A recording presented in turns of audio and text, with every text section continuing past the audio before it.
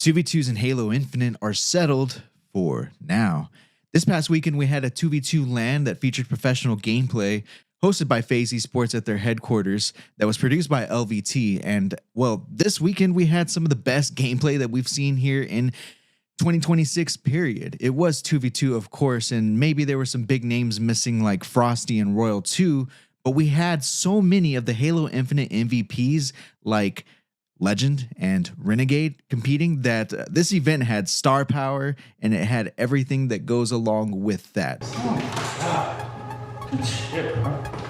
You like that shit? You like that? Yeah, we like that, Bound.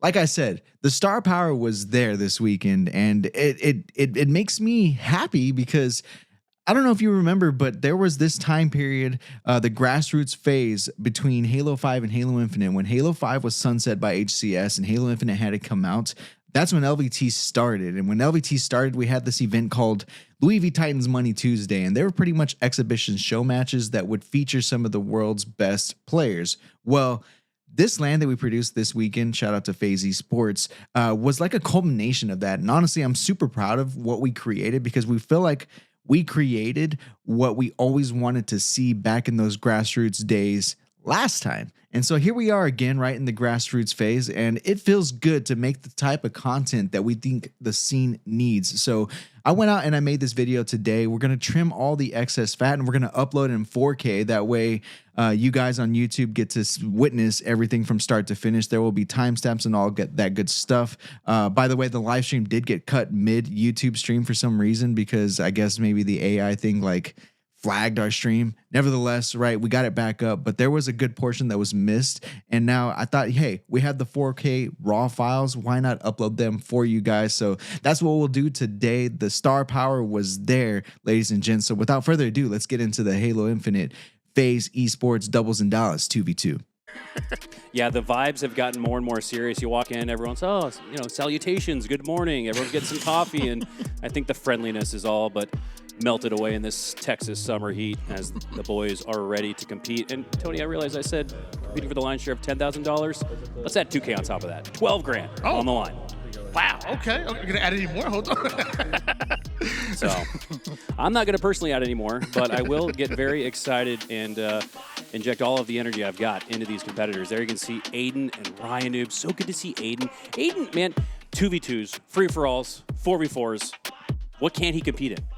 There's no point in having the right equipment. You can have your Corsair headset. You can be ready, but if you're tired, you're not gonna be gaming right. Make sure you are ready and in the action. That's FaZe W Melon, and I think if you use FaZe, hold on, I think you get 25% off. I keep seeing that code being popped up in the chat. Pop up a code in the chat and make sure we get the people 25% off their next order. Love that. We could not be throwing down $12,000 in a Halo 2v2 tournament if not for our sponsors, Rekt Energy and Corsair. And of course, I want to give a huge shout out to FaZe, who's letting us lend the facility for the day to make sure that year 5 of grassroots Halo is strong as ever.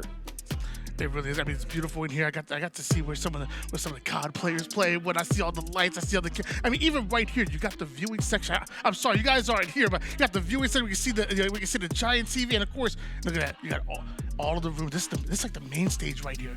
This is beautiful, man. If I played in this room, I'd be playing a minimum 30% better. And this would immediately make me 30% better. This feels like a scene out of Step Brothers. You like walk in and. Instead of bunk beds, it's 2 high-level PCs, and anytime we get a face cam on Bound, I love it because he's very unique in the sense that he is about 1 centimeter away from that monitor. It reminds me of the classic days of Fear Itself and watching him on LAN as we take a trip across the hallway to Taulek and Trippy.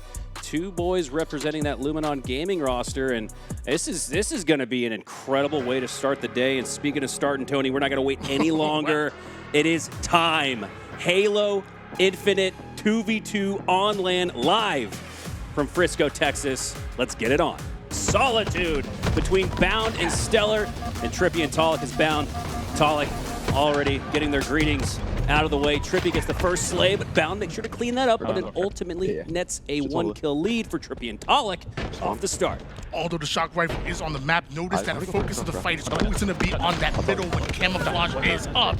And notice how Bound, especially when he wants a power weapon, he ain't going to be losing much, and neither is StelluR. He has the shock in hands. Looks like Bound could be going for the 1v1 against Trippy here over on the yard side. StelluR earned an MVP with that sniper in Season 2. Now he's got it back in his hands. Taulek goes on to Bound's face, takes him down. Trippy goes down on the other side. It's a 1v1 for now, and there you see StelluR. Did not wait long. His first shot that we see on camera nets a headshot.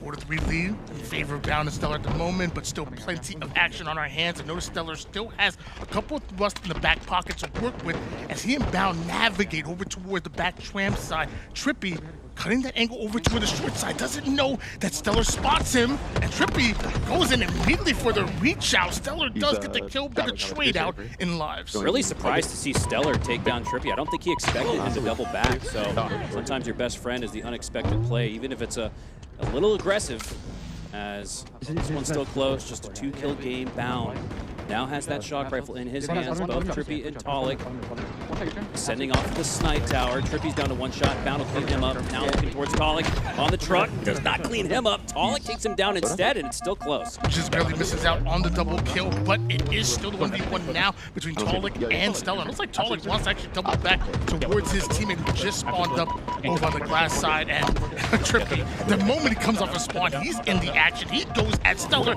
and wants to 1-shot Bound, but Bound will not go down easy. A little bit of a high-low approach that we're seeing here early on. Trippy's taking the low ground, Taulek's taking the high ground. It's that collaborative effort that has kept this one close. They are down by 2 though after having an early lead as Bound. A couple of entry frag grenades out, that's what he's known for. Now he works his way towards the camo. Taulek down to 1 HP. The last remnants of that battle rifle shot did not clean him up, but his teammate got his back. Bound still alive here, 6-3 to start off this game, so clearly the warm-up was working well for him. BR is out looking for the easier headshots, and it looks like both Taulek and Trippy are going to be guarding the back tram side. Trippy's here first, and Trippy barely escapes the headshot of the BR, and that's enough time now for Taulek to get involved. Goes in for a crazy ninja play, and StelluR simply too far behind, but he does have a camera. Bound, slippery as ever with the use of that thrust. Didn't get a slay, but did bide his teammate enough time, StelluR, to grab the camo. So maybe you'll take your life if you're able to take the camo as well, and that's boding well for StelluR as he's now matched Bound's death with a slay onto Trippy. Taulek now the last player alive for his team, and StelluR's going to be able to grab the snipe for free. Trading out 1 life to guarantee yourself camo and shock. That sounds like a really good trade if you ask me. And Trippy, he's gonna find it the hard way. StelluR's hunting him down. Looks like Taulek is close enough to get involved here. They force StelluR out of that glass side, but StelluR is still hunting, and Bound used that as a distraction to turn that into a flank. Beautifully played, and now it's StelluR doing the damage, but Taulek doing even more. That's a huge double out of Trippy and Taulek. Nobody able to separate from the pack in this one. It's just a 1-kill game as Taulek works his way to the bottom portion of the map. Has 2 shots left in that shock rifle. Lands the body onto StelluR. Trippy's able to clean him up with the headshot. Taulek now down to low HP. The attention's on him, so let's gonna allow Trippy to advance on the map. Tied up, 11 piece at the moment here, and a lot of damage, down to 1 shot. Trippy does end up cleaning up StelluR, but it's Bound that's on the chase, and Trippy goes down. StelluR does as well, and once again, Bound still have the lead. Bound with a few seconds of freedom to move around on the map as Trippy and Taulek both dead momentarily, both spawning on the sniper side, but it's a snipe in Bound's hands. Only 1 shot to work with. Does net a body shot onto Taulek. Trippy goes down. StelluR with the 1v1 win. Taulek just getting his shields back up. Bound trying to have perfect timing on the push. Taulek still weak. Bound only with 1 shot in him. So the math is there for Bound and StelluR. They're going to push up with that. It looks like StelluR actually let them see the high side. Yeah, he's all the way up on the S4, so love this high position out of him, but with nobody left to target, just said he has to give up that position momentarily. Taulek over on the flowers, and there is presence on top gold. I believe it was actually Trippy that was up there, and everybody just slowing it down just a bit, waiting for the camouflage to come up, and then you imagine he's going to speed up real quick. Actually, Trippy, he wants action, he wants blood, he's already attacking, and some way, somehow, Bal gets the kill, StelluR gets camouflage, and a 3-kill advantage now for Bal and StelluR. Bound and StelluR's timing has been impeccable, Tony. We've seen back-to-back instances where Bound takes all of the attention and StelluR just walks over top mid and takes camo for free. It has been all-out domination with the camo in this one, and it's netted them now a 4-kill lead. Now they're looking to add to it. Did the sticky land? No, it did not. StelluR going to rotate around the left side. Taulek and Trippy go low, and StelluR still on the hunt. That he is, and he finds Taulek, and Taulek is not ready for that one. Goes down, but luckily Trippy has his back. Cleanup is quick and efficient out of Trippy and Taulek, but still find yourself down by 4 kills. Something has to change. You need clean rounds of slays. Yeah, this is where that entry frag playstyle of Bound is going to benefit him and StelluR in the sense that Bound can play in your face, he can play fast and aggressive, net and ultimate melee trade, and still be in an advantage state for it, but Trippy could have traded out there with the use of the stick up close, but he repulses his opponent Bound back, who wants to get in your face, and does it so again with that repulsor. Sends him out to Taulek. Taulek's gonna get that kill for free. He does, and now it's a 2-kill game once again. In the big game moments, big game Trip comes in and makes the big game plays, and the follow-up is there. Taulek ends up trading out, but now you're back within striking distance, only down by 2 kills are Trippy and Taulek. Trippy just got himself a shot and almost finds a headshot immediately. Taulek and Trippy down by 2, but I actually really like that trade there from Taulek. It keeps them within 1 team wipe, and now one more has been added to the scoreboard for Bound and StelluR. Can they get that 4-kill lead back? Trippy gets the slay onto StelluR, but can he stay alive? No, he will not. Another clutch moment where he wins a 1v1, however, he goes down almost immediately, and you still find yourself down by 3 kills. This time, Bound and StelluR only needing 5 in order to end this one. An important part of the match, Trippy and Taulek need 2 kills without dying a single time right here, right now. Great job by both Bound and StelluR. They both took plethora of damage on their Molnar armor, but able to maintain the positioning, maintain their shields. But StelluR goes down shortly after that. Bound up close and personal, and there again is that trade. Still a 2-kill game, but the closer we get to 25, Tony, every trade is just going to benefit Bound and StelluR. Every trade that comes in is definitely benefiting Bound and StelluR. Indeed, and of course, the clean 5-shot will as well.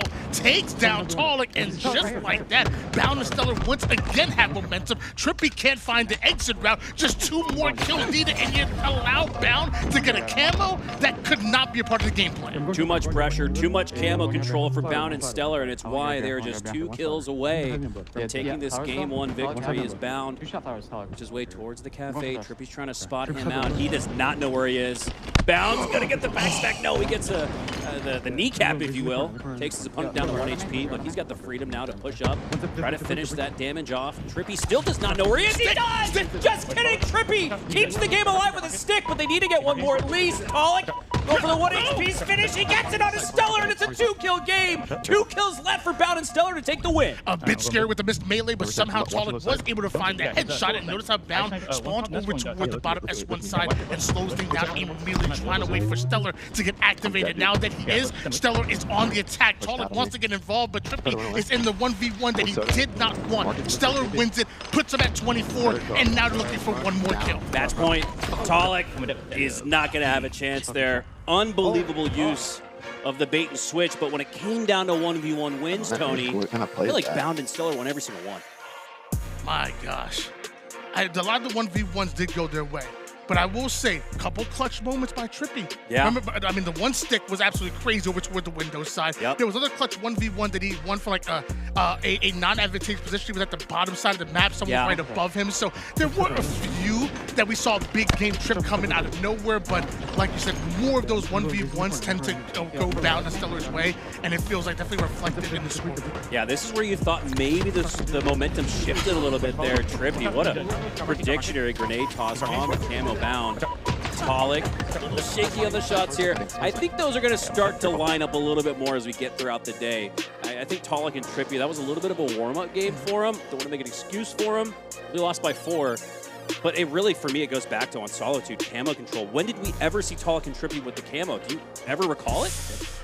No, I'm trying to think back to it. Even the last one went Bound's way, but it felt like StelluR was spawning with it at times. It feels like Bound was the distraction, right. And like it felt like StelluR was kind of taking advantage of that. Exactly. I think they had a plan for when Camo was up. They made that trade-off, and not like a trade to trade and a kill to kill sense, but that trade-off in their mind and strategy in that Bound. Hey, bud, if you just push out on these guys, take on a 1v2, take on all the attention, we don't care if you go down as long as we get the camo for free, and then we'll squad spawn back up together. I'll get at least 2, I imagine StelluR is saying, once you get back up, and that's a +1 net outcome, despite giving away Bound's life for free. I mean, it's really interesting, the dichotomy of dueling strategy that we saw there to give something up, to take something that's superior instead. And it feels like we don't only see that in 2's play. I feel like we see that in 4's play as well. And it wasn't always like that. Year 1, it was like set up around the camouflage. But now in year 5, it's the macro play now is to, no, don't let them set up. Get aggressive, make it mixy, catch them off guard, and then earn camouflage that way. I feel like we're starting to see that not only in 2v2 gameplay and 4s, and it's one of the things that have evolved from year 1 to where we are right now. I totally agree, and as I look at the series layout, Tony, that camo is going to be a pertinent part of the conversation throughout this series. Camo available on every single one of these maps. If I'm Taulek and Trippy going into this game 2, I would have made sure a lot of that conversation after game 1 revolved around how do we maybe not so much get as much camo as we saw Bound and StelluR get in game 1, but just try to neutralize it, try to trade it out, try to burn it out, because it was way too much camo control. And you think back, it was just a 25-21 game. We saw at least 4 slays with the camo for Bound and StelluR, so that truly was the difference. And if you can get value out of camo and shock over in Solitude, I have to imagine you can do the same here on Recharges. That's the same focus of attack as the Shroud gets involved here as well to try to secure camouflage for either one of these squads. But man, it's Trippy, the one who emerges from the chaos. Well, we're not sure if that's what the comm sounded like going into game 2, but clearly they had a strategy to execute off the opening break as Trippy has the camo, the shock, and the grab. And a 2-1 lead here for Trippy and Taulek. Trippy relocates over towards the tower side, wants to re-engage from an entirely different angle, one that maybe Bound and StelluR aren't ready for. As StelluR drops down to the low side, Bound right in the middle of both Trippy and Taulek. The TNT is here, and StelluR takes a whole lot of damage as well. Now Trippy wants to stay alive, trust his teammate to clean up. That's just beautiful Halo. It's another difference I'm seeing in game 2, Tony, outside of the camo control early on. Trippy's utilizing more of the high ground. Sure, he can win his ones from down low, but I thought a little bit too much time spent in the mud. Now Trippy's soaring to the skies. Got down and dirty, but now looking to play some clean Halo right now is Trippy on his way over toward the glass side. But notice how Taulek's the first one to go down in that engagement, and now Trippy backing things up just a bit. Beautiful prediction grenade. That does a whole lot of damage, but is it enough? Apparently not. Bound not only gets the kill, but also gets the shock rifle as well. Wow, for Bound to take that frag to the face and still win that on Trippy, that was very impressive. And it's a kill that really counts for more than just one, as he's got the shock now and changes possessions into the hands of Bound. 3 shots left to work with. StelluR on the pitch from the tower, but the push is coming through from the catwalk. Trippy down low again. Taulek up high. Trippy gets the finish onto StelluR. Bound gets the finish onto Taulek. And now it's a 1v1 duel between 2 of the best in the world. And what do you know, they trade out. And as they do, it's a 6-5 advantage in favor of Trippy and Taulek. However, StelluR the first one to spawn up and hit the map running, immediately getting out of his spawn through the long haul side and trying to figure out exactly where Trippy and Taulek is right now. Right now, it's about information gathering, and knowledge is power. 2 minutes off the clock. Dude, look at tower for me. Yeah, nothing in tower. I don't see anything. Just a 1-kill game. They might distract out him. here. I want to hear what the comms sound like. I want to hear how both of these 2 teams want to work their way out. Yeah, I'm swinging. Top tower, StelluR. Top there. Yeah, top tower, top tower. Top tower, StelluR. Put him. I'm dying. Yeah, you come tower.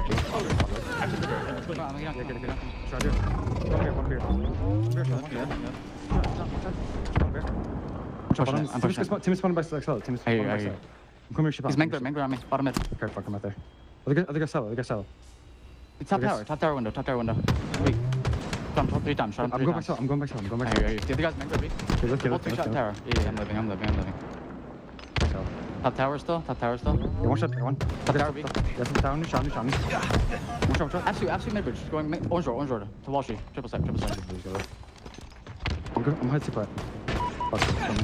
Fuck, he's bottom here. Oh my god. Spawn now. Sorry. Monday. Yeah, I'm fighting him. Yo, I'm at Valley. Going shock one weak. That's all you, bro. That's all you. Watch out. I'm looking. Watch out red. That's all you, bro. Thanks, one C. Where did that? Yeah, double stack. One shot top red. One shot top red. Sorry, he's still top red on the commando. He's top red, still looking at you. He's still top red, still top red. He has shields. He's looking at you now with drop. Had it once. Okay, he's going back. I swim back. Go tower, go tower. Yeah, I'm going tower. They both could be long. All right, I'll move red. Go launch cross. Go launch cross. I am. I don't see anything. Top air, Taulek, one. Okay. I didn't see anything long. I didn't see anything long. He's there. He's probably glass. I have your cross, right? Yeah. I'm pushing. Yeah, I'm trying to push glass. I'm waiting for come on, be dead. I'm good. You're good. I'm one shot. Maybe. He's in pipe. Top red. Top red and solid. Bottom behind you somewhere. One trippy box. Yeah. Go to your trip on, I think. Yeah, I'm looking at your trip on. Yeah, turbine. One guy. I'm here. Turbine, two shot. He's trying to go pipe door. Stuck on me. One shot, bro. One shot to your left. One Top A on you. Come down. Weak. Good shit, bro. Good shit. Yo, spawn him. I'm trying to back him. Okay. Spawn in, no idea. Probably long. He's gotta be long. Gotta be long on glass. I'm pushing glass. Yeah, yo, I'm blue pipes. Can you see? He's stacks, one shot. Yeah, I'm coming. One die. Just one shot stacks, one shot stacks. C jump. C jump to city now. I think it's Trippy, I think. Yeah, Trippy to C class. One shot. Good shit. Good shit. Yeah, spawn him. Yeah, run this guy. I have his out. I have his top and bottom out. Go into trouble. Top burn. You're both in A. I heard that. I'm here. Both can be earth. Both can be earth. On me. One shot. I tried another one on Max. On Max in the box, please. I have a death cam. He's backing up. Okay. He's challenging. Turbine. Hell. I spawned top. Long. Turbine. I'm watching you. He's weak. We captured him. I'm sorry, I'm dead. I'll lift them 1-on-1. One shot either. I'm absolutely. I got him. Mid-bridge. Bottom tower. Yeah, bottom very good. On very good. Two shot, stop. One shot top here. I'm getting on camera. Out front, mid-bridge. I'm in. I have camera. Turbine. I shot him on too good. Careful. Yeah, turbine weak. He's stuck. Holy fuck! Nice, good fucking shit, bro. He's probably spawned A, right? Yeah, he's top A. He's sitting on the box top A. Trippy's gonna shoot spit out. No, they both must be. No. I think he's putting out. I'm top down. I think he's out now. I think he's out. I'll see him. I'm top down. Bottom A, weak. Mango, two shot. One shot from red. Mango, two shot. Shady, two shot. I hear you. One shot, bottom tower. Absolute bottom tower on the stairs. Yeah. Push in. The other guy's held a pipe. I don't see beer. He's in there. He's probably C then. No, he's triple stack. Wait. Half shot, triple stack. Stuck. Two shot bottom triple. Yeah, trying to kill me. And the other guy's red. I guess Turbine thing? Yeah. Niels probably not. We can with Niels. Niels kills you. Good shit, B. Teammates spawn now. I spawn red. I'm okay. Pipe door. Shut him once. Go in hell. I'm pushing this. Hell. Watch out. Gonna kill me. Watch out. Teammates spawn there, probably. Teammates spawn. Yeah, he's two shot. He's gonna go for Stay right spawn first. Punch window. Love the colorful language on our Corsair listen in as Bound and StelluR take where we left off from that momentary standoff, that standstill. Usually in a standoff, Tony, you might see both teams go at it and one team will lose both members of the squad. But for about 3, 4, even 5 minutes, it was a 1-by-1 point to where we are now, where Bound and StelluR are up 19-15. Yeah, it just tells you how confident all of these players are with their bandits in the 1v1s. And it looks like Trippy had to play this in a 1v1 and ends up sadly in that 1v2 and not able to survive because of that Bound. And StelluR put their 21st kill on the board. I don't like Trippy and Taulek's position right now. Yeah, I think that's been a point of conversation for me throughout this one. I think StelluR and Bound have just been a little bit further advanced on the chessboard. And it helps when you're hitting shots like that. StelluR, we previously saw him win a 1v1 against Trippy, and he sends him back to the dirt with the use of the shot. Taulek, you can meet him there. Just 2 more kills Bound and StelluR ultimately looking for, and with camouflage about to come up, Trippy and Taulek not only have to get a kill, but have to get camo as well, but StelluR is shutting it down. StelluR put the game in his hands, and he will call game. StelluR on one hell of a tear to finish off that. Started off with the bandit 5 shots, and then he picked up the shock, and he looked even better. I guess we shouldn't be surprised the man won an MVP based on his sniping plays. Was Bound just swooning to StelluR? was that him? Did you hear him singing to him? You're the best in the world. I'm so glad you're my teammate. I don't know. I mean, but let's get serious for a sec. Bound, there were a few times where he was on that respawn screen, probably watching from the over-the-shoulder POV of StelluR, and every time he was watching it, he was seeing something he loved. A 1v1 win, a headshot with the shock rifle. And whether it's 4v4, 2v2, I guess everything outside of free-for-all where you're on your own, when you're on the respawn screen and you're watching your player screen or you're watching from your POV, the death cam, and you see your teammate pop off like that, it instills confidence in you that is really hard to put into words how much that means in a tournament setting, especially here on LAN. And I'm glad you actually mentioned what they were doing on the respawn screen, because not only did StelluR drop an amazing 15-6, but I remember at one point during the listen, StelluR clearly stated it was a 1v1, and he clearly stated, I have a death cam on Trippy. And you heard the communication, Bound's ready for it. He said, don't worry, he's backing down. And then immediately, once Trippy started moving forward, he's re-challenging. Giving that free information to your teammate like that must be huge, especially in the twos. Yeah, so the mind games, the strategy are on point. StelluR, as we now get to this portion of the replays, on point. We saw that 5-shot perfect with the Bandit, 1-shot perfect back-to-back with the shock rifle, and then he gunned down at 25th and final slay. Things looked a little back and forth in game number 1, and they were at the first 10 kills of game number 2. Taulek and Trippy actually had a lead, but again, once we went into that Corsair listen-in, Bound and StelluR just ran away with it. Well, I think games 1 and 2 were a little bit too similar for me. I don't want to see camo shock anymore. You know what I want to see? I want to see the good old sniper. You know what I'm saying? Like, as a montage kid yourself back then, you know a thing or two about the sniper. The shock is cool, but you know the plays that really get me hyped? It's with that S7 sniper. Yeah, you know, the shot kind of lends itself to no scopes, right? But the no scope with this S7, it's just, I don't know, there's like a different aura to it.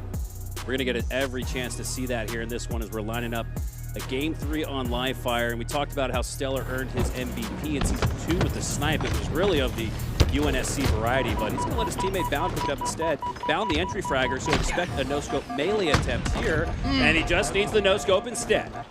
And StelluR doing a great job of staying alive just long enough for Bound to hit the no-scope and long enough for them to take a 2-0 advantage right as Camouflage is coming up. This could be from bad to worse for Taulek and Trippy, because it's just deja vu at this point where power weapons and the power-ups are in the hands of StelluR and Bound, but are able to take down StelluR, but Bound with the back of the headshot takes down Taulek with the crushed Gradium. But Trippy wasn't able to escape with the camouflage. Escape might not be the right word, because he wants to engage with it and steal that sniper immediately. Enough damage for Taulek to come in for the cleanup, and now camo and snipe combination in the hands of Big Game. Trip finds the back smack on StelluR. We got a tied game early in game number 3. Here we go. Great job by Taulek and Trippy, evening the tides, not only on the scoreboard, but with the sandbox now in their hands. One full clip to work with for Trippy. 4 shots in total. Playing for comms, playing for intel, and Bound. The back smack about as easy as you'll see. Wasn't happening for sure. Trippy win Ghost and immediately gets that back smack, and Taulek wins his 1v1. So that's 2 very clean kills coming from Trippy and Taulek. What matters now is the spawn trap, and you found Bound isolated over toward the back A side, which is exactly where you wanted him. But where the heck does StelluR just come from? Bound, I mean, he has just played so well around these frags. Now he does go down to the frag there, but he has either stayed alive or elongated his life despite frags taking him down or taking down his shields or pushing him off around the map. 4-6 though, Trippy and Taulek. We talked about how early it felt like Trippy and Taulek weren't quite as warmed up as Bound and StelluR, but I think they're coming online, Tony. Trippy the first one to get the kill here, so Bound and StelluR now immediately at a disadvantage. StelluR recognizes the situation, backs down immediately, but 1 shot to the gut of Taulek pulls him out of the play, takes the 1v1 versus Trippy, gonna win that one. Bound to get involved just a bit now. They start to navigate over toward the camo side. Got less than 30 seconds before that comes up. Great prioritization of opponents there from StelluR. You saw him get the body shot onto Taulek, and with that, knew that he had neutralized and created a 1v1 scenario for himself against Trippy. Took him down, goes for the QT stick. That does not land, but the lead does for Trippy and Taulek, up by 3. Camouflage hitting the battlefield here, and StelluR might just be a little bit too late to the party, and because of that, Taulek and Trippy isolate Bound, take care of him, and give now a 4-kill advantage. Now with new power weapon or resource is in the battlefield, and with StelluR going down, it's staggered right now, are Bound and StelluR.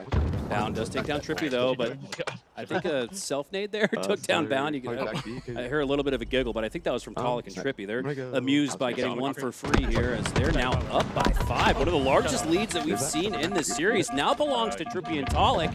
And with the use of the camo, they're able to grab the snipe. Bound takes down Taulek, and the snipe all by himself. The close range fisticuff takes down both the power weapon and the power up. Despite getting body shotted some way, somehow, they're able to get the win, and now Sniper is in the hands of StelluR here, and they're only down by 3 kills, back within striking distance. Taulek and Trippy looking to out-rotate him a bit, and now pushing over toward the Jill side. StelluR recognizes it. He gets behind him.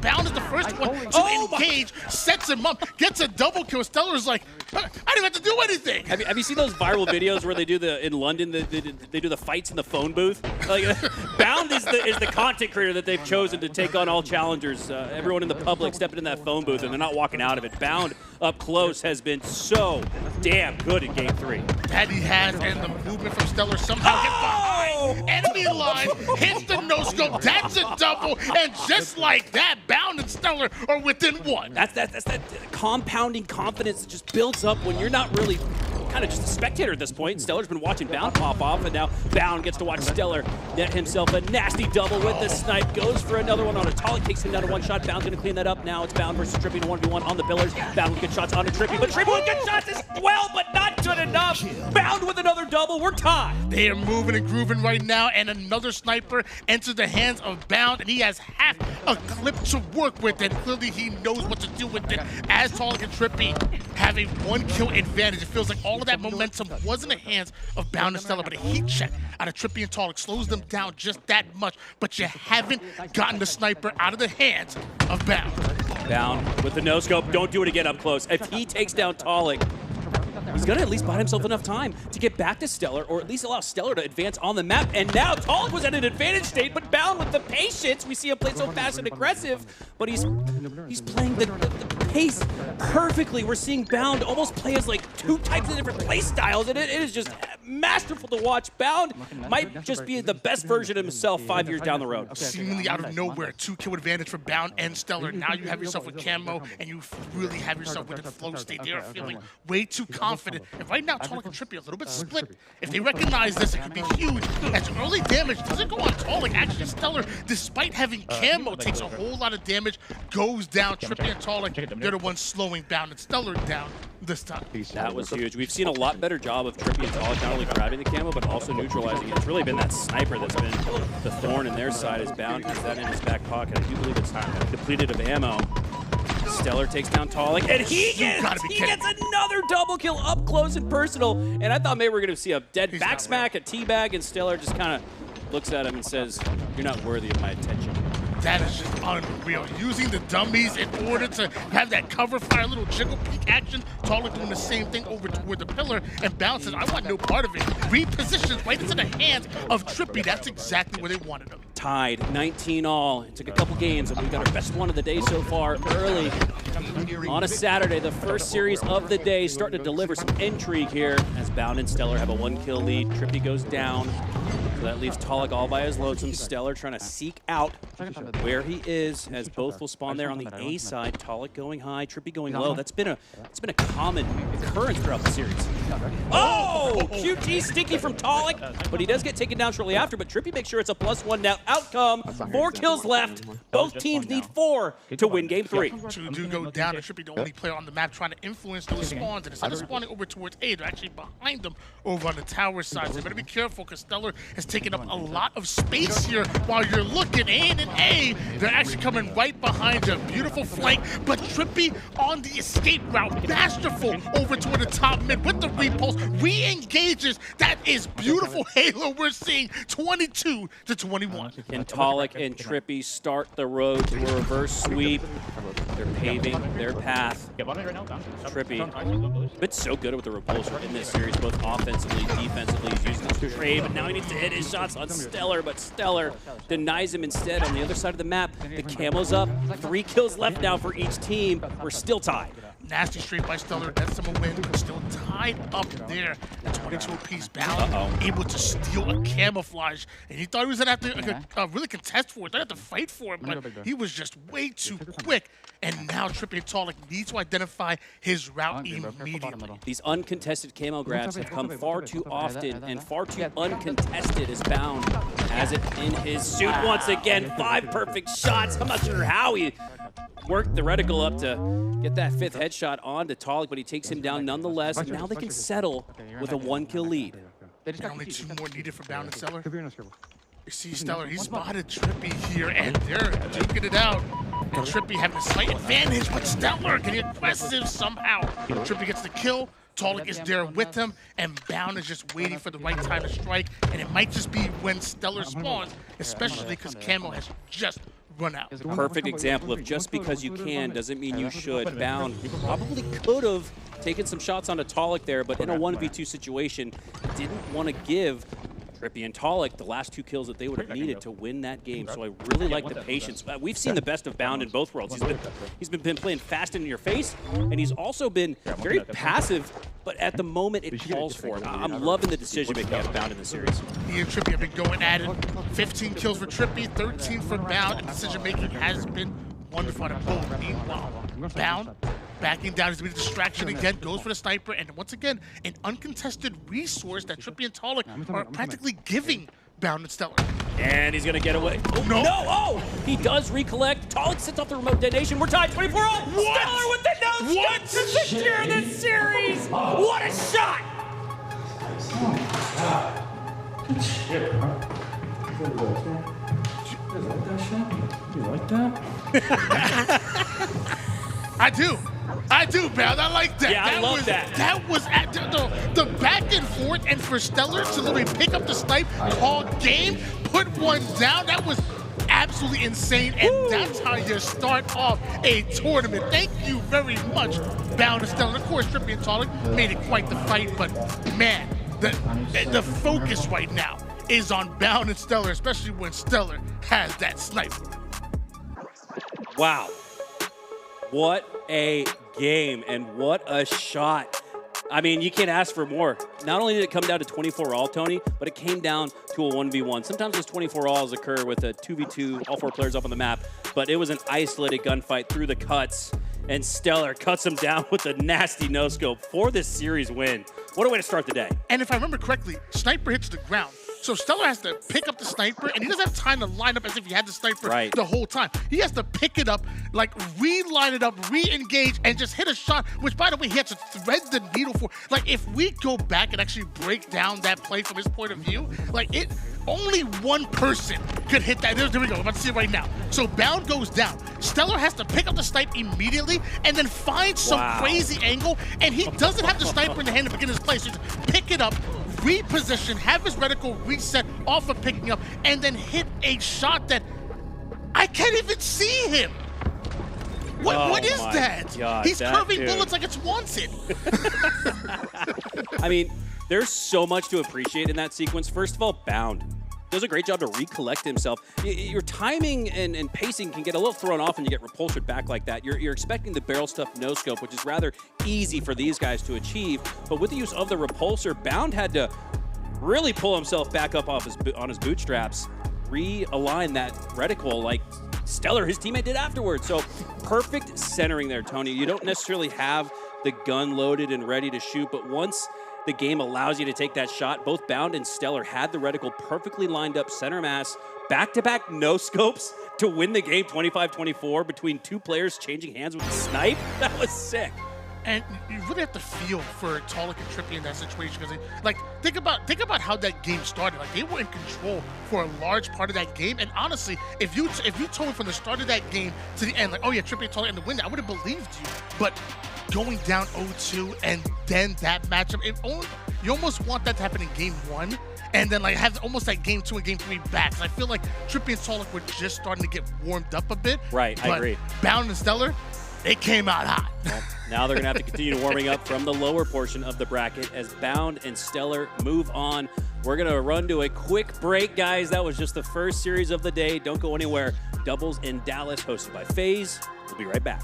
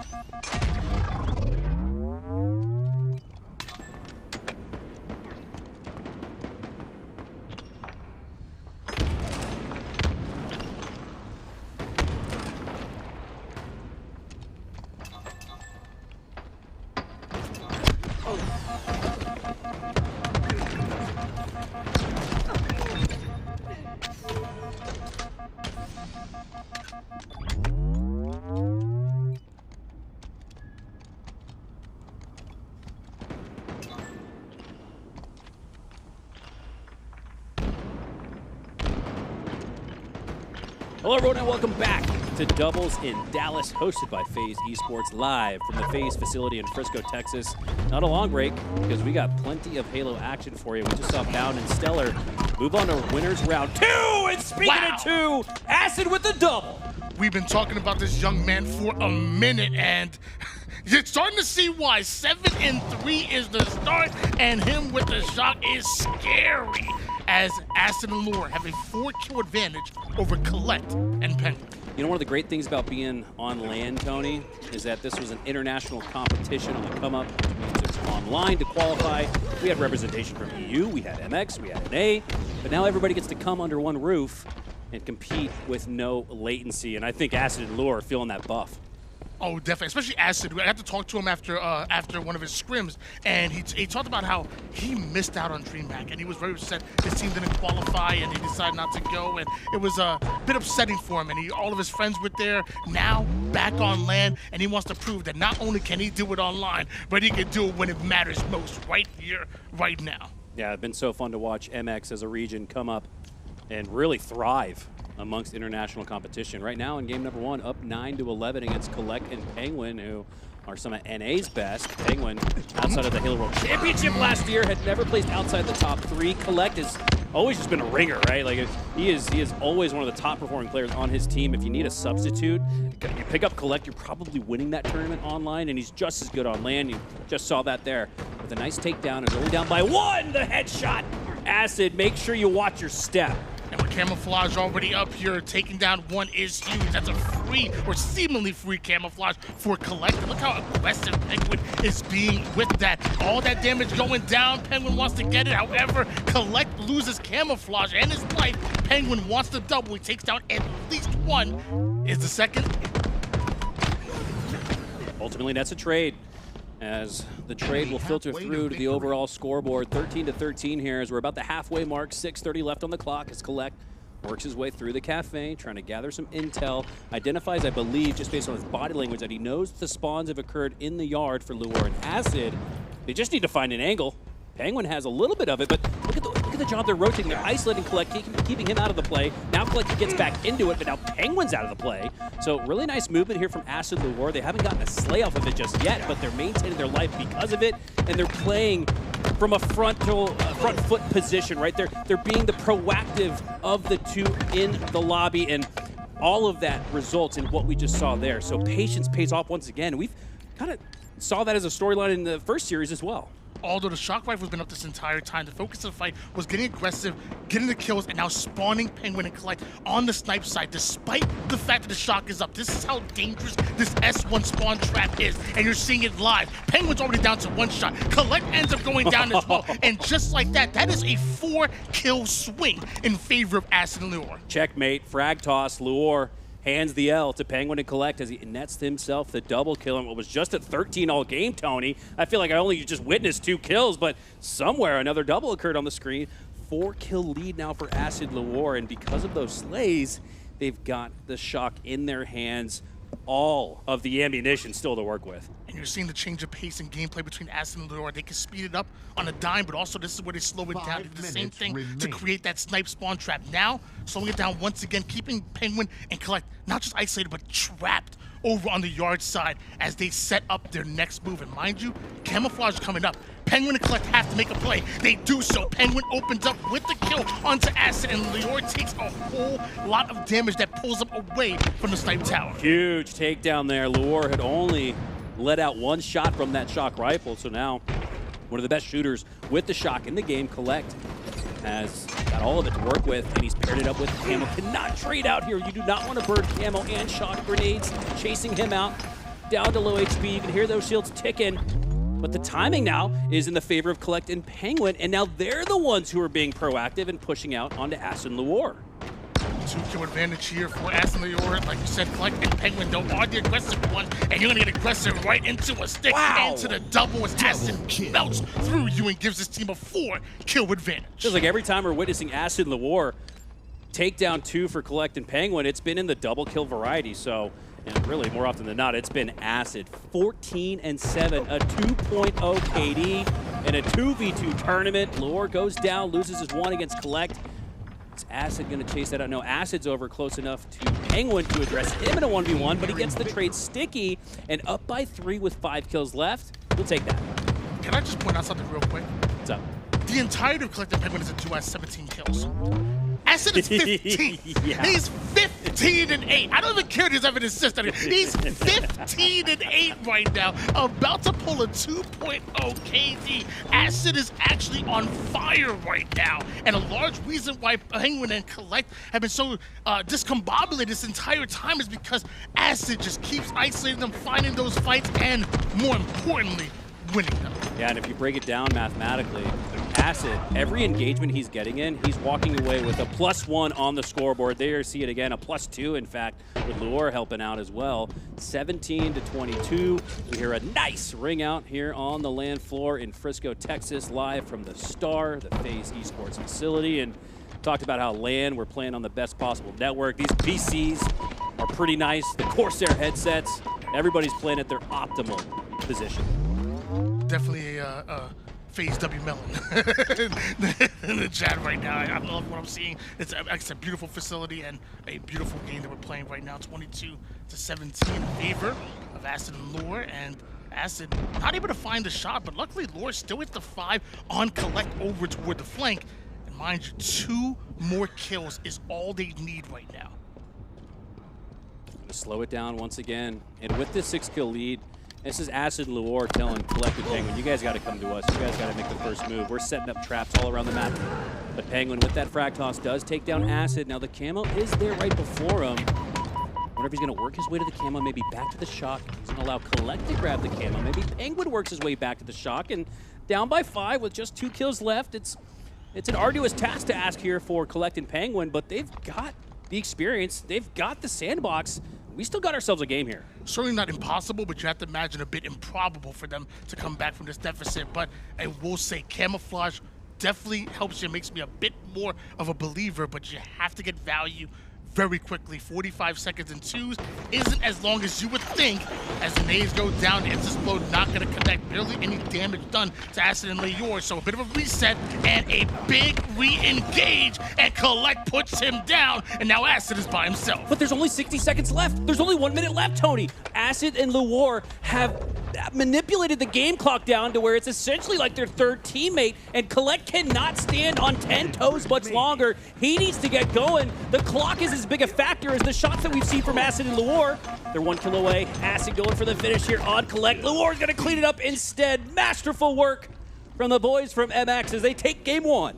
Acid and Leur's pace of play put him between a rock and a hard place. You know, the scoreboard and the shot clock. And no matter how you add it up, no matter how things changed in the course of that match, some way, somehow, Acid and Leuor had an advantage what feels like the entire time. Yeah, it's like Acid Leuor kind of lulled Kuhlect and Pznguin to sleep, and once they found that spark, once they found the utilities in the sandbox, they didn't have enough time left to, I think, even come back. I think if Acid Leuor continued to play Ring Around the Rosie the rest of that game 1, the clock would have hit 0-0 and they would have netted themselves the win. You hardly ever see that in 2v2. I mean, it's not very often you see all 12 minutes needed to get to 25 or the conclusion. So Acid Leuor clearly came into this tournament with a bold strategy. Yeah, and I was gonna say, like, think about why we saw that, and how many we talked about it. The time that the pace of the game changed multiple times. When you saw Acid Leuor get aggressive, they were holding forward, they were doing their thing, but once they got that squad wipe, slowed down immediately, forcing the spawn trap over towards bottom snipe when shock is up. I'm sure there's a bunch of people that are probably like, wait, why did not go for the shock? No, that spawning S1 is literally hell. Like it is crazy how bad it is. And you saw that 2-kill swing turn to 4 within what, 10 seconds? Yeah, we hardly even recalled the additional 2 kills that got added on the scoreboard. And we talked about how Bound as an individual did a really good job manipulating the pace of play and the flow of the game.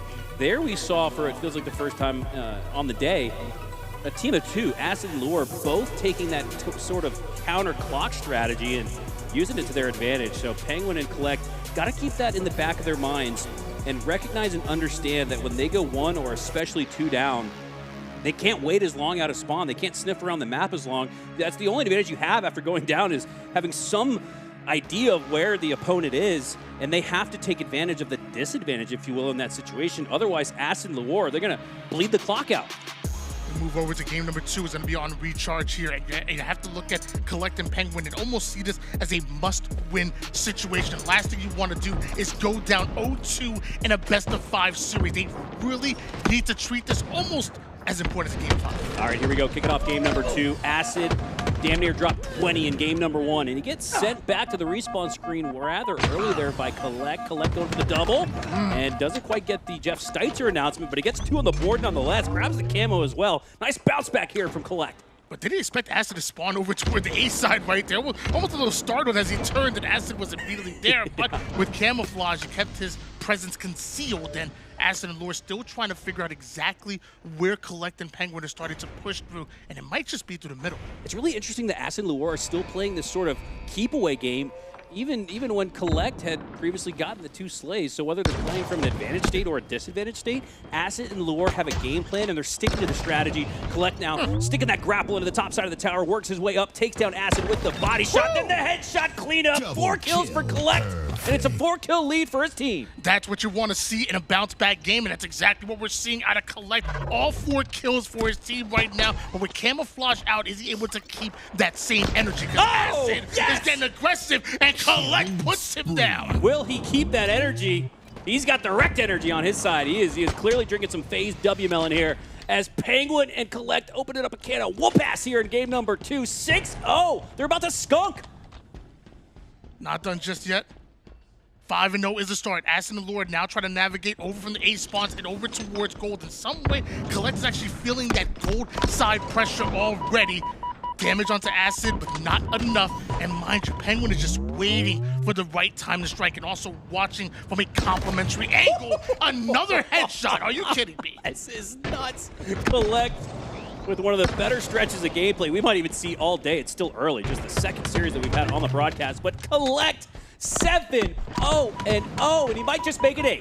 The team's about to be on a killing frenzy here. Kuhlect's about to be on a killing frenzy if things continue like this. 9-0. At what point do we just stop the game? If you don't have a kill by the time we hit 15, we might just stop it. In Rucker Park, they call us a skunk. We get to 7-0. You stop it. 10-0 to start. Kuhlect doesn't quite get the frenzy, but you'll take the squad frenzy instead. Pznguin says, "Don't worry, brother.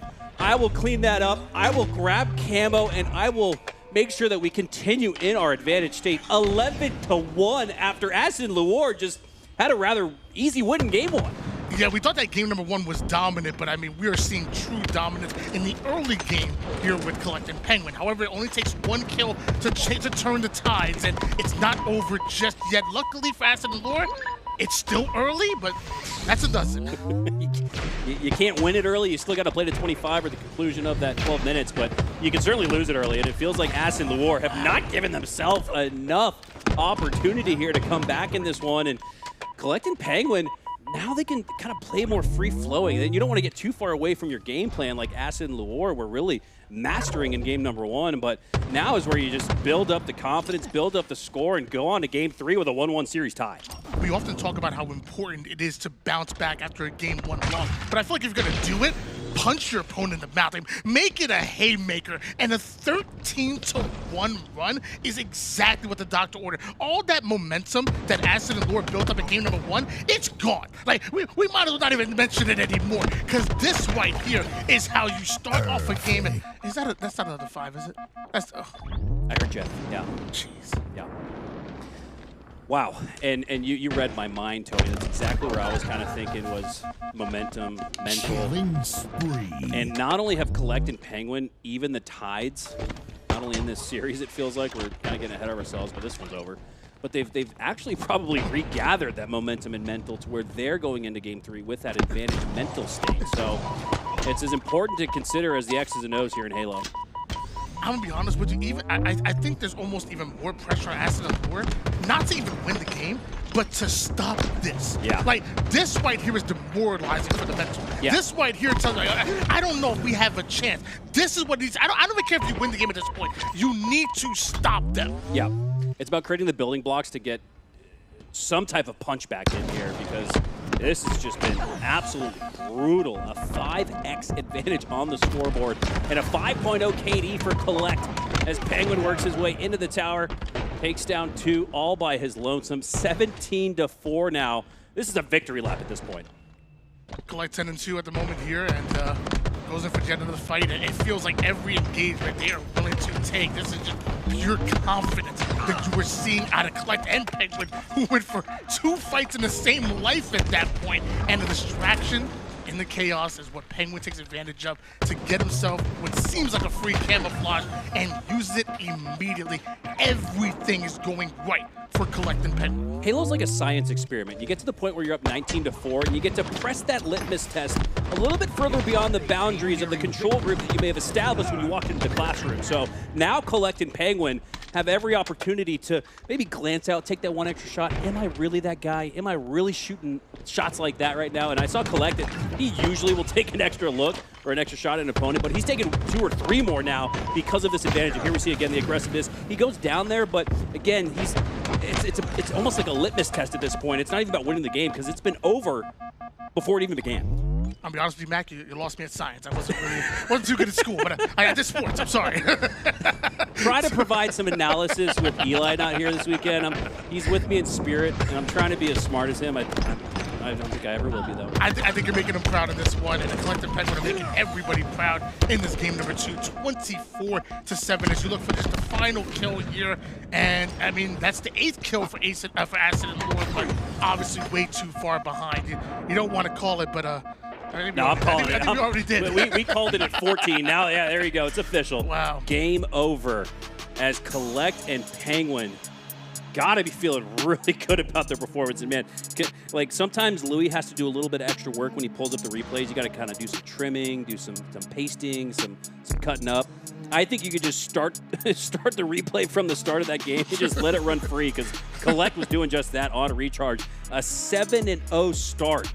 With that shock, he was on fire. Yeah, it's like, Lou, let me break down that play. Okay, where's the clip at? From 0 seconds until... yeah, 6 minutes. Until 6 minutes and 54.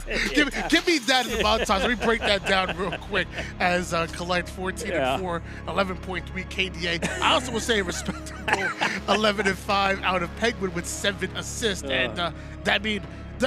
I feel like if there's anything that you can maybe pull from that if you're Aston and Leuor, and this is me, just like when I play, I just have this delusional confidence in myself. Like after that, I would say that's just their map. Like, yeah, I would literally say we just suck at recharge. No, you're right. Like, I feel like that's the kind of attitude that I would have, and it would work for me. I don't know if it would work for everybody, but it would work for me. No, in line with that conversation around the mental, you bring up a good point, Tony. You lose a game that was close. Maybe you lose a game where you're up by a 3, 4, maybe 5 kill margin. And the conversation can kind of carry over into game 3, and you don't really even get to talk about your strategy going next. And I think you're right. For Acid and Leuor, it's like they just kind of give each other a look and say, hey, go next. They don't even need to talk about game 2. Some of the plays that we saw, man, just pure confidence. Like most people didn't have the audacity to go for plays like that. You just saw Collective Pznguin doing it time and time again. We move over to a swing game number 3 on live fire. And just to remind you guys, in case you guys came in the middle of that series and you saw, I mean, let's be honest. I mean, probably the most dominant performance we're going to see all day long is that 25-9.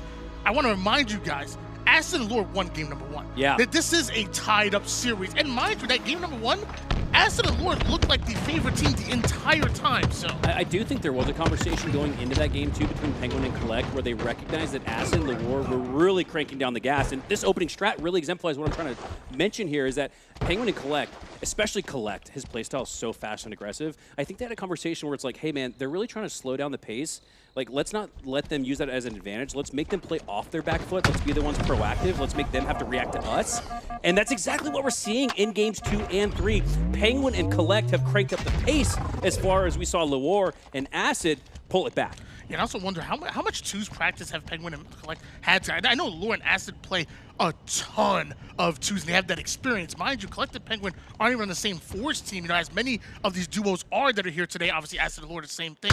They're not on the same Force team, but they've played a ton of twos, so maybe it took them a game to really get used to each other's play style, especially on LAN, and now we're seeing what happens after they feel more comfortable with each other. I think we saw the repulse, or we heard the repulse sticky off screen for Kuhlect.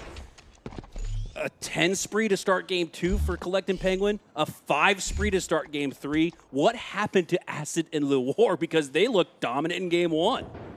I mean, I don't know if anything really happened. I think it's more what happened with Kuhlect and Pznguin. I feel like Acid and Leuor aren't playing bad. Kuhlect and Pznguin are just playing incredible right now. It's 6-1 advantage. And Pznguin, mind you, still has that sniper in hand and plenty of ammo to work with. Big ups to Vank in the chat, dropping 5 gifted for the 5 straight kills that we saw Kuhlect and Pznguin earn off the start here in game number 3.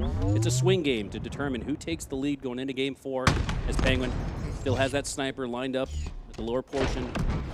Gonna earn a body shot, chase Leuor and Acid back, but they're chasing him into a trap that is Kuhlect. They do take down Kuhlect in Apocalyptic Wasteland. Nobody's left. Looks like we're not reading the same book from that game number 2. It's not going to be as decisive of a start, but still 8-3 is a comfortable lead in 2. So the Acid and Leuor, you don't want this to get out of hand. You have to find a way to slow down Kuhlect and Pznguin. You have to force them to stop playing their game and ultimately to start playing yours. That's exactly what I'm thinking, Tony. It was a 2.5 team wipe advantage there for Pznguin and Kuhlect. Now it's just a 2 team wipe advantage, and I think that's the threshold you're trying to keep it within, that 2 team wipe game, 2 possession game, and now they're only down by 3. They get 1 more as they do just that. Now here we go, Acid and Leuor starting to bounce back.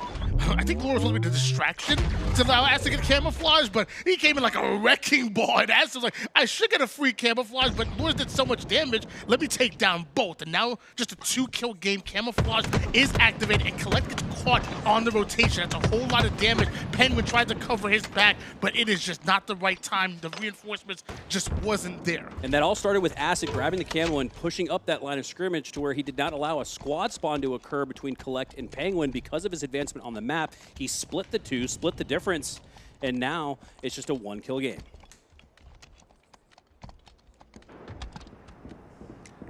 Game slows down just a bit here. Pznguin and Leuor in their own 1v1. Meanwhile, Acid was trying to find the angle onto Kuhlect, and both of those shots with the snipe aren't exactly going to hit. However, Kuhlect not able to push him, so he survives with 6 shots left in the sniper. No camo, but it feels like no problem. We've seen some highlight plays from Acid in this day. Yeah, but I hate to be picky. Big fan of Acid. You gotta land one of those 2 shots with Kuhlect unprotected. Back to you. You have camo. You have snipe. You gotta get that one there. No worse for the wear though, as his teammate Leuor does take down 1 to tie this game up at 9. And here comes the pinch. This should be free. It is. Acid Leuor, after it looked like another runaway game number 3, have actually regained the lead. Yeah, mind you, this was an 8-3 advantage in favor of Kuhlect and Pznguin. I mean, they've only put on 1 kill, where Acid and Leuor have put in 7 straight right now. So that's just 2's gameplay. There we go. And that's just Acid gameplay with the snipe, which go right to the head, not done just yet, as he puts down the damage, forces Kuhlect back, and that's exactly what Leuor wants him. Return, that wasn't his sticky, that was return to sender. I thought the post office closed at noon on Saturday, Tony, but I guess the mailman's still delivering, and Acid, we saw him. Sometimes the hardest snipe is the one on an opponent that's not moving, and there's something to aiming to where the player's going. When they're not moving, it's a little bit more difficult. Acid does land a more contested headshot previously, and they're building on this lead now, up by 2. Leuor's by himself, though. Can Kuhlect and Pznguin find the pinch? Try to hold on to this tower side position and sends 1 packing Pznguin right off the map over towards the respawn screen into a 3-kill advantage for Leuor and Acid. Another 1v1 checking the corner, but he's right in front of you, Leuor. Great use of the utility, though, previously from Leuor to send Pznguin into the drink. It's a hot, sunny day here in Texas, and maybe Pznguin need a little bit of extra hydration. They don't do well in heat. Yeah. Ice animals. I don't know if you're aware of that. 1 kill advantage here.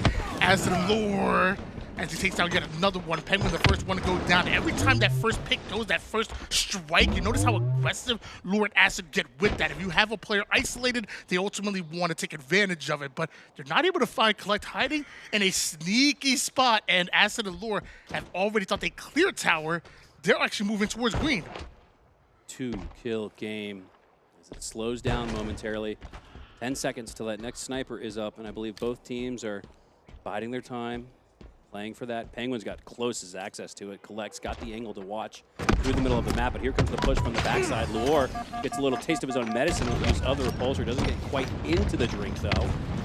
But with Acid going down, Pznguin lines up the no-scope for the double. 2 kills back-to-back, ties this back up at 14. As icy as can be with the sniper, Pznguin right now zooming on his way to try to watch the big door angle. Looks like players taking a much different approach, actually. I think I saw Acid over on the low side going towards bottom mid. It looks like Leuor might be ready to contest over on the high side. The problem is you don't have the equipment to deal with Zane right now. He's hitting no-scope after no-scope, and all those body shots are adding up. Yeah, I thought he was maybe between the YY there, but a quick switch to the sniper rifle, back to the bandit. Got him that no-scope headshot cleanup. For a 1-kill lead, goes for another one. On to Acid, lands the second. Here comes Kuhlect, though. Kuhlect just needs to finish this damage. And he does just that. Pznguin with the 2-tap headshot gives his team now a 3-kill lead. Almost like in volleyball, you got to set up the spiker, come in, spike it home. Kuhlect comes in with the spike double kill, and once again, holding on to the advantage. Pznguin threads the needle, and that's 2 down, and Kuhlect and Pznguin have all the control in the world. Crack shot, cracked head, as Pznguin lines up the no-scope. You couldn't even see his opponent. 19-15. Kuhlect the first one to go down, though, so now Pznguin by himself running into a bit of a 1v2, and now a 1v1 as it looks like Leuor prioritizes going for camouflage, and Pznguin prioritizes his killing spree, and a 5-kill advantage. Down by 5, but camo in your hands. What do you have for us, Leuor? Well, it makes sense. You talked about how Pznguin doesn't do too well in the heat. He's the Iceman, and I looked over at his facial expression. After that no-scope, he had no reaction. Oh, Leuor had the advantage with the camo, but not able to take advantage of it. But Acid does make sure to take down 2 in that sequence. It's a +1 net outcome. They bring it back to within a 2-team wipe disadvantage, and squad spawns occurring in A for collected Pznguin. QT going to be rather easily secured by Acid. And with 3:50 left on the clock, it's a close game, but the time, like we saw in game 1, starting to become a factor. 2 very clean kills from Acid and Leuor, but looking for the follow-up, not able to find out exactly where Pznguin and Kuhlect are until the first shots get fired, and that forces Acid out of the play. And mind you, Leuor, without the reinforcements, he's the first one to go down here and just bouncing back and forward. Somehow, Acid and Kuhlect have them blocked on both sides, but Acid fights through it. Too much firepower. Not much room for error here. Acid and Leuor are down by 4. 3 kills needed for Kuhlect and Pznguin to take a 2-1 series edge as Acid works his way up top. Leuor a little split from him here in the cuts. They're going to regroup at the C-plat. 3 more kills needed here for Kuhlect and Pznguin. A very important game number 3 with the series tied up, and Sniper about to the battlefield. And Acid has eyes set on it. That's not exactly a frag grenade like he thought, but the spike does enough damage to him, not enough for Kuhlect and Pznguin to take him down. Aggressive with the snipe. The no-scope goes a wide left. The melee does its damage, but it's not enough. Snipe in the hands of Leuor. Body shot. And that might have been the game. Not icy enough where Acid and Leuor both had opportunities with the snipe, but too much pressure and too much in-your-face gameplay there from Pznguin and Kuhlect. As now Pznguin has the finishing touches in his hands. Leuor gets one. This could make it a little interesting, but Pznguin going to shut down any intrigue and shut down Acid and Leuor as they take a 2-1 lead.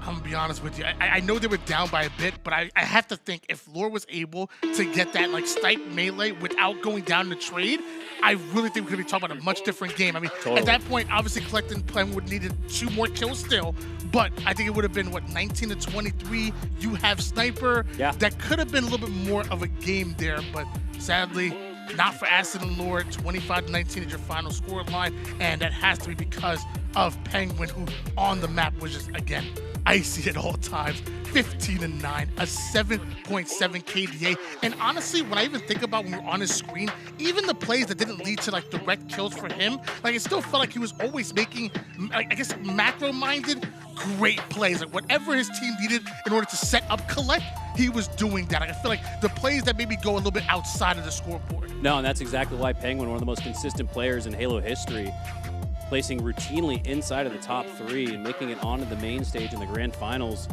in more tournaments than not, as they look to advance in the bracket to winners round number 2. They need one more win on Recharge, and that's kind of back to the well for them. This is where they absolutely decimated Acid and Leuor, so Acid and Leuor need to have a conversation about what they did, Kuhlect and Pznguin did, in game number 2, because they can't have more of that. And you can't have another game where it feels out of hand at the very start, right? I want to see like a 4-4, 4-5, even 4-6. You can't see 10-1, 8-3, because Pznguin and Kuhlect, they know how to play off of that advantage state and never look back.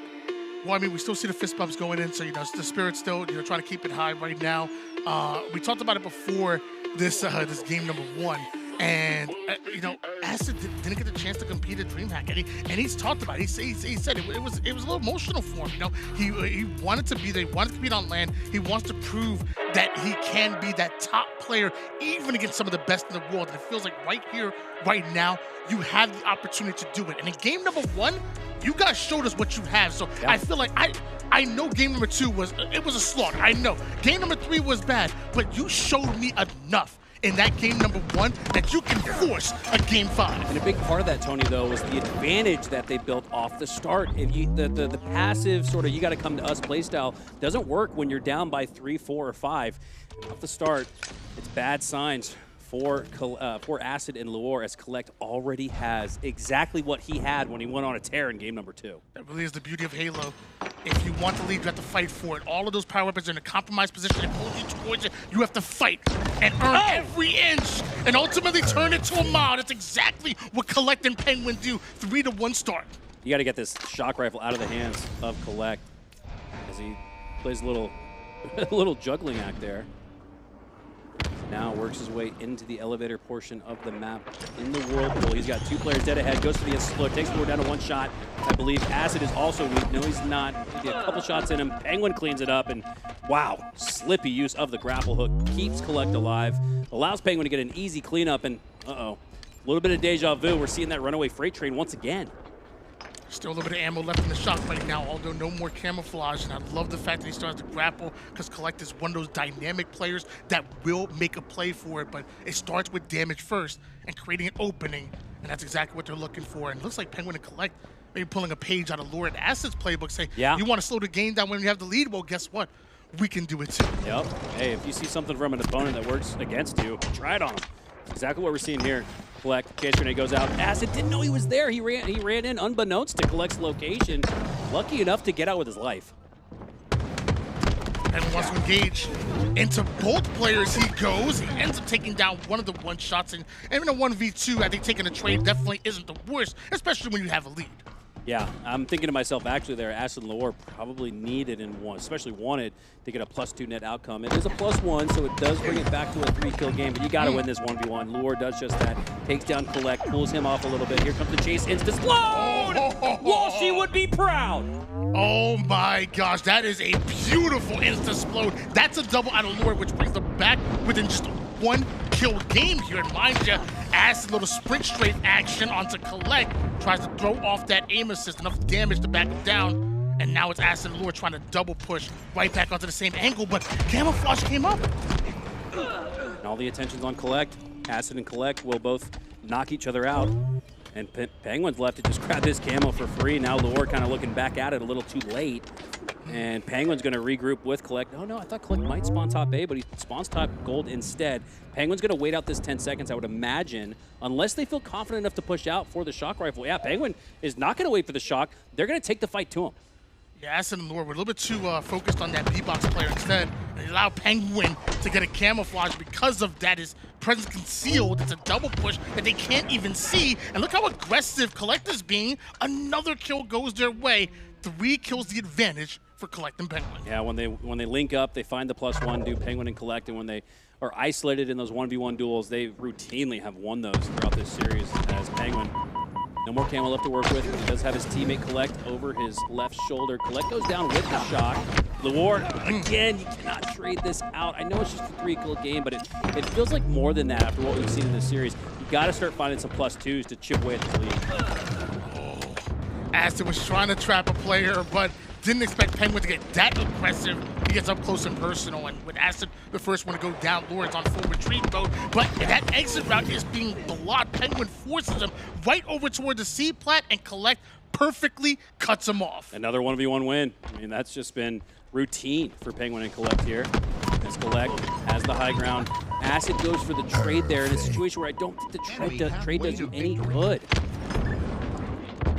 I feel like if this was game number 1, that hiding spot works for Acid. Like, You're right. But now it seems like, what do they call it in the fighting? They call it in the fighting community, they call it downloading your opponent's strategy. Yeah, when you start to see the same moves, you start to check those corners. Yeah. You start to counter their gameplay. They've downloaded Acid and Leuor. It's using the test to take the test. You get you have a question, question number 9, and then you get down to question number 17, and you look back at question number 9 and see some kind of correlation.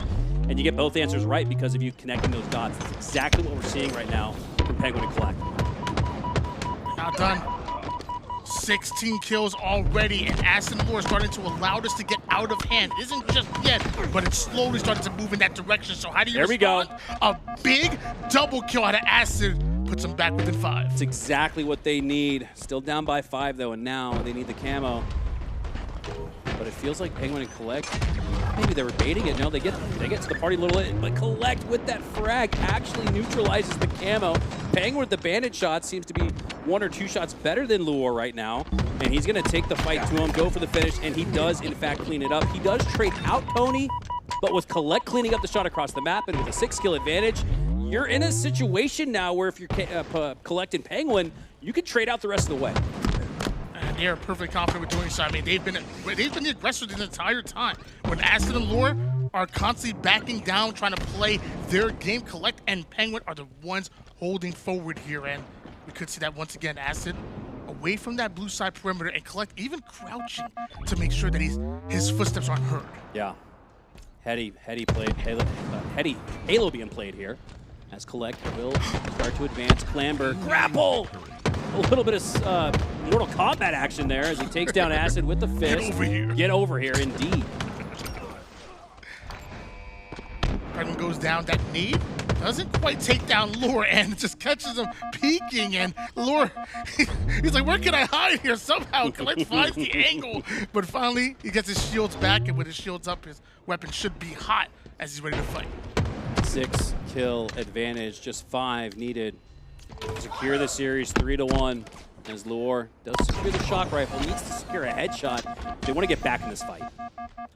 1-14 still the scoreline right now here. Leuor getting away with the shock, and if there's any chance for them to come back in this game, you have to imagine it's behind some big game-changing plays that the shock can provide, but always easier said than done. Pznguin and Kuhlect slowly starting to approach the gold side here. Kuhlect over toward the mid-map, but it's Pznguin that's being that sneaky snake. And once he sees a player overextend, now he has the 1v1 that he wants. He wants to take on Leuor, and you want the smoke, you got it, and Kuhlect is here as well. Look at the timing there, forcing Leuor to look left, then he has to glance right quickly. There's just too much processes going on for him to manage, and it has just been all-out domination since the end of Game 1. Kuhlect and Pznguin did not look this good until Game 2 started, and then they never really looked back. Game number 1 decisive for Leuor and Acid. Game number 2 was a monster for Kuhlect and Pznguin, and ultimately this could be the final time that we see Acid and Leuor here on the winner's side of things, because Kuhlect and Pznguin have just been too strong. But I will say, you weren't able to get it done with the shock. You do have a chance with the camo. Need to find a +2. I feel like we've been saying that all throughout, and now you need to just win your ones. And despite the advantage of the form of the camo, Leuor not able to win that one. And it just feels like an all but game over, it feels like. Pznguin wins the one, had Kuhlect coming on the backside to help out, didn't even need it. 1 kill away from securing the series. In not necessarily 3-0 sweep dominant fashion, but a little bit of a gentleman's sweep at that. I mean, Kuhlect Kuhlect and Pznguin, my God, they look so good. Yeah, I mean, game number 1 was very good for Acid and Leuor, but it was a long time since that game number 1. Yeah. And it was such a dominant performance in game 2, 3, and 4 that it almost feels like a sweep. Like it kind of feels that way. Yeah. Yeah, game 1 feels like like it never even happened. I mean, that's the performance and the skill that we saw on display from Pznguin and Kuhlect to make us forget that game 1 ever even happened. Now, Acid and Leuor do have some good things to take away from that series, but I think Kuhlect was commenting on something there. I don't know exactly what it was. I'm still trying to wrap my head. You said some good things. I think one good thing that came number 1. Yeah. I'm waiting to find what is some. It was the pace of it was dominating the pace of play despite not playing fast and aggressive. Usually to dominate the pace of play, you got to be in the face. You got to be almost like a Bound and StelluR like we saw in that first series. Leuor and Acid were playing both sides of the coin, but once Pznguin and Kuhlect decided to just play fast and aggressive, and they were hitting their shots to match, Acid and Leuor never got to get back into that strategy that they brought into the series, and they didn't do enough to change it up on the fly to almost react to what Pznguin and Kuhlect were doing. So props to Pznguin and Kuhlect, because on the other side, they did react to what they saw from Acid and Leuor in game number 1. They switched that strategy up on the fly, and they had the shots to match the boom. Yeah, the one thing that kind of I feel like maybe lends to that a little bit is like, I feel like you show that you have the ability to get kills and more importantly, the follow-up kills. Find the spawns, spawn trap on Solitude.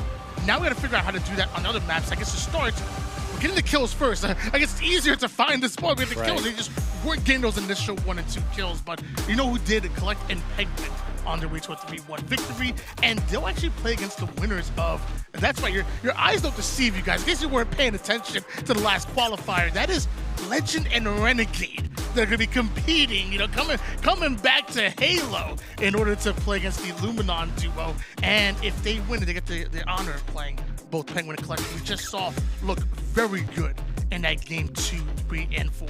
And it looks like, Tony, when we come back, we'll get to witness the phenoms and MVPs of Halo in their own right. You can make a case it's number 1 and number 2 out of all the incredible talent we have here in the Halo community. Up next on LVT.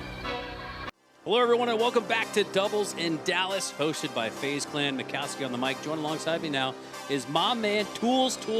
Well, what have your thoughts been so far? We've only seen 2 series. We're just getting going, but it's been an exciting day so far. It's been fantastic. Honestly, I've been running around, like making sure everyone's stuff's like good. But you know what was great is like you just tune in, you look around, and you see people just like, oh my god, like, what's going on? Like everyone's got the stream open somewhere, like trying to figure out what's going on. And right now, I mean, look, the first couple matches we had were an absolute blast, and now we get the opportunity to see Legend and Renegade go up against Precision and Snakebite. Super excited for that. I always love when we're in winners round 1 and it feels like we're getting a winner semis or winner final type of match, as this is just that. Legend and Renegade return home to Halo, going up against Precision and Snakebite though, and that's going to be one hell of a formidable duo. Snakebite also returning to Halo after a momentary break from action. Precision, he's been grinding, but Precision also had played a little bit of Call of Duty, so we've got a lot of people returning to what feels like home for them. So I cannot wait for this series to kick off. Legend and Renegade did not compete until the final qualifier, and if I'm correct, had to win the whole thing to get here, and they did just that. That grand finals last week was absolutely thrilling from Legend and Renegade. Renegade had what was that, a 14-0 game in the grand finals against LastShot and CyKul. I mean, if he can do that here on LAN, which I know he can, we're gonna have a lot of fun watching. Looks like Legend was getting up, trying to talk a little bit to Snakebite Precision, say, hey, like, let's get ourselves started, right? Let's get ourselves rocking, get ourselves into this game. I think they just want to kind of wreck some noobs on the stage. I don't know if we've invited any noobs here. If you guys are just tuning in, once again, this is the Doubles in Dallas, hosted by FaZe Esports in partnership with Rekt Energy and Corsair wireless headset. And yeah, those are some premier T1 brands across the esports space, and we've got the T1 premier players to match as well. 16 of the best in the world duking it out in a 2v2 tournament for a collective $12,000 on the line, and it looks like we're about to get right into game 1. Game 1 between I mean, look, 4 of the best players to play Halo Infinite, and specifically the return of Legend and Renegade to LAN, something they haven't done since Worlds of last year, where they got 2nd place at the World Championships. Obviously, Legend and Renegade having to win their single qualifier that they played to get here. They did just that, and now they get, even, you know, winning that last qualifier also gave them the 1st seed. So it's like they came in, they said, hey, look, this is our joint. This is where we belong, and they're ready to try to take some heads. There he is.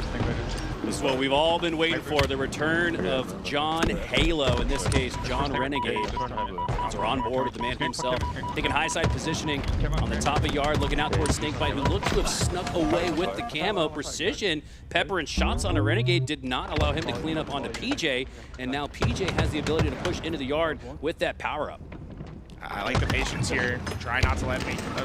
It's really important there for Precision to stay alive. Yes, he could try to take in that kill. He's 1 shot though. Snakebite's right there. Let him come in, get that damage, get away, and now they're able to split up on the map and just try to take as much of the space as possible. Yeah, great comms, great positioning. Legend and Renegade a little split from each other, but Renegade splitting wigs with the use of that shock rifle. He's just got it at the top of the snipe tower.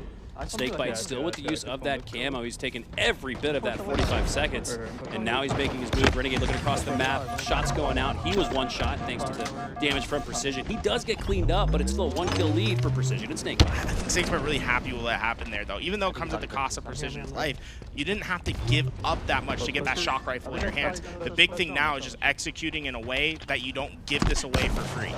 They are triangulating onto Snakebite, though. You can see Legend on the left, Renegade on the right. I'm just waiting for Renegade to push up, but he's not able to because Precision has his bodyguard positioning. But Legend on the other side of the map cleans up both. And that's premier 2v2 play. What Renegade and Legend did was split themselves on the map, right? You take 2 completely different angles that aren't complementary to each other's position, but rather the angles that they're looking at, which Snakebite and Precision were stuck at. Nowhere for them to go. They're able to get that shock rifle back without going down a player. Oh! And you give him the shock rifle, he's going to make use. What was that? Falling from the top side of the map and sending Precision down into the dirt of the respawn screen. Snakebite, though, does clean up onto Legend. Still a very close game, 4-5. As Renegade has included all resources with that shock rifle. His shields are down to 1 as well. Precision cleans it up. I'm noticing, nice double there from Precision, but I'm noticing tools that Precision and Snakebite are playing in very close proximity to each other, while as Renegade and Legend, like you said, playing far apart, but they're watching the same angles. It's very interesting to watch here in the early goings. I think Renegade might have just won the little battle here between him and Snakebite. There was no bullets exchanged, but that was an information battle. Renegade spawning at that lift. It was anticipated by Precision and Snakebite, but once they got there and nothing came up, they said, well, I don't think they actually spawned here. I think I got the block in time. Renegade was actually there, lurking underneath, got the kill, gets the camo, and this could be really backbreaking to the early game of Precision and Snakebite. I don't think Precision saw Renegade, so Renegade still a little bit of obscurity with that camo. Does finally get found out, but resets. Snakebite takes down Legend. So here comes the push. A 1v2 that only the likes of Renegade could win, but it's going to be very tough. Here comes Snakebite. Gets the 1, and I think in a 1v2 there this early in the game, down by 1, you'll take that trade. Yeah, I mean, look, he knew that he was in a 1v2 there, so the second he gets an opportunity to guarantee a kill, he closed that space, got that kill. Precision's been unbelievable, by the way. Every time we go onto his screen, it feels like he's playing aggressive. He's hitting his shots right now. I like that for them. I think the only problem is they haven't been able to extract more value than the initial play, right? Where's the follow-up coming up from Precision and Snakebite? We haven't seen a lot of 2 downs, but I do think we've seen a lot of great first positioning moves from Precision so far. Renegade, last we saw him, had a nasty headshot with the shock. Can he pick up where he left off? Nets the body shot. Legend goes down. Renegade once again in a 1v2. Here's the follow-up. There you go, Tools. You ask, where's the follow-up? We're starting to see that from Precision and Snakebite. They make sure not to trade out any lives there, and now they've built themselves a 3-kill lead. I was trying to listen to the comms. I don't know if they think they got that list spawn for a second, but it looks like Legend and Renegade both spawning out there, and that's going to make it a little bit more difficult than they would like. You see Snakebite and Precision, although they're close together, they don't have an attack plan at the moment. It's very reactionary to what Legend and Renegade want to do here. Precision, good as ever with the Bandit. A few errant shots, though, with the shock rifle. bounce pass grenade with the sticky does not land. Renegade just runs right through it. Thrust to safety and Legend. The bait and switch comes through, and now they're only down by 1. The way that Renegade played that, so the difference between players that are really good at 2v2s and probably the best 2v2 player we've seen in the modern era. Renegade's ability to know that he had timing to push in, get that kill, and then keep pushing forward, right? Use yourself as a bait right after you get that kill to help your teammate, right? It's this push and pull, this yin and yang that you have to control throughout the game. And there's a few players like Renegade and Legend that just really seem to have a superb understanding of that timing. It's a delicate, deadly dance between pairs of 2, and there we see on each side of the map corresponding 1v1 wins as Legend nets himself the camo and a 1-kill lead. And look, 2 going down with camo coming out. That means Legend's completely obscured here. They know these spawns. This is a perfect time to jump into our Corsair, listen in, and see how the best do it. Both on the He is weak. Buff weak. We can spawn. Ready? I'm running this. Watch. Watch out. Almost dead. Yeah, no. We can split that guy. Run. He's staggered. Run from. I'm running, driver. He's running away. He's beyond me. Straight me. Watch. Weak driver. He's getting out. He's going silo, okay? Silo and top gold. I'm running at you. I can shoot. Bless me. One shot, bro. One shot, Jam. Yeah, I'm good. I go hotel. I blue one guy. I got this. One glass. Okay, glass, we kill her. High blue weak. One shot glass is jiggle again. Nice weak. Big soda. Yeah, snipe.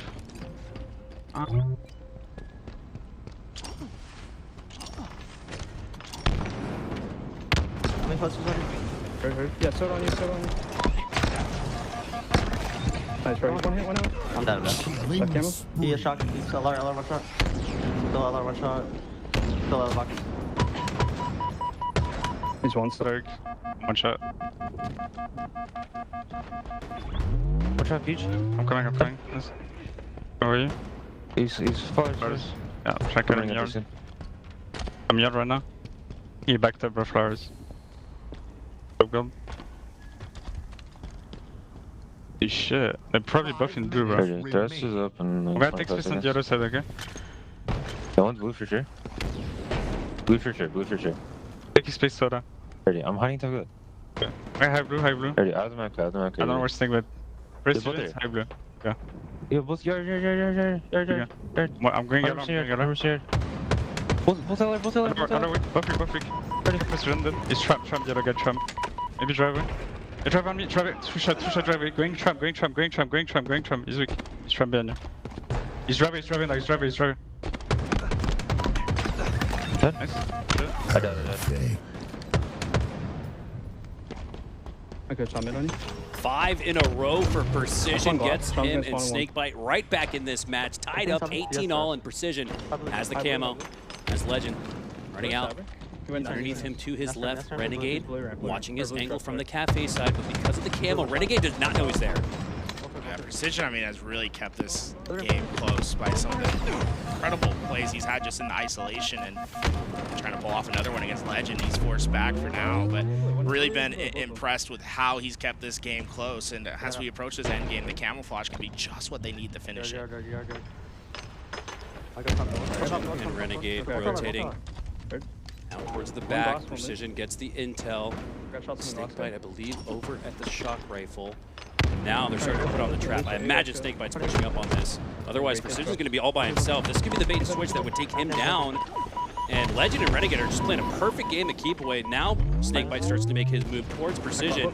And eventually we're going to get it on. Here we go. Snakebite pushes up, uses the repulsor, sends Legend back. Legend does trade out with Snakebite. Now it's a 1v1 to determine who takes the lead into the 20s. Precision just trying to stay alive. Renegade goes down. Great shots from Precision. Gets the squad spawn next to Snakebite, and they're already putting damage down onto Legend. They can rotate off of this. He's split. Renegade just came up off spawn. Oh, Precision with another win, but Renegade cleans it up. 1-kill game into the 20s. gunfights. Precision has been a highlight reel when it comes to the micro plays. His APM at mid gunfights is so high. It almost looked like he's playing StarCraft with the way that he was moving himself. Every single second he was trying to hit off a jab strafe or set up a sprint strafe into those gunfights. He's making every gunfight as hard as physically possible for the other side. Precision and Snakebite trying to swing first on the Goliath that is Legend and Renegade. They're pretty big raid bosses in their own right, but Precision goes down. 1v2 split here. Snakebite just has to try to hold the line, tied at 21 all. Renegade could hold on to this shot rifle the rest of the way. This camouflage is probably going to be game determinative. So right now, Legend and Renegade have really good positioning for that camouflage, but they want to get that first kill to establish that control as it comes up. The big thing they need to be worried about is the timing of Snakebite's spawn here. If they leave too early, and that's why Renegade thrusts back, right? You need to ensure this is blocked so that Snakebite doesn't get a spawn that prevents them from getting this camo. 23-22. Renegade. Oh, the grenade! Like a heat-seeking missile from Snakebite. It's a Hail Mary, and they need a prayer answered here to come back. They get two. Does Snakebite as they're up by one kill left. And Renegade just staying alive. Talking all about Precision's game, and I mean, honestly, it's been impressive. But what Snakebite did might have been game-winning. The nade into the camo grab, now was shot. He has everything you could possibly want to close out the game. I'm playing around Snakebite here. If I'm Precision, I'm going to allow PJ to be the Legend he is and ice up in the end game. He's got the back of both Renegade and Legend. I don't think they know he's on the flank. They do not, but Snakebite misses two lined up shots, and now they know where he is. Legend and Renegade are not stopping. They want to keep moving. The idea here is, like, if you're going to run into the engagement, do it together, but the camo shock, it's too strong. He might miss once, he might miss twice, but you're not going to see 3 missed shots in a row from Snakebite as Snakebite and Precision take down the defending champs in game 1. We got ourselves a series, and it did not take long. Yeah, Snakebite, make sure you tip your young buck there. I mean, look, the reality of that situation is that Legend and Renegade probably played a better game. You know, and when we're talking about twos and what needs to happen as a team, I think they played pretty phenomenal. The difference maker in that game was Precision's ability to win in some crucial moments. In particular, that 5-kill run that he had. Look, every single one of those are kills that he was not supposed to get. He uses his movement to get these crazy kills, and he dropped 16 in game 1 to set the tone. Speaking of setting the tone, in that listen-in, now, Legend and Renegade didn't take game 1, but I was pretty intrigued by the idea that, you know, you hear a lot, you know, 5 seconds till snipe, 5 seconds till camo. Renegade was timing the thrust, and how many times, Tools, did we see the thrust not only net Renegade a kill, but kept him alive? Despite all that, though, they took the L in game 1. Yeah, look, it was because of that play that Snakebite had, right? The nade that kills Renegade there basically gives them the green light that, hey, camo's ours. They get the camo. Eventually, Legend is caught out as he tries to get the 1v1 to trade out those kills. That doesn't happen, so we see that one come back to be successful. And so, like, you know, look, although I think the doubles game was better played by Legend and Renegade, and we saw some of those crucial moments, I think when it came down to the game-winning plays, right, the ability to win in the crucial moment, what we like to call the pivotal, right? That's where the Pivs were won. It was Snakebite getting that nade. It was Precision getting those 5 kills in a row. Precision, I mean, look, even the late jump that we saw at top div when he gets the kill at Blue Door, like, those are kills that they shouldn't get, that they did get, that win the games.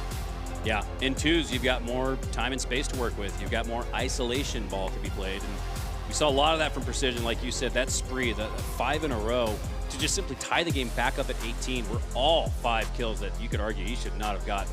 Because it looked like Renegade and Legend were playing it by the book. We're playing it better. There we see a nasty shot there from Renegade. They did hold the lead all the way up until about the halfway portion of the match, but then Precision just went licko on it. I mean, that was absolutely insane, and he didn't really wait too long to get a double kill on your screen there, just 65 at that point. Precision, it wasn't just a late game stretch or a push. He was on point all throughout. It was a really interesting listen between the two teams and how different the comms were. We saw a lot of IGLing from Legend, almost like it almost felt like Force, like how fast their comms were, the way that they were directing each other. And on the other side, Snakebite and Precision, very, not necessarily quiet in the comms, but they left a lot of space in the comms. He's driving. How many doubles did Precision have in this one? I don't know if we can look back at the post-game Carnage report, but I imagine he had 3, maybe even 4. This was insane. Look, the APMs to pull this off. Look, he's constantly trying to pull a sprint streak out there. It's ridiculous. And Renegade had first look at him too. Precision had to react quickly and get back on target. Took Renegade down, and that could be the difference right there. As we are on our way to game number 2. Camo and shot still going to be the top priority here.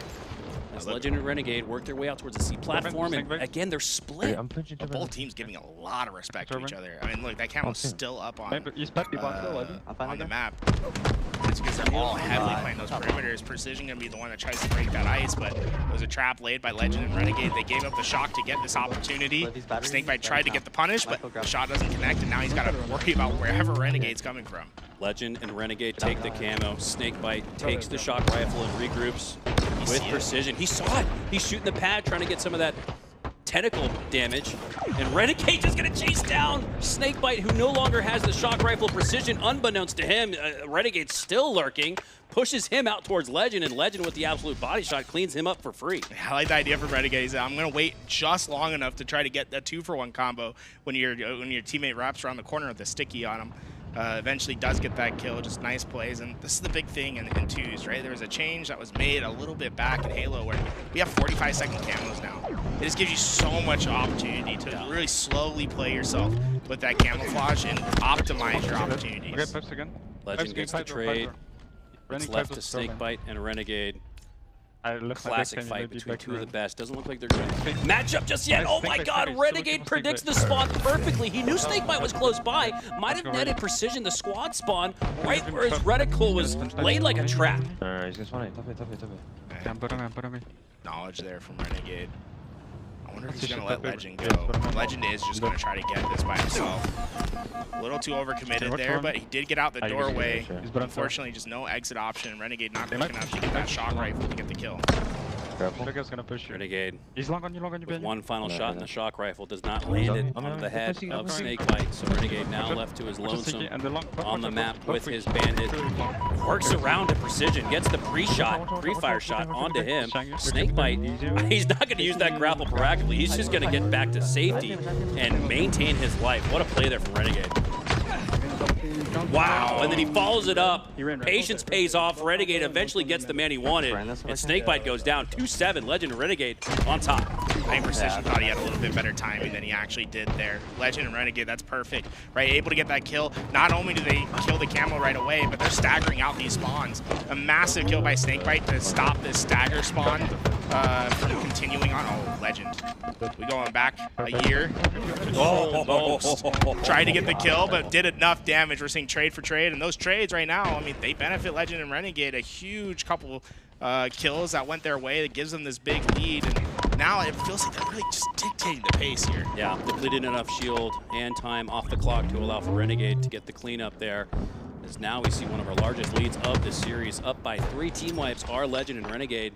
As Renegade checking his corners, throwing out some chase grenades towards the lower portion of Elevator. Snakebite there with a big win on the Legend, but again, every single instance of a 1v1 battle between on the side of Legend and Renegade gets cleaned up by the other that doesn't stay alive.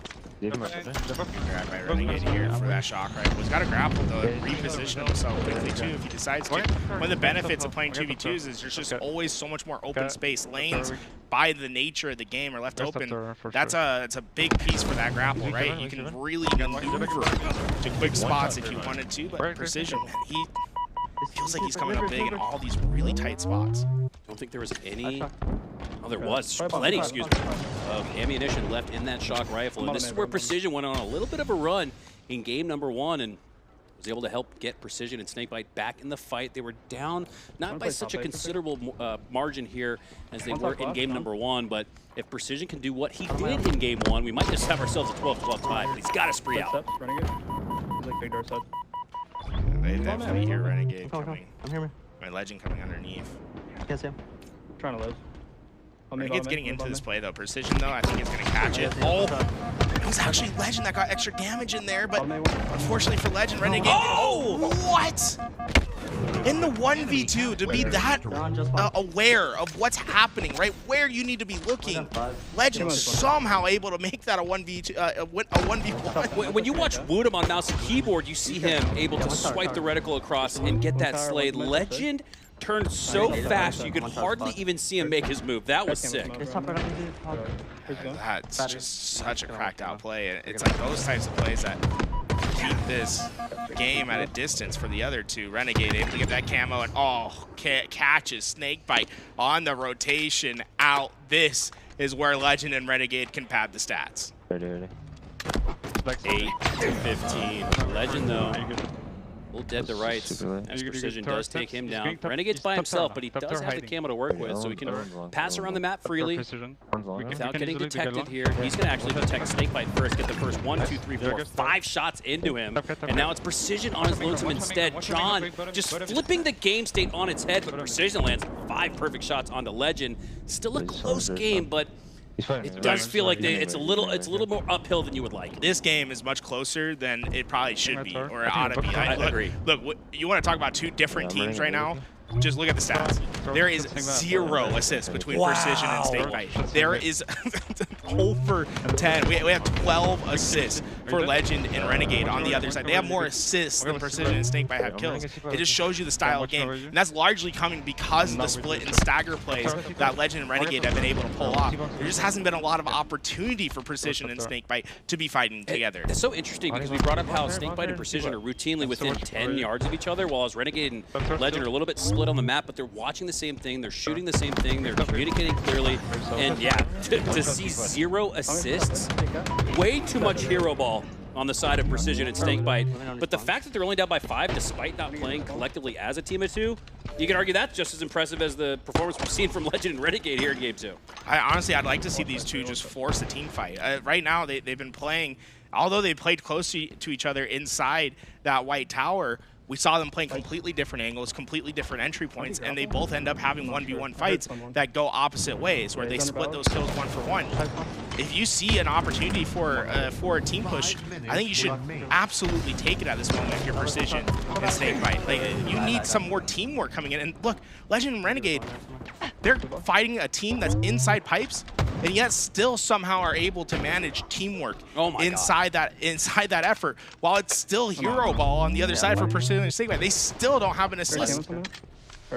Yeah, so yeah, you could make the case Precision and Snakebite, sure they're winning their ones, but way too many 1v1s taken. They need to, like you said, manipulate the game flow to where they are playing more team-oriented Halo. And despite not having a single assist in the late teens, they're only down by 4. And now they've got the camo and the shot. Can they put it together on the fly? Can they build that parachute about a quarter mile from the ground? Otherwise, they're not going to like the results when they land. Snakebite knows he has a player isolated at White Tower, but can he get the kill before Legend realizes he's being hunted?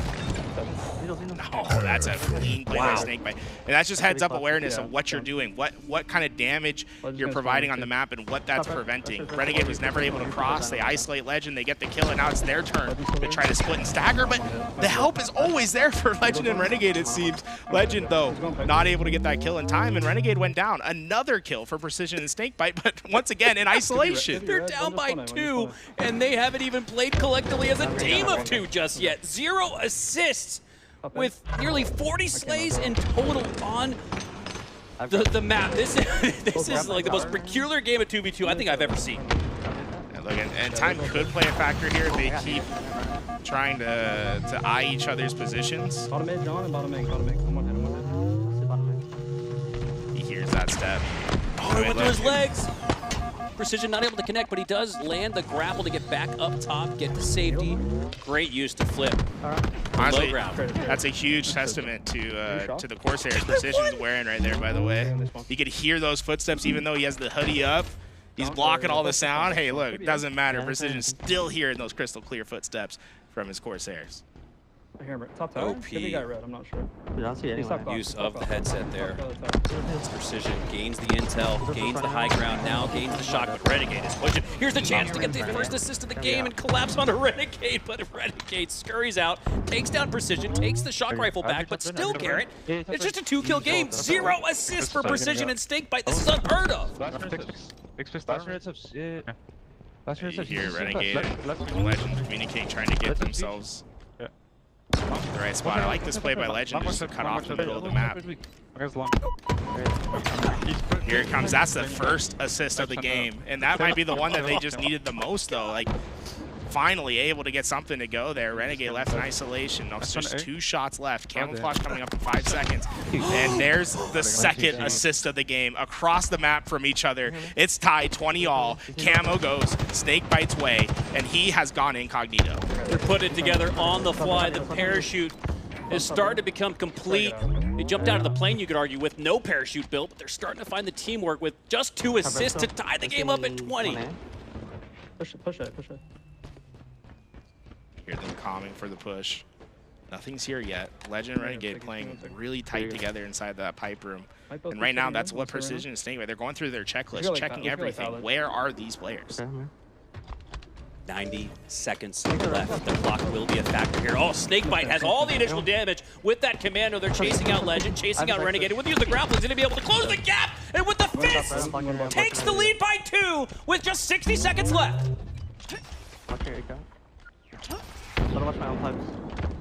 I like Precision's positioning there. He's trying to force out those A spawns. He has a good complementary angle, and there it is. Renegade goes down. Legend tries to escape on the other end, but that's 3 unanswered kills, and the clock is playing a factor. There's only a minute left for Legend and Renegade to make up the difference. Unbelievable. It was just a minute ago that Precision and Snakebite finally started to, you could argue, work together as a team, and they're up by 3. They can play the clock out. Probably in red hiding. Yeah, I think they're starting to realize time's playing a factor. They can't even afford to get traded out, and I think that's going to make it so there's not enough time. Unbelievable. This is over. I don't think there's enough time left. Just meticulous. And honestly, the 2 biggest kills of the game come in the first 2 assists of the game. It was insane. How important those kills were. They were cross-map kills where both those players were coordinating so well off each other. 15 seconds on the clock. This one's over. It's just a matter of how it's over. As Precision runs out of ammo, he's got a fist for you. Look at the smile. He knows. He just put the slippy tricky onto Legend and decimated him. I mean, that was a dominant close-up performance. I mean, yeah, the game was over. You didn't necessarily need that slave, but Precision will take it. What a performance. One of the most peculiar 2v2 games I've ever seen, where not only were Precision and Snakebite down all throughout, down by 5 or 6, they had no assist into the 20s, and they still won by 4. Why does it feel like Precision's like kind of trying to mog the chat? It's like, bro, he's sitting there. It's like he's like side-eyeing the camera. He's like, yeah, you saw that, yeah. Him and Bound are having a mog competition, it feels like. Oh man, let's take a look at it. 64% accuracy from Precision. Obviously, one of the most precise games in the player comes to the name. He had the 2nd highest accuracy of any pro player. When you just look at all their work put together, it's him and LastShot that really stand up on the top. And right now, this is 2 really gritty games that they put together, where they had to ice up at the end of the game. And you know, the biggest kills come at 18 to 20. They get 2 kills to tie it up with 2 big assists. Get the camouflage from there, and it's a 7-1 run to end the game. We talked about with Tony earlier. Sometimes there's games where there's nothing really of intrigue. There's not really much to take away or even talk about going into game 3, so you just say GG's go next. I almost feel like there's too much to talk about for Legend and Renegade as to what went wrong for them in game 2 tools. If you had to kind of give us some semblance of what the hell just happened, what would you say?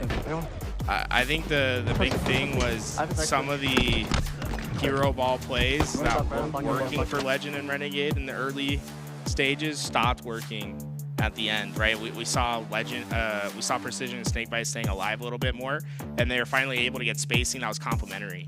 Because a lot of the game, Precision and Snakebite actually did have a lot of spacing on the map, but the timings weren't quite there for them to execute or to have a successful play on that separation. So when they're able to finally get that team shot for the first time, it felt like it just completely changed the vibe.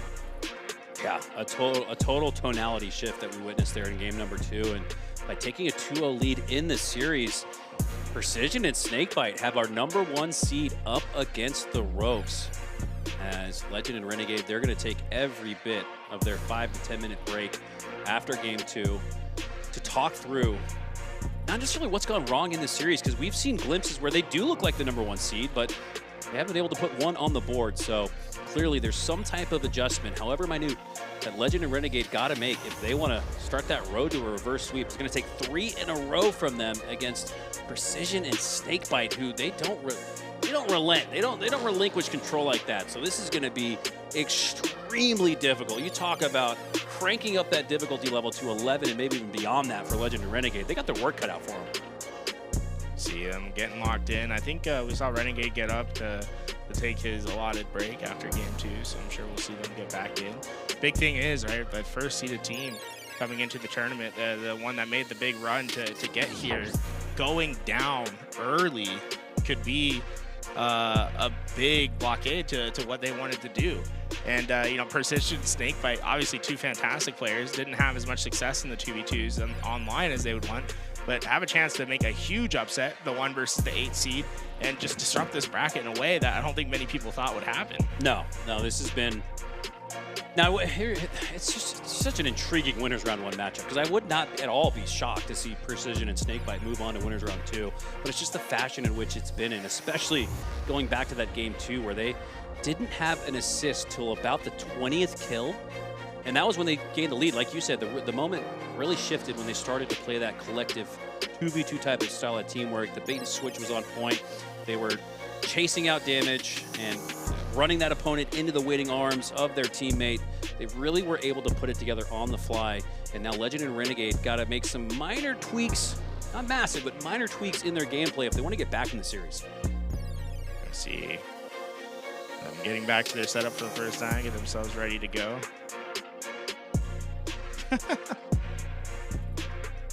Well, what do you rate the sip technique, bro? That was a long goal, man. Yeah, he's getting energized.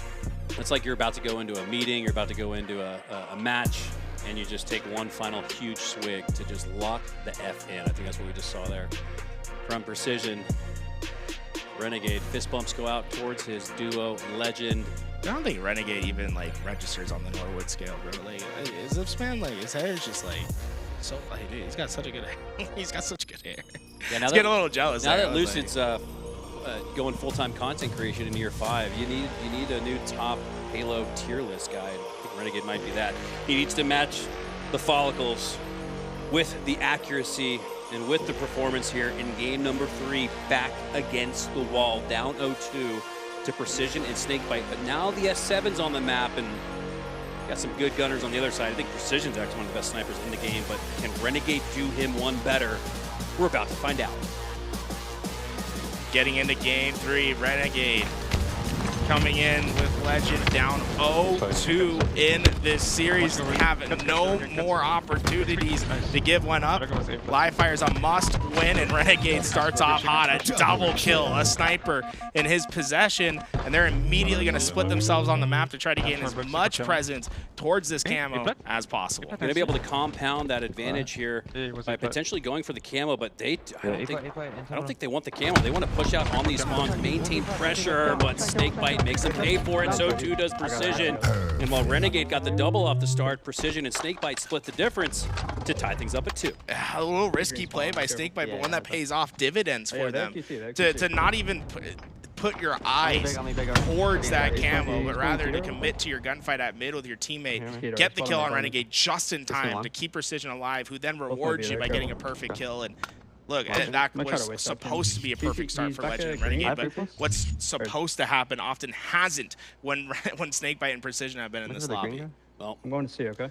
Good for Precision and Snakebite getting their first assist in the first minute rather than the last, as they've already started to net some assists on the board. 2-2 tie still, as we've got a momentary standstill. Snakebite still trying to back green on me, see me? Just simply find Renegade. He does just that, but he's going to wait. I don't know if Renegade saw him. He's going to hear that audio cue, though, with those Corsairs, as he does, in fact, turn back and the 5 perfect shots onto Precision. Now he can call for help from Legend. Renegade not going to get too mixy in this. He's going to allow Legend to clean it up, but Snakebite earns the no-scope melee. Renegade should be able to grab the sniper rifle, but it depends on how much Precision pushes up. Precision's not going to let him grab that sniper free. He's going to have to earn it. Renegade, nice shots onto Precision there. He knows Snakebite's ahead of him, trying to cut that angle. Really well played by Renegade. He has the help from Legend to ensure that he knows a chase isn't going to come, so he can play a little bit more risky and try to maximize his damage output there. Although they don't get the kill, it just shows you what the frame of reference is, or the mind work of a player like Renegade. Nice recognition of the situation. Legend very likely to go down here, so he's depleting the resources. But wow, gets out of dodge with the use of the repulsor through the vent. Lines up on the side of Camo, but eventually you reap what you sow. Renegade going down did not allow Legend enough time and space on the map to get away freely, and now the sniper's been depleted, and so too is Renegade's life. If they can take down Legend, they should be able to grab the Camo, but now it's a 1v1 for it. Snakebite gonna choose to just get away with it and allow Legend to work his way over to mid. I spawn green. I'm playing for QT first. Okay, I heard. I like that. Hey, I like these play calls that they're making, and with it, I mean, let's take a second here and jump into our Corsair listening. Yeah, Nest to dice. Yeah, they're gonna try to stack snipe. We should fight top mid together. Okay. The spawn screen, so I'm helping up. I'm here, man. Keep teaming with it. Keep teaming. Yeah, watch out. I'm pushing back. Yeah, you might keep Going on me. Yeah. Keep it. Remember? Yeah, he's on the push. I'm trying to... Watch it. One bullet tape blood. Tower. West top tower. I get you. I'm still down. Is top tower still? I got cam. Back Trying to back up. Yeah, we can back up a little bit. The camera's gonna run out. I mean, I can screens. Heard? I heard you. I'm one. Might be dead. I'm on too. I'm probably dead. I got naded, bro. My fault. We were. He wasn't A. Might be running back green. Is that snipe? I don't know. Yeah, I was him. Missing precision. Yo, he's kid on me. Oh my god, no, He's screens. I'm leaving you. Oh, Who's in A? Or top mid? Be trying to flank, careful. He was A flat. I can't QT. Hey, play QT. They grabbed it? Just grab it. What? They flag from me? Yeah, concrete. I might be dead here, bro. Both here. Nice, bro. I'm dead. Oh, nice try. He snipes, you're like, holy shit, dude. We're good. Yeah. So, one game inside. Yep. Just getting lucky. Wanna get tower? Okay, I'm hunting this. This mid. I'm one shot.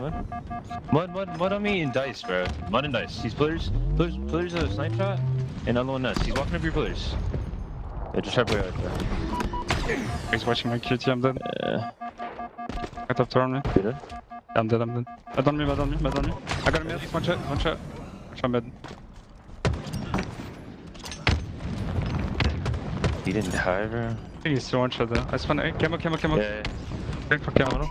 He's top tower me. I'm playing for camo. Top tower. Up in us. Top tower. Camo. You camo? Yeah, I'm getting camo. What? That's one shot. Just have it down. Yeah, they're coming. They're gonna get it, it's all good. Yeah, on it. Yeah. Try to live, bro.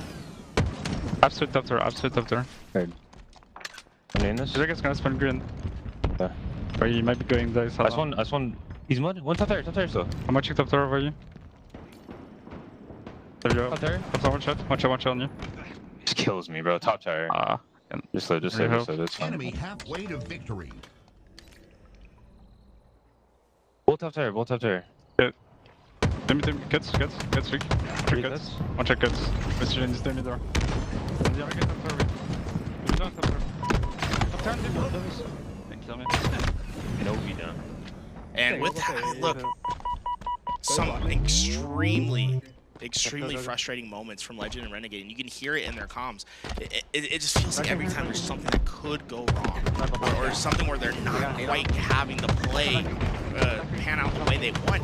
It's happened, and it's going to happen again as Snakebite gets a double kill on that team push. And for the first time, it's actually Precision and Snakebite that are in the lead as we approach the end game, and Snakebite doing his patented stat. Like, how are they going to get back into the game? It's with a sniper. I'm not going to leave you any ammo. Yeah, it looks frustrating, it sounds frustrating, and it feels frustrating for the side of Legend and Renegade.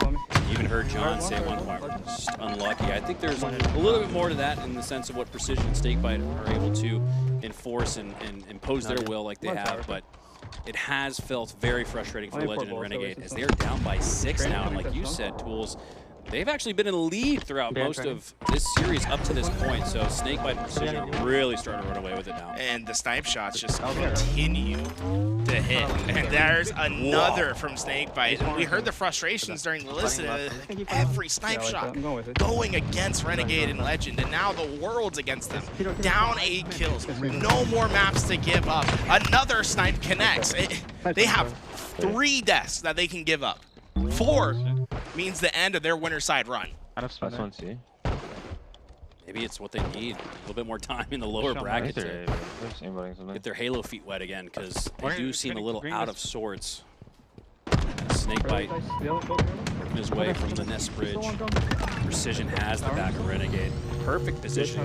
Really brought it together. We saw the lack of teamwork in game number 2 for Precision and Snakebite. For every bit of lack of teamwork they had in game number 2, they have found it and then some in game number 3, each with dueling 6 assists.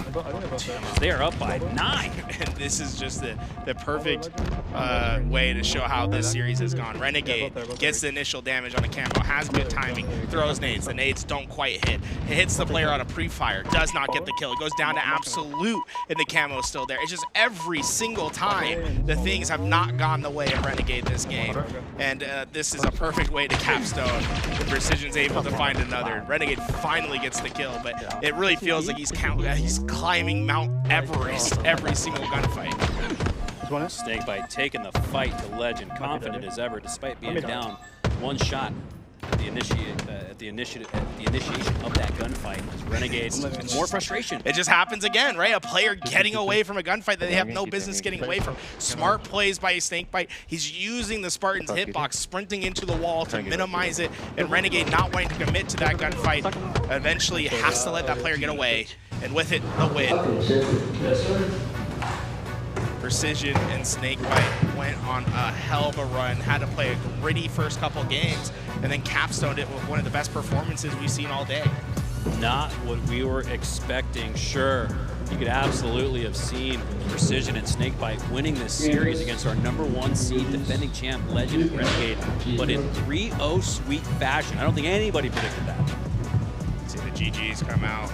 A 3-0 Legend and Renegade. If they're going to get the job done today, it's from the lower side. They know they have a lot of work to do to get back into the grand finals. But again, maybe having a lot of Halo to play is actually a benefit for them. So, all right, like guys like Precision and Snakebite probably got more time in 2026 with Halo. Legend and Renegade are kind of coming back to it. So maybe all they needed was a trip to the lower bracket so they get some more time in game. But think about like the run, right? Because we have, it's 8 teams, right? And you think maybe, hey, like an 8-team tournament, maybe there's an easy route for a team somewhere. But no, the reality is we're playing 2v2s, right? Yeah. The concentration of skill is just so condensed here that there is no easy journey in the path. I mean, look, every single team here is an absolute powerhouse. And coming up next, we have our other, team that we expected to kind of have an ability to win the tournament, or should be anticipated probably, is CyKul and LastShot going up against RyaNoob and Svspector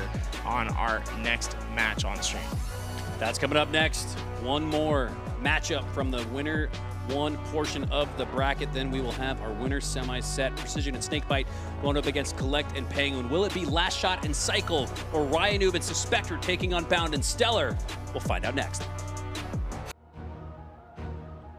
Tournament just started. We already seen one upset, and hey, I want to see some more. So I mean, the action has been absolutely fun so far, and of course, when we land the game #1, it's going to be on Solitude, following the same map layout, and we have another exciting matchup for you. Tools, why don't you walk us through what the fans are going to see this one?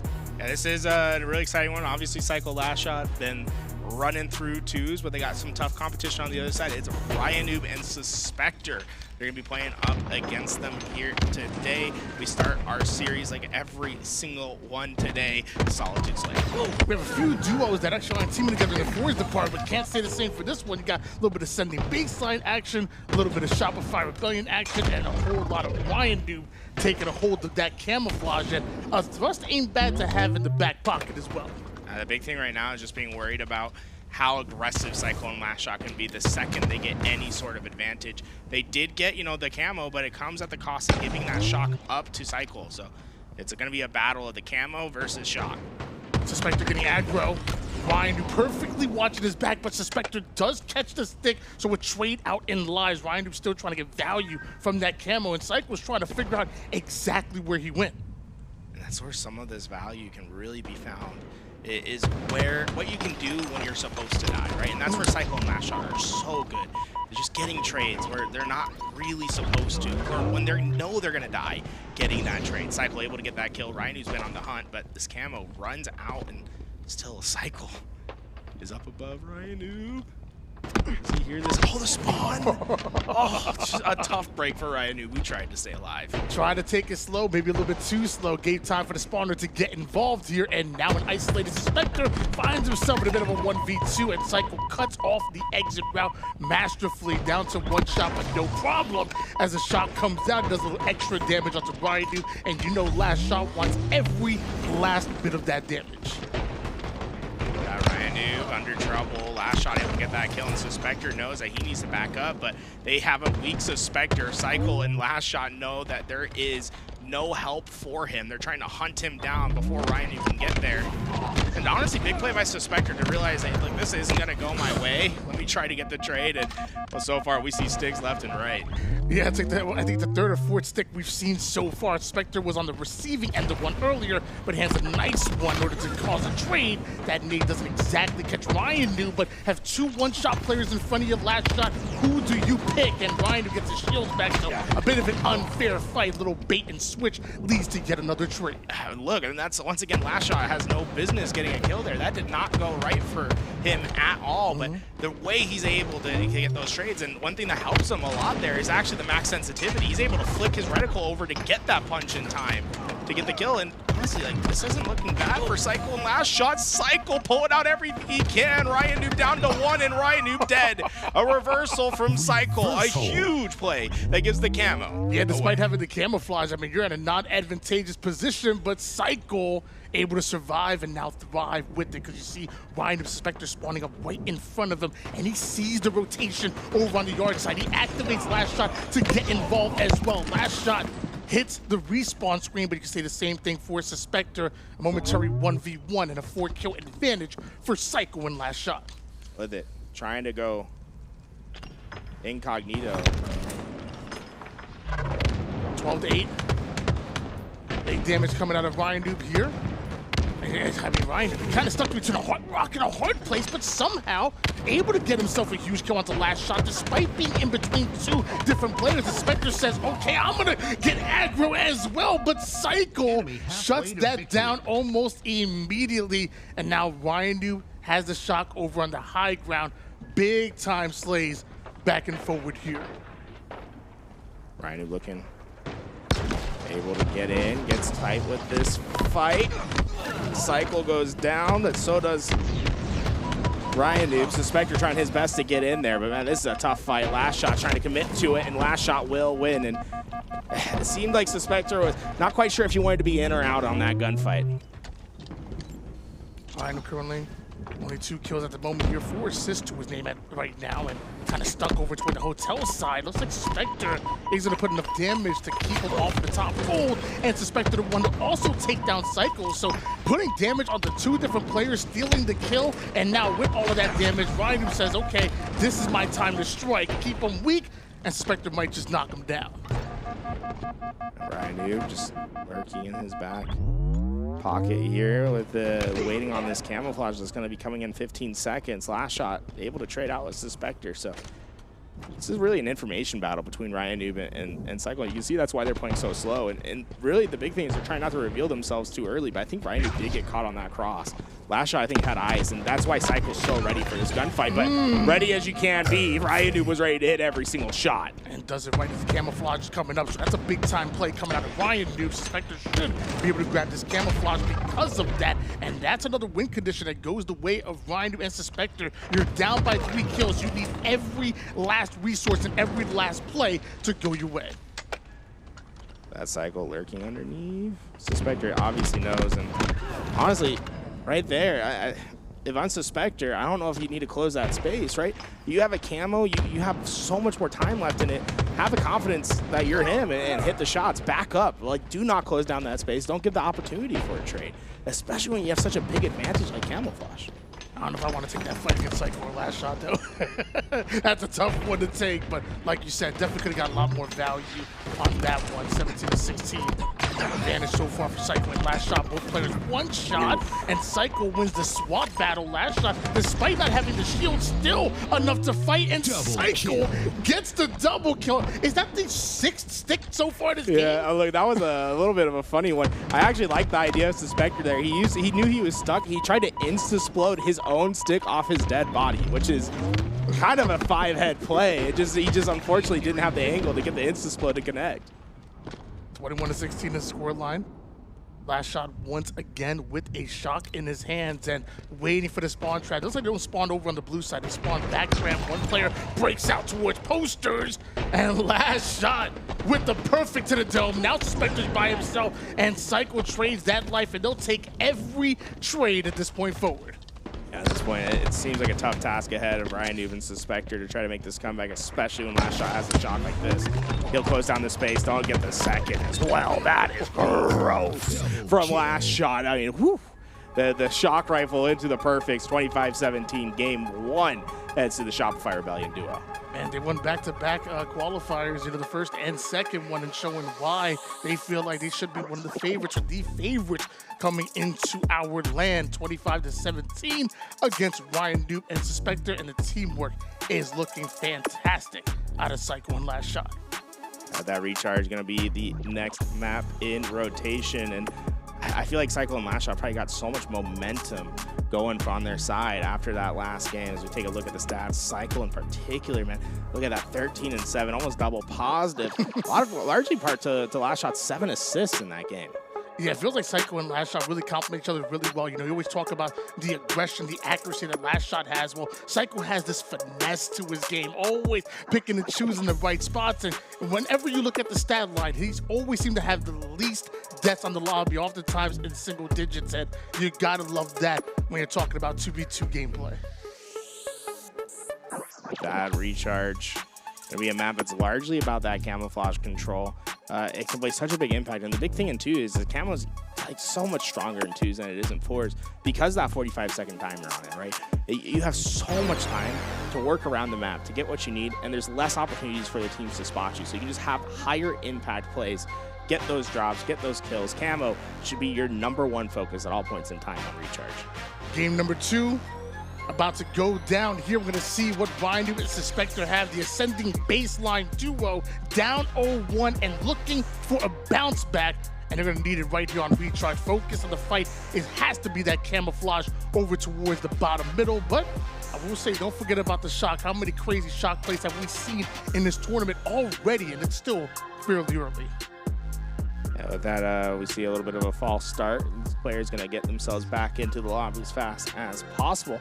In the meantime, let's talk a little bit about how you can improve your game at home. One thing that we've seen a lot of is these players reacting to situations because of what they hear on the map. Well, if you need to hear the best in the game, well, the one way to do it is get yourself one of these Corsairs. Everyone using them here at the event. They've been great thus far, and the big thing is I see players that really enjoying the ability for them to be wireless. They've been getting up like on their practice stations. They're walking around talking. They're like talking to each other in the team speak, walking around. It's been awesome to see these guys having fun here at the venue, getting themselves ready. Yeah, and it's a long tournament, and I will say 70 hours worth of gameplay, battery life. That's a long time. You're gonna be able to go all day, and maybe a few more on top of that. That is absolutely excellent. I'm about to get me a Corsair because I'm tired of charging my headset once a day. It's actually crazy. I need to get me a. In fact, you know what? Hold on one second. Let me get this real quick. Stealing from the set. Hold on one second. Let me get this real quick. Here we go. Game 2 on its way. Recharge, camo, shock rifle, grapples, everything that you could possibly like inside a game. See how aggressive these teams opt to be to getting that camouflage right away. A team like RyaNoob and Svspector, they like to play fast onto the map. And LastShot, he's looking for a player down here in the pit, but what's actually happened is RyaNoob and Svspector both hit down pit and went up A stairs. They flipped out the map. What an unusual start to this game. And I think CyKul's almost taken a back at how he was able to get away with this camo. Too quickly going down here, but they did trade out at least one of those lives. LastShot having the first death here, but taking out 2. And mind you, that allows CyKul to now combine that camouflage with a shock. If you have to go down to allow your teammate to get camo and shock combination, that ain't too bad if you ask me. Another perfect shot from CyKul with that shock rifle. RyaNoob is trying to throw out those patented insta-explodes. I mean, honestly, hey, there's a conversation where RyaNoob might just be as prolific as Walshy now with those insta-explodes, especially in the Infinite era. He's always trying to use those to his advantage when he can, but LastShot and CyKul off to a hot start. That they are 5-2 lead so far, and LastShot looking for the angle, finds the body shot with the shotgun. RyaNoob runs right into the frag grenade before Svspector is even able to react and get off of that spawn. It's RyaNoob that's isolated and dealt with. LastShot trying to close down the space, using that grapple to go through the middle of the map. CyKul got the kill on Svspector, but the nade from RyaNoob catches, and RyaNoob, honestly, it's a huge stabilizing kill from him. He is stuck in a 1v2, able to get both those kills, and also the shock and grapple to try to get aggressive onto the next set of spawners. One good frag grenade onto RyaNoob, but he sends one right back to them, gets the shock, and immediately puts it to action. LastShot goes down, leaving CyKul by himself. You see the grapple play from RyaNoob, not allowing CyKul to get away. And now look at the bottom of your screen. They're within one. It's 6-7. LastShot up high, able to try to get this damage. Not quite getting the kill, but a way of his life. I like how CyKul's ready to try to act upon that damage, but that'd be a little bit too much for him here. CyKul down to one shot, but always doing a great job of playing his life. Gotta be careful, he ran right into those grenades. I don't even know if RyaNoob was setting up that insta-explode for him, but ends up taking down both. And with that, RyaNoob and Svspector take the lead. Spectre wrapping around this corner, trying to get towards these spawns. CyKul taking that fight early. He does not want to give up on Svspector here either. He's trying to cut these angles, but Svspector playing a cheeky angle, but not enough to stay alive. The big thing there is RyaNoob was trying to get to his help, but CyKul was able to identify that early on, got the kill before the help could arise. And we're tied back at 9-9. Been a bit back and forward so far here, and with more trades going down, the chaos is here and now. Looks like that shock's probably going to pull the attention of both of these two teams over towards it, but as RyaNoob is trying to rotate over on the long haul side, he's caught in a 1v1 battle. Great shots, keeps him at bay, and looks like he's checking every corner. Now, LastShot and CyKul, they wanted the shot. LastShot searching for his angle. Oh my God. It gets another to go with it. A two-piece for LastShot, and I would be scared of my spawn here. RyaNoob and Svspector. Oh, LastShot, I think he knows. He is running down to these spawns. There is nowhere for RyaNoob and Svspector to even think about going. That might be your FaZe W Melon play of the game so far. RyaNoob stayed in the corner. CyKul didn't check everything, and I mean, this might come at the cost of a player's life. Svspector gets the damage enough for the nade to get the kill. CyKul still down to one, gets his shields, but wow, RyaNoob, a heads-up play to once again be a stabilizing force for his team. A very balanced attack so far from CyKul and LastShot. Both players with 7 kills apiece at the moment here. And CyKul doing everything he can to not only stay alive, but to reposition, find a new angle, and continue to put down that damage. But he's drawing a whole lot of tension from both RyaNoob and Svspector. And you play with fire, you're bound to get burned. CyKul coming in through this tower, trying to close down some space, but fortunately for him, too many players to deal with. LastShot trying to clean up what's left behind. And once again, LastShot getting a trade in a situation where he ought to have no business getting one. Good challenge though. RyaNoob with the 5 sends CyKul right back to the respawn screen. He just got on the map. And with it tied up, 15 all, Svspector does get his kill on the LastShot. No trade to be found. They know about CyKul's position, right? Oh, RyaNoob, we're gonna slow it down. Camouflage coming up in about 5 seconds. Svspector and RyaNoob have the better position, but RyaNoob's playing very deep into this heaven pocket. CyKul got through without, I don't think they saw him. RyaNoob searching. I mean, this has been very quiet on the map. RyaNoob gonna go on the hunt. Now the CyKul's overextended here. Went past him. RyaNoob wants to tail him, but CyKul might have just heard him. The Corsair clearly are up all the way on that one. CyKul catches RyaNoob sneaking around.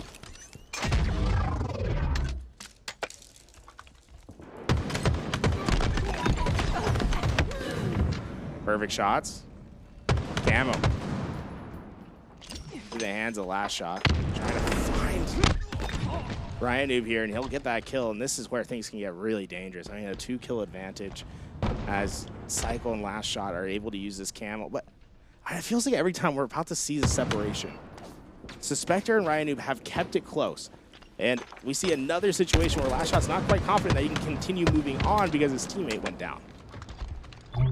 LastShot with the camo here now trying to navigate through the tower side. You see a RyaNoob with Svspector. A little bit split here. It looks like I identify exactly where Svspector is at. We gotta find out RyaNoob who's trying to retreat towards him. Now both players trapped in the same corner. CyKul and LastShot manipulate that play perfectly. And with a full shock rifle here, LastShot wants to get right into the spawn's face and try to use this shock rifle to put this one away.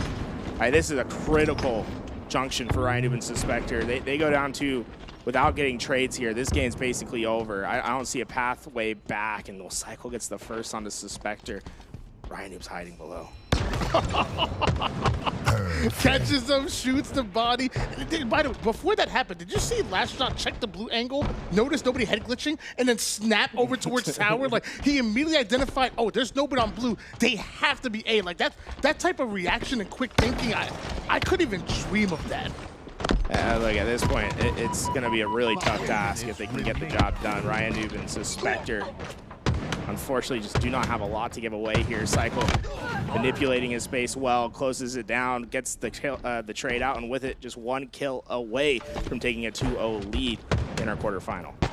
Extra damage onto RyaNoob on the rotation here. Gotta be careful. Those Svspector also spawn over on the back blue side of things, and he grapples on in, knows all he needs is just one, and that is your game number 2 that goes for CyKul and LastShot. Yeah, you know, a lot of that game was RyaNoob and Svspector being able to stabilize and prevent the game from getting away from them. It just happened one too many times, right? A lot of times you want to be the one that is having the chance to pull away rather than the one that has to keep it close. It was just a lot of tension, a lot of pressure that RyaNoob and Svspector were under, and eventually it just didn't go their way. That camouflage moving to LastShot and CyKul at the end of the game, I think, was the game-winning play. One thing I did find impressive, at least on the side of RyaNoob Svspector, I guess I'll highlight RyaNoob, is like his ability to, I guess like a quarterback, stay in the pocket kind of thing and take those like 1v1 fights. We saw some hot fives being served by RyaNoob in some of the 1v1 engagements. So a couple of those go their way and they're able to capitalize on the spawns. And I could see RyaNoob Svspector taking one of these games and maybe send us to a game 5. But that starts with a game 3 win here. And so far, CyKul and LastShot have just been playing great Halo. It's I think one of the more impressive things I saw that game that doesn't seem impressive was the way that CyKul and LastShot keep track of what is and hasn't been checked. Remember when RyaNoob was just hiding underneath the bottom of the map? What's happening there is CyKul and LastShot know where the spawn was supposed to be. They get the kill on Svspector, and they're saying, look, we know RyaNoob isn't behind us. Like we played this appropriately that he's in front of us somewhere. And they checked everything meticulously. Not here, not here. Like a checklist, they're going down. And a lot of times, you know, after 5, 6, 7 seconds, you're saying, he probably got away. Like, well, let's go check out some other places. No, what happened instead was LastShot's like, well, there's one place I haven't looked. Checks underneath, gets the kill. And that was an especially big one because it staggered out the spawns and just allowed them to run away with the game. And when playing against RyaNoob, always check that last spot. Because hey, he may not be running away. He may be hiding and waiting for you to overextend there. So caught him that time, but will they catch him doing the same plays or similar plays here on live fire? Because game number 3 has to go the way of RyaNoob and Svspector. Otherwise, we are looking at a clean sweep by both CyKul and LastShot. LastShot. Okay. He had a planned route there. He went underneath the map, immediately grabbed the repulse to get up to grab Sniper and got away, and immediately found the first shot. I am nervous for anyone that comes his way. Big shout out to, you know, FaZe Esports. All these PCs, they got like 40 90s in them. So I think like LastShot's playing on max frames right now. I think anyone that gets this S7 Sniper are going to be extremely happy about their opportunity to hit shots. You might have to run a little bit of matchmaking on here later that's what on. I'm saying, You know, like, I got my controller with me. I'm ready. 2-1 lead in favor of RyaNoob and Svspector, and he needs to add to it. And with the Sniper, that might be easier to do for Svspector. You know he's a wizard with the S7 Sniper. You found one, but can you find CyKul? And checking all his corners. Oh, that is unfortunate for RyaNoob. I think he's just trying to catch the player on the chase, but CyKul had no intention of chasing. He saw the second he saw the grenade come out, he said, yeah, that's going to kill you. Left it behind, but Svspector still has camo and sight to work with.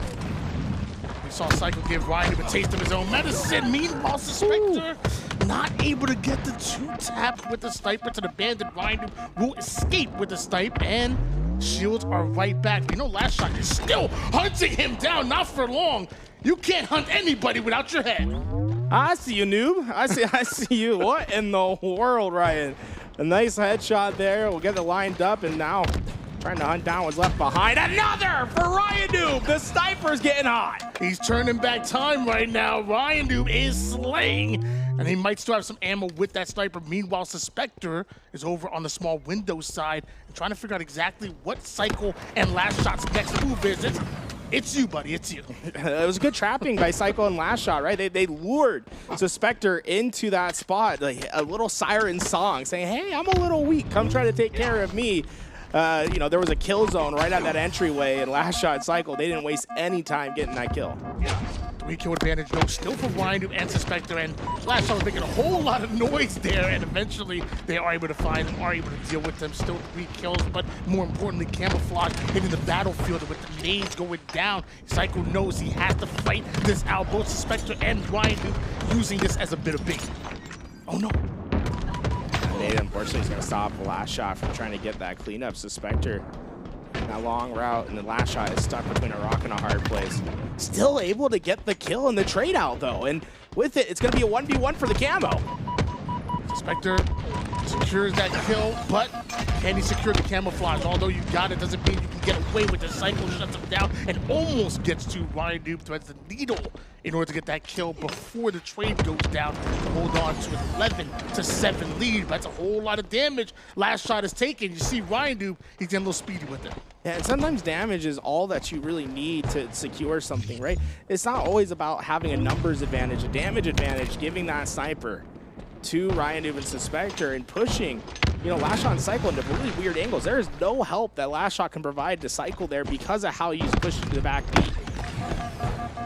Beautiful pick coming out of Svspector. Enemy halfway. Still holding on to 6 bullets with the sniper and wants to know exactly where spawning, and he knows if you have him, if your teammate's attacking over the tower side, he lines him up over on the green. Body shot connects. LastShot is trapped. And with it, they stalled the kill on the LastShot for a good bit there, so CyKul's going to be isolated on the map for a few seconds, and he's already in a gunfight. CyKul is in danger.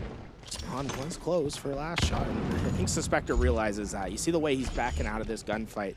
He knows that their opportunity to win that 2v1 has gone, and there's no reason to give an opportunity for CyKul and LastShot to get an easy kill. Although down 0-2 here in the series, this has been a great game 3. Livefire has been very good to both RyaNoob and Svspector, currently holding on to a 15-7 advantage. Dominant display here on Livefire. Lines CyKul up for that one. That's an insane long range no scope from Svspector. He catches him on the spot. CyKul's down to 1. How did that instant split not get the kill? CyKul eventually taken down, but buys enough time for LastShot to get involved. LastShot takes out Svspector. You see him chasing down RyaNoob, who just barely escapes with his life. And I just got a glimpse. It looks like another camouflage is about to hit the virtual battlefield. And right now it's CyKul and LastShot. They're taking a whole lot of damage on their way to it. LastShot able to get a trade out there where, I mean, he was down severely in those gunfights. So able to get one, but at this point, I don't know how much more you can afford to just trade out. Down by 8 kills.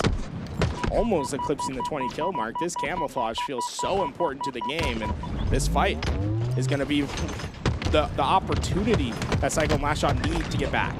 You talk about how important that damage is to secure yourself a power-up. Well, a whole lot of damage this time favoring CyKul and LastShot, and they're rewarded with a camo because of it. RyaNoob spawns up. LastShot still has these spawners in his sights here. It looks like he wants RyaNoob. The stark difference in the game between these two teams right now is the win condition for both of them. I mean, for RyaNoob and Svspector, the game plan is simple. You just need a trade. So they're able to be aggressive when they want. They can close down space. That's where they can find their ability to close this game. And you see it happen right there, right? Their ability to play fast and together is going to be to their benefit. On the other side, CyKul and LastShot have to find unanswered kills. And it's going to be tough because Svspector and RyaNoob can force the play to each other. And, well, they just took the other win condition off the map. No sniper for CyKul and LastShot to work with anymore. know how good with the sniper Svspector is, but when you have this much of a lead, the only way LastShot and CyKul can potentially get themselves back into it has to be behind that S7. So huge play for Svspector to get that off the map. And RyaNoob, hold on, you've been a little sneaky. Yeah, remember how I said they have a supreme understanding of what's checked on the map and what's not? They made sure they checked every corner there. RyaNoob not able to get away, but it did take a lot of time. And in that time, Svspector was able to get a complimentary position that gives them another trade, one step closer to 25. Sometimes just buying time with your life can be huge, and so it's a jiggle peak. However, Svspector eventually gets his, and that's the 23rd kill for them. That nade lands perfectly, and I think he got the audio cue, because you see how aggressive he's getting. 24, some damage onto CyKul. RyaNoob trying to find the angle. Almost found it there. CyKul able to get away with his life, though.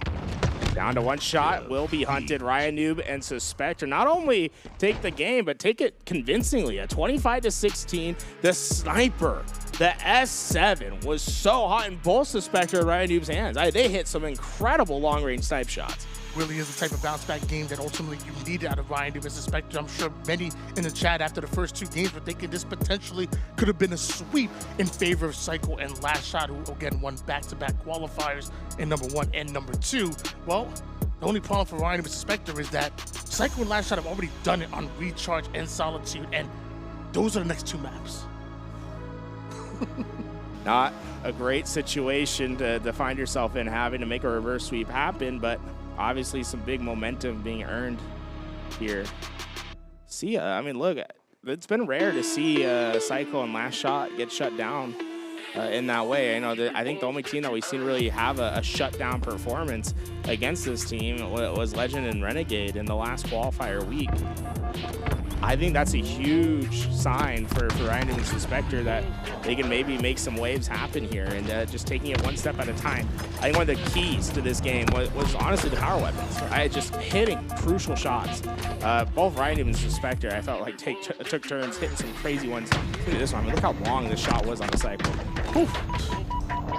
And one thing to do for the replay package is that it feels like the sniper was either in their hands or be thrown off the map by Svspector. I was trying to think, at what point in time did CyKul and LastShot get that sniper? And honestly, I can't think of many, or even one for that matter. Well, I would imagine their focus is going to be making sure they get those resources. Camouflage important, but also the shot can be just as deadly here on Recharge. And RyaNoob away with the camouflage early on. Looking to find some sort of angle onto CyKul and LastShot, but it's a 1v1 on the top half of the map. CyKul and Svspector going at it, and Svspector is the one that comes out on top. Where's LastShot? It's what RyaNoob saying. He's expecting the help to come in, but it was LastShot that was actually on the complete opposite end of the map. Svspector does a great job opening up with that first strike, and now you see RyaNoob with the camo trying to isolate that CyKul over here over toward the back blue. Knows that he spawns and just trying to figure out how can he get the advantage of this fight. There it is. It's going down, missed melee. And CyKul once again goes down for the second time. This LastShot trying to pick up on the one shot. He's not able to. Svspector is here. The reinforcements have been called in a 3-0 swing for RyaNoob and Svspector. I loved RyaNoob's ability to stay alive. They're checking their corners. CyKul, though, does get that kill. I don't think he's going to stay alive as RyaNoob gets the cleanup.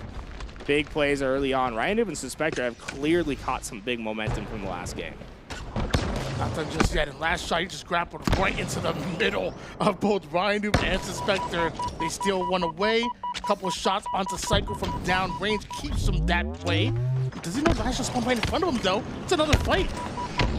The insta-splode for RyaNoob. It feels like any angle, you can try to find an insta-splode to work. That one doesn't connect, but you can still see RyaNoob and Svspector are not giving away anything for free to CyKul and LastShot. And honestly, I like how disciplined they've been. They have not committed to anything that could go seriously awry. You know, they're trying to keep the balance in their favor, and the power weapons once again playing the factor. How did he even see his head there? It was a crazy head clip that you saw, but man, RyaNoob once again finding the angle. Svspector taking a whole lot of damage, but a high IQ play to stay alive, collect a new angle, and continue to get intel on exactly where LastShot is moving. LastShot and CyKul are usually a team that thrives on punishing others, and I think that's where Svspector and RyaNoob have done such an incredible job, is they're not really giving opportunities for punishment. the second they take damage, they're not overcommitting for fights. They're not even overcommitting for, you know, routes where they can get chased. They very much are keeping themselves in a position where they're the ones that are dictating when and how a fight's going down. Svspector starting off 7-3 right now, over a 2.0 KD to start this game, and really have CyKul and LastShot behind the 8-ball. A lot of damage going down. RyaNoob with this camouflage, and looks like Svspector wants to force that player out of the long haul side. Meanwhile, RyaNoob is in his own fight, and a trade he'll settle for as long as they continue to have the lead.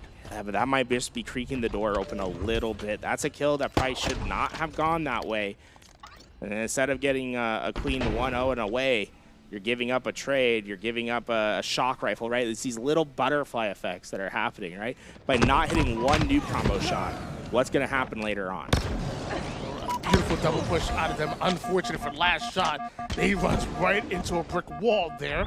Mind you, I just noticed RyaNoob actually only died one time this entire game as CyKul looks to add that second death. But Svspector, you better watch out. CyKul had in his sights RyaNoob trying to find the exit route, and hold on, CyKul knows. He knows. Yeah, trying to find the exit route is the best way to put it, because we saw LastShot immediately understanding where RyaNoob was, got that damage down, and gave the opportunity of hold. That is a filthy perfect shot from LastShot.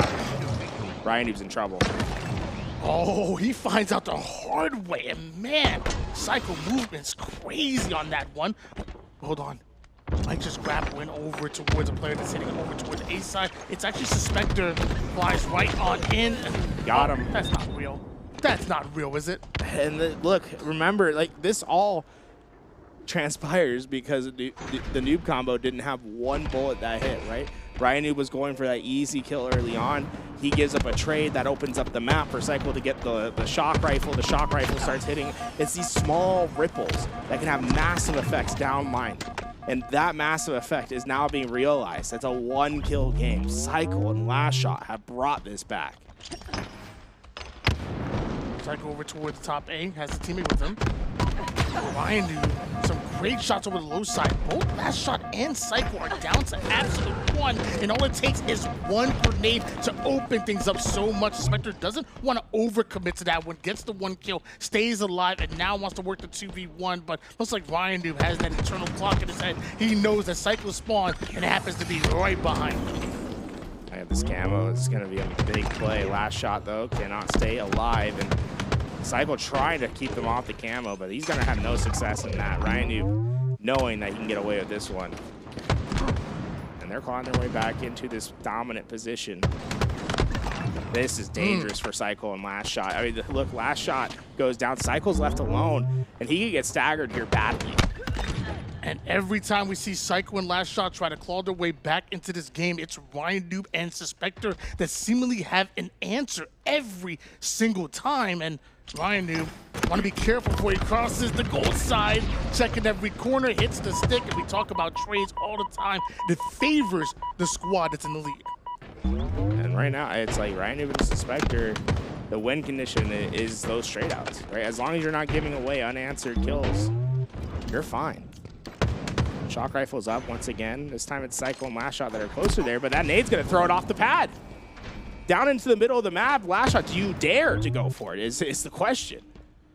RyaNoob and Svspector constantly playing keep away with the snipers, no matter what map it is, just trying to keep it ultimately out of the hands of LastShot and CyKul. When they have it in their hands, they're getting maximum value as well. That nade accomplishes two things, right? The first is you're making it a lot harder for them to get the shock rifle, but the second is you're burning it in a way. Because the shock rifle isn't considered a tier 1 power weapon within the Halo Infinite sandbox, as soon as it hits the ground off that pad, it actually has a much shorter time for it to despawn than something like an S7 or a rocket launcher would. So that shock rifle despawns within 10 seconds. They're not able to pick it up, and you've just restricted access to a power weapon on the map that CyKul and LastShot can no longer use to get back into this game, and Game 5 looks likely now.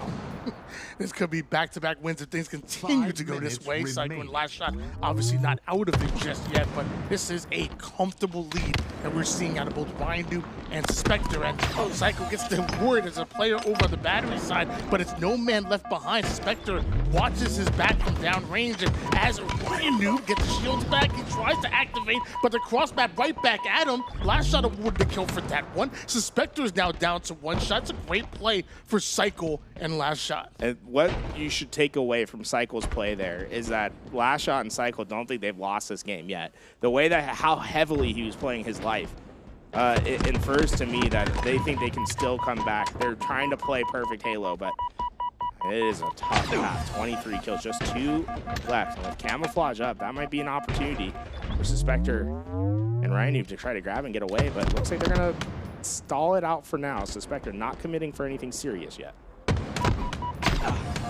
LastShot's been kept to 1 shot. The cross shot's just too much, and LastShot, no escape just yet, but luckily he's getting shields back, and they're just hawking him down, and he goes in for the challenge. That's a reversal out of LastShot. He is too damn accurate. And look, that was LastShot realizing that Svspector had committed into the bottom of the tower. He heard the footsteps or something, because he went out into the open, knew that he could go down to 1 shot and get away, and look, that's what I mean. This game's not quite over yet. This comeback can still happen.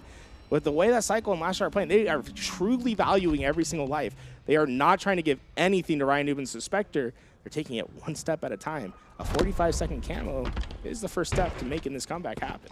Yeah, if you're RyaNoob and Svspector, you got to be thinking to yourself, what do we have to do to put them down for good and get us to this game number 5? Because, man, CyKul and LastShot are shooting at the moment, taking the 1v1s, and look at all of this damage. Because of that, LastShot comes in for the flank, comes in for the cleanup, and now, I mean, it's still 4 kills, but it's starting to become respectable. CyKul and LastShot are not giving away any free deaths, but RyaNoob, he earned that one. Look, sometimes you just gotta bend the timings a little bit, make sure that you hide in a corner, try to catch a player off guard. 24, 1 kill away. And the clock's also gonna start playing a factor. It's so tough. When you can't give up a death, you can't really afford to play fast, right? Because that's when you start making mistakes. Instead, you have to be very careful and methodical about how you're gonna take on this fight. And on the other side, Svspector and RyaNoob don't have any reason to play fast either, as they know the faster, the longer they take, the better their win condition. But it looks like Svspector eventually catches his player. 25-19. We have, for the first time today, Tony, a game 5. We heard a loud nice over from the side of RyaNoob and Svspector, and man, back-to-back wins to start off our series for CyKul and LastShot, but maybe even more impressively is that back-to-back right back at RyaNoob and Svspector taking live fire and recharge. And like you said, it's game 5, so just one more solitude to determine who's making it to the semifinals. Yeah, I mean, look, CyKul and LastShot came off this game really red hot. They won solitude the first time around 25-17. But RyaNoob and Svspector have clearly figured something out. The shock rifles, the S7s, they've been hitting some crucial shots. Yeah, I mean, they won 25-19 earlier on this very recharge, and look, the exact scoreline reversed. So it's a different looking RyaNoob and Svspector right now. They've figured out the strategies of their opponents, and so far they're able to get 2 in a row. Why can't it be 3? Why can't it be a reverse sweep? And what I think we're learning right now is, like, you get these guys on LAN, right? 2v2s. The margin of error is so thin, and the opportunity for you to play well on LAN makes it so that there's no team that's untouchable, right? Like, right now, any team can get upset in the bracket. We already saw Legend and Renegade go down to the lower side. LastShot and CyKul could be joining them if they don't clutch up. That'd be a very interesting lower bracket. It would be, look, if this goes, crazy, bro. if this goes RyaNoob's and Svspector's way, every single match on the winner's side will have been an upset by seed. Wow, I'm sorry, you just blew my mind with that one, but I guess we're going to come back to the here and now. Ladies and gentlemen, it's game 5, so that hasn't happened just yet, and obviously LastShot and CyKul to come in with that heat, but you got to think all the momentum, all the energy has to be the way of RyaNoob and Svspector right now. Can they do it one more time? We throw 12 minutes on the clock, 25 to take the win. RyaNoob playing aggressively for this camo. But CyKul, perfect shots. The late jump from RyaNoob doesn't catch him by surprise. And that's a camo that gets away cleanly. And Svspector could not see where the camo went, so no knowledge for these two, and it's not going to go well for them.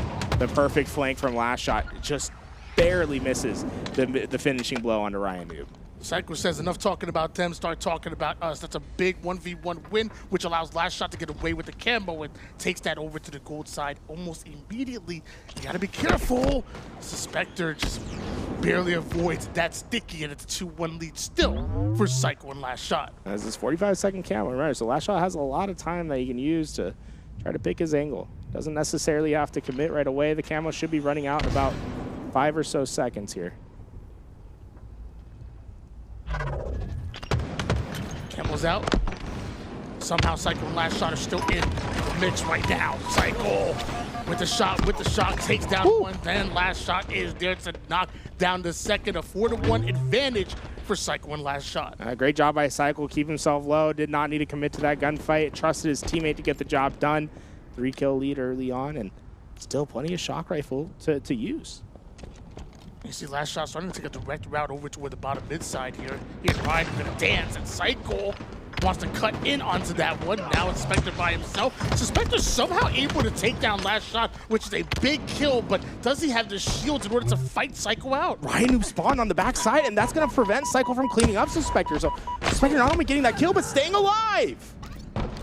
Beautiful teamwork out of RyaNoob. Svspector brings them back within striking distance, back within one squad wipe here. Was a great start for CyKul and LastShot, but we're starting to see some kills chain the way of RyaNoob and Svspector. These are such important moments in the game, and Svspector pulling one out of his bag of tricks there. What a great life from him. RyaNoob with a heads-up awareness on the spawn, knowing that he needed to get his help. Gets there just in time, and with it, the fight for camo continues. RyaNoob and Svspector have a better angle for this camo. But it's still 2 up on either side, and they don't know where CyKul and LastShot are.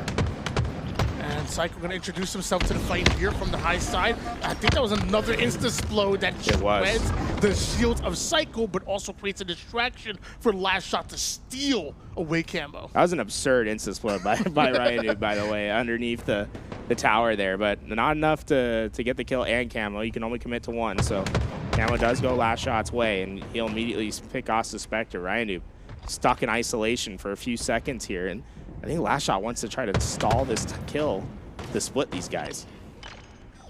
Still has a bit of camo to work with as he takes the high side. It looks like one of them already overextended towards Flowers, gets a bit of damage, but LastShot not able to find the kill just yet. Does find a weakened player, finds both. Target prioritization is absolutely insane, and mind you, CyKul is even more insane with the shot from across the map. Puts one down, and both. That's 8-4 for CyKul and LastShot. Did they realize the Svspector spawn? I literally heard the call out for it. They figured out the yard spawns happened, so Svspector and RyaNoob flying into the fight. That's the first. Svspector getting the trade, but can he get the next kill? This is a massive one. CyKul trying his best to stay alive. The chase is in, and like a clay pigeon into the sky, he goes down. RyaNoob, you might just join. CyKul trying to line up the shot. The help is in, but the trade's there. Did he get the stick as well? No, but wow, RyaNoob is Svspector. It feels like this game should be gone and dusted, but they have gotten crucial kills to keep themselves at least in the game for now. Every player on the map refuses to go down easily. You saw a great life out of RyaNoob, and he's able to trade out, but you still find yourself down at the moment. And mind you, CyKul and LastShot are slowly starting to approach these spawners here as LastShot try to move into position. CyKul's already there, and Svspector and RyaNoob, you're going to have to brute force your way out of this situation. RyaNoob waiting, Svspector maybe baiting a little bit. LastShot's lurking underneath, and he's going to spring into action. Svspector's caught. CyKul knows he can finish the rest. Double kill for him, a 1-kill lead, or 1 kill further into the lead after that 2-for-1 trade. Yeah, you saw CyKul and LastShot slowly start to widen their influence on the map until eventually they found the 2 kills they were looking for, and CyKul repulses right up, and my God, that was right after that player drops down into yard. The timing on that is crazy. It's a set play, right? It's them knowing this is what we want to set up. LastShot and CyKul working well together, although they don't get the kill. it just shows their level of teamwork and coordination is next level, and this is where it might just be all over. RyaNoob and Svspector going 2 down. They are now officially spawn trapped. How do you fight out of the nastiest spawn trap in Halo Infinite? Too many kills have swung the way of CyKul and LastShot. Something has to change if you're on the side of both RyaNoob and Svspector. I'm not sure it's going to happen right here, right now, because LastShot with the camo is here, and he finds a one-shot Svspector. RyaNoob may have escaped, at least for now, but eventually CyKul and LastShot are going to figure out that right behind you. RyaNoob able to find the perfect shot. LastShot left alone. With shock rifle coming up, that's going to be RyaNoob's to grab. So it's an 8-kill deficit, but the power weapon in the hands of RyaNoob, it's not necessarily over yet. Double the scoreline of the opposition so far. If you're CyKul and LastShot, RyaNoob had the shock, but ends up going down to one shot himself. Somehow survives. Svspector does a great job of watching his back, and now RyaNoob might just look to re-engage here soon. CyKul reveals the head, but RyaNoob shot a little bit to the left. Not going to get that kill. They're both stuck at nest here. LastShot's nades. Oh, LastShot's nades from across the map. CyKul springs in. Svspector is trapped at the bottom. CyKul gets that one as well. And look at the way they position themselves. Another spawn trap is set. It's a crazy predicament for RyaNoob and Svspector to be in. You're constantly getting trapped in some way, somehow. You have to find the easy kills. You have to figure out a way to get the clean ones, and it's just not happening. And now the CyKul and LastShot have a bit of momentum on their side. They're going to continue to ride it. Just 5 kills to go. RyaNoob and Svspector, I mean, their opportunity to get back into this game is going to heavily rely on their ability to set up a spawn trap of their own and to be aggressive onto that spawn trap. You need domination, but that's so hard to accomplish against a team like CyKul and LastShot. With just a couple kills needing to go their way, there can be no mistakes. Double out of LastShot, and again, RyaNoob and Svspector continuously not be able to find that first strike, that first kill. And how late is that camo pop by LastShot? I don't know if RyaNoob and Svspector have any idea where he could be going. Yeah, it just lets LastShot have more freedom, right? 45 seconds to determine how he's going to take the play. There's a one shot. He makes even deeper into red shields. And like a shark in bloody water, LastShot hunting his prey one by one. The help is in. They're feeding on the remains of RyaNoob and Svspector. We watched RyaNoob and Svspector go back-to-back in order to force us a Game 5, and they had the chance to maybe, just maybe, pull off the reverse sweep, but it is not gonna happen. CyKul and LastShot are here and here to stay on the winner's side. What they get of a business. I don't think they expected to go to a Game 5, but they come out the victor. I mean, look, props to RyaNoob and Svspector. Right? They had a hell of a game 3 and 4, and it felt like they did change momentum in a way, but the iciness of Shopify Rebellion shown once again. I mean, look, these guys, they've won LAN after LAN championships.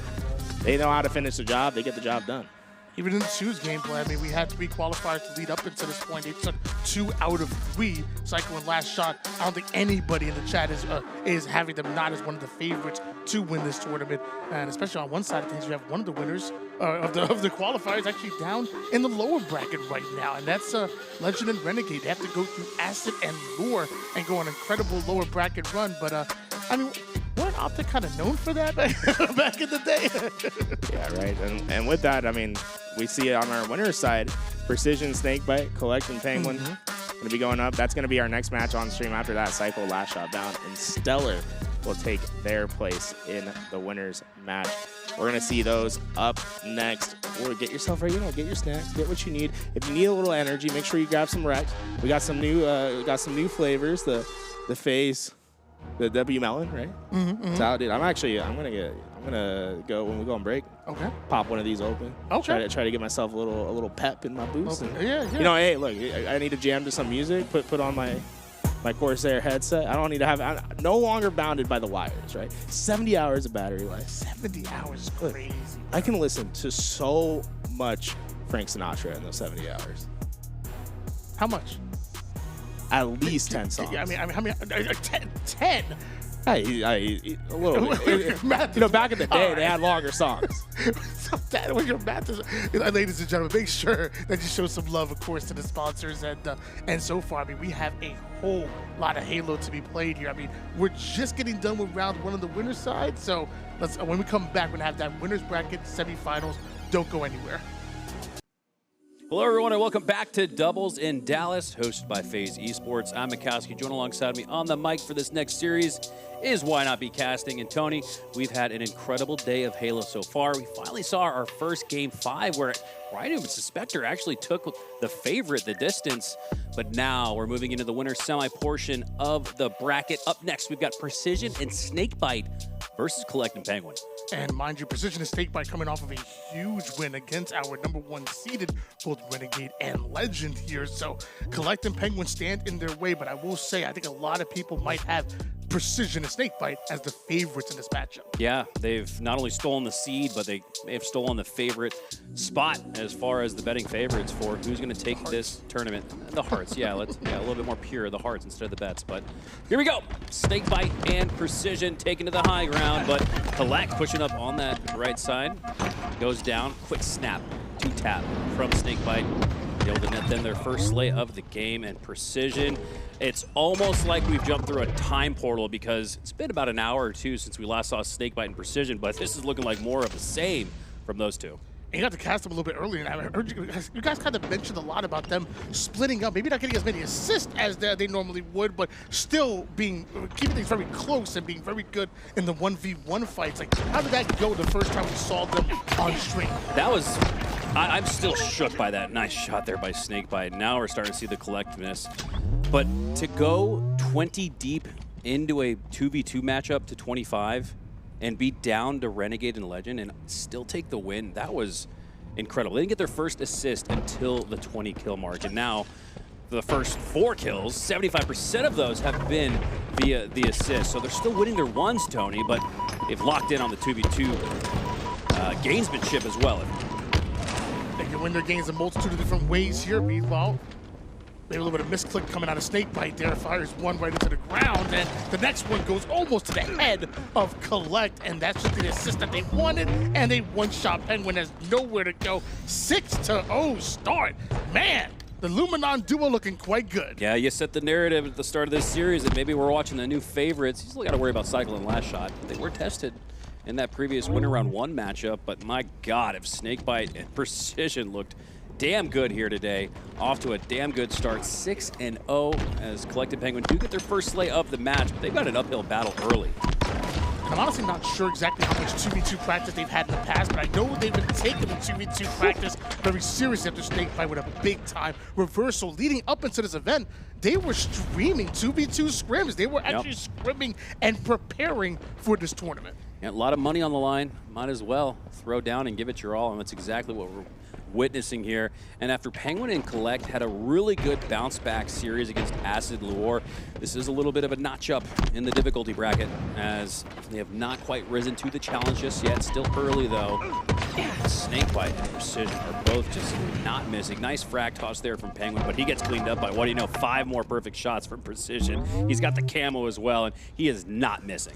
Kuhlect and Pznguin finally find their second kill. However, they end up trading out lives in order to do so. So 8 kills right now for both Precision and Snakebite as Precision drops from the heavens in order to take down Kuhlect. And now immediately watching the back of Snakebite, making sure nobody is chasing him down. 9-2 run coming out of the Luminon duo.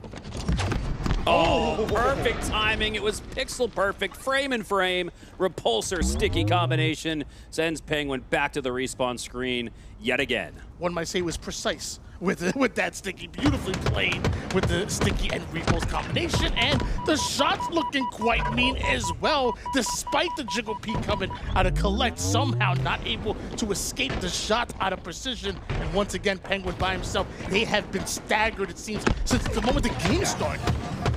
Precision with another killing spree. That's back-to-back team wipes plus half a one. And he's done that multiple times throughout the day. Snakebite now with the use of the shock rifle, looking out towards the cafe, defending the push from the top ledge. Rotating now back to Precision. And with a 12-2 lead, Tony, this is tradable territory. Just need to stay alive. You can actually throw some haphazard plays out and still come away with a win. Yeah, you definitely afforded a nice cushion to make a few mistakes here and there. Not even that they're making it all that much. I mean, mind you, Collective Penguin still only have 3 kills, nowhere near the double digits. And Precision and Snakebite trying to work on 15 at the moment here, but only one more burst with that shock left. And then from there, Snakebite will have to count only on his bandit, which is quite deadly as well. Yeah, just about as good as it gets.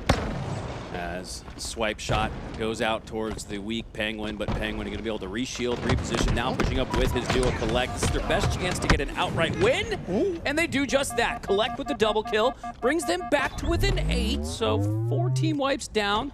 It's still doable.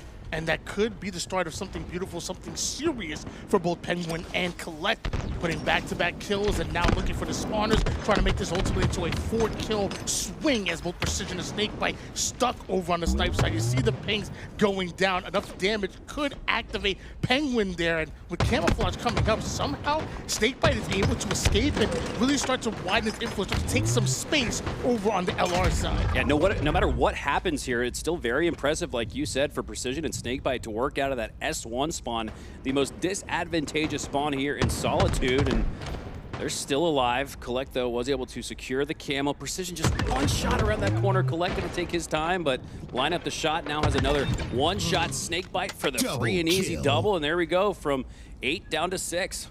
Might have been a slight miscommunication there. Maybe Precision wanted Snakebite to watch his back so that Camouflage couldn't push him right there, but either way, Kuhlect won't be denied simply and finds the one-shot player and still has a little bit of camo left here. It almost feels like forever at this point as he finds the backside of Precision, and that's a killing spree, and only down by 5 are Kuhlect and Pznguin. Yeah, and on the other side, Pznguin won his one, and Kuhlect matches the spree that we saw earlier from Precision, picks up the next shock rifle, and now they're only down by 5. Snakebite runs right into the shock of Kuhlect, and what does that do? Leaves Precision by himself, and hold on, Precision takes down Pznguin, so it's a momentary 1v1. Kuhlect may have the shock, but Precision is willing to fight this out. Down to one shot as Kuhlect the repulse gets him to survive just that much longer, enough for Pznguin to spawn up and at least trade out his life. Does trade out, does keep it within 5. Let's do a Corsair listed in and see how Pznguin and Kuhlect are communicating and what kind of strategy they're drumming up to come back. Chopper truck dead. Yo, he's blue flowers. Right here. Good run, yard. You got just some run, yard, yeah. I'm bottom mid, I'm going top mid. Right here. Look at top gold. Peeking Florida real quick. Could be sound harm me. Could be out loop. Drive, Precision, could be under gold. Could be out right as well. I'm getting sickies. Okay. Good. Come back. I'm looking at your blue loop, okay? We got glass, Precision. Glass and loop. Up posters. Posters at LR. Both back up. Both weak. I'm one shot, gonna dip. It's in top gold. Came on 5. I'm in top gold, heard you. Glass, one guy, I'm weak. And posters. Glass still. Glass gonna come out. Watch out, posters. Hit him twice. Heard you. LR, glass and posters still. Dead. Fire cam, I guess. Loop. He's gonna be behind you. Top snipe. And top mid, too. Top mid. Get a spot blue, maybe? That's fun. No, he didn't. Far. Just trading me. Absolute snipe lift. Other guy's top snipe. He's going blue truck to top dip. Top dip right now. Top dip into blue, getting stickies, and one guy's snipe gonna go S4 probably. I'm looking at S4. He's just S4's 2-shot. He's still in blue. S4's weak. Bro, get it back up. I'm dead. LR hurt. I'm not down. He's really LR. Low side. I'm not peeking. Coming now. Come here, man. That guy's loop playing? He's gonna come. He's LR. Nice try. Okay. I spawned. Go blue maybe. Just one. Getting out. Could be up already, blue. I don't see shit. Yo, one guy's snipe. Posters. Heard you. I'm getting up down. He's benches. I'm dip. Yeah, they both went sodas up. Come in. I got stuck. Well, Doc. Gonna be on you, dude. So you can. I didn't get a trade. Wow. You went blue.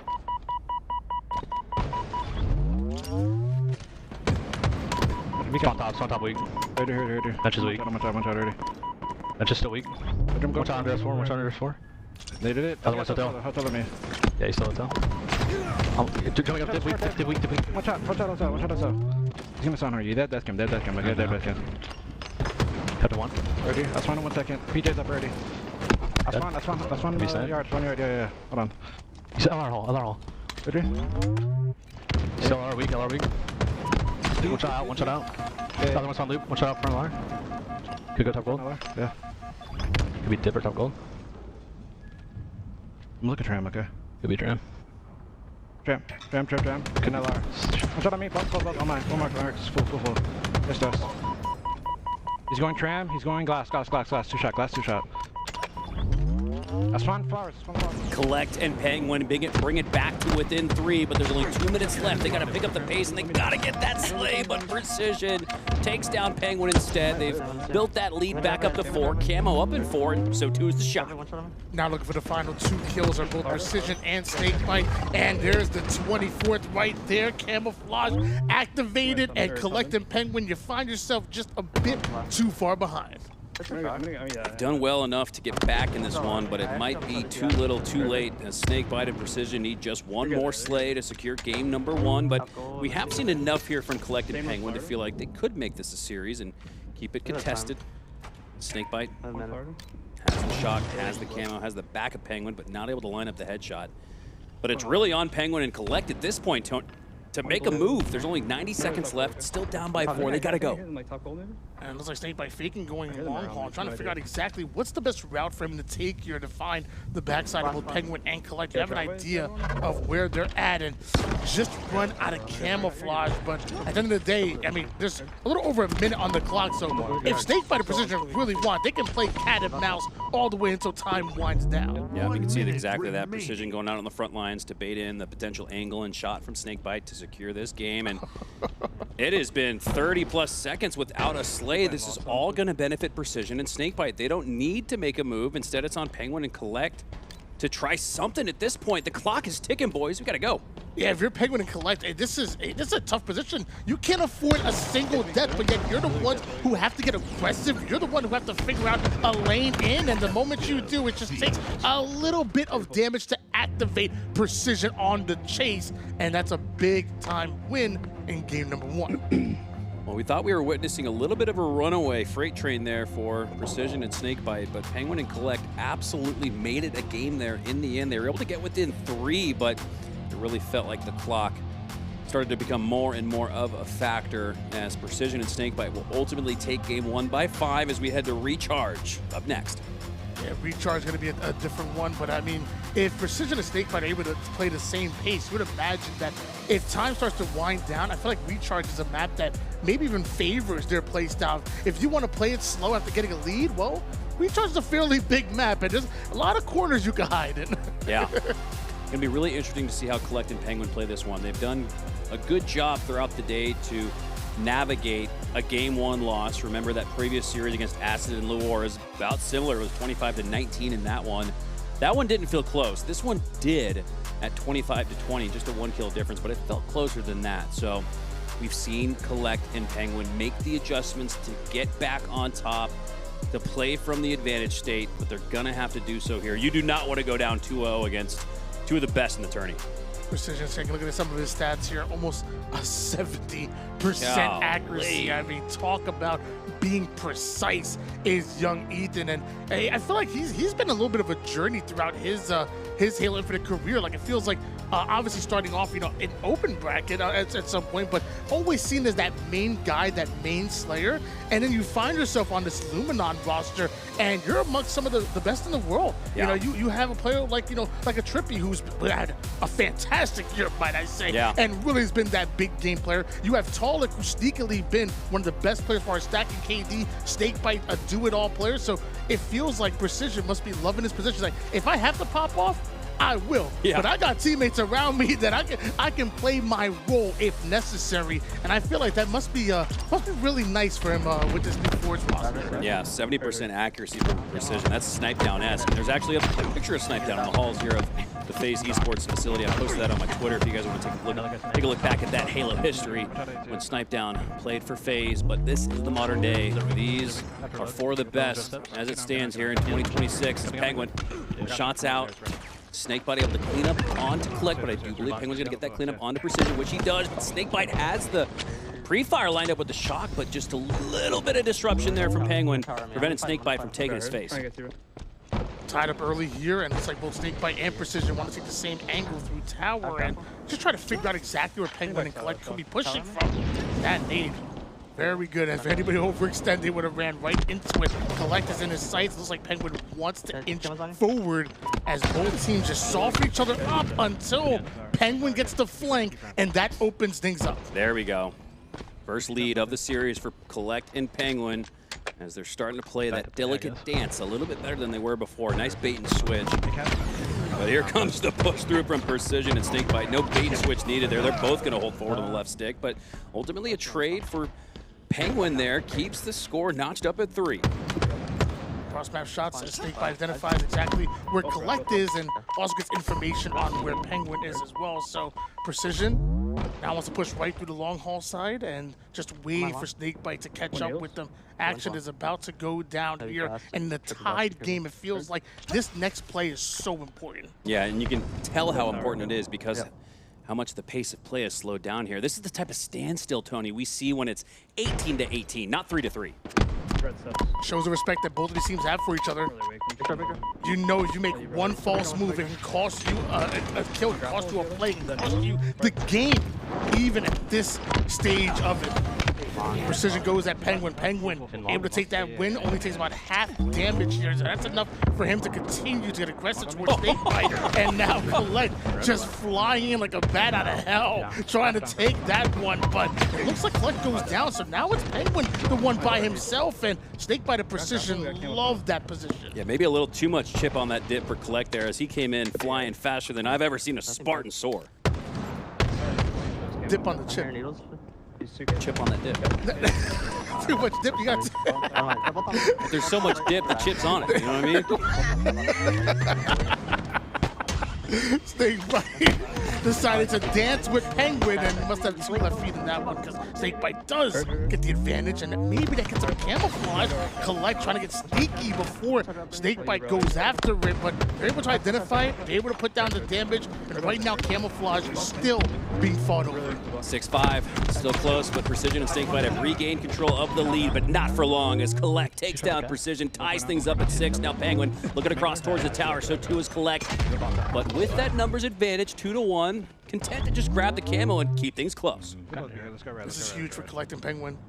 Largely Precision and Snakebite have had a bit of an advantage here. Like one camouflage can change things, but Kuhlect still has to clutch up. You know, Snakebite and Precision, they got the camo eyes, but he has the camo, he has the shock, he also has Snakebite. Now Precision by himself. Looks like Pznguin and him are getting into a 1v1 very soon as Precision tries to retreat and Kuhlect tries to look for the spawner. Yeah, Kuhlect glanced up there like he still had the grapple. He wanted to get in there and help Pznguin take down Precision, but Precision does a good job to stay alive, allow for Snakebite to spawn up together. Now they push up 2 versus 2 instead of 1 versus 2. But it's a 1-kill lead for Kuhlect and Pznguin. Can they hold on and grow on it? You have Kuhlect manning one side of the perimeter. Pznguin starting to inch closer, and as he inches, he clears A, clears tower. He knows there's only one place that both players can be, and that's over toward the back blue. But we've seen Luminon do this time and time again.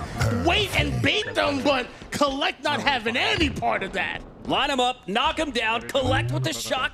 Now has a 3-kill lead, and they're not going to wait for Snakebite and Precision to spawn collectively because they push up so fast towards A. They've split the spawns across the map. They still have a numbers advantage, and they're taking advantage of that. Kuhlect with the double kill across the map. He's popping off. He's collecting skulls right now. It's an 11-6 advantage, and just like that, you see them start to snowball. Its opportunities are never given. They're only earned. And let me tell you, Kuhlect earned every last bit of that. Put that in the montage reel. That was nuts. Kuhlect, though, still has 2 shots left to work with. Could still net himself a team wipe. But here's the advantage you get when you are in the lead. You don't have to force and press and stress after Pznguin goes down your teammate. Just wait for him to spawn up together. But interesting enough, they're split. But Kuhlect he's got that shock. He can handle himself, but they're going to want to try to regroup here and hold on to this 4-kill lead. Kuhlect deciding to take a whole lot of space here, and mind you, Snakebite and to get behind them, but Kuhlect is simply not missing with this shock. 7 and 3 so far. Penguin's able to get away with the camouflage. You have a comfortable lead in everything going the way of both Penguin and Kuhlect. This is exactly what we saw from them in Winners Round 1, the ability to make adjustments on the fly, the chess match being played, the mind games, the headiness. And the heads taken from Kuhlect has been so impressive here. They're now up by 5. They got to be feeling great about the response they're putting together in game 2. It looked like Kuhlect was actually going to take a direct route through the blue pipe side, but decides to actually collect an entirely new angle. He might have heard the grapple because he decided to double push through the tower, and the chain reaction definitely slows down both Snakebite and Precision, and Penguin slowly started to approach them with this camouflage, and that's the first pick they're looking for, and it could turn to 2 because Kuhlect still has the grapple. And how did Precision get both? I thought the same thing. How did he get the first, but he gets 2 to bring it back to within a 2-team wipe lead for Kuhlect and Penguin, but they got to be scratching their heads a little bit. How did they not take him down? There's no shot.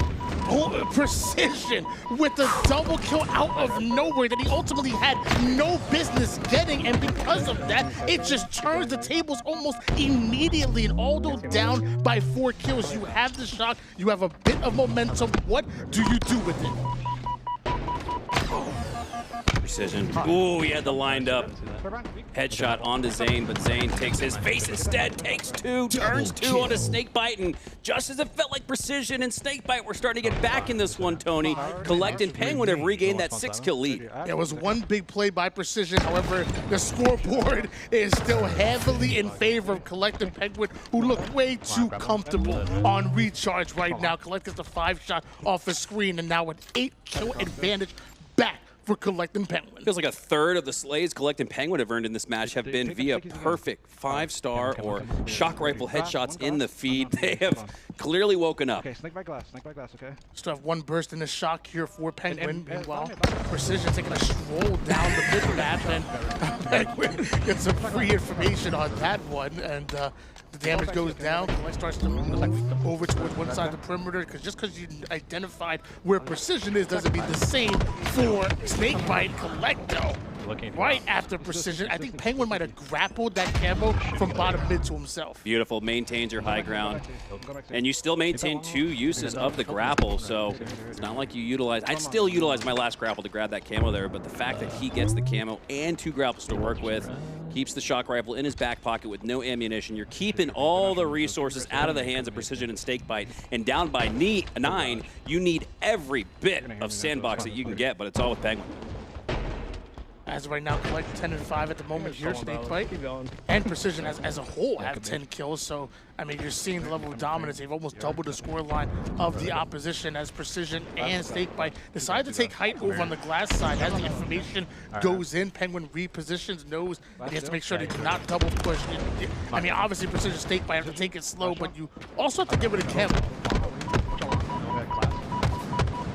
Penguin down to 1 shot. Here comes Kuhlect on the flank. The trap has been set. Penguin pushed both players into Kuhlect's reticle as they're able to clean up on that collectively. A +1 net outcome turns the lead to double digits, 21-11, the most dominant showing in this series so far. It's been from Kuhlect and Penguin. And in case the fight gets a little bit longer and harder here, you see Penguin also having that commando in the back pocket, ready for action at any point in time. It does lose his teammate though, as he's getting his shields back. Like maybe overextends just a bit, and Snakebite and Precision take advantage. But when you're up by almost double digits, you can afford a death or 2. Maybe not 3 though. Hold on. Maybe definitely not 4. Coming back, but again, as has been the case throughout the day, the clock is now a factor. Less than 2.5 minutes left. They're down by 7, needing to pick up the pace, needing to pick up this next slay. Snakebite, errant shot to the right, does not connect on his hopeful victim as he rotates his way towards the tower. 2 minutes now left on the clock. They've got to find their next victim. There's Penguin lined up with the shock, but Penguin's just going to play a game of keep away. This is great recognition of the situation from Kuhlect and Penguin. Another camo comes up, and both teams have to fight for it here. And first pick goes towards Snakebite and Precision, but Kuhlect turns that into a dirty double and gets himself an active camo largely because of it. And I mean, hey, 23 to 15 camouflage in your hands. I mean, what do you see for Precision Snakebite here, man? Yeah, not much could go wrong for Kuhlect and Pznguin. As they've got the lead, they've got the shock, they've got the camo, they've got both Kuhlect and Pznguin really not missing their shots. We've seen plenty of accurate shots. We talked about how great Precision's game 1 was at 70%, but the amount of perfects that I've seen in the feed to show us what those accuracy stats look like for Pznguin to Kuhlect after this one, they might be right there where Precision was in game 1. Tower? And I've definitely seen a lot of like this crazy long flank that turns into like a bait and switch. Like one player clearly showing themselves on one side and another player going in for a flank. And you might just see that once again, but Kuhlect going right through the front door, tries to end it with a double, but does plenty enough damage for Pznguin to come in and tie the series up. Man, Kuhlect. Well, and maybe this is what makes Pznguin and Kuhlect such a formidable duo.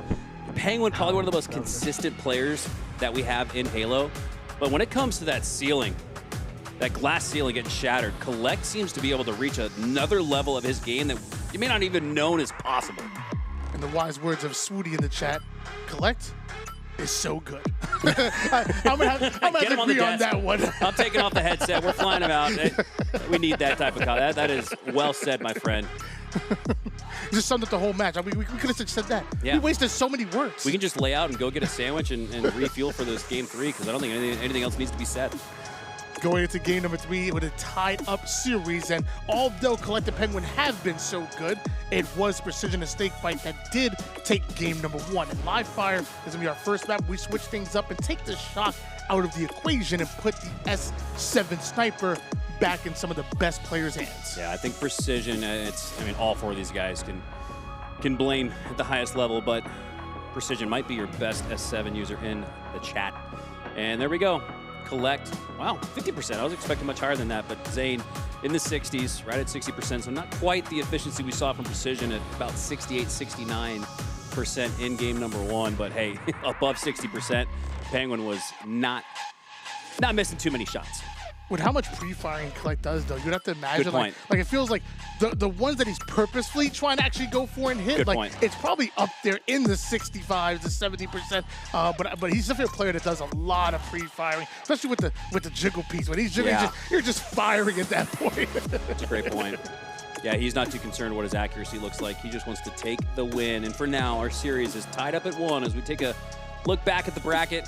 See where we're at in this one. Legend and Renegade going to be taking on Acid and Leuor in lower round 1. And then RyaNoob and Svspector, who were a participant in our first game 5 of the day against CyKul and LastShot.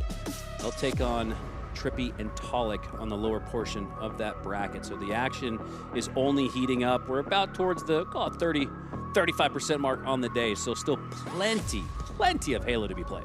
It's so crazy when I look across the bracket here, and I'm just like, like usually at some point in the double elimination tournament, there's some matches that okay, but we can skip over that match. We know what's going on. But it's not that. Like if you look at the entire bracket, I mean, you're like, wow, there was banger after banger after banger of a series. We got to try to catch all of the action, and especially in this one right here, Precision and Snakebite going up against Pznguin and Kuhlect. Again, game number 1 went well towards Precision and Snakebite. I loved watching the way they played on Solitude.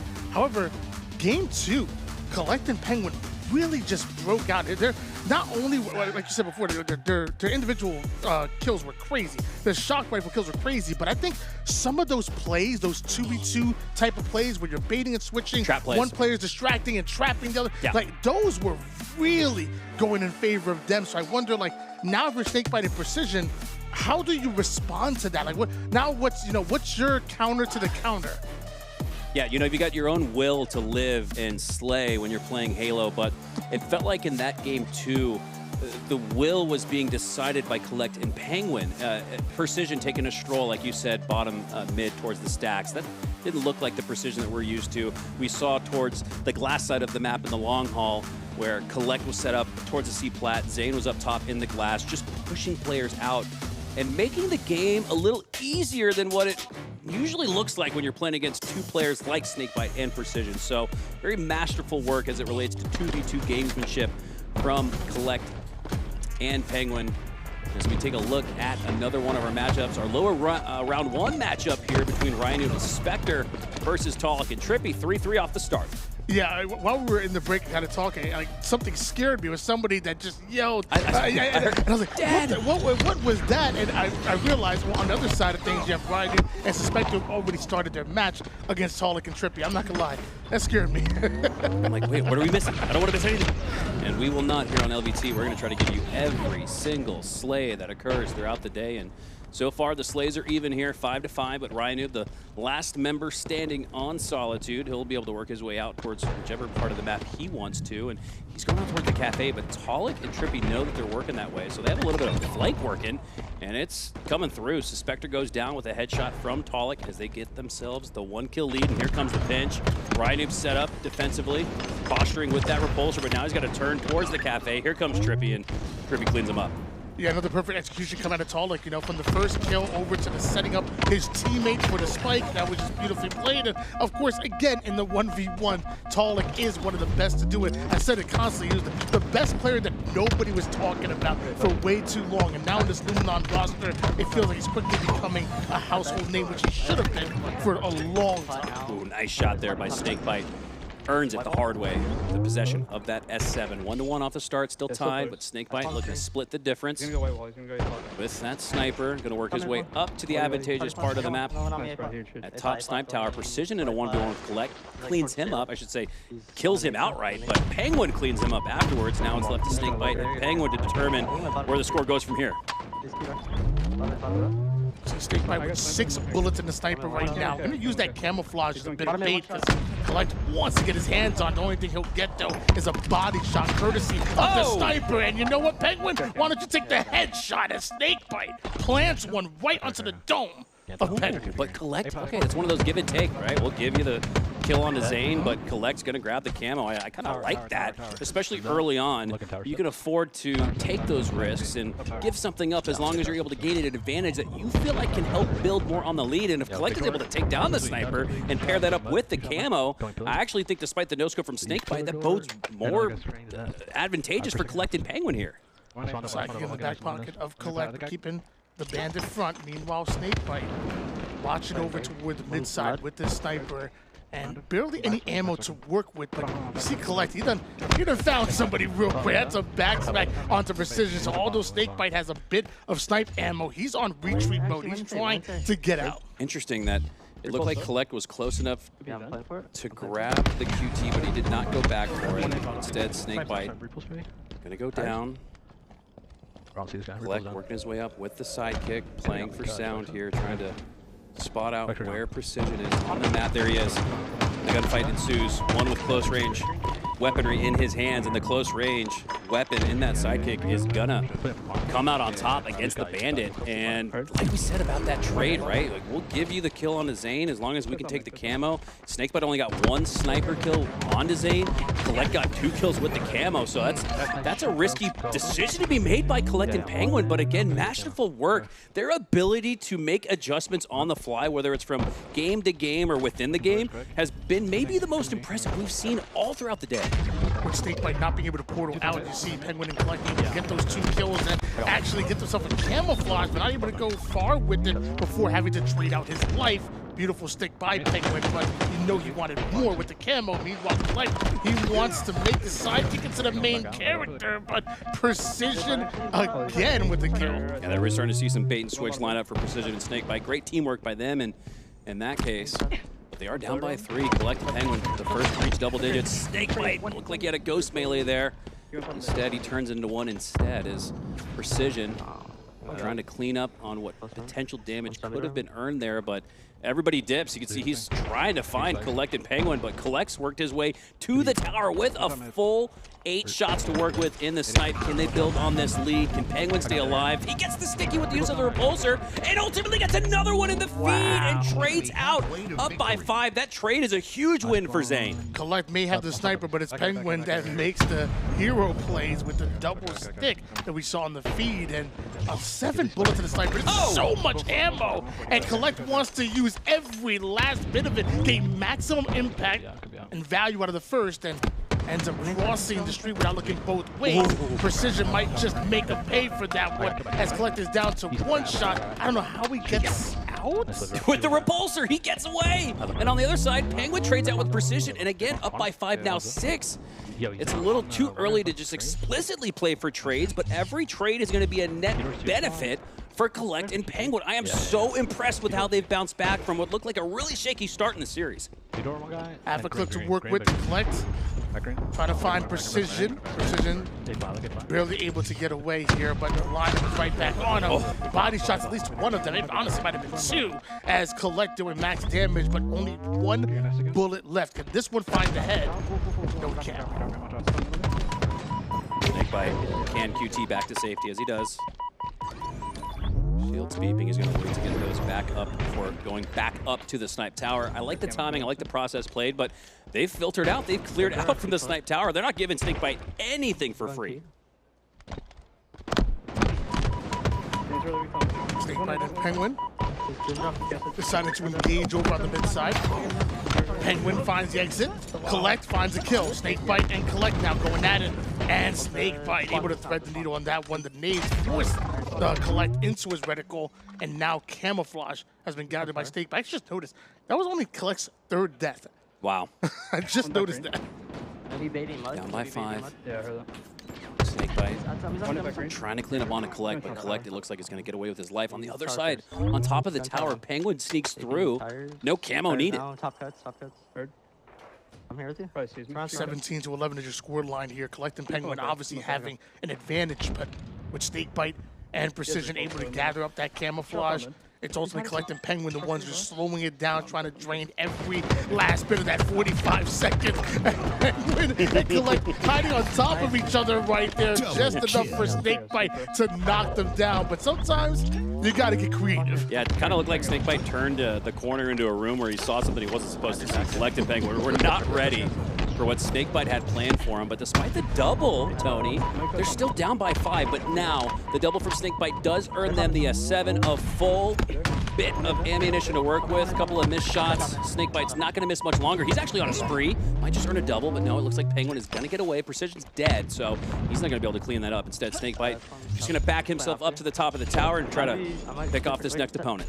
5 kills between them. Oh, make it 4 as Snakebite looking to eat away at that lead. A one-shot Pznguin just barely able to escape the cut side. See the pings going down, but they recognize that Kuhlect ended up spawning up right behind them. They knocked down Pznguin though, so now staggered are the duo Kuhlect and Pznguin. On our picture-in-picture, Taulek and Trippy just one slay away from taking game 1 against RyaNoob and Svspector, and there it is. Taulek puts the bow on it as they'll go up 1-0 in that series. Still looking to see who takes game 3 in our main stage matchup between Snakebite and Precision versus Pznguin and Kuhlect. Snakebite on a spree right now, and he's going to add another one to it. Goes for the difficult double kill. Kuhlect calls for help. Doesn't need it though. He gets the frag on to Snakebite, and that was massive. That was absolutely massive. It really felt like Snakebite was cooking. He was. And if you had gotten another one there, you're looking at a 19-18 game. Instead, it's a 3-kill difference. Although not able to hold on to the sniper, it was the QT that got at least one of those players out of dodge. But man, the body shot too mean, and all of that momentum that you saw, Precision and Snakebite starting to build up. It's Pznguin and Kuhlect that put it to a complete halt as Kuhlect gets not only 2 but also a camouflage. Yeah, I'm going to mid. Come back. Kuhlect with another camo to his name. 4:15 left on the clock and just 3 kills needed to take a 2-1 series lead. Here comes the push. Kuhlect able to potentially turn this into a trade, which he does. And again, with the state of the game, he's just going to back up and play his advantage. Extra damage on Precision, knows not to overcommit to that. It's crazy how aware these players are of the spawners and the position that they're in. And Pznguin, he's in the perfect one to strike. That's the 24th, and now just looking for one more to take a series lead. Snakebite is on the attack. Damage onto Pznguin, but of course Kuhlect has his back, and a 2-1 series lead for Pznguin and Kuhlect. 1 game away from taking a trip to the winter final. There are no underdogs in this tournament per se, but not sure how many people had Kuhlect and Pznguin in the winter final. Be honest, chat. You probably had Renegade and Legend versus CyKul and LastShot, maybe Precision and Snakebite who are watching here, but they're down 2-1 back against the wall. They're still alive no matter what. They're on the winner side of the bracket, but this would be a little bit earlier than I think they might have anticipated to drop down to the lower bracket. Kuhlect and Pznguin just, man, what an adjustment after game 1. Although we saw one Luminon duo get themselves a win in that last game, can't say the same for Snakebite and Precision on this one. Pznguin and Kuhlect looking very much locked in on this game. And as we take a look at the stats, 14 kills out of Pznguin. And again, Kuhlect keeping his debts really low. 11 and 6. Oh, 7 assists on top of that. That is literally a 7.3 KDA. So really, you're seeing the firepower on both sides of this duo. Yeah, very high APM being played from both Kuhlect and Pznguin, but efficient at that. They're not giving too much more than they take, and they're keeping the death count low while still being in the mix in what feels like every single potential gunfight. All right, now I've heard you and Garrett both refer to APM. What does the acronym APM stand for? Actions per minute. I knew it was an assist. Yep. Actions per minute. I got you. I was gonna say. I mean, there's something. I'm behind you on it's something. more of like, correct me if I'm wrong. It's more of like a League of Legends, like MOBA. Okay. But I think, and Eli and I talk about this a lot. I think APMs might maybe even more important than it is in a MOBA. Just the ability to influence the match, the ability to be kind of a pebble in the shoe, a fly on the wall, an assassin in dark clothing. I mean, if your APM is high, you're playing every role when the moment calls for it, and that's what we're seeing right now from Pznguin and Kuhlect, both collectively. I guess that's why I'm sitting behind this desk here. My old hands can't do many actions per minute. Okay. I don't give any reps per minute. I don't give any RPMs. Yeah, I'm more of like a Doritos per minute at this stage of my career. I could break records with that. All right, here we go. Game number 4. Kuhlect and Pznguin looking to pick up where they left off, but here we go. Precision getting back on his steez. Had 15 deaths in the previous game. A little high for his expectations, but now he's starting off flawless, 2-0. Precision and Snakebite would love to force a game 5 in this situation, but Kuhlect and Pznguin seemingly just get better and better as the game goes on. And what do they call that back in a GB nade? That was on point. You know that acronym. I think everybody does. But after the nice start there from Precision and Snakebite, Kuhlect and Pznguin have answered back. 2 kills of their own to tie this up at 2. And Kuhlect, guns down, walks down Snakebite. 3-2.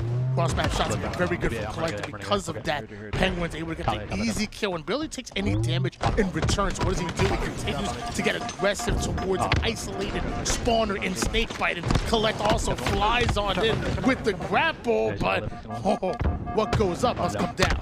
I really want to go to a Corsair listen in here. I want to hear what Kuhlect and Pznguin are doing to have taken the lead in the series, and I want to hear what Precision and Snakebite are coming up with to come back. I don't have your cross. Okay. Have yours. Up close. Flash challenge me. This one. Bottom in. Heard that? Come to me if you have to. Yep. Could let him spawn there, honestly. Yeah. I'm left to my own pipe tray. One top A. Top A cat. How much your chase? They got in the tower. I'm just getting out. Bottom right hurt. Sex hurt. I'm on bro. I'm in bottom mid. Camel corner 2 shot. Still there. Point C stairs. Yeah, C stairs. Back to need a box. Yep, he's gonna hop up. Back. Bottom A as well. Bottom mid. Keep on tower. C stairs on me. Heard that? He's going back to C pot. C stairs 1 shot. He's green gun. C stairs 1. Going Trippy box. Gonna be locked. Big door on you. Big coming. Played. Didn't trade, bro. Everyone's my salad. Can grapple maybe? Heard you. He's neither weak. Mid. Bottom mid maybe? Yeah, come a corner, right here. Trying to lift. Shot dead. Nice, I'm one. Give me a shield. I need to come out. Yeah, we're good. Going for it now. Nice stage. Bank it. Dead. Bottom A, watch out. Well, absolutely bottom A. Absolutely. He's bottom A on the pillar, under the stairs, on the pillar. He's still on the pillar, under the stairs. I spawn red door, I'm coming. He's here, I'm running. He's weak. He's 2 shot. Wait, I'm getting shot, hold on. Okay. I'm gonna do that guy. I guess probably tower. I have grapple. He's top A, precision. Let the guy see stairs. He's there. Knocking it. And A. C-Pot's Look at one. him, C-Pot's 2 shot. Mid-range on me. Shit. Need us, that. Nice, long all weak. Reversal. Long all weak. Killing spree. Dead. Yo, grab down on my X. Grab down on my X. Heard her. Other one just spawned. I spawned glass. I'm looking at it. Could be red. Top A, one guy, other guy could be in red.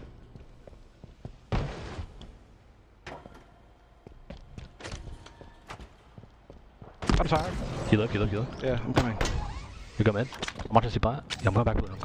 Right here. One could be in red. Right here. I'm at your back blue. We're just native class. Tower. Right here. I can grab her from top. It's looking risky, but Top tower weak. Get both here. grappling now. Bottom weak as well. See boxes or something. I got stuck. Watch out, sorry, bro. He's still there, weak? I'm on. Everything? I live in C-jump. Oh, got out. He's already made. Careful of spawn, Arco. Get tower again. C block, okay. I'm really weak. Might be dead. Yeah, back blue, Zane. Both weak. He's 1-1. Nothing. Could be front. I'm going long. Yeah, could be front. I'm going long. The tunnel weak. Dead. Let's switch your rush. I'm going long, okay? Look at just spawn. Came out 20. Yeah, I'm going long. I'm trying to get info quick. Way to victory. Could be A. I'm a red though. I have stickies. Top A. Watch your pipe door. Watch your triangle. I'm 5. Yep. On tower now. Top tower. Precision. Tower steps. Might both be there. Getting camo. Right here. You gotta jump out. Both bottom. Okay, I burned it. Needles. He's one hit needles. I'm on. I need it. Careful. He's trying to play for you. He's still needles. Rushing you? Dead. Nice, bro. I might be dead. I'm watching. He's one off. You're good. You see pot? Tower trying to come. Oh, sorry. Dead. Nice lift. He's on me. I'm trying to live, bro. I'm one. Sex? Yeah, sex. Dude, I'm gonna die. Your box on C-pot, anything? Zane. Mango. Ah, Dead. nice. Bottom right. tower. Top right. Heard. I'm gonna grapple shock. Oh, it's not up yet. 1 second. On needles. Or Right. it's on half on. Might be A. Alright, along. You got one shot tower. Heard. Go for shock. I grappled it. I got it. Okay. I'm big door right now. Gonna fight red. I'll be long. Hold on. No one's top tower holding me. Top tower, I'm weak still. Top tower weak. Tower's up. Nice. I'm gonna see pot. You see boxes here going tower. Heard. I'm not letting this guy live. Heard. Nice shot, bro.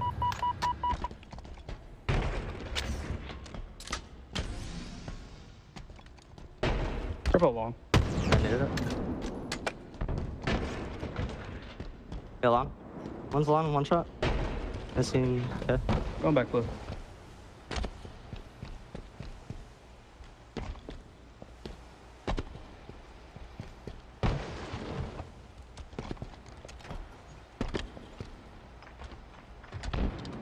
Why don't you just take A? I'm done. 5 minutes remaining. Red stairs. I got him in. 11. Sub. Oh my god. Nice. I'm gonna go blue. We can trap him red again. Okay. I like that. I'm blocking it. Yeah, maybe pipe door. Oh my god, nice. Game like 10. Heard. But he was pipe door, might be valid to grapple. Kill it.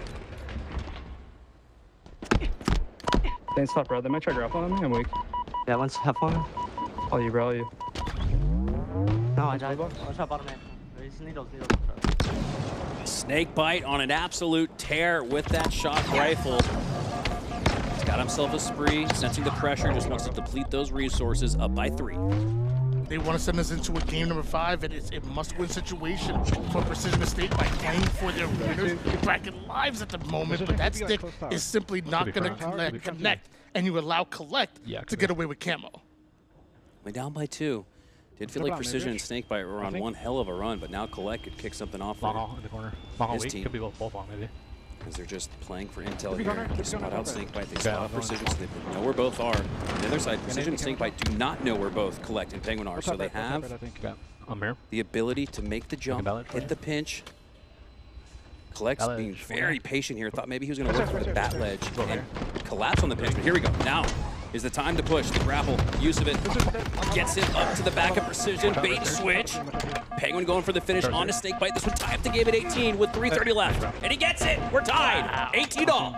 Absolutely incredible. Kuhlect actually grapples right past Snakebite, but keeps his eyes on the prize and over towards the weakened Precision. And eventually, they get both of them to tie things up. And now look at Pznguin's position and where Kuhlect is. They're looking to trap both Precision and Snakebite. We're in the thick of the end game here. 2-1 series lead for Kuhlect and Pznguin. Nice slay, so important from this point. Kuhlect answers back from the spree we saw earlier from Snakebite. Kuhlect with one of his own. He's got 14 slays to Pznguin's 5 in this one, so Kuhlect really put together a hell of a performance. On the other side, though, Pznguin does have 8 assists, so a lot of setup, a lot of support role being played here by Pznguin, but now he needs to turn into a main slayer. Needs to find at least one of the two, needs to stay alive all the while. He does get the trade and keeps it close, tied, 20 all. You know Pznguin was not happy for being able to take down Precision, but he does trade out his life against Snakebite to keep things at a tied game. And Precision does end up getting away with the shock rifle, which could be huge for your Luminon duo. Could call game. A few perfect shots from that shock rifle. Knows that Pznguin's across the way in the tower. Got to be very careful with peeking at head level there.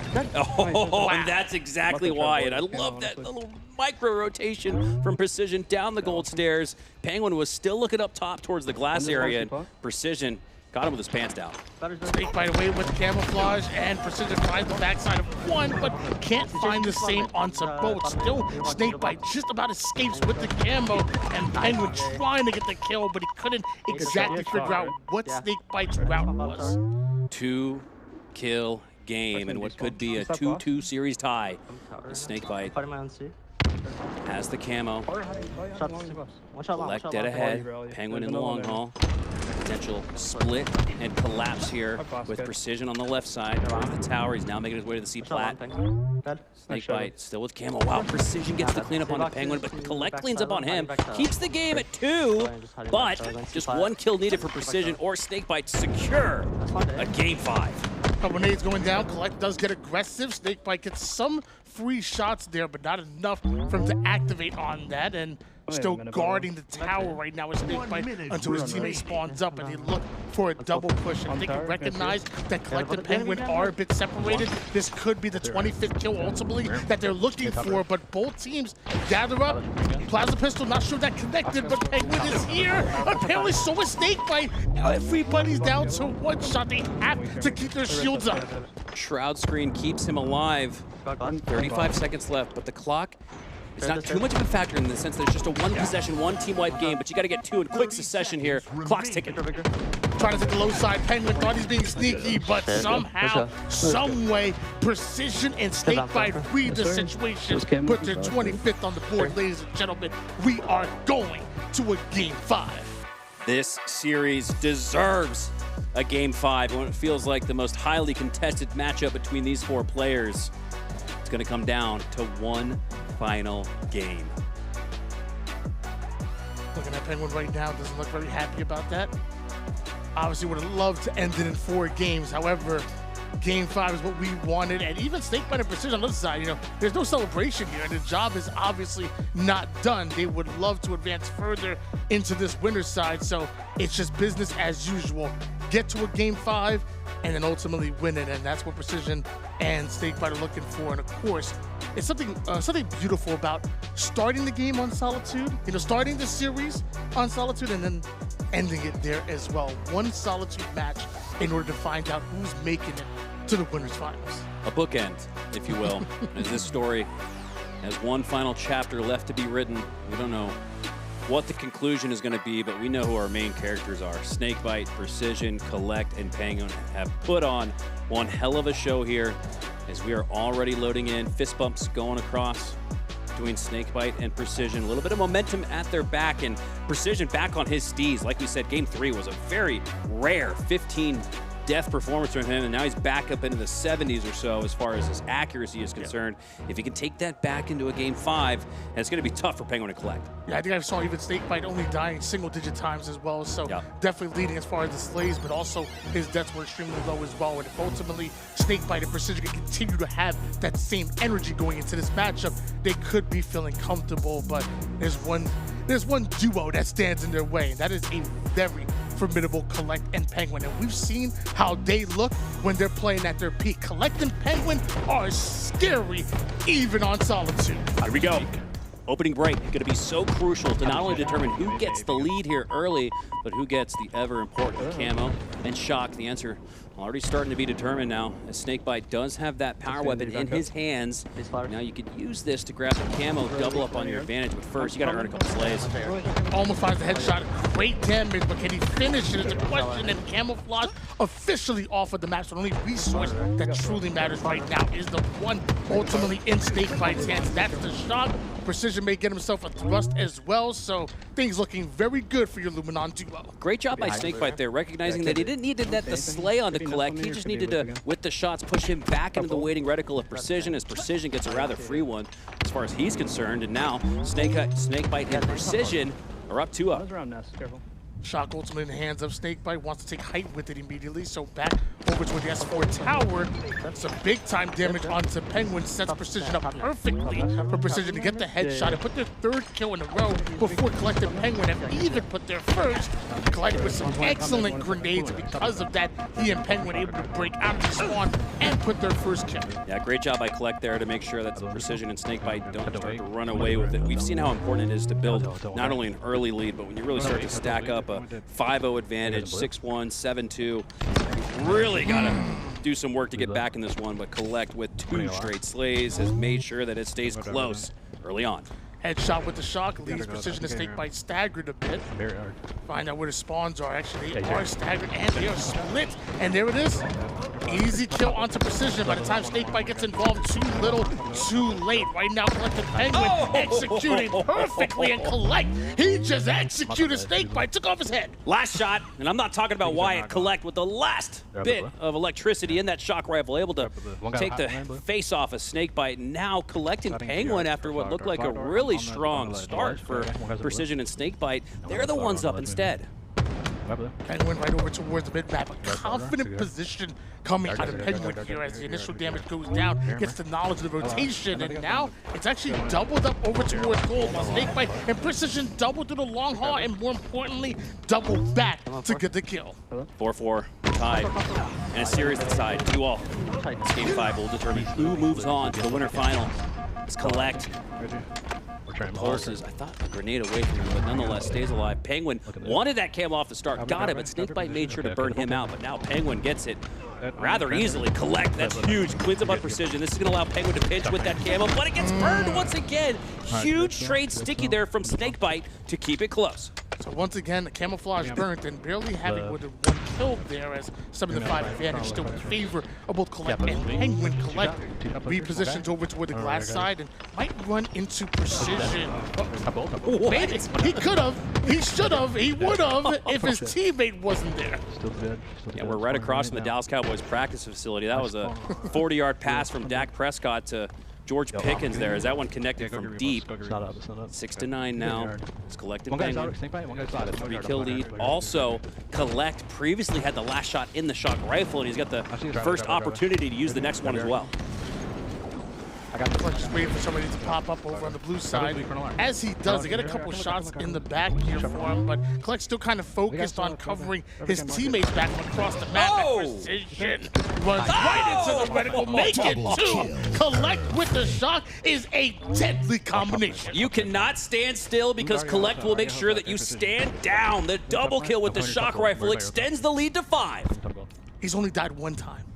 He's 8-1 to start off this game right now. 8 out of his team's 11 kills, and apparently no sign of slowing down whatsoever. Cross-map shot right onto Snakebite, takes most of his shields away, keeps him at bay with the continued shots, but also recognizing that Precision could have been hunting him down. Precision changes focus over towards Pznguin. Kuhlect now by himself, and Precision and Snakebite played that perfectly off a spawn. That was huge. A little bit of a heat check there on Kuhlect, because it felt like he was on a reign of terror, all things considered, but it felt like he was about to build on it. But there's the heat check now. The hot hand has turned to Precision as he takes down Kuhlect, who previously had the shock rifle in his hands, and what was once a 5-kill game is back down to 2. But a coordinated strike coming out of Precision and Snakebite to bring them right back into this. However, still down by 2 kills, and with an active camouflage coming up, you know they want to give any more lives away. Not at this point in the game. Precision can't exactly find the angle,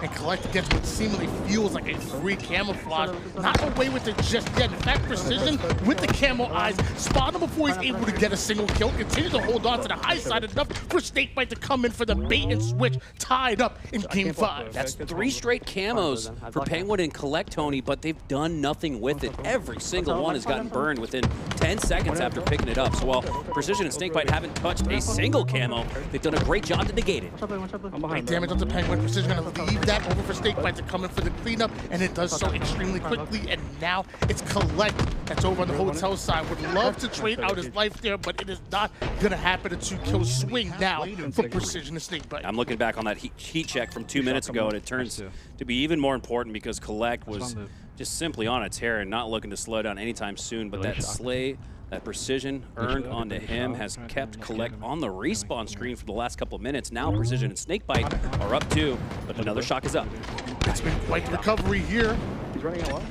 And mind you, another kill goes the way of Snakebite. As you see, Snakebite starts to navigate right to the yard side. He runs right into Kuhlect, and Kuhlect just doesn't have the shields to fight. It's just part of a killing spree by Snakebite as they continue to go on a run. Snakebite was 3 and 6, 5 in a row. Puts his team up by 4. Snakebite, when he is needed to put together 5 in a row, he has routinely answered the bell with a killing spree of his own. And Kuhlect has been the guy to answer back, or to start the killing spree party, if you will. But he's going to need to do so here because they are now down by 4 after what felt like a really good start for Kuhlect and Pznguin. They need 2 squad wipes right now to Kuhlect and Pznguin. Like you said, they had control for a large part of this game, but they have let it go. And right now, Snakebite and Precision are holding on for dear life. Snakebite over on one side of the map, over toward the hotel side, giving information for Precision to put down that damage. Pznguin escapes over towards yard, but can Precision finish what Snakebite started?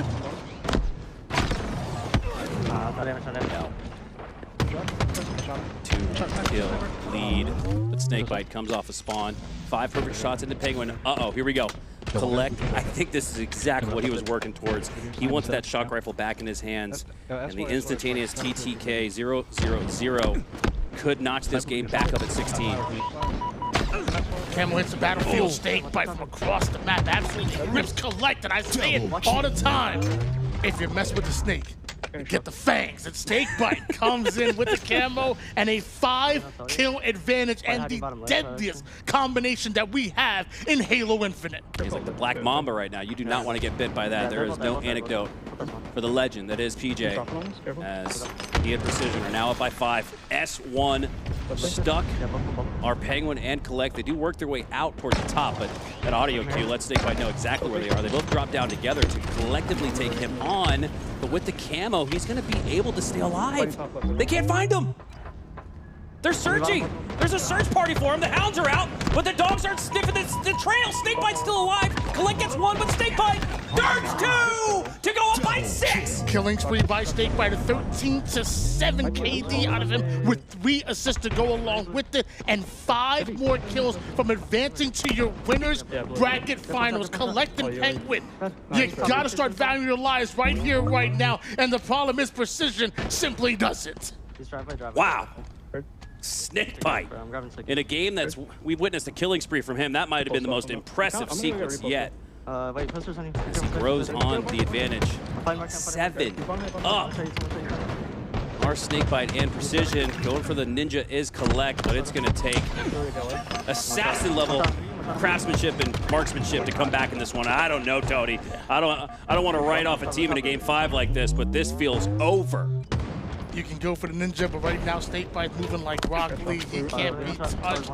Has 23 kills already. Looking for the final 2. Precision is here, trying to do max damage. He knows he's going down, and looks like Snakebite trying to waste some of this ammo. Doesn't want to give any of extra to Kuhlect and Pznguin in case he goes out as well. But what a lead for Snakebite and Precision. Man, Snakebite. 15 slays. On the other side, Kuhlect and Pznguin together have 15. This is the legendary performance that only a few handful of players across the entire world are capable of, and Snakebite is one of them. Pznguin though able to take down one. Now it's Precision by himself. We've already seen a couple of kills go the way of Kuhlect and Pznguin, and now what seems like, what, a 4-kill swing, maybe even more than that. We see Pznguin and Kuhlect trying to claw their way back into it, but you gotta ask yourself, is it too little too late? I don't know, Kuhlect just got the camo. You've got to stay alive. Come here. Get at us, get at us. Where's Blue? Ladies and gentlemen, make sure you get your Rekt. This might be a longer game than expected here. But just when you thought that Snakebite and Precision were going to put the final 2 kills, 4 swing the way of Kuhlect and Pznguin, make it 5 in a row, and things are getting a little scary. I'm trying to block last low key. They can collapse here, but it sounds like Pznguin is just trying to block. Block spawns, yeah. They're not going to push up just yet. They're going to wait. They're going to post spawn at S1. Can they collapse? Kuhlect with about 10 seconds left of camo. He cannot go down here. You need another +2, and if it's 23-20, this game just gets really, really interesting in the end. Precision and Snakebite trying to break out. Camouflage has been depleted for Kuhlect, so can you continue this reign of terror that you've had since that camo? But less than a minute on the clock, and you have to imagine for Kuhlect and Pznguin, time has become a factor in this one. You are between a rock and a hard place, and right now Precision and Snakebite have every advantage in the world. Great call. That clock is going to make things so difficult. You need a couple of slays every 10 seconds, but for every slay you net, you've got 10 seconds where you can't get another one. Kuhlect goes for the double. Pznguin cleans it up, down by 4, 30 seconds left. 2 every 10 seconds from this point gets you to, I don't know. It's just, I don't think, Pznguin just said it himself. We don't have enough time. Even if they get these 2 slays here, you're left with 10 seconds left on the clock. It's over. Yeah, about 10 seconds to respawn, and it puts you in a tough situation. So, although we've seen a crazy comeback in that one, the math had been done already. Pznguin's already 5 steps ahead. He knew it was mathematically impossible. Snakebite Precision, like the chess players that they are, they were consistently thinking not just 1 or 2 moves ahead, but really it feels like that was set up from way before. That was thinking maybe 4 or 5 moves ahead. What a back and forth battle we just saw in that one. Snakebite and Precision win game 1, and then Kuhlect and Pznguin win 2 in a row to go up 2-1. And then Snakebite and Precision win 2 in a row to win the series. I mean, that was about as back and forth, seesaw-like as you could imagine, and every game had its intrigue. The winner's bracket finals down. And then at that point, I mean, you're literally talking about 1 series away from guaranteeing grand final. At this point, guarantee top 3, no matter what happens in the tournament, which is just crazy to think about. But man, look at that journey. I mean, starting off hot in that game number 1, but when you looked at game 2 and game 3, I know it's been a while since then, but how crazy good were the ceiling of Pznguin and Kuhlect? Like, I mean, you have to say that was a scary ceiling, a scary duo that we saw in those 2 games in a row. Yeah, I was a little surprised to not see Kuhlect and Pznguin close it out, because when we went into that Corsair listen-in, they had wonderful small talk. You heard Kuhlect, when he wanted to disengage, he wouldn't just disengage with his player movement. He would tell Pznguin, I'm going to back down. Pznguin would tell Kuhlect on the other side of recharge, grapples down there, go grab it. And then you'd heard that from Kuhlect. So you have that, it's like in a SWAT team, like copy that. So we heard the small talk, and the snappiness of comms were also there for Kuhlect and Pznguin. But sometimes experience is the differential. I think that's exactly what we just saw. I mean, they started off their day going up against the #1 seeded Legend and Renegade, then go in against a very, very good Kuhlect and Pznguin. Maybe even better than people gave them credit for. Oh, absolutely. And I think a lot of people maybe were now awake now and looking at what Kuhlect and Pznguin really have to offer, and now Precision Snakebite in the winners bracket finals. Meanwhile, on the other side of things, CyKul and LastShot going against Bound and StelluR, which, by the way, that was wasn't that a grand finals action matchup that they're meeting in the winners semis just to try to make it into winners finals? And again, that's kind of what I was talking about. You look across the entire bracket, and you really do see banger after banger. It really is must-watch Halo to be had. Yeah, an update there. It looks like Taulek and Trippy are up 2-1 on Acid and Leuor, or excuse me, on RyaNoob and Svspector. The winner of this would take on Kuhlect and Pznguin. So a little bit of a tied thread of the narrative being displayed here as we just witnessed those two fall to Precision and Snakebite. Who's going to take on Pznguin and Kuhlect next? It's not going to be easy, I'll tell you that. Taulek only 7-5 in this matchup and also has a shock to work with over on the gold side. Svspector, he's sitting over towards tower, but I think Taulek better be more aware of the man that has gone ghost in RyaNoob with this camouflage and green gun, by the way, which is a combo in its own. RyaNoob knows where Trippy is, but Trippy does not know where he is. Lines up the new combo. Oh, I love the recognition. You didn't have the time to charge it up again, so he went with the semi-automatic fire to dwindle down those shields of Trippy. And he's still weak, but he still wins that melee battle against Svspector. RyaNoob gonna wrap around, still with the camo to work with. He swapped the plasma pistol for the shock rifle now, and he's got 5 shots. The other half of their team in Luminon in the winners bracket finals. Meanwhile, Taulek and Trippy find themselves in the lower matchup, fighting for their tournament lives against a very good RyaNoob and Svspector roster. I love that need, but doesn't exactly find home. The shots do look very good though from RyaNoob, and he's gonna actually grapple on in, take the high side, and does Taulek? No, I don't think he does. Oh, he did get his shields back up enough to where that body shot was not enough to take him down, but yeah, Taulek hiding in a corner, had nowhere to go. RyaNoob, that's a checkmate if I've ever seen one. 13-11, as RyaNoob and Svspector have taken a 2-kill lead. 2-1 series lead, though, for Taulek and Trippy. Do we have another Game 5 in store? RyaNoob making his best case for it. Yeah, we saw a couple of 3-0s earlier, but now it's just been Game 5 after Game 5, and maybe we see the same thing here. 14-11 for RyaNoob and Svspector, your ascending baseline duo, about to run into Trippy over in tower, but that shock shot doesn't exactly hit the head, and Trippy not allowing any time for their shields to come back. Curve slides his way into the action, and Taulek is here as well. Svspector now by himself trying to find the exit over toward the A cross, but Trippy does have the grapple to get him right back in, and that sticky takes them both out. Taulek and RyaNoob, the last 2 players up. I don't think we've had a chance yet. Maybe once before, but RyaNoob, his level of headiness and strategy. I want to go into a Corsair listen-in with RyaNoob and see what he's drumming up to send us to this Game 5. Excuse me, we do not have to listen in on the side station, so let's get right back to it, Tony. 16-14 here as Taulek has the shock rifle. Svspector dead ahead, seemingly pushing Taulek away, so Taulek is going to try to regroup here with Trippy. 4 minutes left. This play is pretty tricky, though. It is. I was expecting him to continue to push forward, so I think that might have thrown off the timing a little bit. There we go. Now both players regroup. As Taulek goes down. Nice play there. Svspector again up close and personal. Gets the win. Yeah, somehow Svspector always seemed to find those timing glitches on the map itself, and just when Taulek wasn't ready for him, that's exactly when Svspector strikes. 9-6 right now, and you give him any kind of power weapon, you know he's going to be deadly with it. 17-14 right now, as RyaNoob and Svspector trying to figure out exactly what the game plan is for Trippy and Taulek, and it's an attack.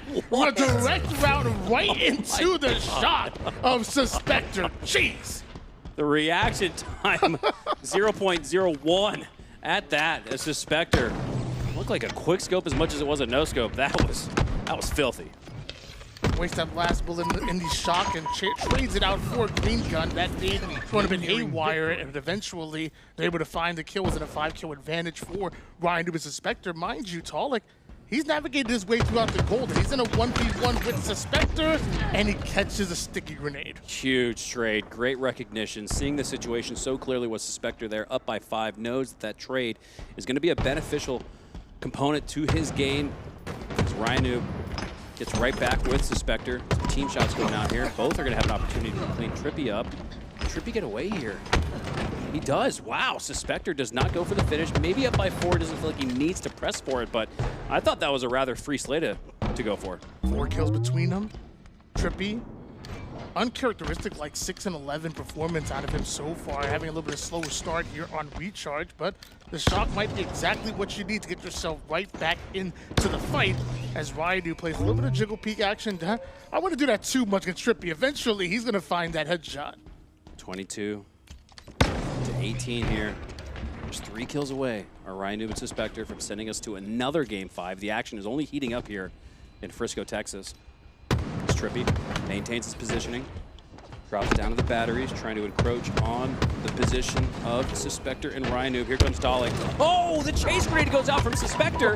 Not able to turn 2, but whether he's getting the trade melee or the trade with the grenade, Svspector has done such a great job in the last 3 or 4 deaths. He's made sure to take down 1 with him. Yeah, those GB grenades in the clutch are going to be huge. You put yourself within 2 kills of sending us into yet another Game 5, which everybody must want at this point. RyaNoob finds the 1 shot that Svspector ultimately left behind, and just 1 more kill needed, and RyaNoob still has camo. Lines up on the Trippy. Taulek there to support. Trippy's not going to be able to get away. And RyaNoob and Svspector, the only team of the 8 that we have here at the Star to go to back-to-back Game 5s. Will they take the previous experience where they almost upset CyKul and LastShot and potentially upset another heavy hitter in Taulek and Trippy?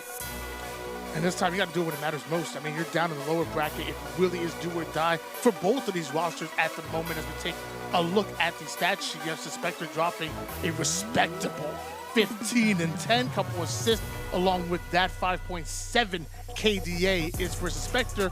On the other side of things, Taulek is your leading man for that Luminon duo. 14 kills, not quite bad, but ultimately not in a winning effort. Can Taulek and Trippy turn things around in Game 5? Now becomes the true question. And what's that? Can Taulek and Trippy come to turn things around in Game 5? It's going to be interesting. I think RyaNoob and Svspector have proven a little bit more difficult than most might have anticipated. But I don't know, man. RyaNoob, we need to give him his flowers while they both take a momentary break before Game 5. RyaNoob, one of the longest standing Halo pros, if not the longest standing. I think of guys like Common, Lethal, but Lethal's not competing this year, it looks like. So I do think that RyaNoob is the OG veteran of them all, competing for more than 10 years. I think it's been 15 years of RyaNoob wreaking havoc in professional Halo. That's a long run. Every sentence you've uttered, it just makes him feel older and older probably when he watches this back. like just every word somehow just makes him older. He's got a kid. The kid makes him feel like that, trust me. Like he's been competing for 15 years. He just turned 50 last week. He's like, jeez, yeah, give him a break. There's a cake in the break room with 5-0 on it, and I think it's for RyaNoob.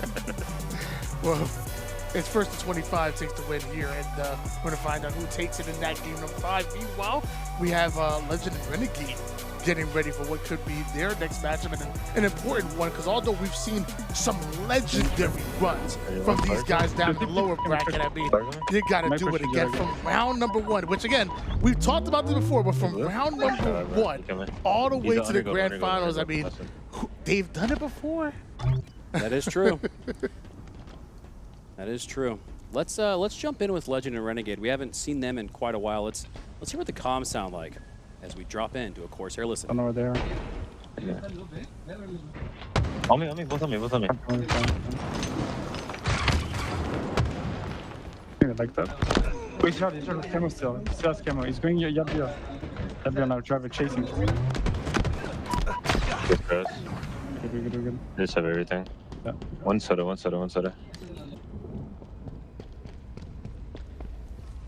That's one is. They're probably... Wait, one soda? They're fishing it. One soda. Hey, Yabia. Come on, bro, man. Yeah. I'm okay. I don't know flowers. I don't know where he shot me from. Oh, they are, yeah, bro. Flowers Leuor. Have you press?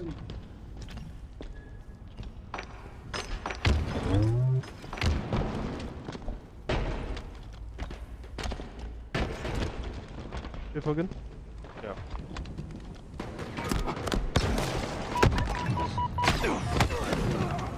Look funny. That's Nice for sure.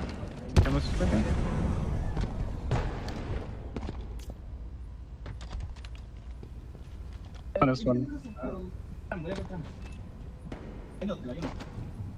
Okay, bro, I'm going, bro. Ready? Every cross. Anything, Just bro? waiting. I see nothing. They're not moving. Yeah, came on 20, okay? Glass weak. One trap extreme. Yeah, Leuor, LR, pushing out. LVT, one shot. LVT dead. Leuor is best with it. He's trying to show me. We have here. Working good. They're gonna spin a swing. They'll come. Yeah. Camera down. You want me to get it? I got it. He's trick. I'll get it. I'm dead now. This week. Blue check. Easy kid. I did. Leuor.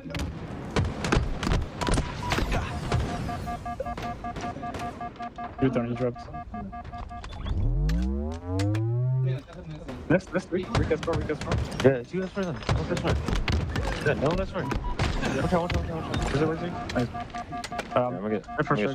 Yeah, They're gonna stun Ruby and you careful. Ready? I have cameras, so.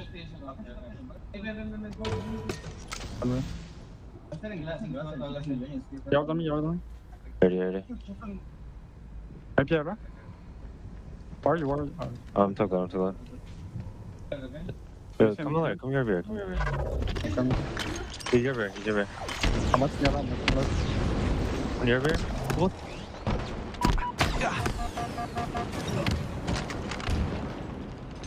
All right, we are back in a series that's tied 2-2. So too is game number 5 as Svspector thrust towards Trippy, or Taulek actually. Trippy has Taulek's back.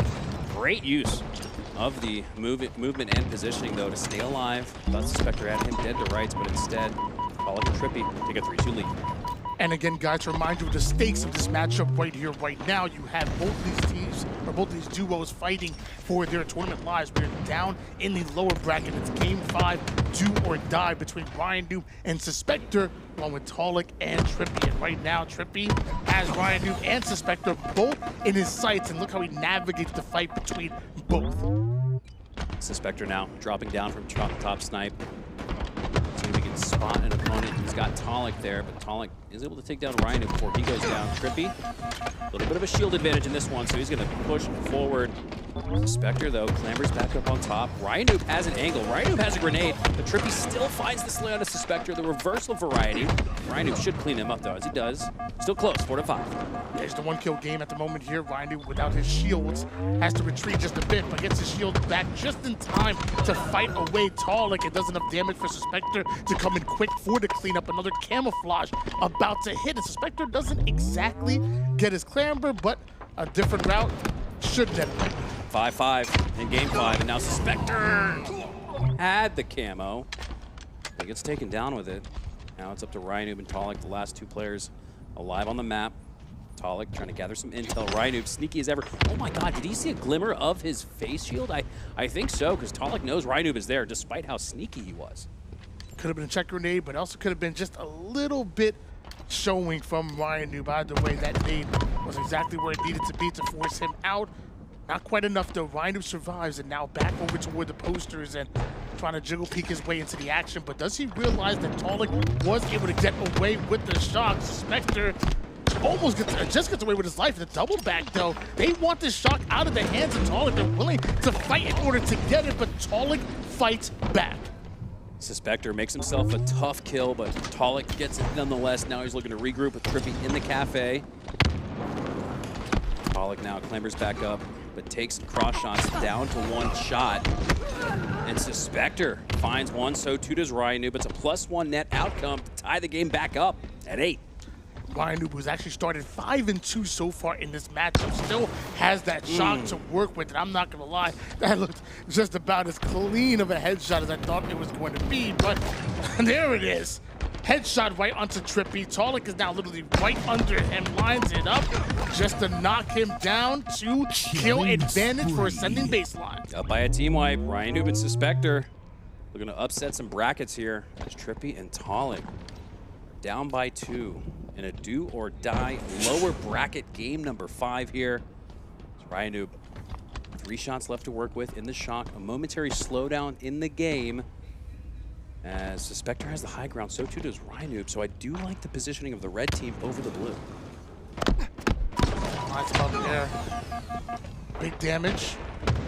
Svspector able to take down Trippy, and now RyaNoob right back in. Another camouflage about to come up.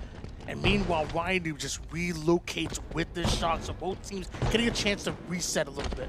They have afforded themselves a cushion in the form of a 3-kill advantage. As Trippy works his way into the cafe, got to worry about a remote detonation here. At the very least, both players closing in on him, but Svspector makes sure to trade out in the meantime. Taulek not going to push out that damage instead. He's just going to grab the camo. 3 kills between them. Taulek has the information onto Svspector as he slowly starts to approach here. Got to be careful though, doesn't want to give this camouflage up. Initial damage goes down, trying to find out where RyaNoob as well, because Svspector is drawing in the attention of both. Exactly where did RyaNoob go must be what they're thinking. Sends him back with the repulse, and Taulek is there somehow. Trippy survives. Oh, I thought Trippy was going to take enough sticky grenade damage there. RyaNoob, he's playing a different version of Halo. Like, he's not playing Halo Infinite, he's playing Splinter Cell right now. He is, more often than not, whether we see him from a first-person point of view or third, he is in the most precarious of positions. And you see Svspector really trying to race his way back into the fight here. By the time he gets there is the moment RyaNoob goes down, so now it feels like Svspector could be a free kill, and Trippy understands that. He tried to take a direct route, not quite there in time himself, and Trippy, high IQ play to try to back down, but Svspector not going to let that happen. Taulek finds the headshot. RyaNoob, what can he do? Can he at least trade out his life? Clearly, he can. Huge. A potential 13-all tie instead is a 14-12 lead for RyaNoob and Svspector. But RyaNoob taking damage immediately after earning that previous slay. The shock rifle is there, but I think he thinks Trippy's right there around the corner. Instead, Trippy's just below him. He gets the audio and visual cue. Trippy dead to rights from the high ground. RyaNoob comes from the top rope. Taulek goes down on the other side to another trade from Svspector. And that's really how we got to a game 5, was Svspector recognizing with his team up by just a few kills, 2 or 3, finding the trades when it matters most. 9-4 with 3 assists. So RyaNoob looking for that spawn trap. And meanwhile, on the bottom side of your side matchup, you have Legend and Renegade about to put the 25th kill against Acid and Leuor for game number 1. Actually, we just caught the tail end of it. Renegade and Legend not trying to go out this early. Still giving them hell though. Despite going down, Acid and Leuor did give them a good game. But this is the game that matters most right now. For round 1, game 5 matchup. RyaNoob and Svspector versus Trippy and Taulek. As RyaNoob has the shot. Camo up in 3. Taulek from the top ledge has the high ground. RyaNoob repositions. Svspector finds the slay onto Trippy, and now they're up by 4. Taulek with the damage here, down to 1 shot goes RyaNoob, and Svspector was able to escape with this camouflage, which is going to be extremely important, but with RyaNoob going down, Svspector slows it down himself. Just want to make sure RyaNoob doesn't get stuck there at S1. I think that's what Trippy was trying to push up and collapse on, so a great job by both RyaNoob and Svspector to allow Ryan to push out from that disadvantageous spawn point. Now, Taulek and Trippy spawning in the back of the yard. Crouching, playing for intel. Here comes the push. Camo and shock in the hands of Svspector. That first shot not exactly going to connect, and knows that Taulek and Trippy are going to reposition. So what does Svspector do? He does the exact same, but somehow not able to find the angle he's looking for. Still holding on to a 4-kill advantage for ascending baseline. Expecting Taulek and Trippy to, at some point, make their push, make their move to make this a closer game, but Svspector and RyaNoob have found the important slays. They have routinely held on to the power weapons, and there's that bait and switch. Svspector actually peek and pops to get the finishing blow onto Taulek. They're up by 6 with just 5 kills needed. Svspector and RyaNoob might just pull it off. We've already seen some upsets so far in this tournament, and we could be looking at yet another one. RyaNoob and Svspector going at Taulek and Trippy, and as of right now, having a comfortable lead. RyaNoob down to one shot. What does he do? Take height with it, and ends up getting away, but Trippy watching that angle from across the map, and that's enough for him to activate. But, oh no! It's the same lip!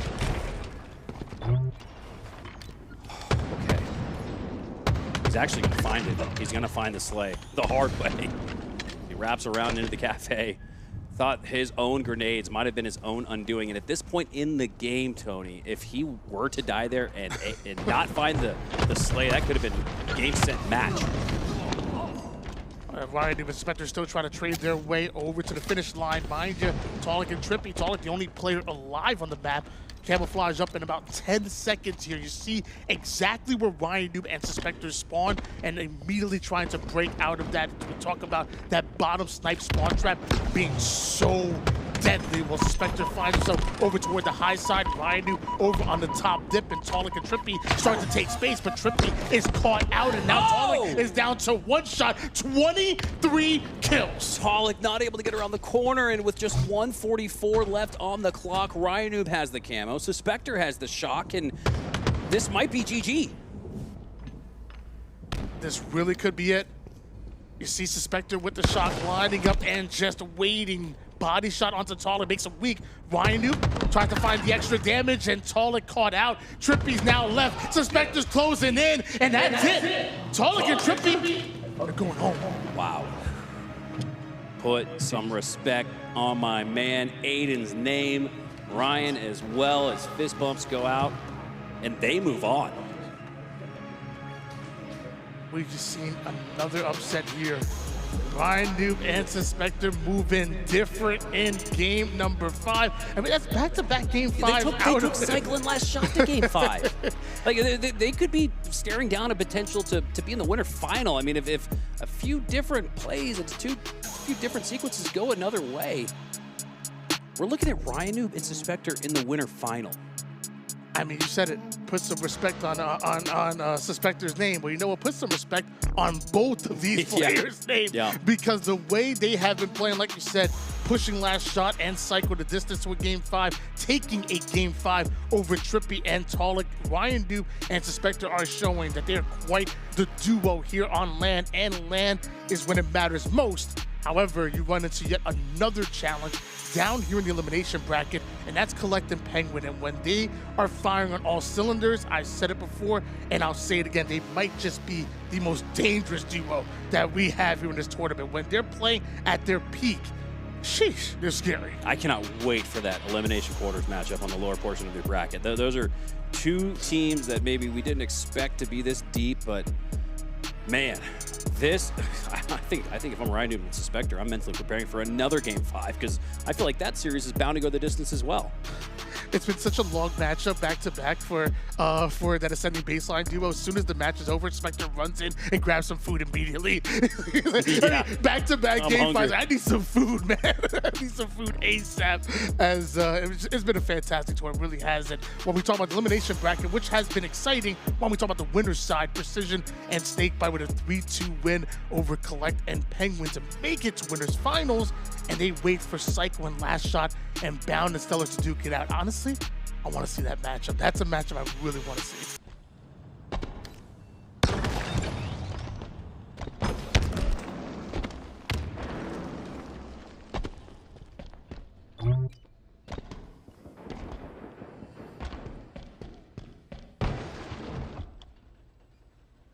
All right, we are back live from the Star in Frisco, Texas. The FaZe Esports facility has housed quite the incredible tournament so far throughout the day, and quite an incredible double kill there from Acid. Keeps the game close between Legend and Renegade, 6-3. Mikowski on the mic for now, and we got Tools joining us as well. Tools, how are we feeling about the day so far? I mean, it's great. We got lots of Halo going on, lots of coordination going on every place. So we got matches on matches on matches. But so far, Legend and Renegade, Acid and Leuor been eager to get in. They've been playing, and honestly, been some really tight games. I was watching it, behind their backs while you guys were watching that game 5. I think Acid and Leuor gave them a big challenge up until the very last sprint of kills. And I think that's going to be the hardest part about taking down Legend and Renegade, is just finishing that fight. How do you get past that 20 kill threshold and get to 25? Yeah, need to do their best. Halo 3 impersonation and finish the fight. It's going to be very difficult, though, against the likes of Legend and Renegade, who we anticipate are on the precipice of a historic lower bracket run, but it's not something they're unfamiliar with. Yeah, with that, I mean, look, Renegade's got camo, shock, everything's going their way right now, so definitely a really tough task ahead for Acid and Leuor to figure out how to exactly combat this. There's a split on the map, Legend and Renegade. One thing you guys haven't seen behind the scenes, this entire time they've had a break, they've been playing 2s against Bound and StelluR. They literally just jamming as many games as possible. Got to stay warmed up on the sticks, and if you got the best in the world here to do just that, why not take advantage of the opportunity to stay warmed up? But Renegade is going to go down there. It's Acid. Now has the shock lined up towards the bat ledge, doesn't spot an opponent, so he's going to work his way out towards the tower with his teammate Leuor. Going to take the backline approach, anticipating a push from the long haul, but no one's there. Yeah, with that, it's surprisingly slow, right? Legend and Renegade, knowing they have such a big lead, I think I've realized that they don't necessarily have to do anything at the moment. They've been able to just really keep this tension. And Acid and Leuor, knowing how difficult this game's going to be, haven't really moved out of theirs. Finally, Acid able to get that shot into Renegade and clean one at that. But at some point, I feel like they have to move out of this white tower side. Yeah, they're going to have to start taking the fight to Legend and Renegade. You can do just that with shocks. Only 2 shots left to work with, but enough to make it a 2-kill game if you're perfect with it. We know Acid can be. He works his way towards the elevator. Now back to the tower and back to the respawn screen go both Legend and Renegade, and we said that they needed to make it a 2-kill game, and they've done just that, Tools. With it, I mean, look, camo's coming up in 15 seconds. Finally, this path is starting to look doable. They know what needs to be accomplished. With this last bullet of shock, Acid wants to secure this camouflage. Where's that fight going to come from? That's the big guessing game. It's really a mental battle rather than anything else right now, because you need to have that first shot advantage before you can go for that camo. They do have the protective measures lined up with the shock. Only 1 shot to work with. Looks like Renegade just snuck under their nose. I'm shocked that he's able to get away with it like that. They were set up to protect that very thing from happening, and now recognizing that Renegade got the camo, they want to try to shift and move around the map, try to play keep away for the next 40 seconds. Otherwise, Renegade's going to extend this lead. Shots now ringing out onto Acid as Renegade has the camo. Leuor right above him. Was expecting maybe a grapple there, going for the preemptive back smack. He gets it nonetheless. Legend does go down. Nice shot there from Acid, but some really nice shots here from Renegade. Gonna take the high ground. Stays up there with the clamber. Perfect jump there to not hit the geometry and work his way down to the Mangler pit. Instead, stays at even level. And now he's grappling towards what might be a pinch setup, but no, Legend's on the other side of the map. So Renegade's in a 1v1 here. Here comes Legend. Now making that pinch. Numbers down on the side of Acid and Leuor. They do trade out though, so it's a 1v1 once again. And Garrett, this game is still so close, 12-10. Yeah, really impressed with Leor's play there. To stay alive in such a critical moment, it keeps Legend out in vogue. And with it, Legend getting caught out in the middle. Acid gets the 5 shot from across the map. It's a 1-kill game, and the hunt's on for Renegade, and he's down. It's 12-all. And Acid and Leuor turned 1 shot in the shock rifle to possession of the next one, and now they've got every bit of resources that they need to hit this shot though onto Legend. But you can wait, you can allow Acid to push and clean that up, but Acid doesn't have the shots lined up, but Leuor does. Gets the double kill and gets the lead. Yeah, this shock rifle has got them right back into the game. This has been such an incredible run from Leuor and Acid, and it's largely come from the execution with this weapon. Scrappy Halo being played here from Leuor and Acid. Renegade. Oh my God! I cannot believe he got away with that. It fantastically played, and I think Renegade couldn't believe he got away with it. And in the background, I heard, "Oh my God!" And that was Renegade that said that. He was like, and he said it before he even got the kill. So he was impressed by himself just simply staying alive. He did one better and got the slay to tie it up at 14. But this is the thing, that the margins are so thin in this game so far, right? We have a tied game. Getting a kill like that can be the difference between a win and a loss. Right now, with how this game's been heading, I mean, you imagine it's going to be a 25-24, but for the first time, StelluR taking the lead in this game. Seeing is believing, and right now they see themselves on top. Can they hold on, though? We see the chat. We know you guys are anticipating that matchup between LastShot and CyKul versus Bound and StelluR. They are still getting set up, so we're going to give you guys some more live action here, and can't ask for much better than this. 1-kill game at the halfway mark. Acid working in with that plasma pistol, earns himself the trade to maintain that 1-kill lead. I mean, look, Leuor trying his best to stay alive, but Renegade's going to be on this hunt. Acid got a close spawn, so we have a 2-on-2 in the tower fight. Legend takes that initial damage, but Renegade right there to soak it right back to the other side. We are seeing a real ballet between these two teams, a dance where both players have actually ended up on the other side of when the engagement started, but all that matters is how it finished, and that's with the Renegade getting a double kill. Man, impressive last couple of minutes here for Renegade. Legend below the bat ledge. Oh, I thought maybe Renegade would go down 2 for a +2, but instead Acid falls. Now it's Renegade and Leuor dueling in a 1v1. And Renegade, ever since he stepped onto the dance floor and stayed alive and got himself that melee, he is not slowed down. So good in these close range fights. Acid finally takes him down, but the way he's been playing around those corners to guarantee kills has been incredible to watch. A 1-kill game as Leuor got that perfect shot. Shock rifles coming up. This is going to be the end of the game. Whoever wins these next couple engagements will come out the victor. And the big prize right now for the first initial engagement is going to be that shock rifle and camouflage that's popping in about 20 seconds. And this is endgame here. Less than 2.5 on the clock. These next slays could determine it. We're tied 20-all. Leuor and Acid now working their way towards Legend. They know they have a 2v1 they can take advantage of. Renegade does spawn up, but not close enough. Legend has no help. He doesn't need it, though. He takes down Leuor with the heady. That's a big fight with camouflage coming up.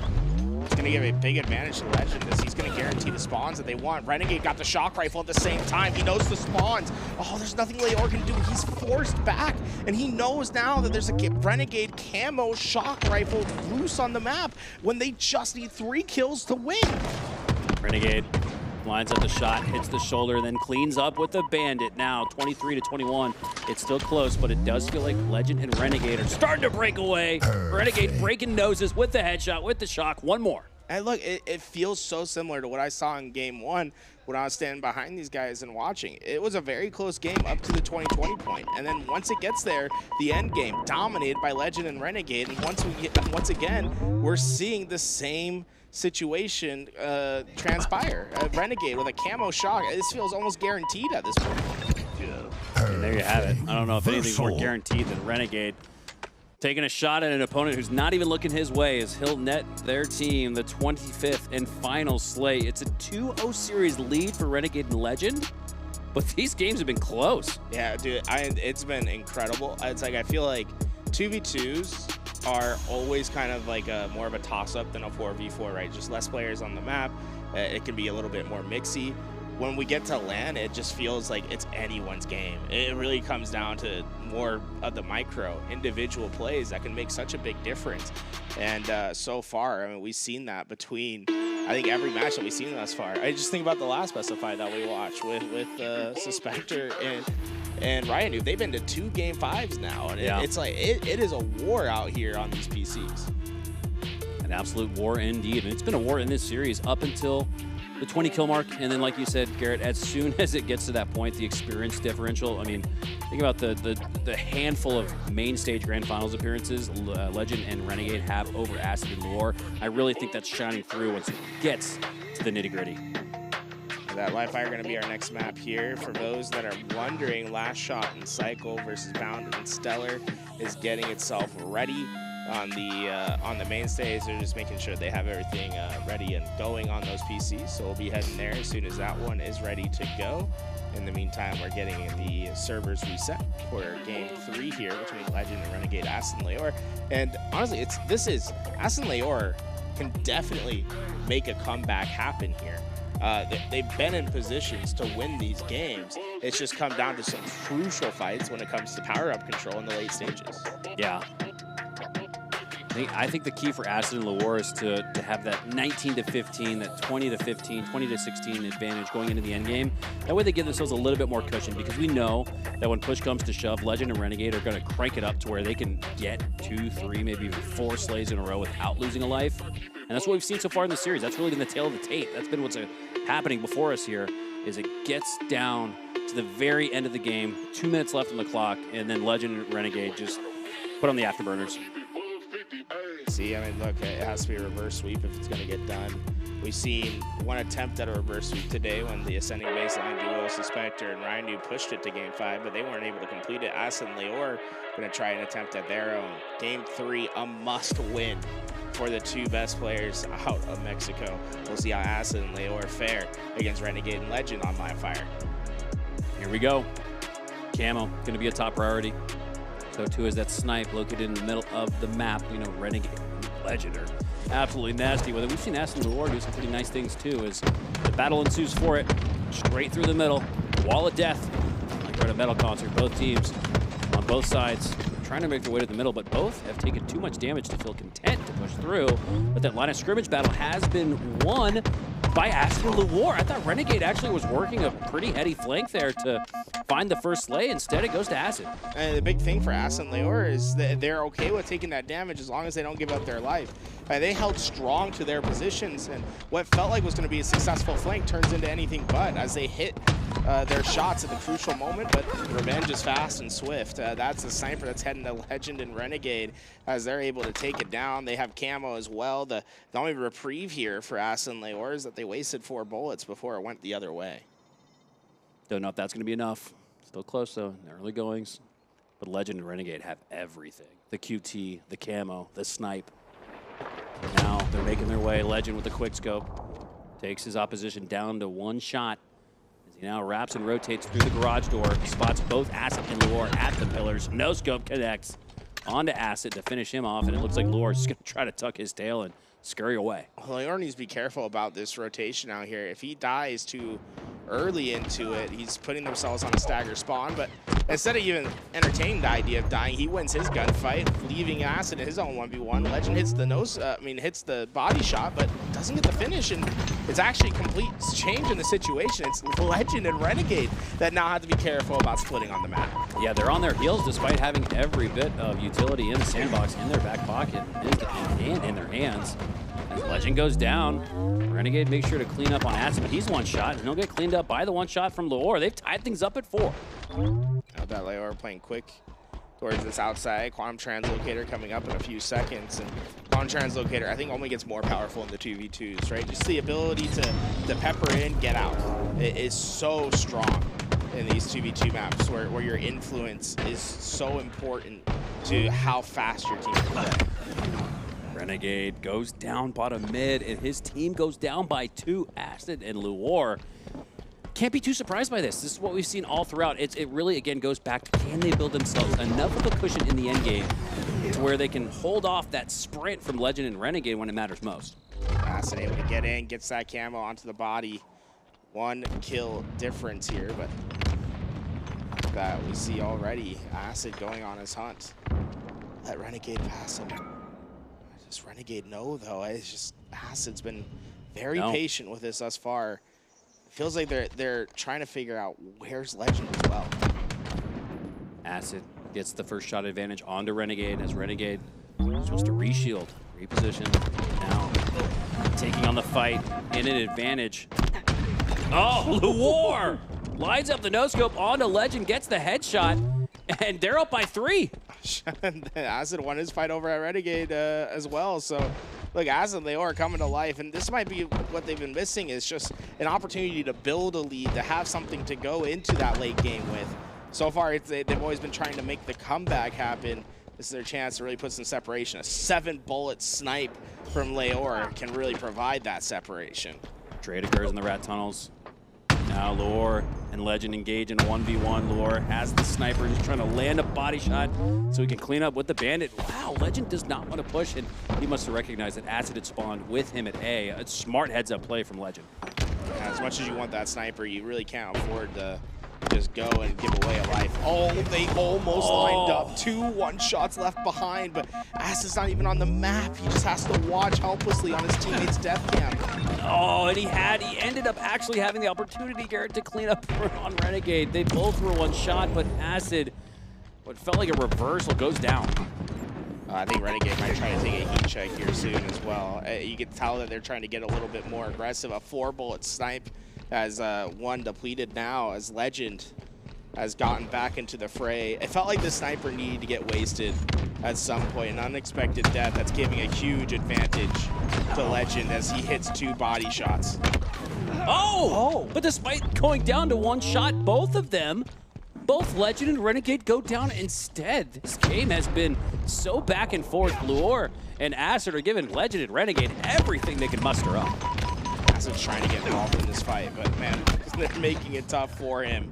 Finally, Renegade goes down as Acid does get into that fight in time, and so far I've been just really impressed with the gameplay of Acid and Leuor. They have not really given Legend and Renegade anything, and whatever has gone Legend and Renegade's way has been some crazy individual plays, right? We've seen some crazy outguns from them, but there hasn't been, in a macro sense, an outplay yet. Yeah. This is all the way up until the halfway mark. This has been Leuor and Acid's game to win. That's stuck! I thought he was going for the back wall perpendicular, but instead it lands on the body of Renegade, takes him down now in a 1v1 with Legend. Nah, just a cleanup is all he needed. Leuor and Acid are up by 2 team wipes. They could try to force a split spawn. I think they did get here in time to split out these spawns, so Renegade's not going to have any help coming, and this is where things can get really dangerous in 2v2s. When you're not having your teammate spawn close to you, and you're on these staggered spawns, it can be a while before you can find stable ground once again. Oh, did he get him? Oh, that was close. Running up another sticky, but that one does not connect. Here comes Legend, pushing in on the fast track. He does get the finishing shot onto Acid, but it looked rather difficult, and despite that, they're still down by 4. Snipe up. Legend not able to take that wide route, and Leuor not even finding the chase. That'd be frustrating for Legend. Oh my god. Acid is getting his revenge onto Renegade. They have a 6-kill lead, and they're tagging up spawners with snipe shots. Did they read this split? It felt like Leuor is like purposely setting that up, no? Enemy team nearing victory. He is. Look, they read that map like perfectly. Acid and Leuor are playing at their next level. And they have followed the blueprint that we talked about to a T. Take a 6-kill lead, 5-kill, at least 4-kill lead into the 20s, and I think they have enough to thwart the mad dash that's sure to come at some point from Legend and Renegade. Now they're up by 7. I think we're going to a game 4, Garrett. Yeah, this is, it's looking just more and more likely at this point. Acid and Leuor have played a very tight game, just have not given away many lives, and with it, Legend and Renegade, your path forward is just so narrow.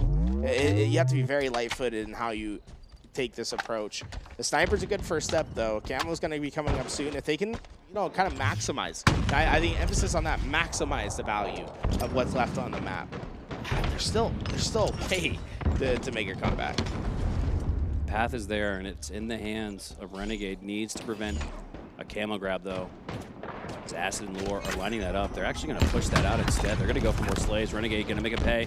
Oh, no. That's rough, because Legend winning that gunfight against Leuor means that one camo's going to go to Legend and Renegade, but they didn't have to waste a second snipe bullet to get that kill either. So still with another sniper shot to use with the camo, gets them within 3.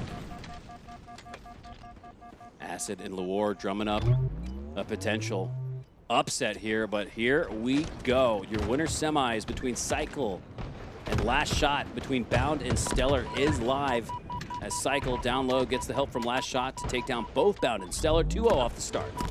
See, Renegade on the other side has been very patient with his camo. It's about to run out here, though, as Acid and Leuor have been really, it feels like refusing to give any sort of angle up. Nice headshot there by CyKul as he extends to 3. Bound and StelluR do trade out, though, and get 1.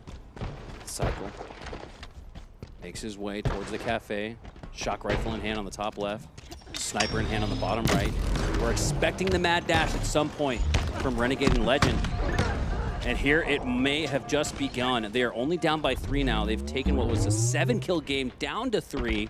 And Acid and Leuor, it is going to be tough to get those final 3. There is still a lot of work left to do. Yeah, this is very scary, I think, for Acid and Leuor, because they just haven't had a lot to work with to get this back as well. This snipe fight is so important, and Renegade with that QT can try to get in and out, but he stole it. He didn't have to pick it up because he had the sniper already in his back pocket. That's actually Heads so up big play. head. Yeah, I didn't even think about that 5-head play. It gave him a little bit more time to get in and get out and keep his bandit up. Just a 2-kill difference. This has been a masterclass. I don't even think Acid and Leuor have been able to get a trade in these last few engagements. This has been perfect Halo. Uh-oh.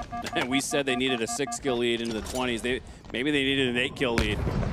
As Renegade and Legend have come back with a vengeance, only down by 1. Just unbelievable. This is a masterclass in 2v2s.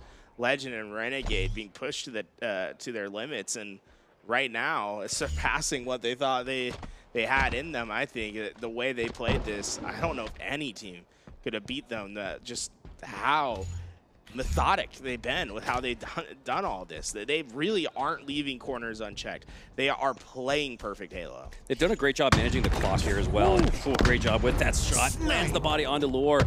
In most instances, Gary, where a team's trying to come back, they just don't have enough time. That's not the case for Legend and Renegade. They have plenty of time left, and now they've got the lead. They've gotten, I think, 8 in a row to come back on top. Yeah, the post-mortem for Acid and Leuor, if they do lose this, they'll probably go back to the play style earlier, about a few minutes. It felt like they were playing time as their factor a bit early and let Legend and Renegade go largely unbothered. And with it, they've just given up too much on the map. Oh my God! Before you can get around the corner, Renegade hits the shot, and now they're on match point, and they know Leor's position. Legend's crashing in from the sides. They have a QT to work with. Acid and Leuor, their backs against the wall. QT's to safety. Renegade is not going to wait. He's going to make his move. I don't think the push is going to come. He's going to have to go get it. 1 minute. And honestly, Acid and Leuor, they consider themselves lucky to get out of that situation. They were both one shot. With only 1 kill, suddenly the clock is a factor, but it's not for Legend and Renegade. It's Acid and Leuor that are now playing against time. Yeah, from playing time to time not being on your side. Renegade has that reticle lined up. Just needs a body shot to allow Legend to clean it up, but he's not able to connect. But again, up by 2. Uh-oh, now up by just 1. Can they get the trade? Send it to sudden death. Yes! Oh! 24 all, 30 seconds left. Acid somehow gets away with it. It's going to come down to this, a 1v1. Legend versus Leuor, and Leuor, understanding he does not have that advantage, immediately vacates. Oh, he's caught. There's nowhere for Acid to go. Leuor has his help on the cross. It's a fight at back green. They get it! They get it! They come back and find a way to get the win. He jumped off the map. Oh my God, you're right. It's hot in Texas, but I don't know if it's hot enough to take a dip into the lazy river at that point in the game. I think he missed his clamber. Yeah, he just missed a clamber. I was wondering, I'm like, what happened? Oh. What in the world happens in game 3? Hey, Acid and Leuor are not out of it yet. A tough game that they come out on top, 25-24. We head back. CyKul and Legend going up against Bound and StelluR as our main event here, and we see already CyKul and LastShot. Sorry, CyKul and LastShot. Well, it's the top of the screen. 19-10. CyKul and LastShot. The more this day goes on, the more they look like the team to beat and the team they came into the tournament as. That StelluR got away with Gamma. 10 kills in a row here to even just get to even, but and look, Camo's the first step, and it feels like we've seen crazy things already today, so I wouldn't necessarily count anything out. Yeah. Got to play to the finish line, if that last game was any example of it. Bound does get the slay off screen on the LastShot, so a 2v1 opportunity to collapse on a CyKul as LastShot spawns S1. Gonna try to work his way out from that spot. CyKul, they're trying to just wait out the camo. Play for time. StelluR spots him. At some point, shots will start ringing out. Here we go. StelluR. Can he clean up CyKul? Yes, he does, but LastShot's gonna be difficult. LastShot does get that slay, 21-14, so they did a little bit closer, but still a pretty considerable advantage here for CyKul and LastShot. Yeah, that bounce. You know, a little camera shot. He just moved it. You see? He's like, nope. Get it off me for now. Gets like with this a shock rifle for him to use, but CyKul and LastShot, it just feels like they're not going to give you much for free. CyKul putting him down to 1. StelluR gets involved, but it comes at the cost of his life, and Bound's desperately trying to get away. Oh my God! Talk about playing at 100 miles an hour. In 7th gear was LastShot there. As he slides in, gets the slay. Now has the shock rifle back in his hands. 2 kills needed. CyKul and LastShot to secure this game 1 in your winner semis. He goes out, so too does the shot onto StelluR's shoulder. Takes another 1 shot. LastShot's taking some damage though. But on the other side, CyKul takes that distraction and uses it as bait. StelluR goes down, and game 1 will go to CyKul. And a LastShot as Bound and StelluR having a little bit of an uncharacteristic game 1. Not quite, you know, the sort of competition that we expect from them. I say that, but I do feel like a large time, like when we did see them play against CyKul and LastShot, we saw a lot of, you know, games going either way, but it did feel like it was always kind of a blowout one way or the other. Ooh. Renegade thought he was about to burn the camo, but instead Leuor burned his hope for it. As he's now got the camo, working up shoulder and shoulder, back to back with Acid. As Legend and Renegade over on the seaside of the map. Looks like Leuor's just gonna work his way towards the shock rifle, pick it up. And not only are Acid and Leuor up by 1, but they've got the sandbox as well. Leuor even has 3 grapples to work with. Creeping his way into this engagement. Spot Legend, but I don't think we've seen Renegade yet. Renegade gonna fight in his engagement against Acid. Will come out on top, but Leuor is here to find the trade. And get the next, doesn't even attempt for it. Instead, focusing much more on staying alive rather than getting this kill until. Oh my God! Wow! It's all sort of chaotic to me because he left the gunfight. It felt like he wasn't trying to get involved, and they re-challenged while still 1 shot. Wow, that's 2 in a row where it looked like Legend was going to win that and looked like Renegade might have won that, but instead Acid and Leuor each trading slays to make it a 2-kill advantage for them. And I think the blueprint is the exact same. You got to find a way to take a considerable lead going into the late game, and who knows, maybe this is bound for a game 5. See Acid lurking underneath, trying to see if anyone's trying to take a quick peek, but no one to come yet. Very patient plays, but Legend might have just given away too much information as he dropped down into that pit, but Acid and Leuor not taking the bait for now.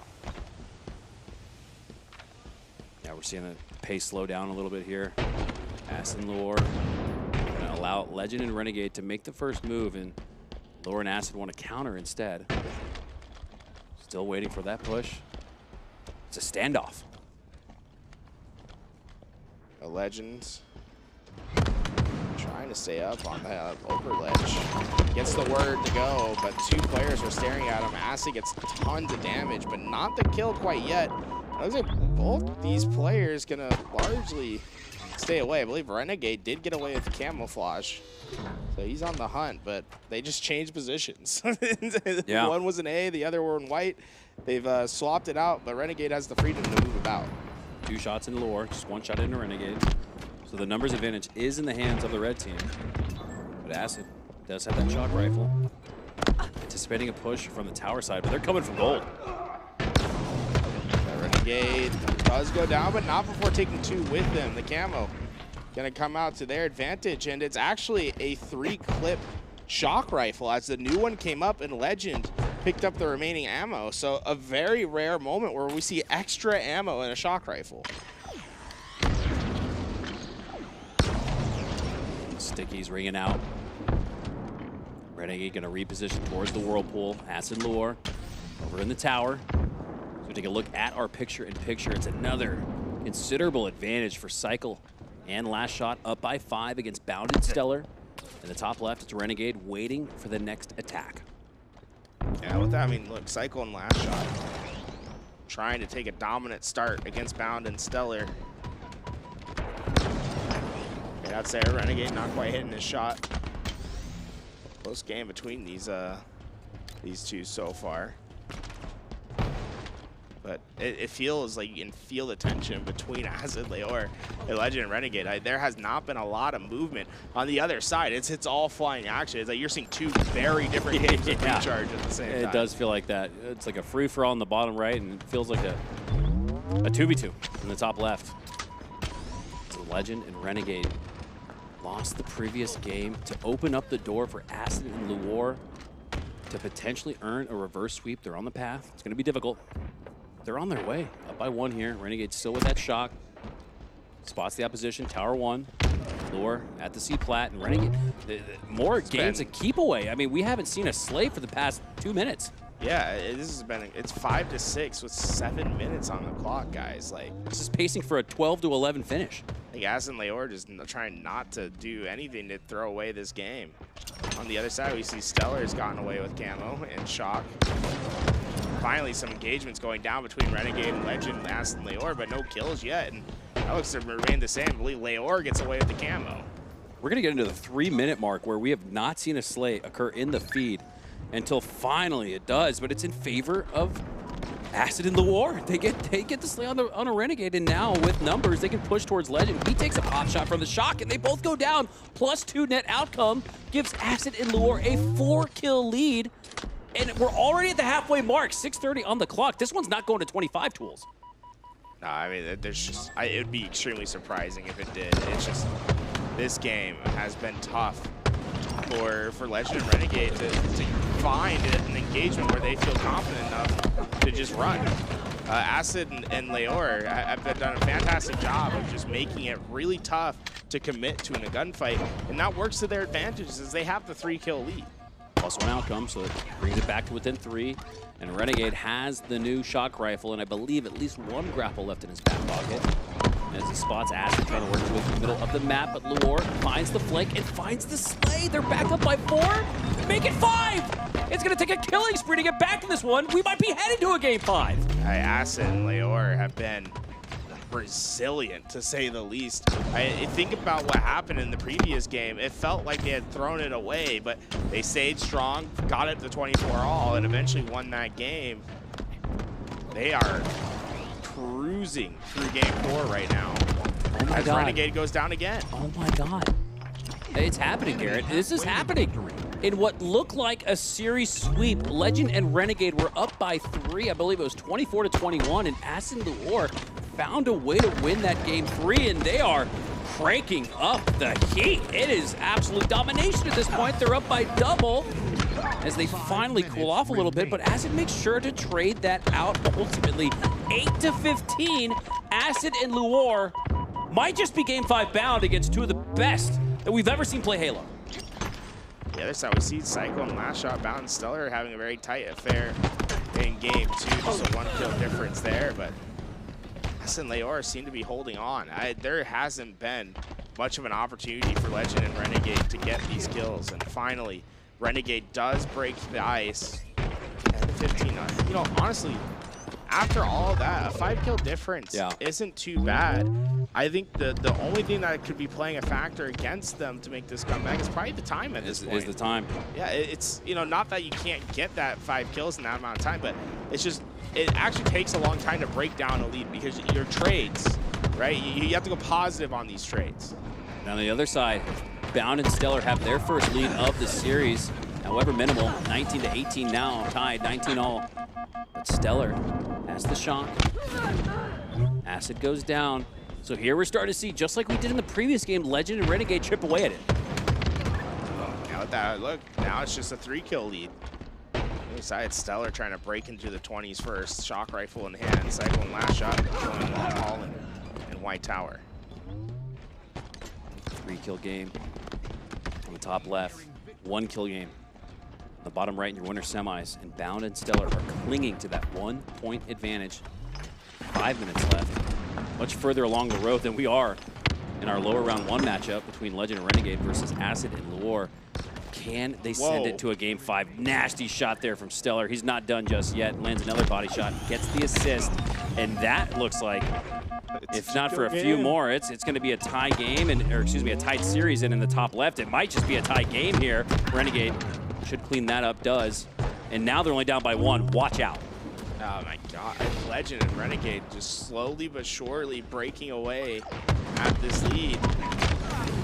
Finally, Acid and Leuor get a response, and Legend's nowhere near to get that cleanup. That was huge. It cools off a Renegade that seemed to be heating up and reaching his final form, but now he's going to have 10 seconds to think about it. Have Leuor and Acid been playing for time too long, though? I mean, this has been a long time that they have just really played it close to the vest. They have not tried to overstep their bounds against Legend and Renegade, which I think makes sense. You want to show respect to some world champs on the other side, but my God, this is such a peculiar game in that one. And on the winner semi side, Bound and StelluR tie up the series at 1. Here we go, full screen. Legend gets stuck in what looked like could have been a 1-point game, is now back to 2 with 2 minutes left. It still has plenty.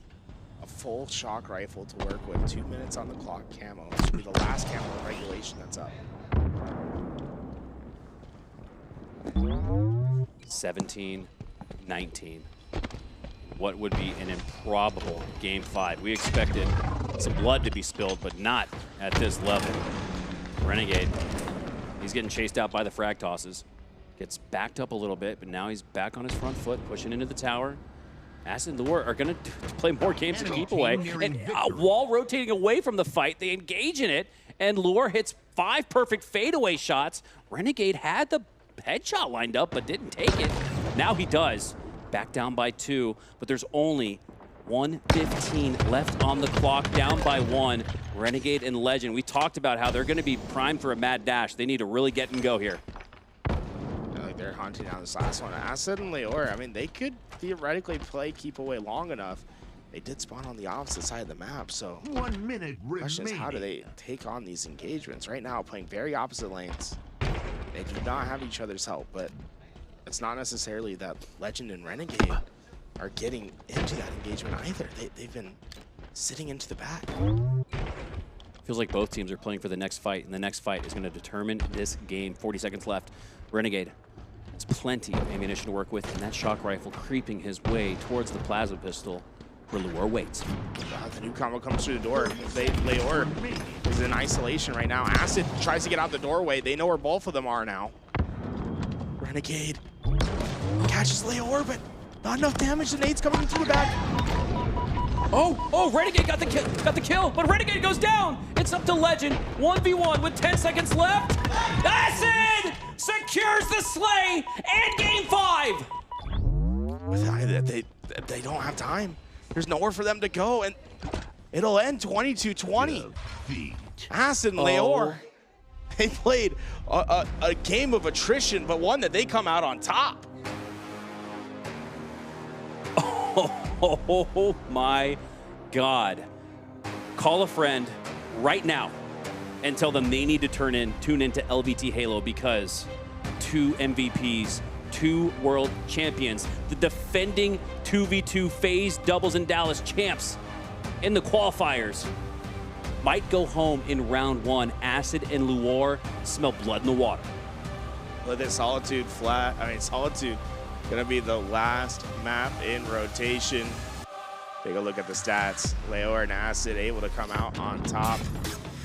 And it came down to these fights. Renegade gets it back to even at 20 all. Those nades come through, but it was a perfect look. Through the shroud screen. It landed at head level. It was a perfect nade into a double kill for Acid. This is it. This is the game. But 1v1 for all the marbles. And it was an even gunfight, it looked like. Maybe Legend had 1 less shot than Acid, but I Acid... think, honestly, it props to Acid there, because he gets the kill on the chase nade, or on the finishing nade, but he immediately whipped over, and when we come in, we see Legend's down 1 shot, and clearly Legend not knowing where Acid exactly was, and Acid having that drop. So I think Acid played that extremely well. Oh my God. And played down to his strengths. Well, Bound and StelluR, after getting trounced in Game 1, take Game 2, and now are up by 7 in Game 3. I mean, you try to make sense of the tournament so far today, and any notes you write down just need to be crumpled up and thrown out the window. So you see StelluR and Bound just having the time of their life. Camouflage coming up. That's going to be StelluR's to grab, and they'll go incognito. Can he maintain the camo? No, he does not. CyKul gets the backs back onto StelluR. Now LastShot trying to make sure this is a +2 outcome because you need it, even though it's early. Down by 6. You need to start chipping away in 2s. LastShot for his opportunity. Is going to find his kill onto Bounds. And like this one, even though it was a big lead for Bound and StelluR to start, it's not necessarily guaranteed by any means. Especially with LastShot getting these quick, unanswered kills. And I think the emphasis on quick. They've been very fast to these attacks. And with a sniper now for LastShot, I mean, this could be a flurry of kills. And who better to play quick than the man that plays on the fastest potential sensitivity in Halo? LastShot trying to line up that shot with the sniper rifle. He has been highly contested by Bound and StelluR. As StelluR trades out with CyKul. LastShot still with the sniper in his hands. Bound down below on the scoreboard. 6-10 game here. This LastShot spotted Bound, work his way into A. So LastShot going to try to cover that ground, work his way into the rat tunnel now. And he's just going to try to get back up top.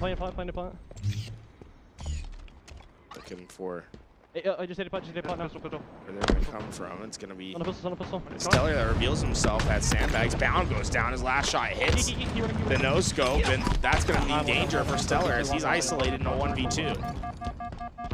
LastShot really starting to heat up with that snipe. Hasn't had the best game of his life so far, but he could absolutely get his team back in it with the snipe. Does not land the no-scope body. Melee cleanup instead. Have to go back to the respawn screen. So too will CyKul. And just as it looked like CyKul and LastShot were starting to mount a comeback, Bound and StelluR regained some semblance of control. Yeah, let's go into our Corsair listen-in between these two teams. Go team.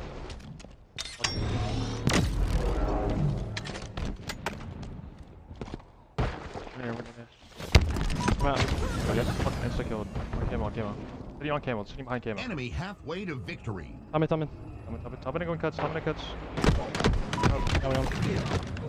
don't see cuts. He's not coming. That's in.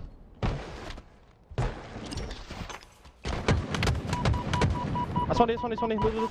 We're about to move. Okay, can we probably cuts.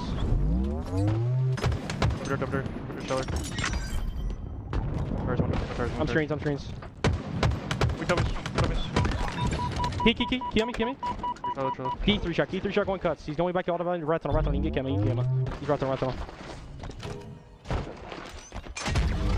Hey, wait, keep going. Chase it. We got top in. I'm in the vent. Three shot. Repost up. They're probably bottom backed up. Bottom. Go. I can't get a melee. Two cuts. Only two on each. Try to get out. Try. I'll go to the room. I have no idea where they're at. Okay, A-plant dice on me. The guy's in there.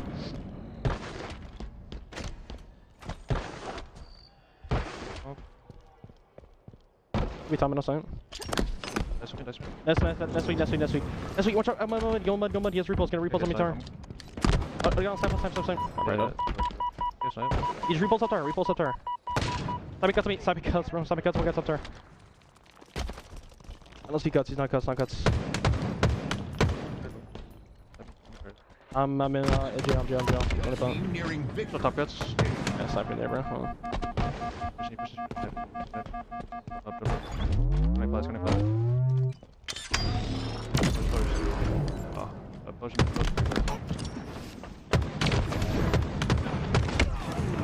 I'm back green, going training, both training, just running it down, going training both. Oh guys, seeing pillars, open pillar. We gotta dice here. I can watch you on 2 seconds. Cuts me. Watch out, cuts. Get back. Look, Bound and StelluR have just been able to keep the distance, and with it, looks like they're gonna go up 2-1 in this winter semifinal, and we could have potentially our top 2 seeds going to the elimination bracket as StelluR hits the snipe shot. A confident StelluR today. Yeah, looking stoic as ever, and I think that's a quality of his that he is just really perfected throughout his career, not getting too high, not getting too low. StelluR, probably one of the most even kill players that we have in Halo. And sure, you probably don't have the pop-off content moments like you see in those LVT highlight reels. StelluR usually finds his way to a grand finals because of his personality. So very interesting to watch just not only all the play styles, all the different players that we have here in Halo, but just the way they approach the game in and out. I think that's just as intriguing as their gameplay. With that, we see how this bracket's shaping up. Waiting in the winner's final, Precision and Snakebite. Waiting to see who they will have to play. On the other side, Game 5 between Legend and Renegade, Acid and Leuor is about to get underway. So we have lots of action still to come today. We got a full day, guys. We're doing a whole 18 double elimination 2v2 LAN in one day. Shout out to everyone that's been coming through, making this one happen, because this has been just an absolute blast to watch. FaZe Esports supporting the grassroots Halo community here in year 5. Corsair as well with the Void Wireless. 70 hours. You said one day of Halo gameplay here today, but you could play an entire weekend and still have enough juice to reach Onyx. And then Rekt Energy, well, if you want to get me, but maybe not you, but well, no. Well, I'll be fine. You'll be fine. You, on the other hand, bro, it's like you haven't shot straight since 04. It's okay. I can call Eli. I'll just get carried. Get carried. Hey, it doesn't matter how you win. Just win, baby. And then on the other side, we got Rekt Energy, making sure we got the energy to get through the day. A lot of Halo to be played. You need a little bit of that. I just poured a scoop into my water. Tastes incredible. And I love the name, FaZe W Melon. Yeah. Get it, like FaZe W, because they got a lot of trophies around the facility. They take a lot of W's. No, I hit my highest rank the other day. All time. Gold 6. Nice. Shout out. Heck yeah, dude. Solitude up next. I see the guys loading in to our right. So we're going to get into this one as fast as we can. Look, this has been an absolute, we had a crazy amount of Game 5s here today, and it's looking like another set to happen here. It's not looking like, Garrett. It is happening. Acid and Leuor have won 2 in a row to put Legend and Renegade on the ropes. And again, it was just 20 minutes ago in real time where Legend and Renegade should be in the break room right now grabbing some Rekt Energy and a sandwich, because this series was over. Legend and Renegade had a 3-kill lead deep into the match, deep into the 20s. And as you can see there in that Game 3, lost it 25-24, 3 straight kills to come back from the dead. We're Acid and Leuor. And then the game of keep away in game number 4, we did not reach the 25-kill conclusion. And off the start, Acid does not wait to take down Renegade. Oh! Leuor takes down Legend, and then you can hear the comms. I don't know if I can repeat that on the broadcast, but they are getting hyped. Yeah, that's one thing that's going to be a concern for Legend and Renegade, I think, is this is Game 5, Acid and Leuor. Like, they know that if they comm loud enough, that they will be heard. Oh, so, like, they're 3 feet away from each other. Yeah, so to me, it's like, I think you kind of use that to your advantage if you can. You know, you hit a crazy shot, it's time to get loud, it's trying to get into their heads. It's a lot of mental battles that can happen in these Game 5s. That's exactly what's happening, by the way. Every time, every kill they are getting, they are screaming at Legend and Renegade. They're trying to get loud. Again, we're not looking into a Game 5. We're not trying to get loud, Garrett. We are into Game 5, and Acid and Leuor are getting loud, are getting into the heads of Legend and Renegade. And is this one of those situations where one team needs to win and the other wants to win? It feels like there's another level of desire in the hearts of Acid and Leuor. Well, look, I think you did play with fire. The second you start, if you implement this strategy, you come out, you start playing loud. I think a lot of your momentum comes with that. But if it starts going the other way, you start giving motivation to the other side to be just as loud. Yeah, you might have just kicked the bear and woken up the sleeping giant in the cave, and now they're busting out 3-4 now after a 4-0 flawless start for Acid and Leuor. Legend Gator arms it, still nets himself the trade though, and it keeps it close, 4-5. But like you said, Garrett, I think there's a 2-pronged approach to getting loud and yelling literally within 3 feet of your competition. You might have just woken up a couple of MVPs. Yeah, with that, and Leuor, I think playing extremely well at the hotel, being stuck in that 1v2, able to get his trade out there. But at the end of the day, Renegade looks like he's a robot. I just absolutely stellar shots into that yard, and that's the trouble for Leuor. No help to be found. He still gets a stick. So 2 situations now where Leuor was caught dead to rights, was able to at least get a trade out in those situations. There's more to hitting your shots and even being one of the smartest players in Halo to be at this level like Legend and Renegade. There's a certain willpower that comes with it where when push comes to shove, you will yourself to not lose. And I think of Renegade, maybe the most viable at that in this entire LAN. He's not going to accept defeat. He might lose, but he's not going to accept it. He's going to go down swinging, and he has really raised his game here in Game 5. He's playing at that top level, and he needs to if they want to beat Leuor. Going incognito with this camouflage. I mean, Renegade's looking for an entry point, but hasn't been much to find. Leuor had the shot advantage, but emphasis on had. The 5 shot goes the Renegade's way. Legend staying alive as he'll be able to gain that lead for his team, but more importantly, the shock rifle should go into the hands of Renegade. Yeah, Legend's gonna let Renegade grab that. He has it in his back pocket. Team shot with the bandit for now. And now the shock rifle is in his hands. Trying to line up the next shot. Take to the high ground. Have that advantage. As both Acid and Leuor back up once again. They've played rather cautious, rather patient, but they haven't bit off more than they can chew. If they don't feel like they are in an advantage state, if they don't feel like they're going to take the win, they're not going to take the fight. And I can kind of respect that. Both teams playing very different right now. Legend and Renegade taking a lot of space on the map. Although they still have each other's help, they're not necessarily focused on pushing the same thing together. Meanwhile, Acid and Leuor have been playing fairly tight. And, oh no.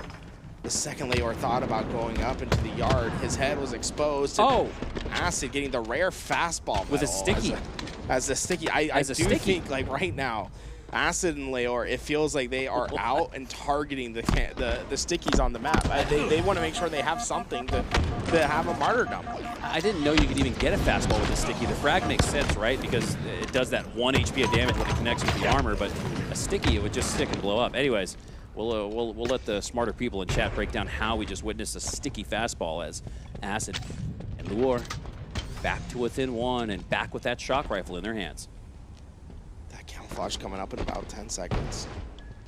Acid and Leuor have better position for that camo and the power weapon to try to grab it, but they don't necessarily have an eye on Renegade right now, who's been lurking in that poster side. Renegade could be the thorn in their side. You see him, he pushes Acid off, and there's no one watching that camo. Legend's going for it, and Legend gets away. They stay away though. Renegade advances on the map. Sticky's trying to seek out the camo that is Legend. Legend just needs 1. Lines it up. Reversal. Gets the reversal. Goes back to up by 2. And Renegade gets right back in the fight. Renegade is playing at a different pace and a different level, it feels like, out of all 4 in this lobby. With that 3-kill difference, Legend will eventually make this jump. It's been a while, guys. He's been playing some COD, so eventually finds his reposition, looking to push down these 2 players at the loop. This camo might be too far ahead of Legend or Renegade, and they know. I mean, honestly, a little bit lucky for Legend for it to go away right before he committed into that fight. Leuor goes down to the headshot. The team shot from both Legend and Renegade in both of these encounters has been on point. They're both shooting at the same thing, both looking at the same thing, and the assists really tell the story, Garrett. 8 in total for Legend and Renegade, just 3 for Acid and Leuor. Yeah, Thrust has been working wonders for Legend there. Yeah, the sticks have been a source of constant trades. The Thrust, a pure counter to that. Renegade gets the shock rifle once again, and Acid and Leuor, they've been lacking the power weapon control this game. A clear glut of control for their side, and well, Renegade, he has plenty of ammo to work with, and he's gonna find the first, the second coming his way. He's not backing down. 5 in a row for Renegade, and we finally hear some voices. Yeah, Renegade just gave a little, just gave it right back to Acid and Leuor. And since that 4-0 opening start, it's been a roughly 20-9 run, I want to say. for Legend and Renegade. So we asked, does that play in your disfavor in the sense that you've woken up a sleeping giant? I think those early pop-offs absolutely did. Well, the win condition in both Game 3 and Game 4 for Acid and Leuor largely became waiting out the time because they had a lead in that game. Now, Game 3, obviously, they lost that lead, got it back at the last second. Game 4, I mean, they were able to maintain. They haven't really won a game where they needed to have a big comeback happen. That mad dash. Yeah, and that's where Renegade and Legend feel so strong right now. This is such a dangerous position to be in. It's a 1v1 on the map. Leuor versus Renegade. Camo's going to be the winner for whoever comes out on top. Renegade not backing down from the fight, needing just 2 more to move on to lower round 2. That's not good. We talked about how maybe this benefits Legend and Renegade. Maybe they need to play more Halo, especially on LAN. And that will do it. Legend now pops off. We didn't hear him until the very end. Renegade got up out of his seat. He put the finger in front of Az's. No. What a series, man. Hey, props to Acid and Leuor. They gave Renegade and Legend everything they could handle. And as we move back to our winner semis, it's so interesting, Garrett. We're going to go to a Game 5 in this one. None of the games have been that close. Like one team or the other has absolutely dominated the competition. But despite that, it's still going to come down to one final game to determine who moves on to the winner final. CyKul and LastShot bound, and StelluR, get yourself locked in a Game 5 once again. As we see, it was Acid and Leuor that got knocked down from Legend and Renegade, being able to stave off that reverse sweep. Honestly, man, the 2v2s, they have been so good today. So much intrigue, so many upsets, no telling which way this one's going to go. But Garrett, if I had to pick just based on like power rankings, I mean, obviously it's easy to choose because they're the one team waiting in the winter final, but even just based on the eye test, Snakebite and Precision have really seemed to have come different here today. They might just be my favorite, even though they came in as, call it the 3rd best team. Yeah, it's like, I don't know. It's like, I don't even know if it's like, if you can even have like a true ranking for the teams coming into this event, because like what we've seen on LAN is like it just comes down to the play of the day. It's like it's the flavor of the day. It's been so fun to watch that, like how thin the margins are in these games, and that's why it's like we have, you know, our 8th seed is waiting in the winners final. It's like that's how crazy you know this tournament has been, because the players at the top, we're talking about 16 players, 8 teams of 2. Like the level of competition is at its highest. In a day that has been full of Game 5s and intrigue, why not add another one? As CyKul and LastShot are going up against Bound and StelluR. One more game to determine who moves one further in the bracket. Here we go. Kicking things off on Solitude with CyKul, who's down to 1 shot, tries to retreat to the hotel, takes another shot, so it's going to take a little bit longer for him to get his shields back up. Bound looks towards the cafe before approaching the hotel, and instead he doesn't go for CyKul. CyKul's going to stay alive. Very interesting, because StelluR was never going to make that move. Maybe, I guess, StelluR had Overwatch onto CyKul from the top of Snipe with the camo, but very interesting to see him not ape CyKul, who was 1 shot. StelluR, good as ever with those shots, and he also nets himself an assist. 2-1, Bound and StelluR up by 1. A huge advantage for them early in this game. And this is the thing, like this map, it can snowball so far out of control if you just find an easy kill. They don't get much easier than that, but StelluR not pulling the trigger there, just didn't feel confident he was going to get the headshot. He's coming back for second taste. And with it, he'll have to try to reapproach. LastShot and CyKul have been making it difficult. StelluR really picking and choosing a spot here. He had a couple of heads lined up, and you can see why he was waiting. Wanted to allow his teammate Bound to collapse on that, as they take a 4-1 early advantage in the S1 spawns for CyKul and LastShot. This is going to be so tough to push out of. Bound can watch from Cafe. StelluR could have watched the top of the lift, but he's just going to push straight into the trucks. And it's still going to work out for him. CyKul and LastShot now down by 5 after just 90 seconds. CyKul and LastShot could be in some serious danger here. Spawn right on him. LastShot has immediately got the kill, though. Big plays by CyKul and LastShot to get themselves out of that spawn trap. Seemed like maybe Bound and StelluR just having a lapse in judgment or a misunderstanding of what spawns they were creating. Yeah, it did seem to take StelluR off guard. I was even a little shocked when I saw him not only get shot, but go down so quickly. But they're right back at it. Bound with another slay, makes it a 6-kill game. This is unbelievable. I mean, Bound and StelluR, it's not necessarily going to be an upset against CyKul and LastShot, but this is the team that won the most in the FaZe Doubles in Dallas qualifiers, and they might not make it to the winter final. CyKul down a week. LastShot trying to get there with him. Bound will go down as CyKul gets the kill. StelluR. Ooh. You can see StelluR didn't feel like that should have happened. Yeah. A visceral reaction.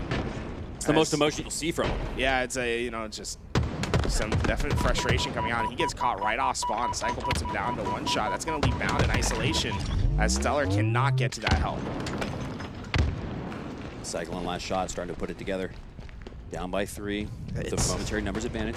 It's scary how it feels like no lead is safe against these two, by the way. CyKul and LastShot just, yeah, it didn't matter that the start went, you know, basically as bad as it could be.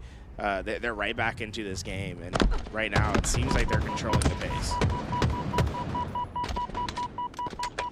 CyKul staying alive. Bound working his way towards the yard. StelluR cross map takes down LastShot on the flower bed. Tough situation for CyKul with the low ground. Bound takes advantage of every bit of height and goes back up on top by 5. With that, I mean, look at shock rifle once again for StelluR. So all that work that CyKul and LastShot did to get back into this game could get nullified by just a couple well-placed shots. StelluR misses with the shock 2, 3 times, but connects with the body. Gets the melee cleanup. Thought he landed that double onto CyKul, but throws that exit grenade out to prevent CyKul from pushing any more forward. And now he's taking it to him, but CyKul from the low ground lost the previous one to Bound, but he takes down StelluR there instead. Still just a 4-kill game. Not catching the angle he wanted. CyKul at the reapproach. LastShot. Some good damage, and there's CyKul with the help. Shock rifle comes into play at the perfect time. 3-kill difference. 9-12. CyKul with good shots. And 1 shot left in the shock. Now no more. It's Bound. In a tough spot, S1 does not want to squad spawn StelluR there. StelluR actually gets the high side spawn, which is very, very fortunate for them. Where's LastShot's the question? I mean, CyKul's been holding these guys for so long. LastShot was kind of taking a leisurely route to them, and finally he decides to take a shortcut through the bottom middle of the map. But this has been a very prolonged fight, and the longer this fight happens, the more it benefits Bound and StelluR. They're going to slowly be able to creep out of that spawn trap. Game 5. I want to hear what the comm sound like. Let's head to a Corsair listen in, as this game is as close as it could be. You turn now, StelluR. Way to victory. So you turn. I spawn yard. Come on. Could be looper glass, maybe. Probably by me, bro. Have you? Yeah, someone dip. Yard, I think. Yeah, still dip. Alright, go dip. High blue, watch out, absolute blue. Go dip for me. Low blue. Keep playing. Watch out blue, absolute blue. Sticky so. I did it. Keep one shot. You guys run yard on me. Run. Yo, he's in blue. Cover me. Watch out. Nice, blue. Go driver.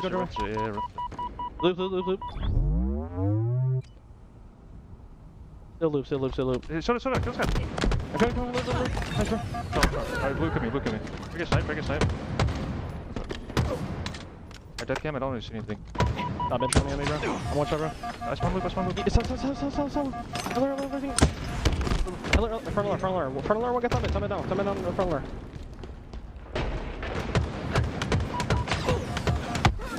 Go on, one of it. There's on glass. Solid jump top edge. Slip. I'm trying to, yeah. You're small blue. CyKul and LastShot bring it back momentarily up by 1, but now it's Bound and StelluR back up on top. LastShot down bottom mid, now down in totality as StelluR strikes him down with the shots from the Bandit. Now he's weak, but Bound takes down CyKul, and now it's a 3-kill game once again. Bound and StelluR clinging to the advantage as we approach the end game. Octagon snipe, but I think he might have shot that too early. I think CyKul still had a little bit of invincibility on him. Yeah, honestly, it's one of those things where it's a little bit harder to spawn snipe with the shock rifle than it is the S7. I don't really know exactly what it is about it. It's just the S7 just feels like if you, honestly, the S7, you hit any part of the head, you're getting the kill. It's just not the same. Maybe with it's the a shock hit rifle. scan versus projectile. Something. Yeah, it's definitely interesting, but it makes this map a little bit more balanced. If the S7 was there, you would see people getting peeled off that spawn left and right. That's a great point. 18-19 now. CyKul and LastShot have done a great job to chip away at it and keep it close, but can they come out on top? It's bound, goes down. That's going to tie things up at 19. CyKul regains his shields. StelluR forces a squad spawn with bound in the cafe. LastShot off to the left towards the posters. Here comes StelluR. Grenade gonna keep him from pushing up on the map. CyKul now knows he's there. Here we go. Gunfight ensues. Both players down to one shot, and StelluR wins it. Whew. I like how aggressive StelluR was into that fight. Wasted no time getting there. Now, it did come at the cost of LastShot getting away with that camouflage, but they have a general idea of where he's at. They're trying to get onto this hunt, and they will minimize the damage to just one kill. You'll take that every day of the week if you're bound in StelluR. 21-20. Bound and StelluR in the lead. Bound getting back to safety, getting his shields back up to full. It's both Bound and StelluR looking out towards the sniper side of the map. CyKul and LastShot both there together. LastShot takes the high ground and then dips back towards the posters. They're gonna wrap into A, it looks like. StelluR thinks they might still be towards the sniper, but they are not. This is very interesting. It might just lend itself to a standoff, but no. Once StelluR spots CyKul, he's gonna start ringing out those shots. Here they come. CyKul's not backing down from the fight. Yeah, that was an aggressive reach out from CyKul, and he's playing that position rock solid. He's not moving from that until the help is there, and finally they're gonna commit, but when they commit, StelluR had repositioned early. Comes down to a big fight, Bound versus CyKul.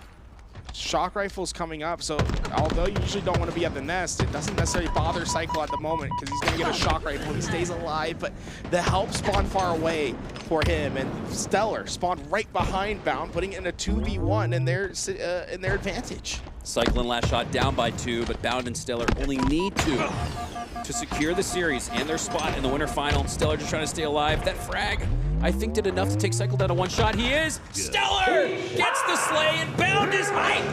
Shit. Fucking shit, bro. I love that energy. He stares the camera down. He had a Pete Weber, you like that? In his own Bound way last time. He just gives the camera a cold, hard stare in that case. God, that was fun to watch. And look at that battle between Bound and StelluR, CyKul and LastShot. That battle started about 2.5 hours ago. With what I've been here lurking, seeing how they're talking to each other. Bound would keep going over. He's like, "Hey, it doesn't seem like you guys are locked. Are you guys locked in? You guys ready for a match? You guys ready?" It's like, "Hey, I know you guys staying locked in." Bound, he's like a proud coach at the end too. Yeah. I mean, Bound has been coaching a little bit. Didn't he coach in Birmingham? Like I'm a sport. I like even show to the crowd. I do it for the kids back home, bro. You know what I mean? Inspirational Bound.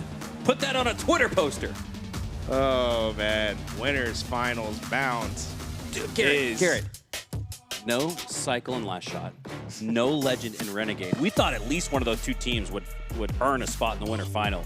What a day of upsets. It has been so much fun to watch, and man, the energy is palpable here. Yeah, we got at the Star. We got some craziness. Some craziness going down. Look at it. Bound putting on the LJ Simpson jersey once again, dude. Just in the camera view in the back. Oh my god, I cannot, dude. Why? Dude, it's a signed OJ Simpson jersey.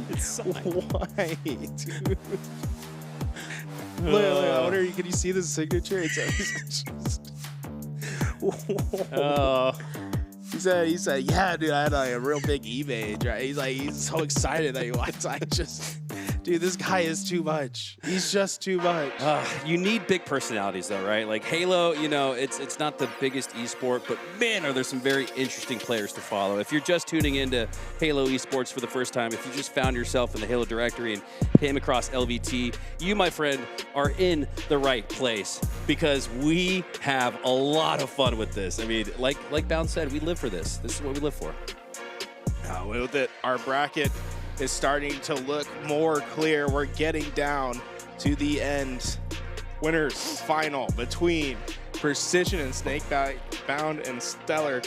Gonna be getting itself prepared. Over on the elimination side, we still have some big matches to come, and we have two teams that we didn't anticipate being down there. It's Kuhlect and Pznguin going up against RyaNoob and Svspector. Legend and Renegade. Sorry to cut you off, Garrett, but Legend and Renegade and CyKul and LastShot are going to match up, but not in the winter final, not in the grand final, in the elimination quarters. And MVP is going home early today. Unbelievable. We're going to have these matches coming up for you guys next. Don't go anywhere.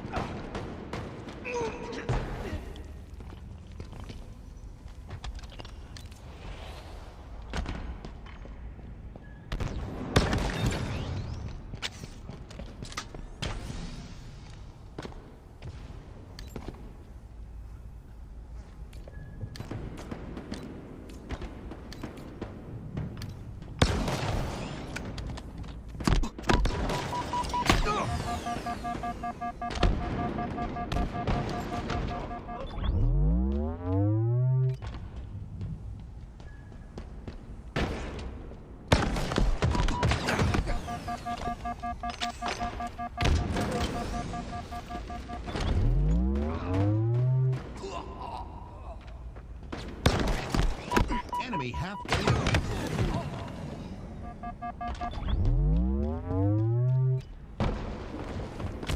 Ladies and gentlemen, we are still live here with your doubles in Dallas, and we have another amazing matchup for you guys. RyaNoob and Svspector going up against Kuhlect and Pznguin, and we're already deep into this one, a 15-7 advantage for Kuhlect and Pznguin. That's what happening over on one of our side stations. Pznguin in a good position to grab this camouflage, but he has two players, so he's being tethered down on this lane, and with it, Pznguin pushed all the way back. RyaNoob and Svspector playing that hyper aggressively, and Kuhlect even gets caught before he can get to the camo. So the camo not going Kuhlect and Pznguin's way, and Svspector and RyaNoob actually able to get the spacing and the camo off that play. showing that aggressiveness can really work out well for you in 2v2s. It was an absolute fight for the camouflage. One that Svspector and RyaNoob were able to win out, and they immediately turned that into an advantage over Pznguin, and Kuhlect is looking for where that camo player is gone, but a little bit of broken ankles going on as Svspector continues to move and groove, and eventually goes in for the fight, and Kuhlect wanted all of that. Kuhlect, it looked like he was in the Matrix the way he was dodging those shots. He was point blank, but somehow was able to survive and get those kills to go his way, making this a 6-kill lead still for Kuhlect and Pznguin, and one where they can start collapsing in on this spawner. Svspector having nowhere to go. Pznguin able to get the next, and they know where RyaNoob's at, and they're able just to get the firing squad. They were standing side by side, shoulder to shoulder, ripping shots into RyaNoob. Back to a 7-kill advantage for Kuhlect and Pznguin, and we switch gears over towards RyaNoob, who wants to take height on the gold side. Cross-map shots looking very good as Pznguin shields end up getting shredded, and RyaNoob continues to get aggressive. Pznguin down to 1. There's the headshot you're looking for, and now it's Kuhlect that's over on the snipe side. Kuhlect. Not quite able to hit the kill there, but gets plenty of damage down. Pznguin's help's going to be here in a moment, but he's not waiting for it. He is committing into the 1v2. He's got them both down to 1. RyaNoob is having to run away. Kuhlect, I mean, that was a straight up 1v2 that he takes on, and honestly, he wins it convincingly. He's clearly heating up. Still has that shock. Now behind 2 members, and Svspector, the first one to go down. Kuhlect and Pznguin continue to add to their lead, and now we're just 5 kills away from that win. Oh my gosh, Kuhlect, forget heating up, he's on fire. He's just looking for what is to come next. Svspector up into that tower. RyaNoob's lurking over at the hotel. Big damage into RyaNoob. Svspector's left behind isolation. There's just nowhere for them to go, and it's been a rough few lives for RyaNoob and Svspector. They haven't been able to even get the trade outs. This lead just keeps becoming bigger and bigger. As Pznguin steals another kill, we also steal the camouflage, and Kuhlect has actually just matched his kills with assist right now. 10 and 5, 10 assists, and now just 1 more kill needed, and without the camo or the knowledge of where Pznguin is at the moment, it seems like RyaNoob and Svspector are in trouble in this game number 1. That is a spectacular 25-13 is your final score line. Now with that, I mean, look, a very convincing game 1 from Kuhlect and Pznguin. 25-13, but if there's been anything about RyaNoob and Svspector today, it's just don't count them out, right? It seems like every series they're able to slowly find their way back into it. They've been pushed everything they played today to a game 5 thus far. Yeah, I was gonna say they're back-to-back game 5s, but honestly, I feel like we've had 6 or 7 game 5s in a row so far on the broadcast, and RyaNoob and Svspector had been a part of a couple of them. These shots are crazy, man. Kuhlect definitely had one heck of a game, both in the kills, but also even the assist department. Jeez. Reversal.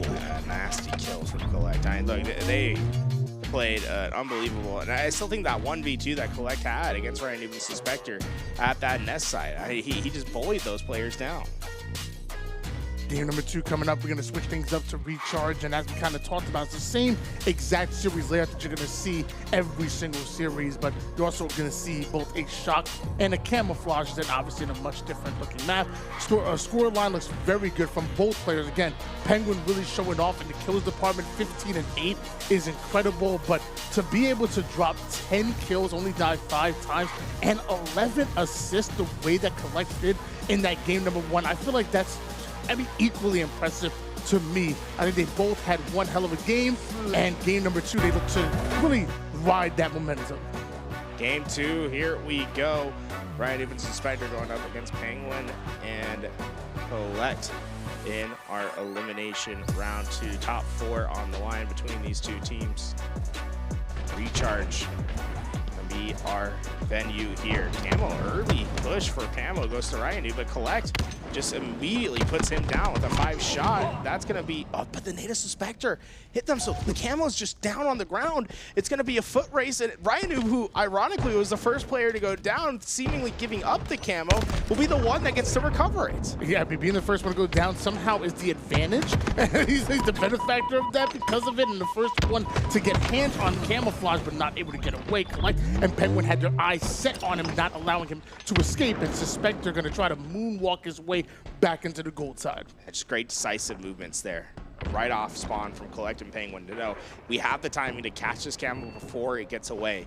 They immediately found it, got the kill, and with it, they maintain their lead, but more importantly, just are limiting access to the equipment that will allow RyaNoob and Svspector to try to build a lead. I saw a little stutter step come out of Svspector right there. Does that still kind of keep your footsteps quiet? A little stutter step over to where the gold side didn't want to make any noise whatsoever as he gets himself a shock, and RyaNoob gets himself a kill. 5-3 advantage so far for RyaNoob and Svspector. Svspector lurking into this top A side, trying to find anyone to peek with his shock rifle, but no one quite giving him a shot yet. 4-1 so far. And large reason why he only has one death because of plays like that. Heads up plays the plays like what he needs to. However, nowhere to back up when he's trapped in a corner. Both Kuhlect and Pznguin take advantage of that. Looks like Pznguin still trying to find out exactly where RyaNoob went. RyaNoob, he takes these sneaky routes, and Pznguin looking for every last one of them. Looks like RyaNoob might make himself known here. Just staying over at the battle edge. Kuhlect and Pznguin not trying to break this quite yet. Been a very patient play, but RyaNoob actually skipped the jump up high, and it crossed from pipes all the way into pit without actually being seen because of the route that he took. I don't think they know he's back here. They have no idea. They think they're still in pipes. Oh my, wow. What a flank, kill. What a play, and a double out of RyaNoob increases their lead right when active camo's coming up. Yeah, that's one to really take a look at the end of that, at the end after this game, because that's really heads up by RyaNoob and Svspector. They know that their spawns are known at the pipe side, but they are able to take routes that obscure themselves to get the flank. Oh, whoa! A very interesting angle there, but one that somehow RyaNoob is ready for. Finds the headshot, and still a 3-kill advantage. 4-2 right now as RyaNoob. 3 assists as well. And trying to find out exactly where Pznguin's going while also navigating the cross map against Kuhlect. The moment he fires a shot, though, is the moment Pznguin tries to get involved. Another insta-explode, but one comes right back at him. Yeah, 2-kill lead for RyaNoob and Svspector. Kuhlect working his way into the back of blue, trying to find this kill, but he checks every corner but the appropriate one. It's a shock rifle v shock rifle, and it'll be both players that go down. Pznguin versus RyaNoob remains. There's the fight. And there is the kill for Pznguin, putting them back within just one as Pznguin and Kuhlect continue to ride together through the blue and the long haul side. Does have a shroud to work with, does Kuhlect, but he's also the first one spotted. Uses that shroud to ultimately try to slip out of that engagement, ultimately into another one, but the damage and the nades just too much. Kuhlect goes down, Pznguin alone. There's a barrage of artillery that kept heading Kullect's position, was not able to move as the nades hammered in and got that kill.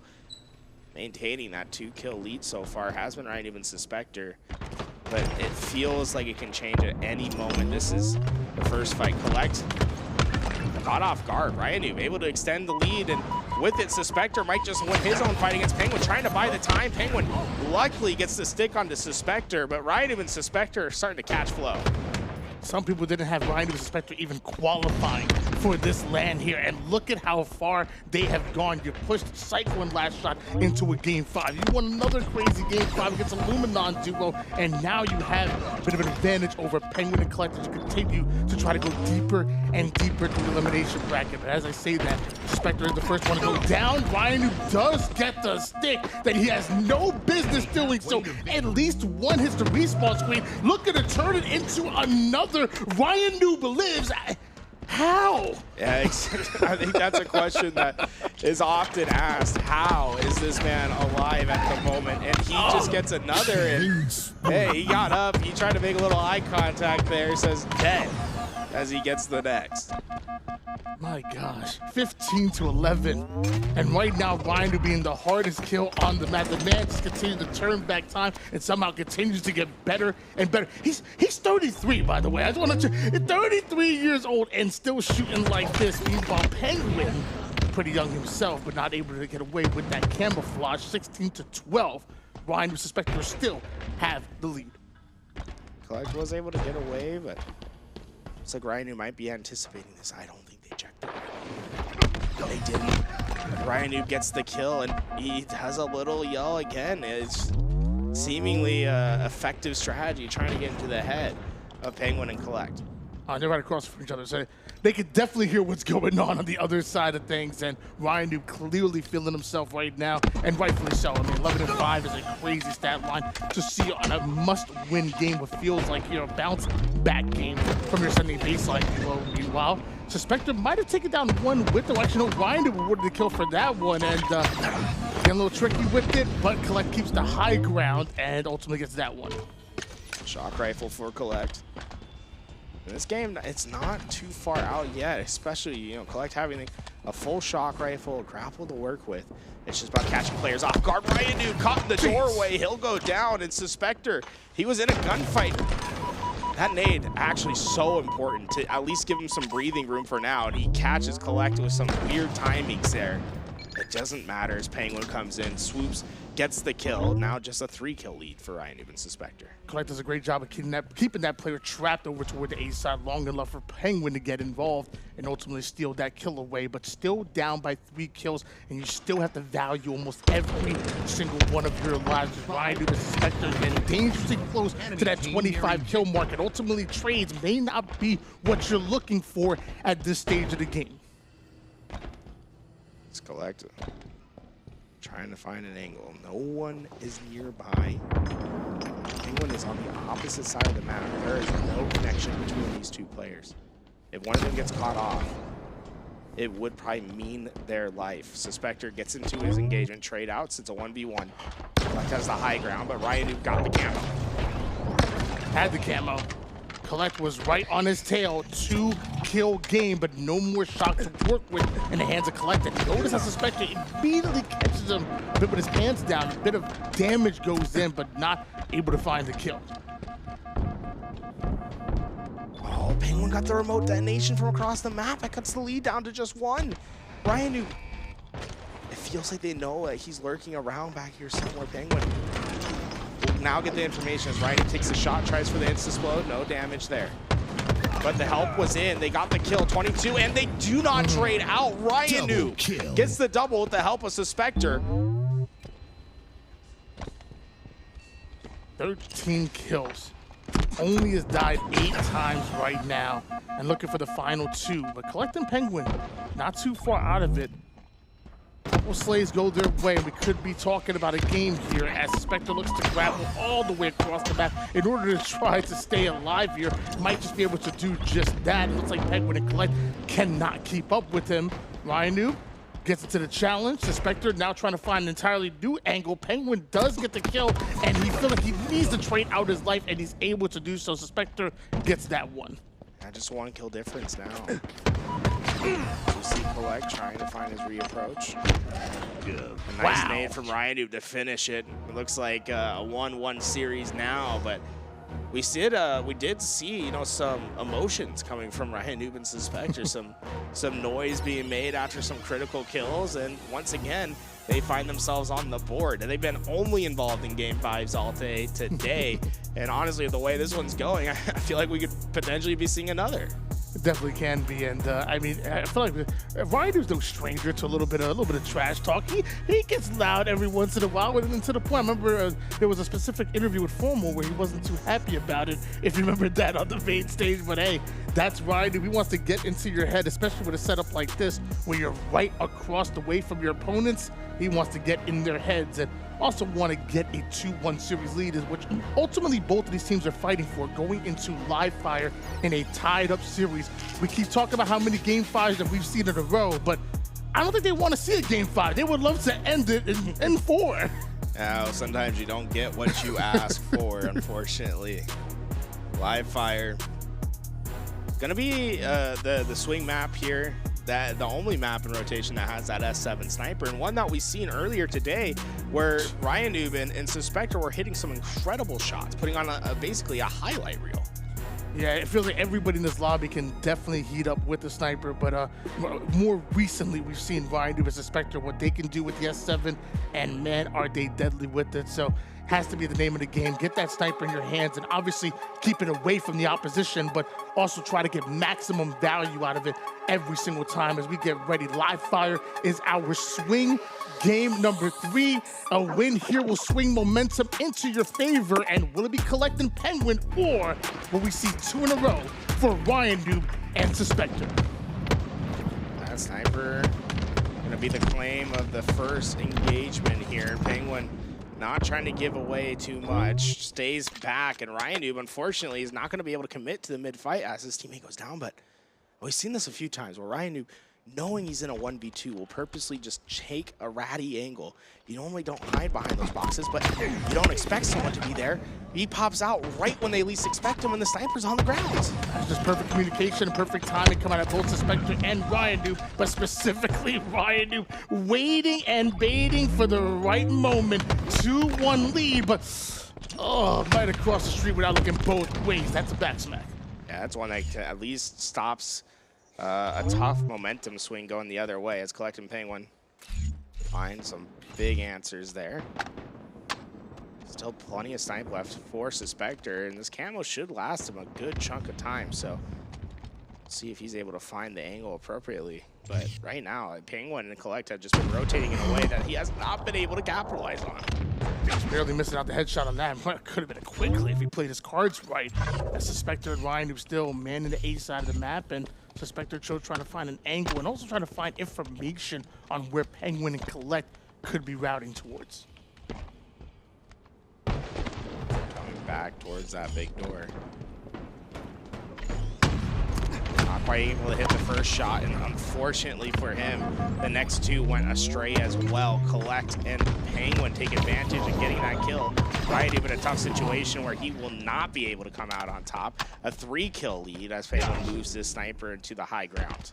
Kuhlect forces him out of the green side, gets that snipe in the hands of Pznguin with still 3 bullets in the chamber. He's ready for action. Ping's going down. You know exactly where RyaNoob and Svspector are at. Where are they going is the true question. And with all of that damage going down, both teams just continuously rerouting and repositioning. 20 seconds till this camouflage comes up. Pznguin expecting the challenge to come from that screen side. Finds his reapproach. Svspector getting caught, but has that QT to vacate. Pznguin knowing now that that RyaNoob should not have any help on this camo side, as Svspector went all the way back to B with that QT. Seeing both RyaNoob and Svspector trying to be proactive on the map. Maybe a bit split at the moment here, and ultimately Pznguin and Kuhlect trying to find out exactly where at least one of them are, but keeping them guessing. Sniper still in their hands, and that might have been a camo steal that we just saw. Yeah, just really bad timing, unfortunately, for Pznguin.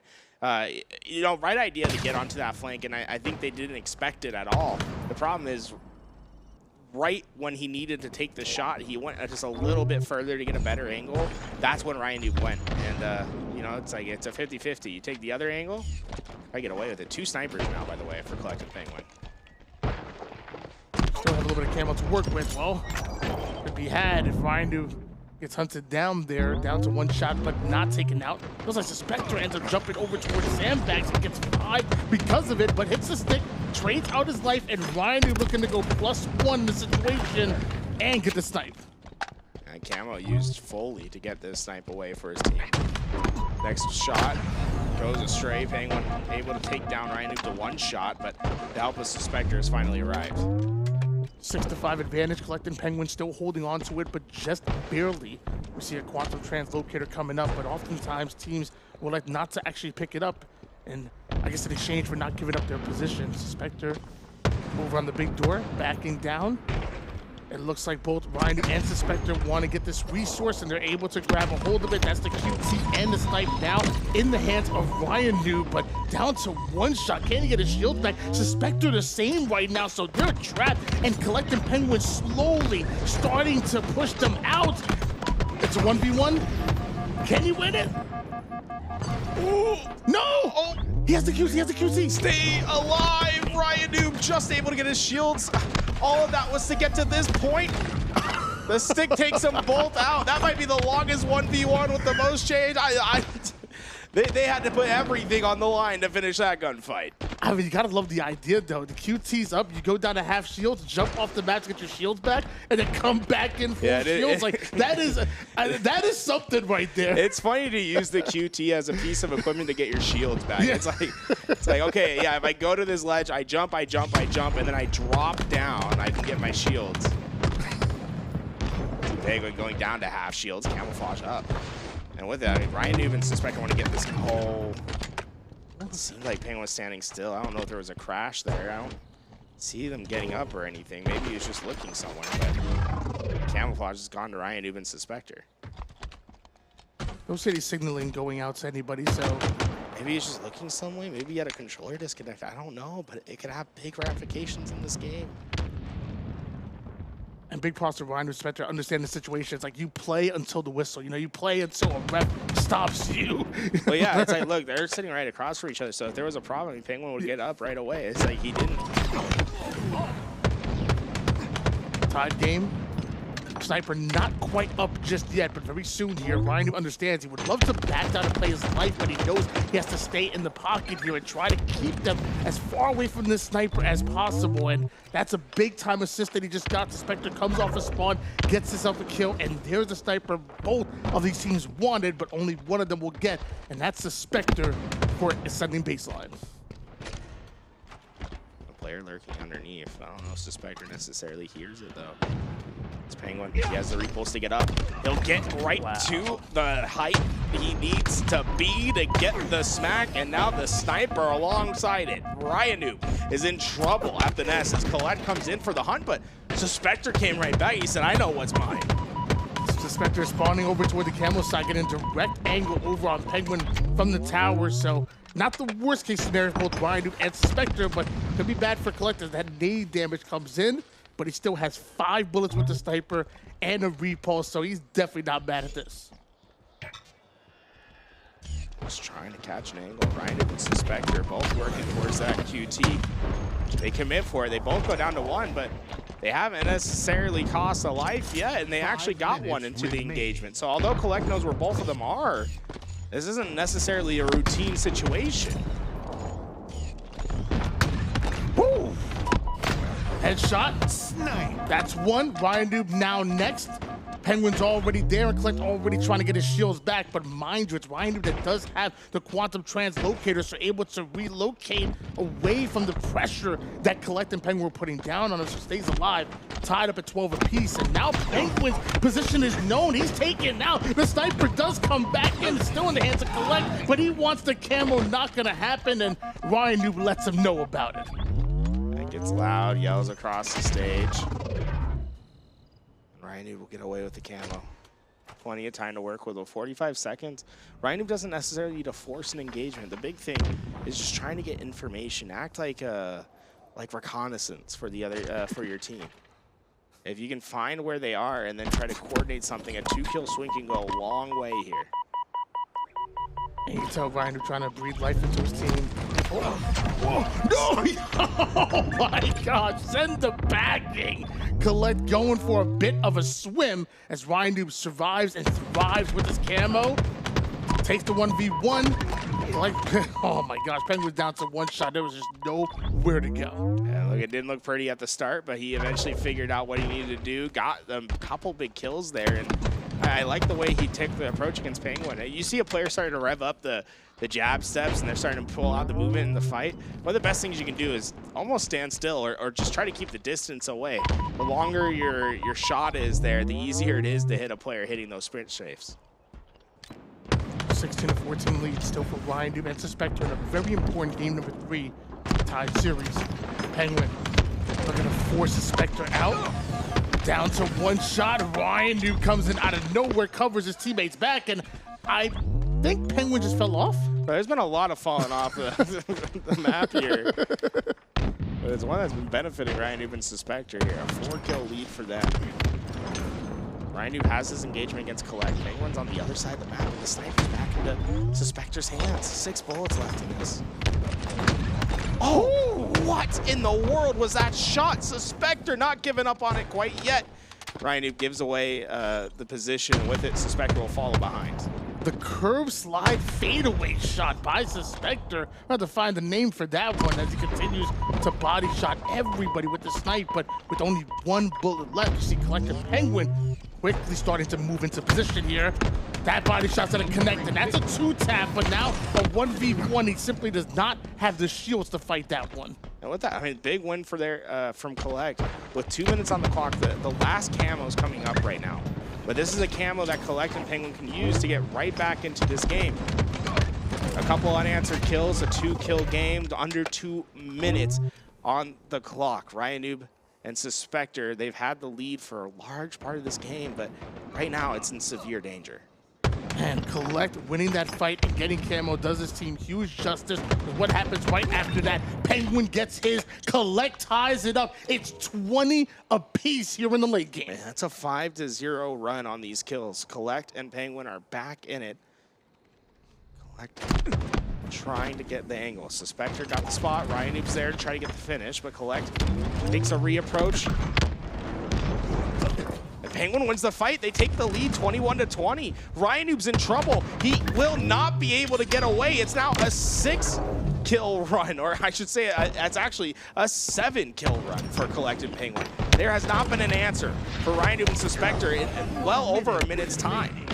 2-kill advantage, less than a minute on the clock right now. Penguin and Kuhlect must feel really happy with their positioning, but they can't get lackadaisical just yet here. Anything can happen in 2s, and 1 squad wipe is definitely not foreign to any of these 2. See Penguin lurking. Svspector was able to find some nades to work with. They are running out of time. They need 2 kills, and they only have 30 seconds to find it. It puts you in a position where you can't really afford to trade. That's 1 trade out, and that's the only trade out they'll be afforded from here on out. 1 kill to go for Kuhlect and Penguin, and in 20 seconds, they need 2. Time is winding down. RyaNoob and Svspector got to make something happen right here, right now. You need 1 squad wipe in order to force the tie. Repulse is up. Penguin just valuing his life. He knows he doesn't need the kill. All he has to do is stay alive. It's 1 shot. 3, 2, 1.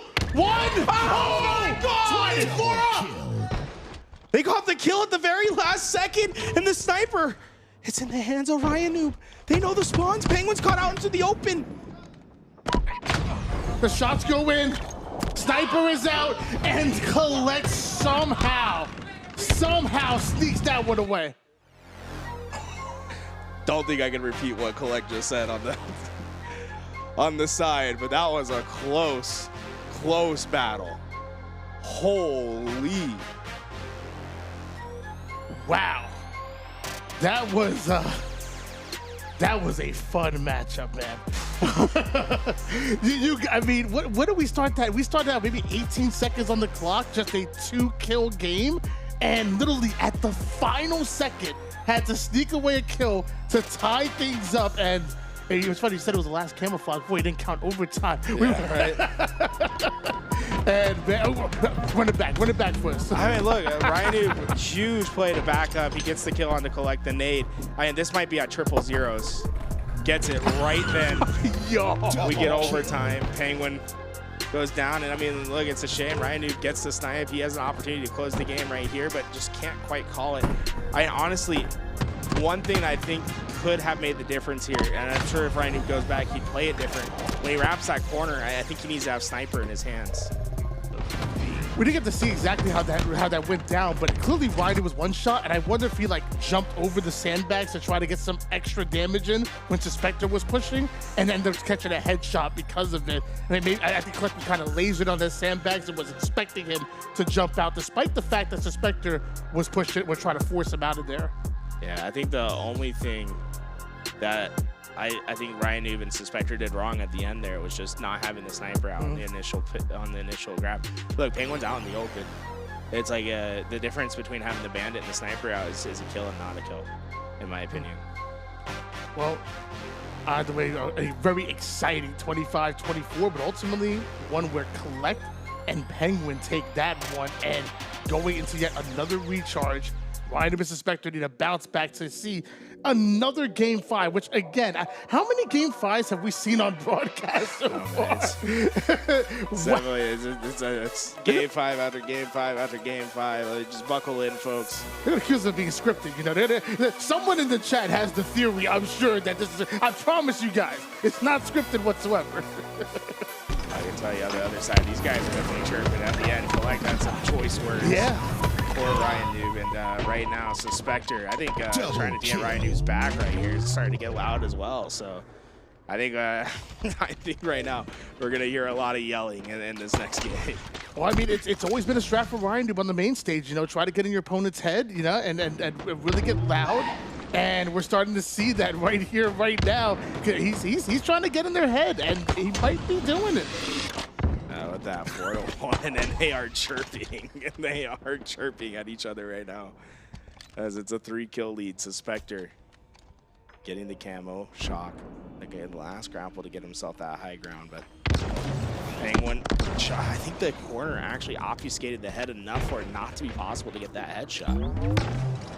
4-1 advantage here early, and Svspector able to get away. I was going to say with camo and shock, but looks like the camo actually just running out here, but still holding on to 3 kills between them, as it looks like Kuhlect and Pznguin slow it down. That RyaNoob has an opportunity to try to lurk all the way over towards that long haul. Svspector's been trying to keep the middle of the map under lock with that shock rifle, but it looks like they're trying to get a 1-2 combo here. Gonna commit for this fight yet or not? It's just RyaNoob and Svspector significantly slowing down this game. You got Svspector blocking off the C-flat side of things. RyaNoob dropping the shroud to try to escape with his life, able to do just that. And meanwhile, Svspector hits the perfect shot onto Pznguin for their 5th kill here. Svspector on the reposition, but you better be careful. Kuhlect and Pznguin looking to push you out. Svspector keeps moving. Like water, just keep flowing on the map. Trying to keep himself obfuscated at least, and hopefully trying to catch an angle where he just gets an easy kill. Kuhlect with the win onto RyaNoob. Svspector now by himself. Shock not going to connect, and now no longer has it. Still has a sticky grenade to try to play for some kind of trade, but it's a dangerous situation, and one where he navigates well. RyaNoob gets the pickup. Yeah, I think you called that perfectly, Tony. Like, he has in the back of his mind, I have the sticky grenade. How can I guarantee something? And the way to do it is just by closing down space towards needles, right? He had an option whether he cuts left to try to live towards triple stack, or if he plays up into the danger. I really like the play to play into the danger, understanding that that sticky was your way to get out.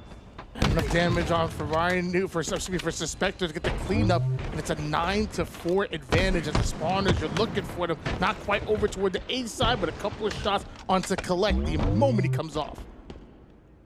The Svspector getting up, finds Kuhlect, and gets a bit damage to force Kuhlect back, and Kuhlect was not getting ready to leave that fight, but just, it shows you one step too far through the doorway. It was the cost. It comes at a steep one there. Svspector goes down, RyaNoob goes down, a 2-kill swing. Honestly, it's a foot of difference between those being 2 kills and us staying at a stalemate. Kuhlect and Pznguin right back into this one here, and as things reset, you see RyaNoob over in the triple stats pit. Some great shots though. Pznguin thought he had one, but now having to back up. Luckily, Kuhlect is aggressive through the mid-map, and there it is, another 2-kill swing that goes the way of Kuhlect and Pznguin. Pznguin trying to find his angle on RyaNoob, gets some good damage onto RyaNoob, and there isn't really anywhere for him to go, so the cleanup eventually comes in. 1v1 on the map. Svspector at the bottom of white, Pznguin watching the overhang at A. Just 1 kill between them. And we've already seen what everybody can do with the shock, but also especially RyaNoob and Svspector. Now Pznguin gets a turn. Gotta avoid the grenades, always ready for the insta-explode when dealing with RyaNoob there. And beautiful shots on Svspector, more importantly, staying alive. There's no grapple for you to get out, but don't worry, you're alive. Kuhlect is pushing, and now the reposition is back, and a tied game, 10 apiece. RyaNoob playing up to this pit. He's trying to catch a player. Lurking through, and the RyaNoob's been very good at this all day today, where he just takes routes that are a little bit unexpected and gets some unique timings. Although he does go down to Kuhlect, he pulled him out into the open where Svspector can get the kill, maintaining their 1 kill lead. Svspector wants to stay alive in this situation. Doesn't want to overcommit from across the map, especially with camouflage coming up. Meanwhile, looks like we have a little picture-in-picture action. Looks like, wait, is that Legend and Renegade going CyKul and LastShot? This is the elimination bracket, right? Yeah, we got some craziness going on. Our elimination matches starting to go at the same. Both these gonna be, whoever the winner of both these matches will end up playing against each other on that Bravo station. So we'll have to keep an eye on both these series. But right now, look, RyaNoob and Svspector trying to push theirs to game 5. CyKul and LastShot trying to get themselves back into a groove against a Legend and Renegade that just won a game 5. So it's, you know, game 5s have been fresh on the mind of all these players here. Yeah, I don't think we've seen this many game 5s here in the tournament. It's actually crazy. Outside of, like, you know, 1-3-0, I feel like the rest of them have been game 5s. As you know, the battle over on the tower, Pznguin lives through it. Kuhlect making sure that nobody's coming in for the cleanup. And on the other side of things, looks like Shock Rifle is coming up. Coming through, a big fight over at the bottom of elevator. Pznguin able to stay alive as those nade zone players out, but RyaNoob and Svspector not giving up on these fights. It's a very aggressive play, but it ends up being trades for everyone. And as all 4 players hit the respawn screen. Some big time damage coming out of Pznguin all the way from the long haul side. Has a BR in the back pocket as well, and Kuhlect is in a battle against Svspector, one that he's able to actually win. So introduces him to the kill feed and then right back to tagging players up. This time it's RyaNoob who's been his nemesis in this match from across the map. Keeps him down to 1, but no kills just yet. Kuhlect and Pznguin hold on to a 2 kill advantage. There it is. This Legend on the bottom of the screen was able to get some good damage downrange, but they're going to team up together to get the nest on the top end. It's going to be a big push out here by Svspector. I mean, if he got through, I don't know, did they see him get the glass? I don't think they saw him. We're going to hear him. Pznguin grapples himself all the way over to a trade. Meanwhile, on the bottom lower side of things, active camouflage being fought over, and looks like LastShot might be able to get away with it. No damage being done whatsoever. So down by 1 kill, but with camo to your name, you are loving this, and great communication. Snaps on his enemy immediately, and now you know where Renegade's at, and that's LastShot closing the distance immediately. Another camo being picked up this time on the top left-hand side of the screen. Wait, did Renegade win that? Yo, what? Unbelievable. On the other side, though, Svspector and RyaNoob actually get a +1 into that engagement, closing down this game, and they've been icy in these end games all day today. Oh, Svspector gets 1, can get away with his life. That's a crazy kill into the 1v2, but he not only lives, he's been able to reposition, and now he has the help to try to take on the next. And with the game being 21 apiece on the top left-hand corner, I'm going to try to focus on that for now. I'm sure we'll get into the bottom right very soon here, but 21 apiece, making 22 to 21 now. RyaNoob being attacked by 2 and trades out 1, but inches collecting Pznguin closer and closer to the win. Oh, this is a dangerous situation. Kuhlect trying to insta-split off the nade. That was there. Oh my God, Kuhlect, how did you hit that head? Just 1 kill now for Kuhlect and Pznguin to win this game. RyaNoob and Svspector would love to send this into a game 5. However, it's Kuhlect with ice in his veins that gets them the 25th kill, and they're advancing forward. And Kuhlect happy about that one. You can tell, man, that was a war going down to the wire. It's like they're giving out their GGs. Smiles all around.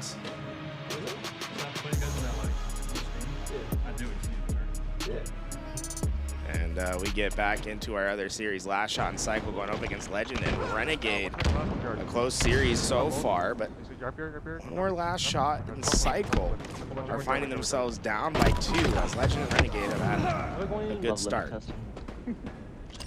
this was a grand finals matchup at one point, and both of these teams running into each other so early here in this tournament. It's crazy to think that one of these duos is going home after this matchup right here. Again, a grand finals rematch right here in the in the elimination bracket. Renegade getting good damage onto CyKul, but I'm gonna find his reapproach. Legend gets another. Hear the comms, but CyKul just having too much to do here. Renegade gets away with the camo, and with it, a 4-kill lead that can expend to more. Camouflage in the hands of Renegade, and Legend with a 5-shot onto LastShot, and Renegade does the damage. He's gonna trust his teammate most likely to clean up that one. He wants to get his shields back, does not want to trade out there, but CyKul's actually still alive, and right now it's Renegade and Legend that are just guessing, trying to figure out exactly where he went, and they're gonna find out the hard way. CyKul making a Pistola-like play.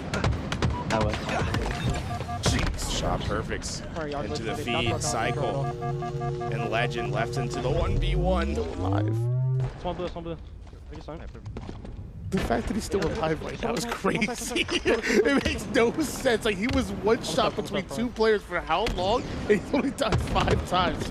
It's not real. Just CyKul things. You're almost desensitized to it. He's been able to get CyKul down to 1, and he's gonna go right out for the reach out. I mean, look, he knew his time was limited. You might as well try to make it flashy, and that damage was enough to actually give LastShot an opening off spawn, so they get the kill, and the shock rifle is still up to be earned. 19-14 advantage here for Legend and Renegade in game number 1, and one that's bound to be an exciting one. That LastShot, if he grabs a hold of that shock, not able to get full advantage of it, but is able to trade out. CyKul wants hands on it, but Renegade with the GB grenades, and he's the one that emerges with that shot. Yeah, 6-kill differential now. 5 minutes remaining. Renegade has plenty of time to move around, try to find his angle. Is that USBC? So I'm gonna try to take that fight, but backs up here. Renegade, knowing that LastShot's around this corner, but has not been able to get the angle yet. And by the time he does, CyKul comes and joins the fray, leaving Legend by himself, and LastShot will get that kill. CyKul, LastShot, in a very conspicuous situation, actually end up getting 2 kills in their favor without any trade. The shock rifle, and now the camo and repulse. They have him spawn trapped. This has all the makings of a big sprint here at the end of the game. Whew. I was gonna say 21-17. You're not looking very happy for CyKul and LastShot, but like you said, the spawn trap was there. You're able to grab a hold of camo and shock, and now it's a 2-kill game at the moment here. As CyKul looks for 1, does the damage. Renegade plays forward, and CyKul kind of anticipating that and just navigating both of the players, but it's somehow LastShot goes down. And how does CyKul stay alive here? Renegade. I'm playing something. They know. Both of those players, they know they're there, but CyKul goes down to weak. Can't quite take this challenge yet. Waiting for the help of LastShot. Couple shots in. They're being forced back. The nades not allowing CyKul to push through. Little denial grenades there. And eventually has LastShot to work with, so they both want to work through the back tram side, but Renegade and Legend just blocking those line of sights, really doing a great job of splitting and isolating them. LastShot over toward the high side. CyKul wants to keep them trapped, and both teams not wanting to make any mistakes here. The shock rifle coming up in a few seconds. Could make this difficult for CyKul and LastShot. Legend's already here, and they don't have anyone to deny him, so Legend's got a full shock rifle to work with, and them just needing a few kills. I lived in Hawaii. I would just like purposely melee early because I knew. Bringing shock up over towards the top S4 side. And cross map shots. CyKul takes down Legend. Renegade able to put some extra damage onto LastShot. He's down to 1. The nade keeps him back, and Renegade wants it, but it's a trade out. And with it, just 1 kill to go. Legend and Renegade needing to hunt down CyKul, but they have not found him quite yet. CyKul down to 1 shot onto the pillar. and the nade will get the finish. Renegade and Legend take game 1 in the series. See the fist bumps in. Renegade looking proud after that one and knows that you still got 2 more to go through. And I will say, LastShot and CyKul has been as many game 5s that we've seen so far. You know, a game 1 win is nice, but we could see yet another one. These 2 teams seem so equally matched, and although Renegade and Legend have that momentum, have an advantage, I could see a world where LastShot and CyKul have the bounce back, especially on recharge. But I guess before we get there, I didn't get a chance to see the stats. Renegade and Legend, I'm sure both of them were popping off. Yeah, look, I mean, that was a very tight finish at the end where CyKul and LastShot looked like they were starting to make their comeback, but Legend and Renegade getting that shock rifle, using it to get the advantage that they needed to get those kills. One thing that's a bit surprising, look, they went 25-21, only 6 assists between Renegade and Legend, so a lot being done in the isolation. 68.6 accuracy out of Renegade, a nice almost 70% accuracy out of LastShot on the other side of things. So both of these teams just putting down that max damage. The accuracy is there, and of course, you know, you expect nothing less from the players of this lobby. And whew, 5,300 just about damage from Renegade, the demon, feeling comfortable on Solitude. And of course, Legend not too far behind them there. I'll see LastShot. He was floating around with a 5K himself, just about. Recharge gonna be our game 2 here. Shock rifle, camo, all the goodies on the map. See which ones these teams are able to get away with. CyKul and LastShot in danger of being eliminated at top 6 in this tournament after some huge upsets today. Upsets all around, game 5s left and right. And we get ourselves into a situation where, because they've been so many upsets, the number 1 and the number 2 seed find themselves matching very early on in the elimination side. Yeah, definitely surprising to see this one, but I will say, I mean, they were gonna match up eventually, you know. Why not have it early here in the elimination bracket? Legend and Renegade going up against CyKul and LastShot, your number 1 and number 2 seeds duking it out for their tournament lives, and that was a 5. God bless. Yeah, with that, look, early kill. CyKul caught underneath. Renegade's gonna be able to drop in and try to get this early kill.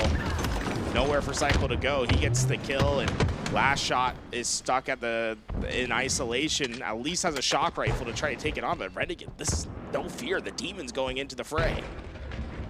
3-0 start here for Legend and Renegade. And you notice that LastShot and CyKul are slowly starting to inch their way forward. You see LastShot over on the high side with the shock. He has his teammate not too far behind. Looks like Legend and Renegade not exactly falling for the bait. They don't want to get trapped in both LastShot and CyKul's Reddit here. And there we go, lines it up, knocks him down. Renegade 5, CyKul at the same time though, so it's a 1v1, LastShot and Legend, and both players just gonna back out and wait for the spawners. Renegade taking heavy damages there. Force back, CyKul, LastShot. Working this long haul side. No one's giving them the angle, and look, Legend and Renegade have been very, very particular about how they take on these fights. They do not challenge till they're ready. With it, LastShot not able to hit the shot and is immediately taken down.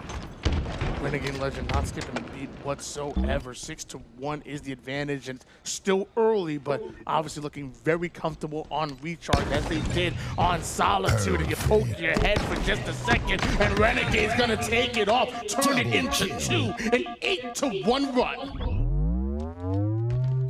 A double kill for Renegade, and he knows the spawn.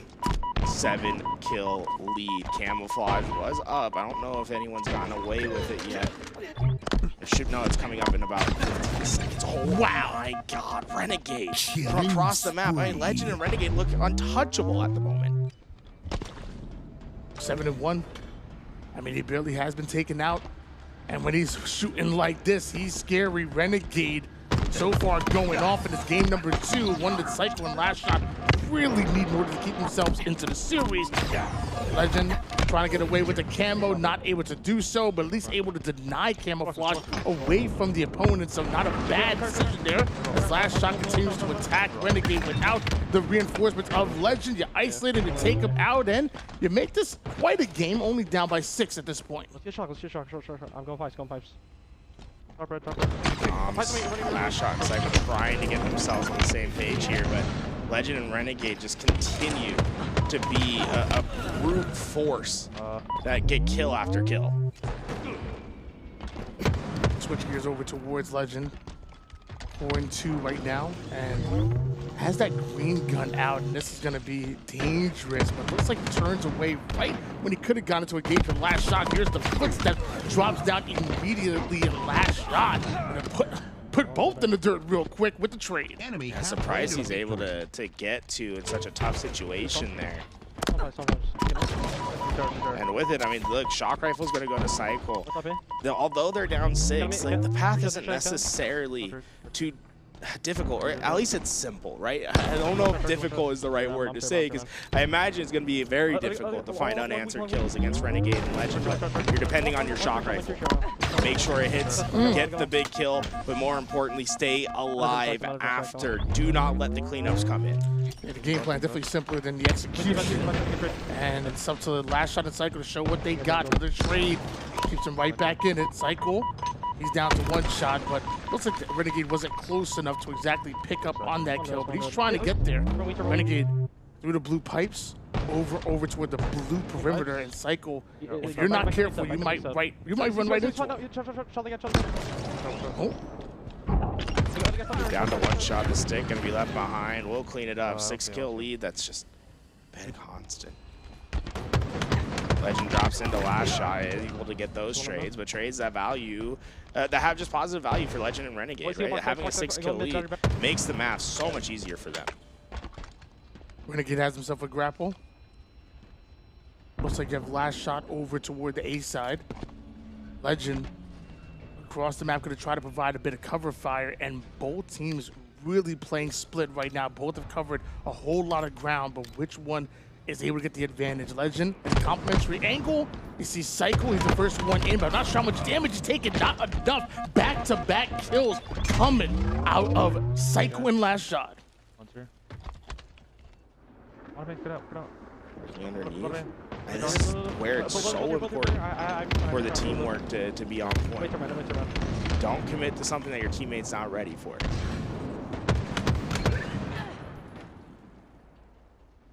Is it anything? Another 1v1 here.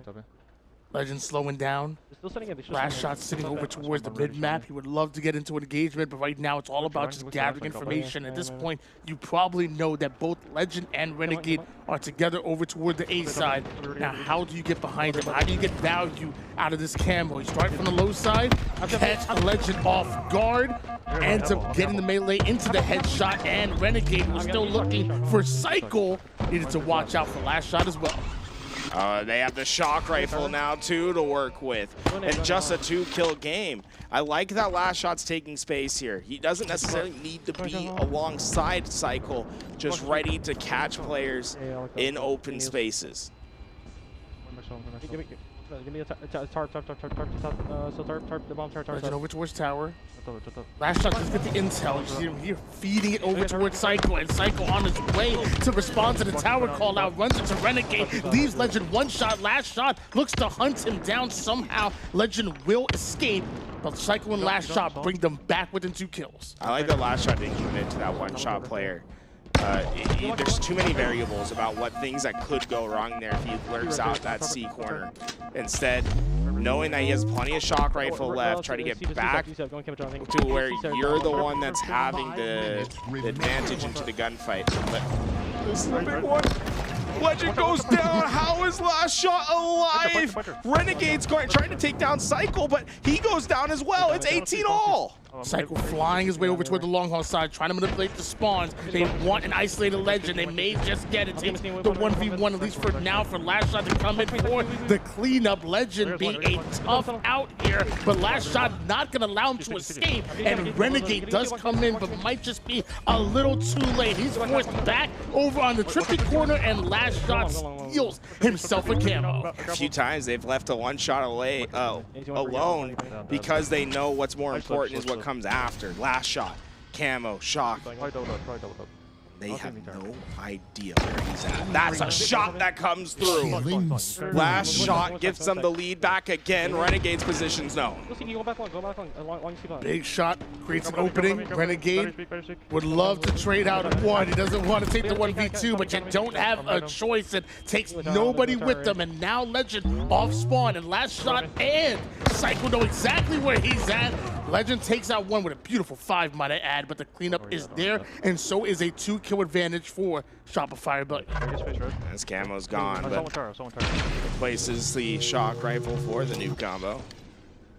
3 minutes and 30 seconds. There's still a lot of time for these teams to feel each other out.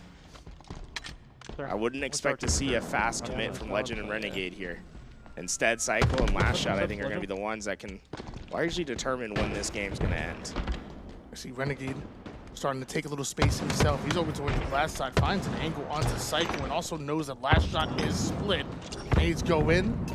Not going to take the 1v1, knows those nades didn't do enough damage, but with LastShot backing down, looks like this is where Renegade wants to get aggressive here. Legend's in trouble, calling for the reinforcements, calling for an angle. He's not going to find it. CyKul takes down Legend, and now Renegade is by him lonesome. Look, and that is Air Force football right there. It's offense and defense for both sides during that gunfight. Both teams are essentially executing the same set play. It just happens to be that CyKul and LastShots is the one that hits, and it hits hard at 24-20 kill lead now. And with Renegade, one shot, there's nowhere for him to go. And LastShot sees him flying across the screen with the grapple. He knows he's weak, and he knows that's the kill that they want. Things were looking a little scary for CyKul and LastShot in the early game, but man, once they took control, they kind of ran away with it. Was it dogfight football, actually? What? You remember that from Top Gun? Top Gun Maverick, instead of the volleyball scene, they do football.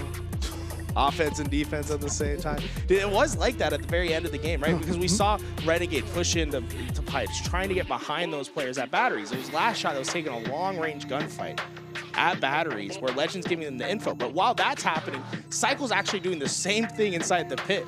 And CyKul's able to get to that gunfight ahead of time. And I think it makes a huge difference in the game, the fact that CyKul gets that kill onto Legend in time. And with it, they tie up this series at 1 apiece. Take a look at the scoreboard here, and one thing that really obviously stands out to I'm sure everybody is 15-8, a few assists. LastShot's performance is an 8.0 KDA, and a large reason why they were able to take that bounce back game number 2. And take a look at the damage, and fairly equal. Both players over the 4K mark. CyKul taking a whole lot of damage and being that distraction. Meanwhile, LastShot way ahead of his damage dealt, and that really told the story of that game number 2, but will it carry over to game 3? Because we switch things over on live fire. The only time you'll see this map in this series is in a game 3. Yo, camo gonna be so important off the start. And I want to do something a little rare here as we get into this game.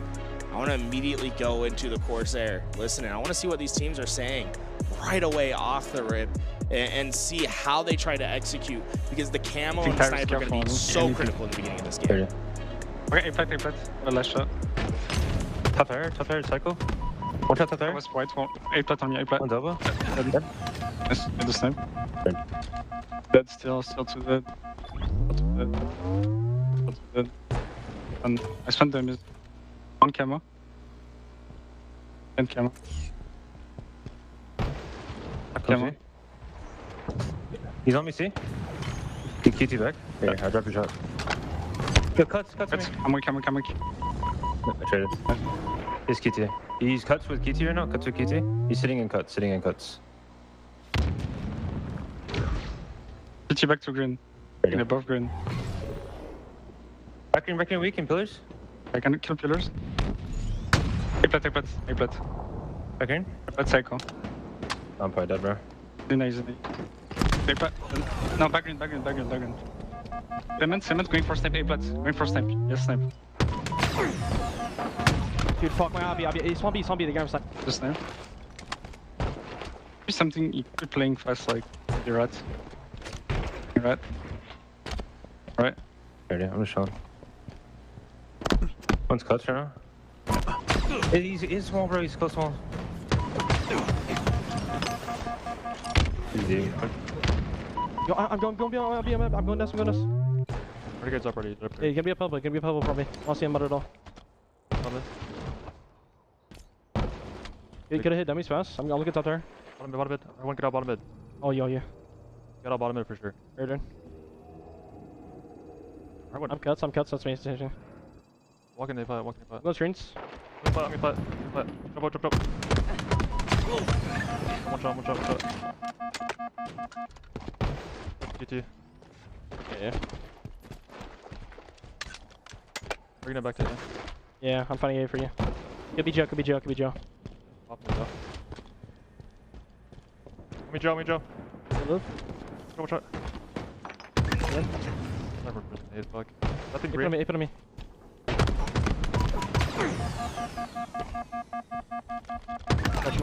Okay, spawn B, I think. Come on. Can we go into? I'm just going. Party cuts. Top cuts.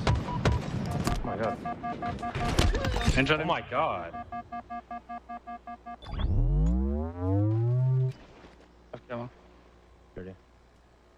Yeah, they like to play back like... A, one's back A, CyKul weak. Yeah, we don't know where LastShot is. So. He's on middle, bro. Up in reach. Piper's gonna be up.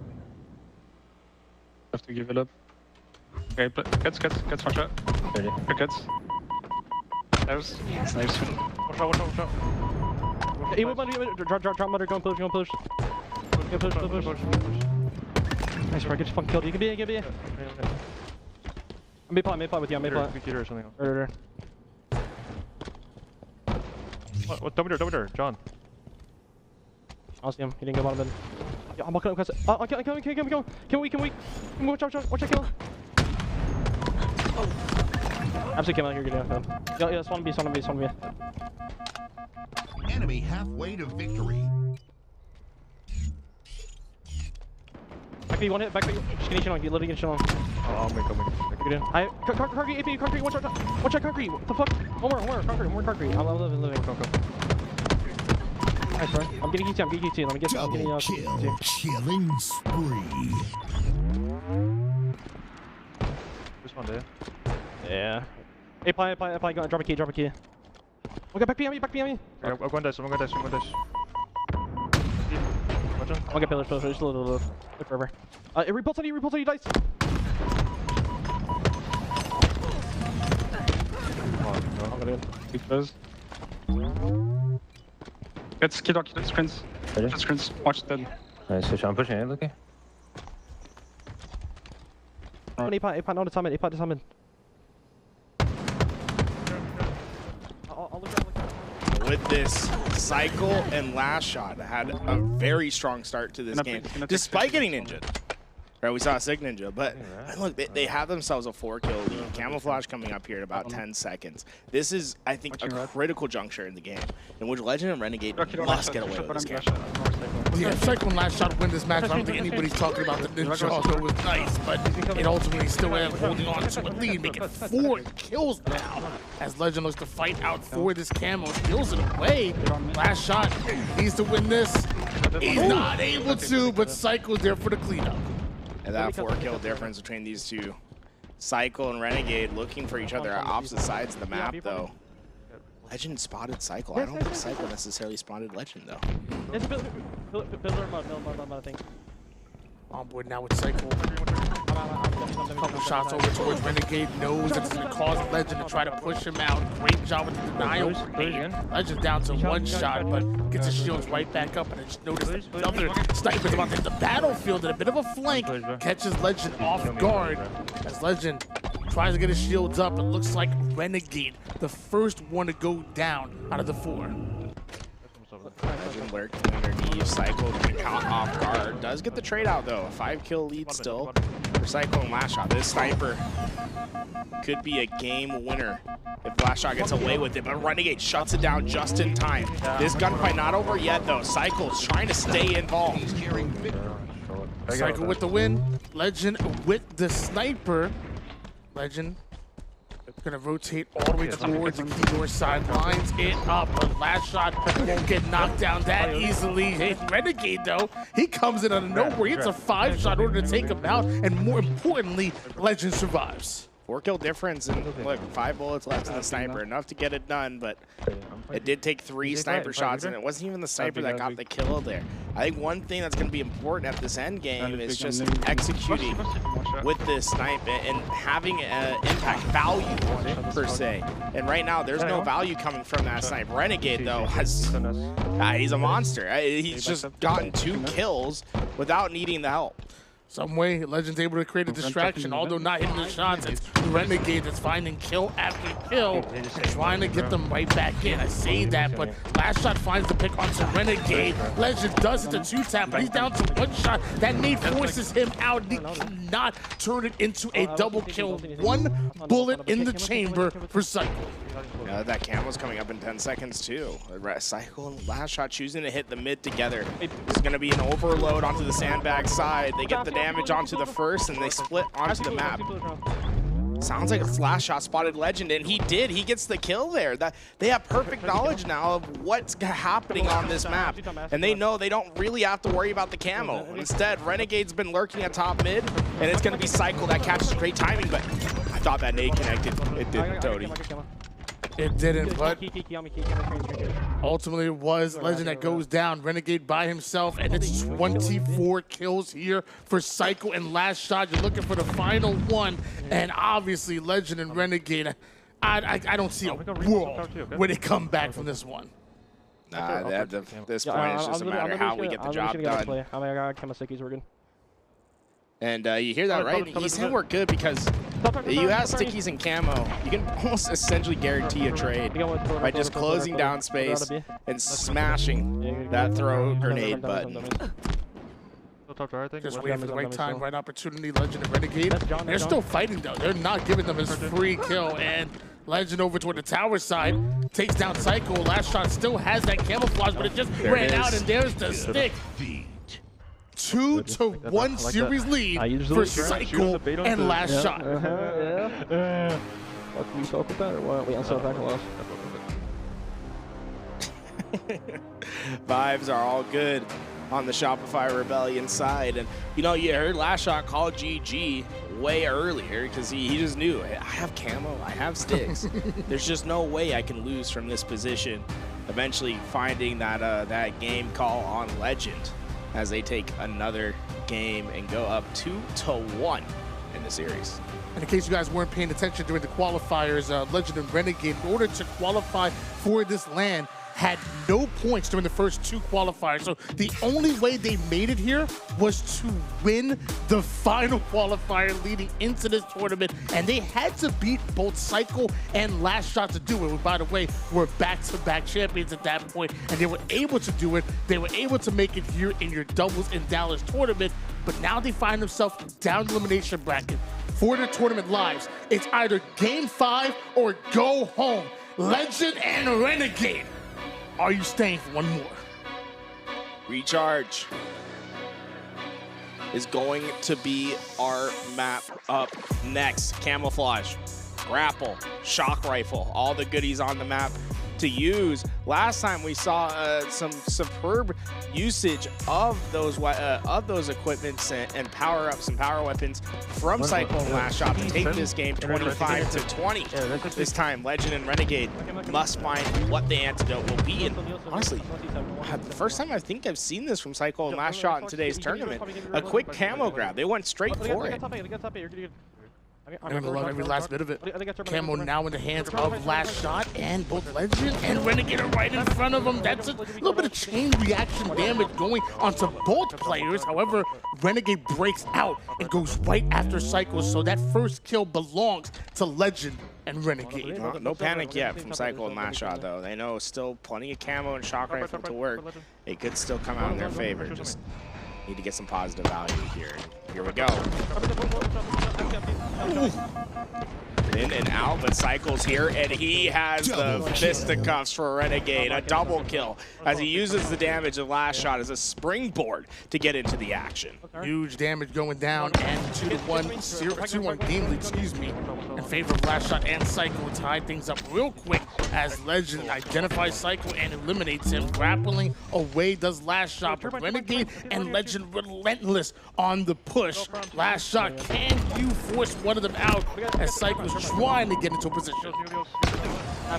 Legend commits in, not able to find that kill. The stick just short. LastShot trying to avoid that nade. Unfortunately, I think in his efforts to avoid it, kind of pushed himself into it.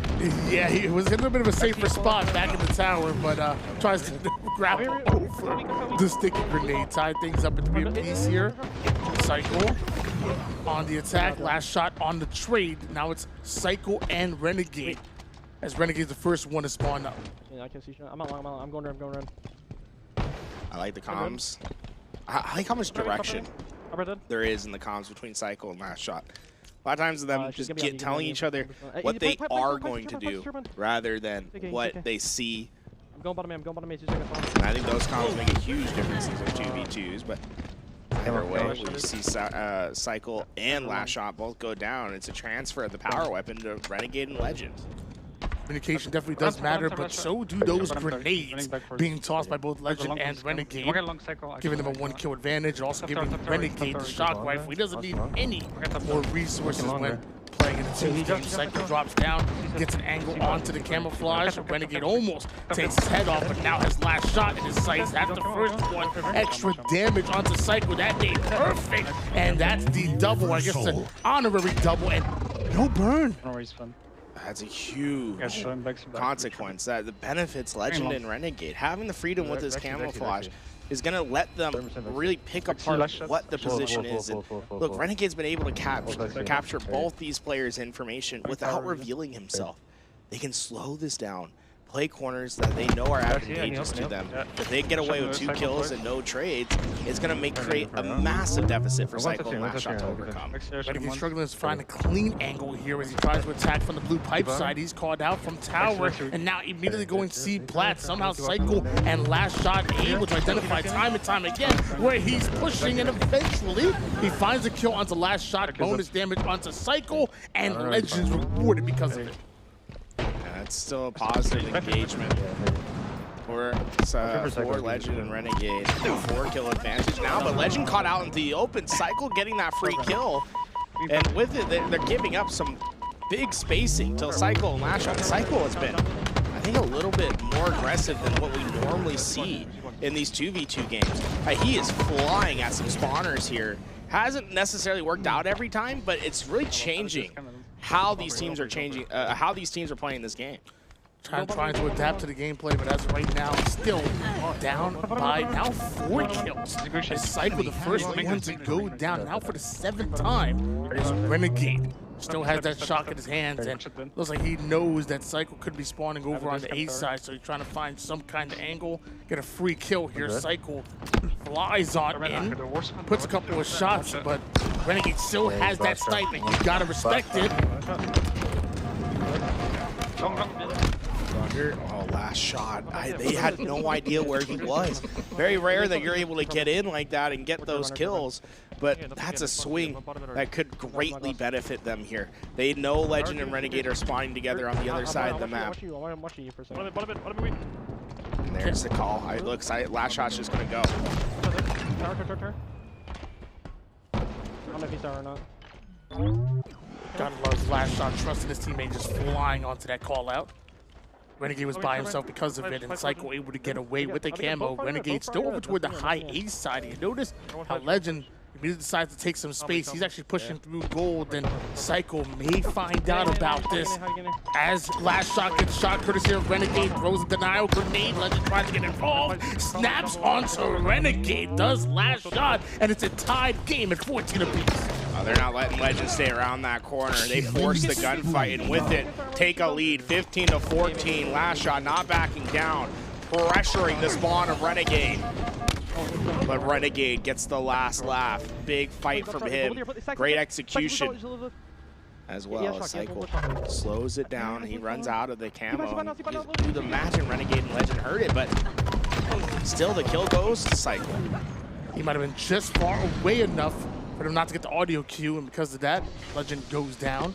Momentary 1v1. You see both Renegade and LastShot on the map, but Renegade has one burst in this shot, which can create some crazy plays here. A crazy opening. LastShot over on long haul side, and CyKul avoids every last bit of that shot.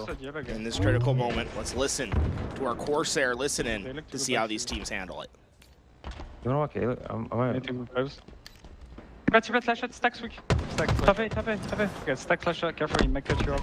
Yeah, he's bottom low. One shot bottom, bro. One shot orange door in A. Probably blue tunnel maybe? E jump? Let's clear back cell, Watch slow, you might try to get it. Yeah, no, they're gonna try to get it. I'm trying to stick these shock away. No, I have stickies too. He's trying to get it. Village. Look at that. Let's go. 5 minutes remaining. Top it. Top A. Yeah, bottom me. I'm 3 shots. Top A, gotta wait. You want? I have grapple still. Watch out, he might go back, so. Alright, Legend was top A. I can try grapple camo. Bottom A. Yep, village. Bottom A, weak. Bottom A, one shot. One shot, round one shot. I might ape you. Okay. On me, see, Bottom bridge, and bottom mid. Just get out. Mangular. Bottom tower on you.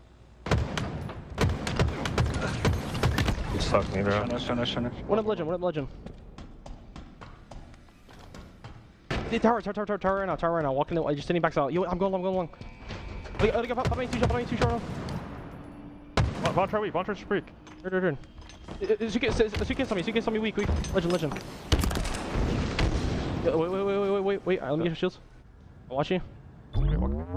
I'm coming. Ready? Run away. Top it, John. I'm going back to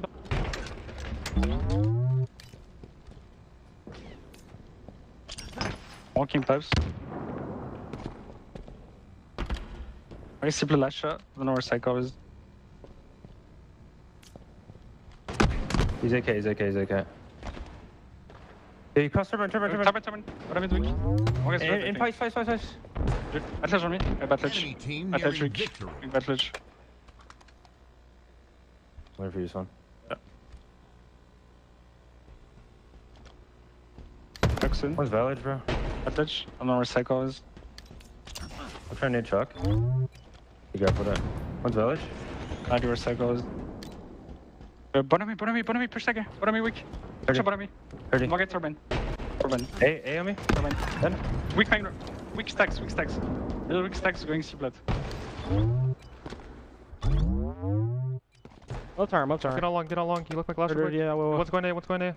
Someone A, John. 21-18 lead going into your end game, and LastShot and CyKul simply do not want to see a game 5. They would love to end it right here, right now, and there's plenty of ammo for LastShot. You also have to respect one more grapple. If too much damage goes in, you know he's gonna go flying. But down to 1 shot, LastShot needs to survive. With this, CyKul and LastShot could also start thinking about the clock. It's not necessarily the most advantageous play, but they aren't forced into any gunfights here. It's important to keep that in mind. With Camouflage coming up, if they're able to find this kill on the Renegade and get away with camo, it would be game in my opinion, but I don't think Renegade's going to make himself an easy kill. Oh, never mind. Look, I don't know how you get back from this point. With Renegade going down there, camo goes into the hands of LastShot. They have a minute and 40 seconds to get a 4-kill deficit made. This is like a Mount Everest type climb.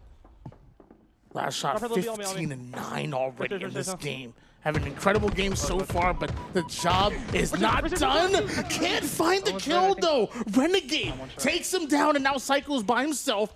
Legend and Renegade found himself a bit of momentum, but clearly the job's not done yet. Okay, back against the wall. We see what Legend's made of. That's a world champion there for a reason. A massive kill, but still a 3-kill difference that needs to be made up, and not a lot of time to do so. Renegade's kill doesn't come through. Last shot gets his shields back, but Renegade still gets the kill, 20-22. And it seems like CyKul's position's known. Less than a minute on the clock here. Green gun doesn't connect. CyKul, he has Renegade down to 1 shot. Renegade trying to juke him out here. And Legend just waiting, but he's down to 1 shot himself. Nobody having shields. And finally, CyKul finding the pick over towards Legend. And Renegade isolated by himself. And CyKul does not want to allow him to escape. Last shot is there, but it looks like Renegade did find an exit route. It's through the Whirlpool side. And this clock's a huge factor, especially being a 2-possession kill. Renegade gets the kill, just 2 to go. CyKul and Last Shot, though, can play the clock. There's only 15 seconds left in this game, and it's a 1-kill difference. Last Shot and CyKul, can you hold out for 10 more seconds? Renegade gonna try to grapple in. He has to fly. Last Shot is in a non-advantageous position. He's in the blue pipes. He takes a whole lot of damage. CyKul's there, though. CyKul's there. Oh my gosh. That was way too close for comfort. He had him. It felt like he had him dead to rights. But he just did not take the fight in the way they needed, and the clock comes to bite them. CyKul and Last Shot win and continue on their tournament run. Through the lower bracket they go, and it's still shocking to say that both of these duos are down here in the lower bracket to even begin with, but Renegade and Legend, again, the winners of your last qualifiers, your #1 seed coming into your doubles in Dallas tournament, are knocked out here. And look, they had him completely trapped. Yeah. Last Shot commits out of the gunfight. Renegade thinks he has his kill. Has him down to 2. CyKul joins the fray. I think there's a miscommunication here between Legend and Renegade. Or maybe even if Renegade, it's tough when you look at it on the replay, because even if Renegade commits for that gunfight down below, CyKul's there. Yeah, CyKul's there. The trade would instantly lose them the game. What I think needed to happen was that Legend probably had to be a little bit more aggressive onto the triple stack there to help Renegade in that fight. I think both of them thought that the other hat was doing the opposite, and that's where twos, if you're not playing together consistently, can really, it is like this sort of dance where you need to know what your partner's doing. You need to know how to play around them.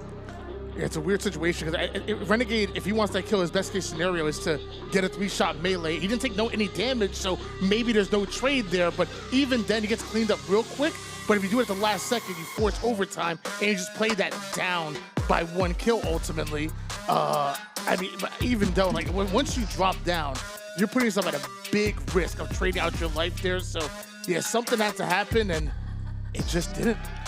Look, yeah, we just know at this stage in the game, you can find yourselves getting wrecked if you don't play right. Just like how you can get wrecked at home by getting some energy drinks. I heard you talking, Tony, about these players trying to get getting themselves a Rekt on the, getting some for themselves at home, making sure they have that energy, being able to get through a whole day's worth of gaming. No, 1 scoop, man, that'll take you the whole way. Get yourself some of this news FaZe Melon here today. When we come back, we have our winners final, Precision and Snakebite, going up against Bound and StelluR.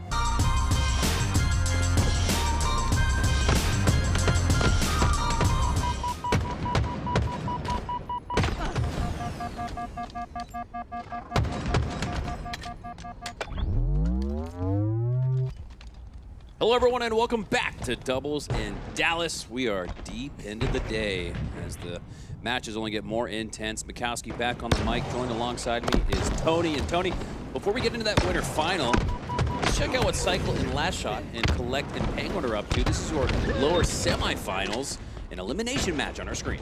Elimination semifinals, and man, some big kills coming in. CyKul and LastShot both getting respawned, and Pznguin with a thrust and a shock immediately. Early in the game, this could be game-changing already. 2-2 off the start. It's Pznguin, shots ringing out on the CyKul as Kuhlect goes down. Pznguin all by himself. I think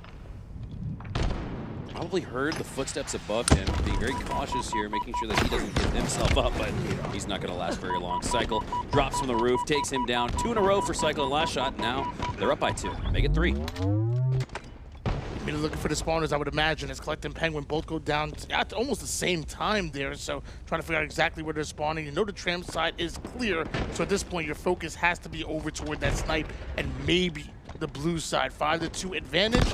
Lines it up. Pznguin not going to take any damage due to that one. But looks like Kuhlect goes down the snipe ramp and Pznguin going to find the open side of things. And CyKul finds a bit of damage. CyKul. Low shield, so too is Kuhlect, but Kuhlect seemingly down by an extra shot or 2 is able to pull that out. LastShot trying to clean him up from across the map, but Kuhlect is going to get back to full shields, back on the high ground, doesn't have any more shock left to work with, and he's being a distraction. Pznguin pushes in with the attention on his teammate Kuhlect, repulses his opposition back a little bit, and with no damage, not enough damage secure, I should say, he backs up, redirects his attention towards the hotel. CyKul waits around the corner. Another closely contested gunfight, but CyKul wins it instead. 6-3.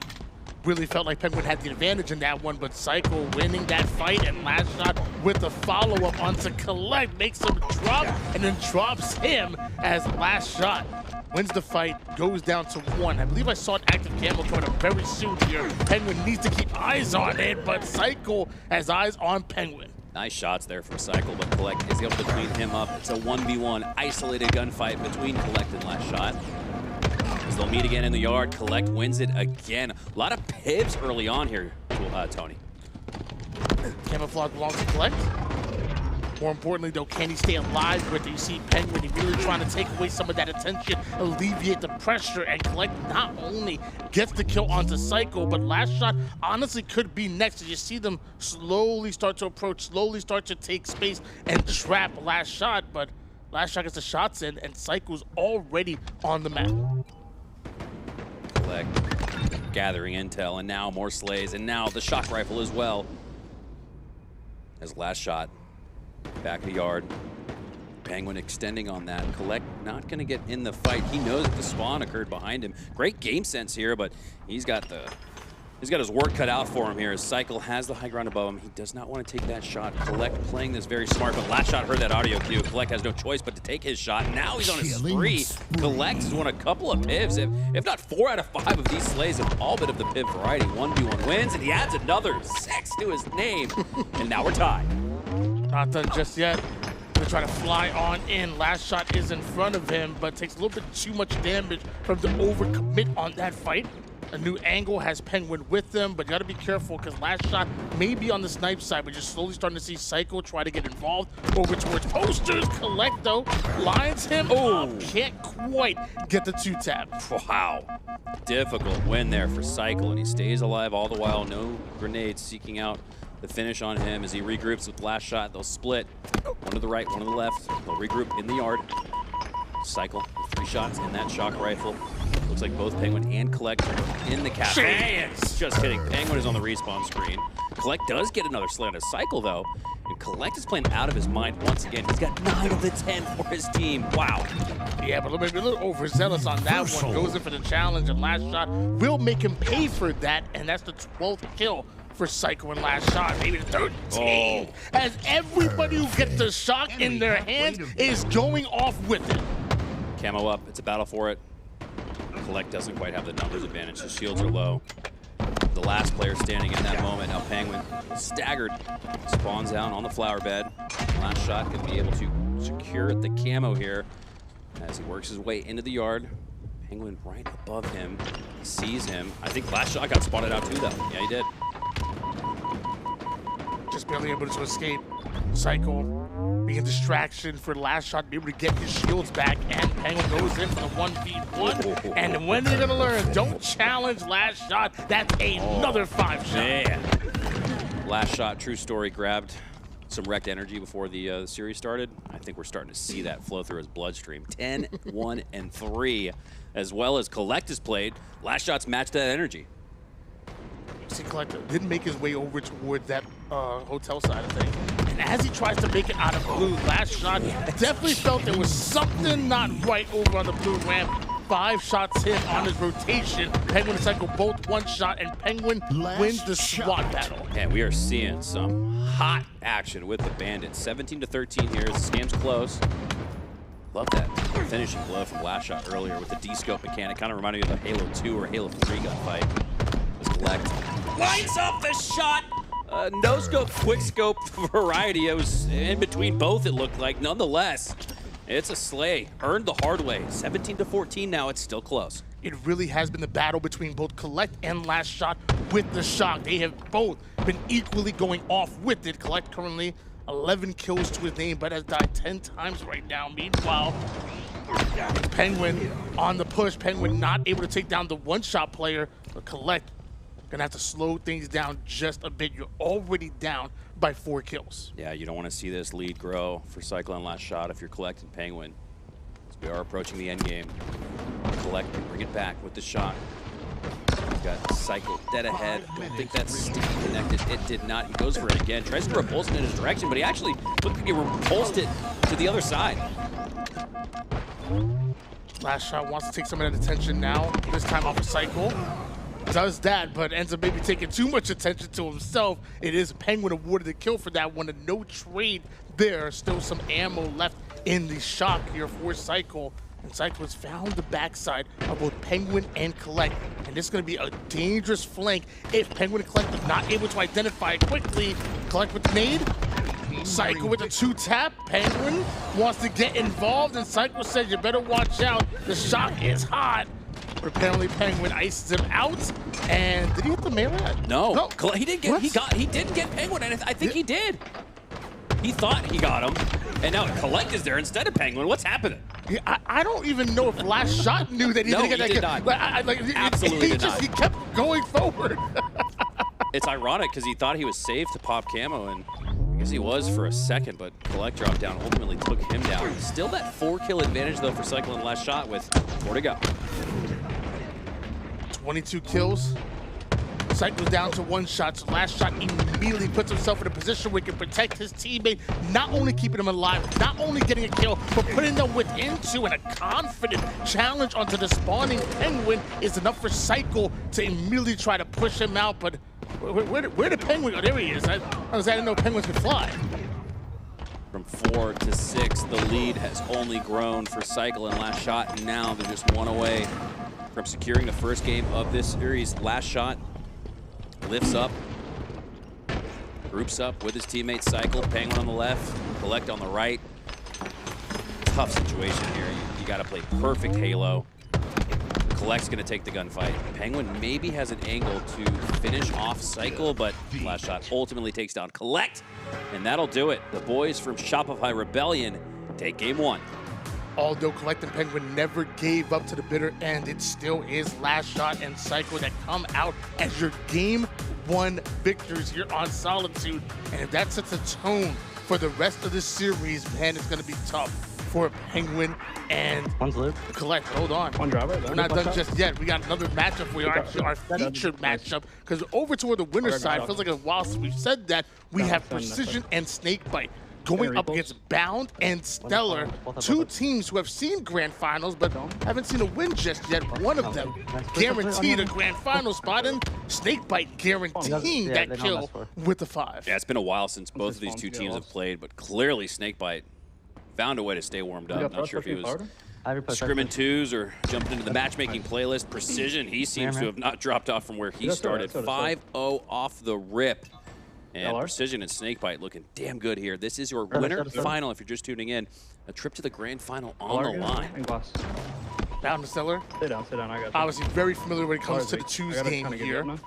Precision and Snakebite, although I haven't seen them play 2s too much before leading up to this tournament. They were scrimming, they were putting in the work, and man, does that work pay off. Precision with the double and the killing spree. That is a 7-0 run. 7-0 skunk start for Precision and Snakebite, as they have absolutely dominated here in the opening going of this series. Precision not done just yet. StelluR falls to the floor almost like he's in slow motion, and Bound and StelluR, they got to pick up the pace a little bit. They have not gotten a single kill so far. 8-0. Make it 9. Snakebite hits him with the sticky repost combo, and man, this is a perfect start coming out of the Luminon duo. I mean, they want the grand finals here. Your winners bracket finals, one series away, and you're playing near perfect. Finally, we see some damage start to favor both Bound and StelluR, and what does StelluR do? Immediately turns it into a double kill. Maybe that's what they needed to get back in the series. Down by 8 now, so 4 straight team wipes, 4 straight trips up the map where you do not lose a single life. Now, Bound and StelluR are certainly capable of that, but they've made it a very difficult task. Still on wrap around. Oh, runs to both members of Precision and Snakebite. Takes down one with him, but Precision wants blood, and Bound, he wants the smoke. Smoke him if you got him. As Bound takes down Precision, down by 7. Still a considerable lead for Precision and Snakebite, but Bound and StelluR showing life now. Say that though, Bound goes down in the frag toss from Snakebite, back to an 8-kill lead. And it was StelluR able to get away with the camo here and find himself right beneath both Precision and Snakebite. A really interesting spot. Throws a stick grenade, not going to find home. Doesn't get a trade either. Bound would love to capitalize on some of that damage and take down at least one with him. He finds himself over towards the middle of the map, and Snakebite is dancing around, staying alive. And of course, Precision with the cleanup, and why not make it 2? 15-4. Wow. It's approaching GG's go next territory for Precision and Snakebite. Precision 10, 2, and 2. And he's got every opportunity to add to that score as he's got the shot. Yeah, found a way to shut down Bound here. I mean, 1 and 7 with 2 assists. This is not the type of stats that we normally expect seeing out of him, but StelluR does get himself 2. We do see Bound and StelluR put themselves within a single digits now at least, but still not looking very good in game 1. Yeah, 9-kill game. Not over just yet, but boy. That Precision and Snakebite really started out on the right foot, maintaining that 9-kill advantage. StelluR, nice quick snap onto Snakebite, able to take him down. Cuts the lead in half in the sense that Precision and Snakebite are up double, but still plenty of time. 8 minutes left. This has been a quick, fast-paced 2v2 action. We've seen a lot of games go the distance to the end. 0-0 on the clock, maybe 60 seconds. This one's not going to get there. We're going to see 25 here rather quickly. All players down on the map, but Precision and Snakebite don't mind that. Even though StelluR the first one to come up, they obviously have a nice advantage. StelluR looking for the spawning players. First one to hit the map, first one to try to take that 50% portion of it. But the damage goes in, momentarily retreat. Meanwhile, you see Precision and Snakebite now starting to separate and cover more ground. StelluR. Ground control grenade goes out, wants to prevent the push into the yard. Instead, he's going to take that entry point and be the proactive one to get the first shot out, but he takes a shot on his end as well. Bound with the high ground, drops back into the yard. Splitting the push here from Precision, but Precision with this 8-kill lead, it's on Bound and StelluR to make their move. Bound gets the slay. StelluR on the other side should have enough damage, and absurdly so. 5 perfect shots. They're only down by 6, and again, because of the clock, Tony, this is still a game. Squad wipe goes in, Precision and Snakebite while they're spawning up. Bound takes advantage of the momentary lapse in timing and grabs camouflage almost immediately. No Precision and Snakebite would love to slow the game down enough and eat away at that 45-second timer. He's here to lift though. He got a couple grenades, does Bound.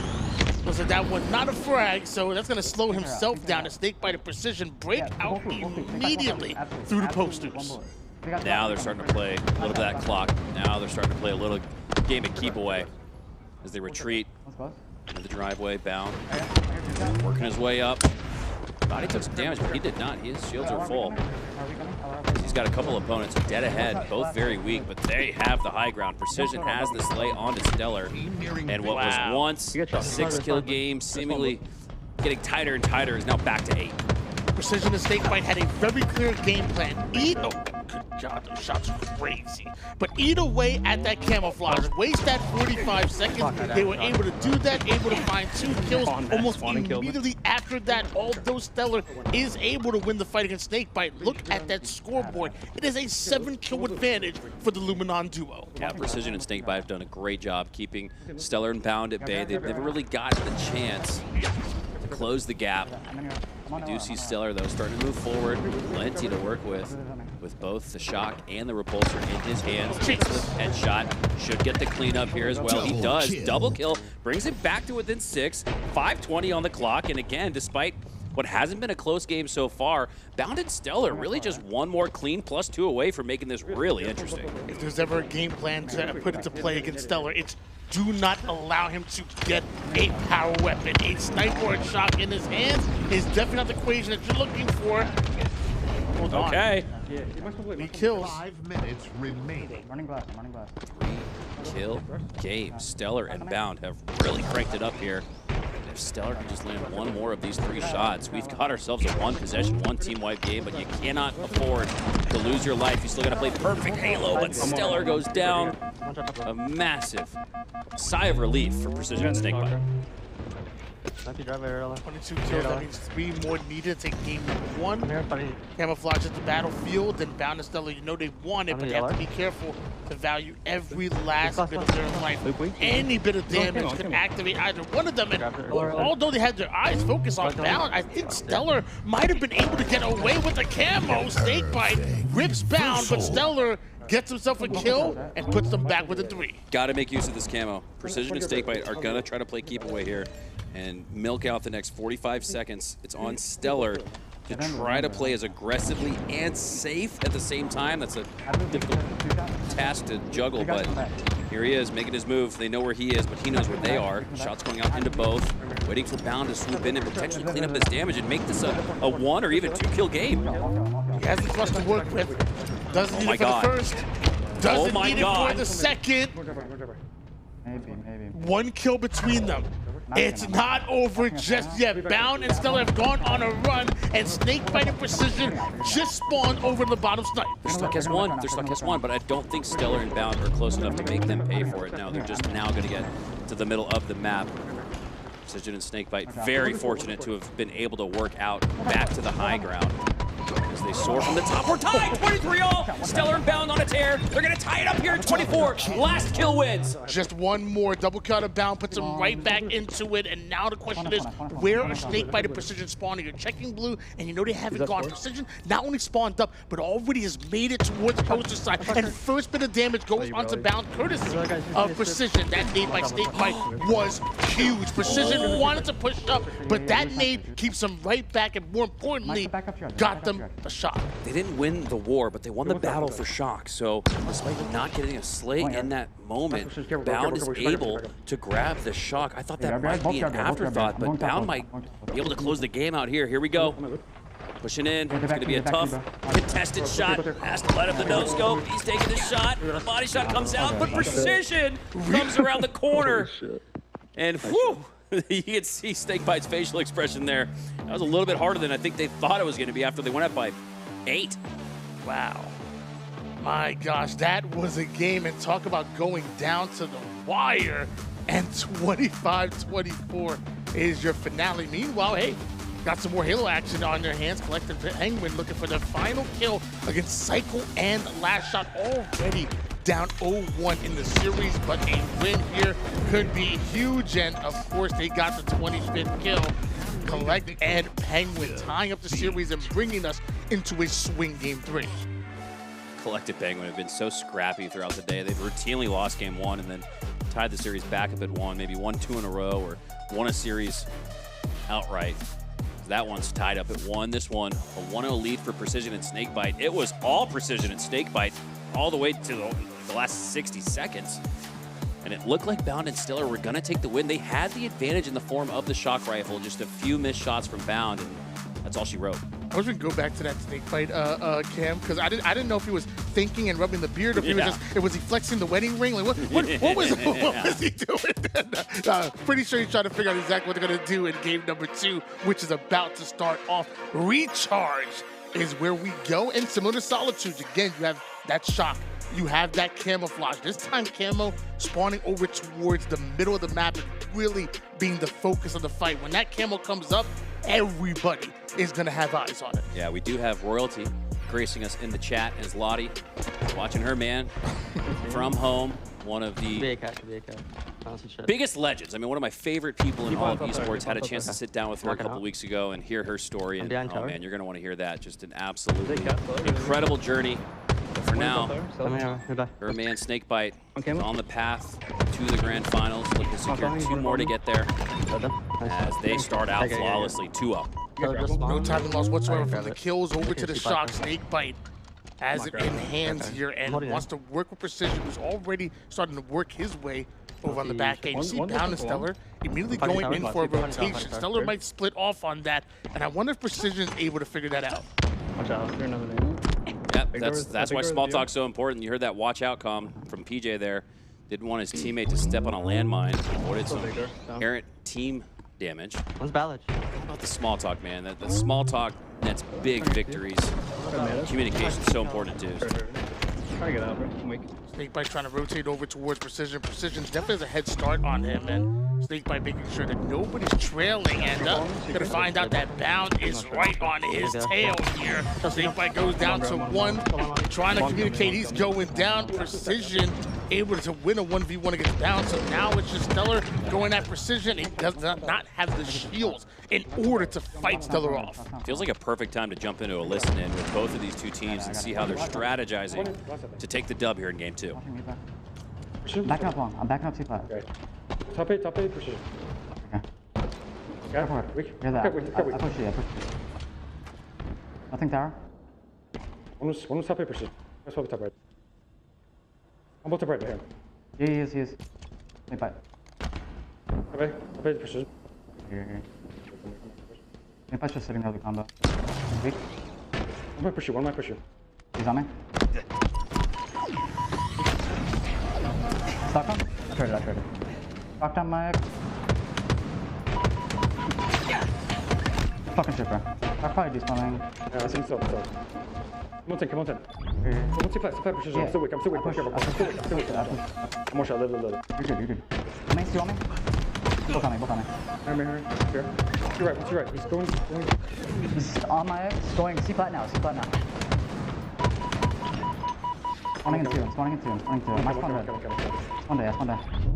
You got 30 box weak? Reach out, 30 box. Watch your Trippy stuck. Hold on. Roll by?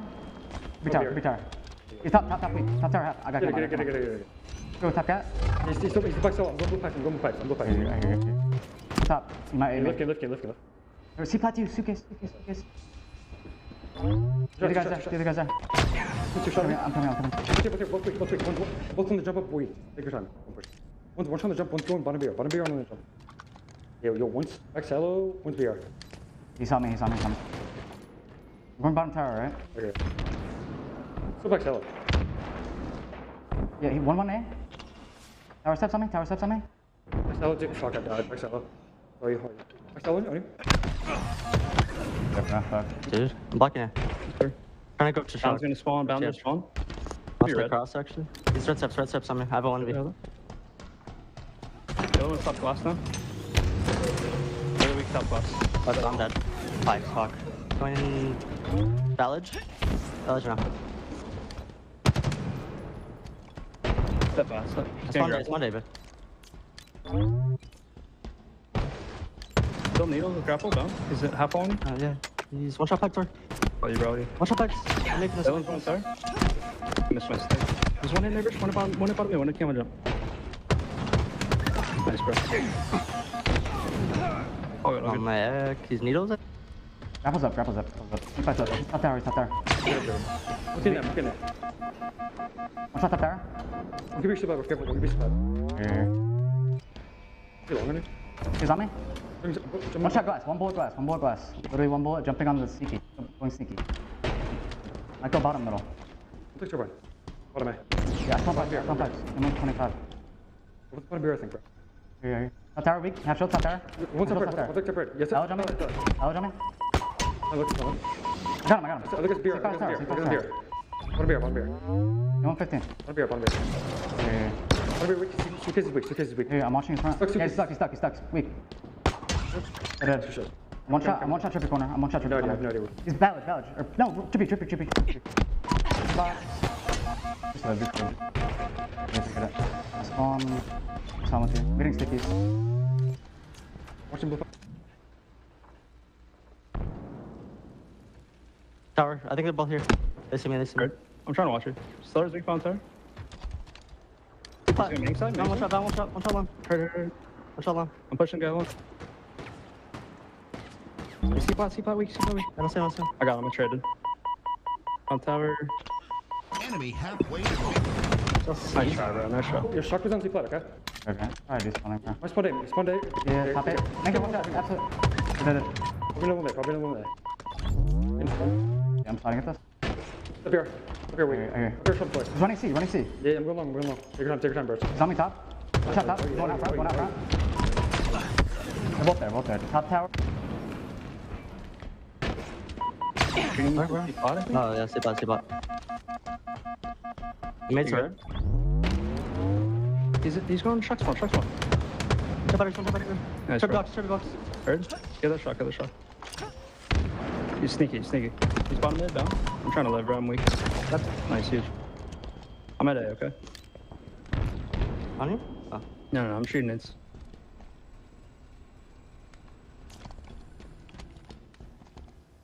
Up close. And Jack, I might get right now here. You're good. He's big door. Big door is really weak.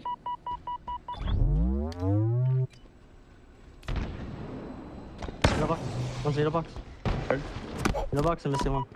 I'm one. I have to back up. You're good. He went bottom mid. Could be like needles, bro. Careful of them like separating on you. Play myself, okay? Heard that. Might be hiding on me red. I have no idea. On top glass.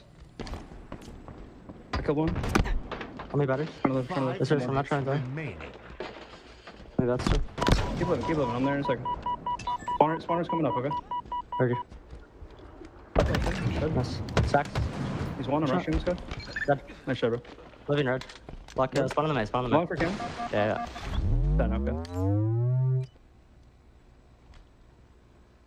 Nothing bottom me. Top it. Really hurt, cat. He's stuck. Precision and Snakebite starting to find the separation in the end game as what was a very close game all throughout that listen in is now a 4-kill advantage for them. And Precision has the shot, knows that StelluR is nearby, has his back, should be a rather easy one for him. But no, Bound with a couple of important shots cross map. It opened up the door for StelluR to get the elbow in, and what would have been a 5-kill game is now just 3 instead.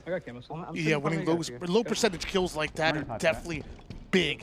And down by 3 with the shock, StelluR has to make something happen here. I see Precision over on tower. They're trying to push Bound back, and StelluR's trying to get involved too. Snakebite's here. Bound the first one to go down. StelluR takes down one. I don't know if he has a shield to take down another, and Snakebite just barely not able to find the angle, but he did find himself a camo. Last game came down to the final kill. This one might just as well. Snakebite lines up Bound. Difficult D-scope cross map shots for the spree. StelluR on the rotation, out of gold.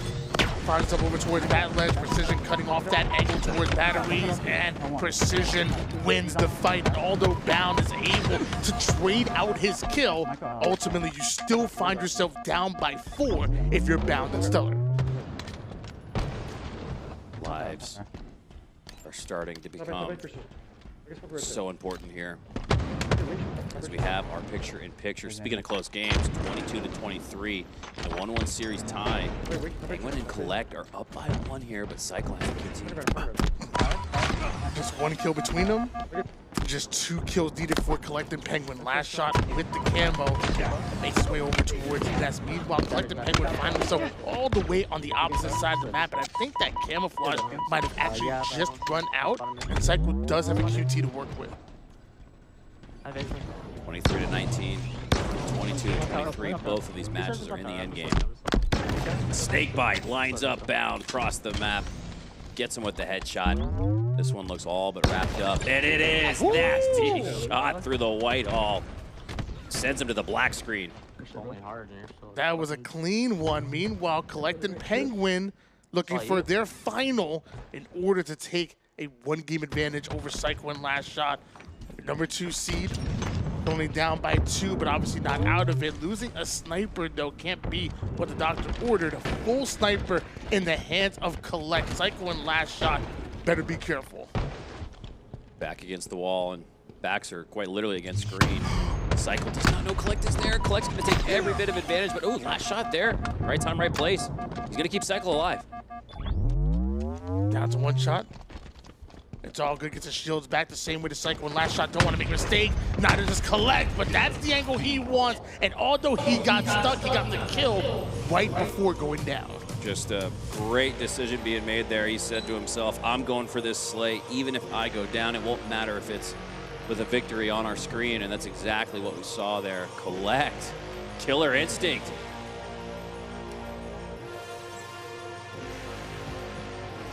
Beautifully played by them. Meanwhile, LastShot and CyKul on the opposite side of things, now down by 1 game here. And mind you, we're in the lower bracket. A loss here knocks you out, and they're number 2 seed, and definitely one of the favorites to win this tournament, especially with Renegade and Legend not here. You imagine LastShot and CyKul find themselves in an interesting predicament, and so do Bound and StelluR. They would love to make it to the grand finals, but Precision and Snakebite stay in their way. Yeah, Precision and Snakebite got to be licking their chops right now to be in a situation where the 1 seed and the 2 seed might not even make it to a lower or winner final. We thought a grand final was all but a foregone conclusion, but that's why you play the game, because these players determine the results, not the stats, not the projections, not the betting favorites. It all comes down to what they determine. Snakebite lining up an angle through the middle of the map. Should have a free grab of that snipe as he does grab it. Looking for Bound and StelluR to push after taking down Precision, and here they come. Snakebite just needs 1 hit on Bound. Can he maintain possession of the snipe, though? No. StelluR on the cleanup here, Precision.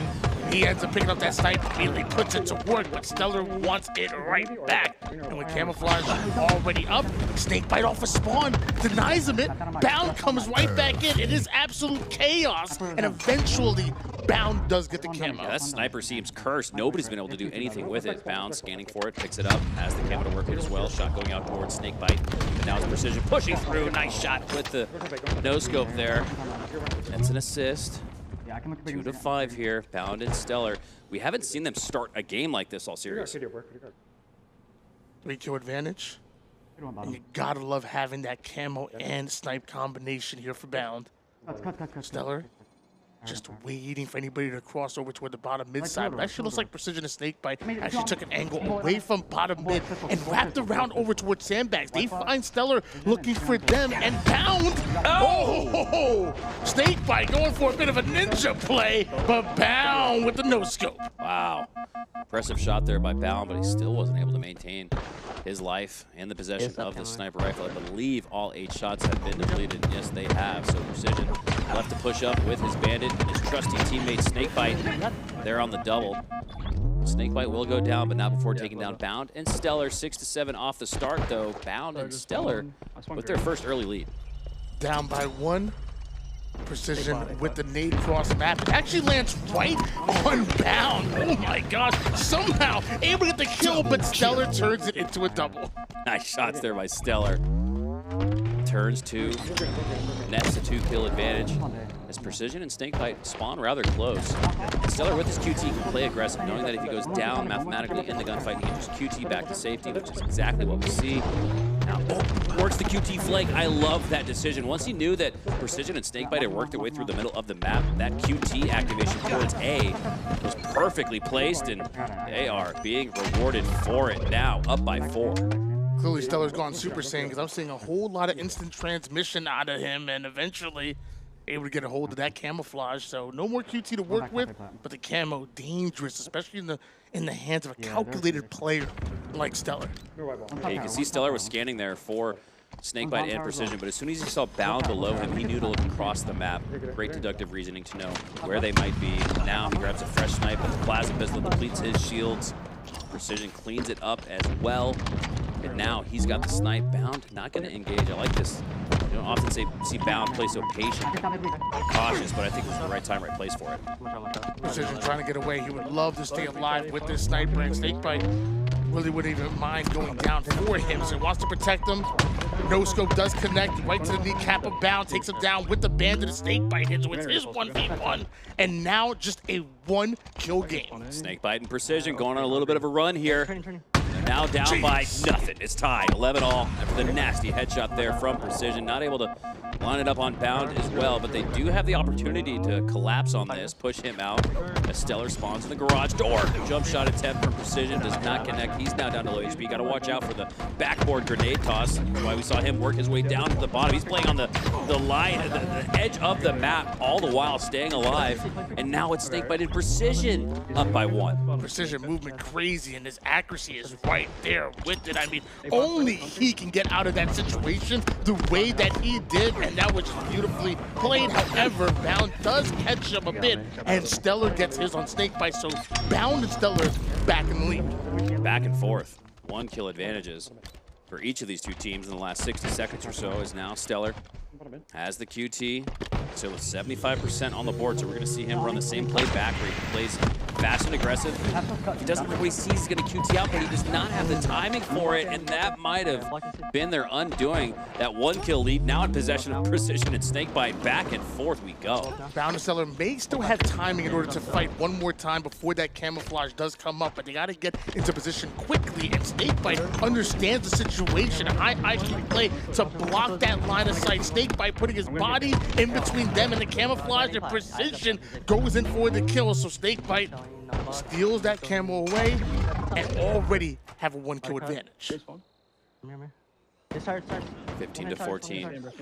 Minimum separation throughout this game 3, where Bound and StelluR gotta have it if they want to travel to the grand final with that winner bracket token in their back pocket. Now a 2 kill lead for Precision and Snakebite. Feels like a big one in this match.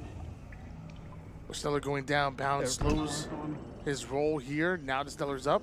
See Bound getting awfully aggressive. Snakebite hides in a corner, waits until Bound looks away, and he immediately turns that into a double. Precision had to give up his life there, but to swing 2 kills in their direction, that is not bad. That's another one of those, hey, we'll give you the life of Precision if we take down both Bound and StelluR. You'll take that +1 trade all day. Hold on. Could be 2 more. He already dealt with Bound, and StelluR doesn't really have much shields here, but with Sniper coming up, it's more important that Precision get away with the Sniper than even getting that 1 kill, because you know 7 bullets now in the Snipe, you can definitely get more than 1. 4 kill lead feels like the largest of the game, at least the late game. It's Precision and Snakebite 1 victory away from securing the series. Bound goes down, and now the lead has grown to 5. Not going in for the skill jump over toward the top sandbag side. Actually, Precision and Snakebite actually electing to go the same route here and maybe try to aimbot anybody who gets in their way. Precision has QT in his sights. Snakebite covers his back. With that QT grab, you imagine Bound and StelluR have an idea of where Precision was and rotating towards. They get a couple free shots in. Precision forced to bounce back. Snakebite now has to take this 1v1, and sadly it's Bound that comes out on top. Bound and StelluR might be getting clean 2 kills here, and StelluR was just waiting for him to QT back. The portal turned into a trap door there as StelluR had his coordinates dead to rights. Now it's just a 3 kill game, and make it 2. Snappy quick scope from StelluR brings it back to within 1 team wipe. StelluR, he wants more. He wants more. Takes another one, 20 to 19, but StelluR still has ammo. They're cranking up. You can see the pace of play has been increased. They do not want Precision and Snakebite the chance to breathe, the chance to talk about what's happening to them right now. We have a momentary slowdown, but Bound's going to push up. He's got to be careful, though. Precision has his back. Ultimately, that's in a trade. StelluR lines up another no-scope. Surprised that one didn't connect. 1 kill game and 2 shots left in the snipe. About to run into 2 members, though. He needs to realize that Snakebite may be weak, but Precision is full shield and ready for action. Nade goes down, and so does Precision.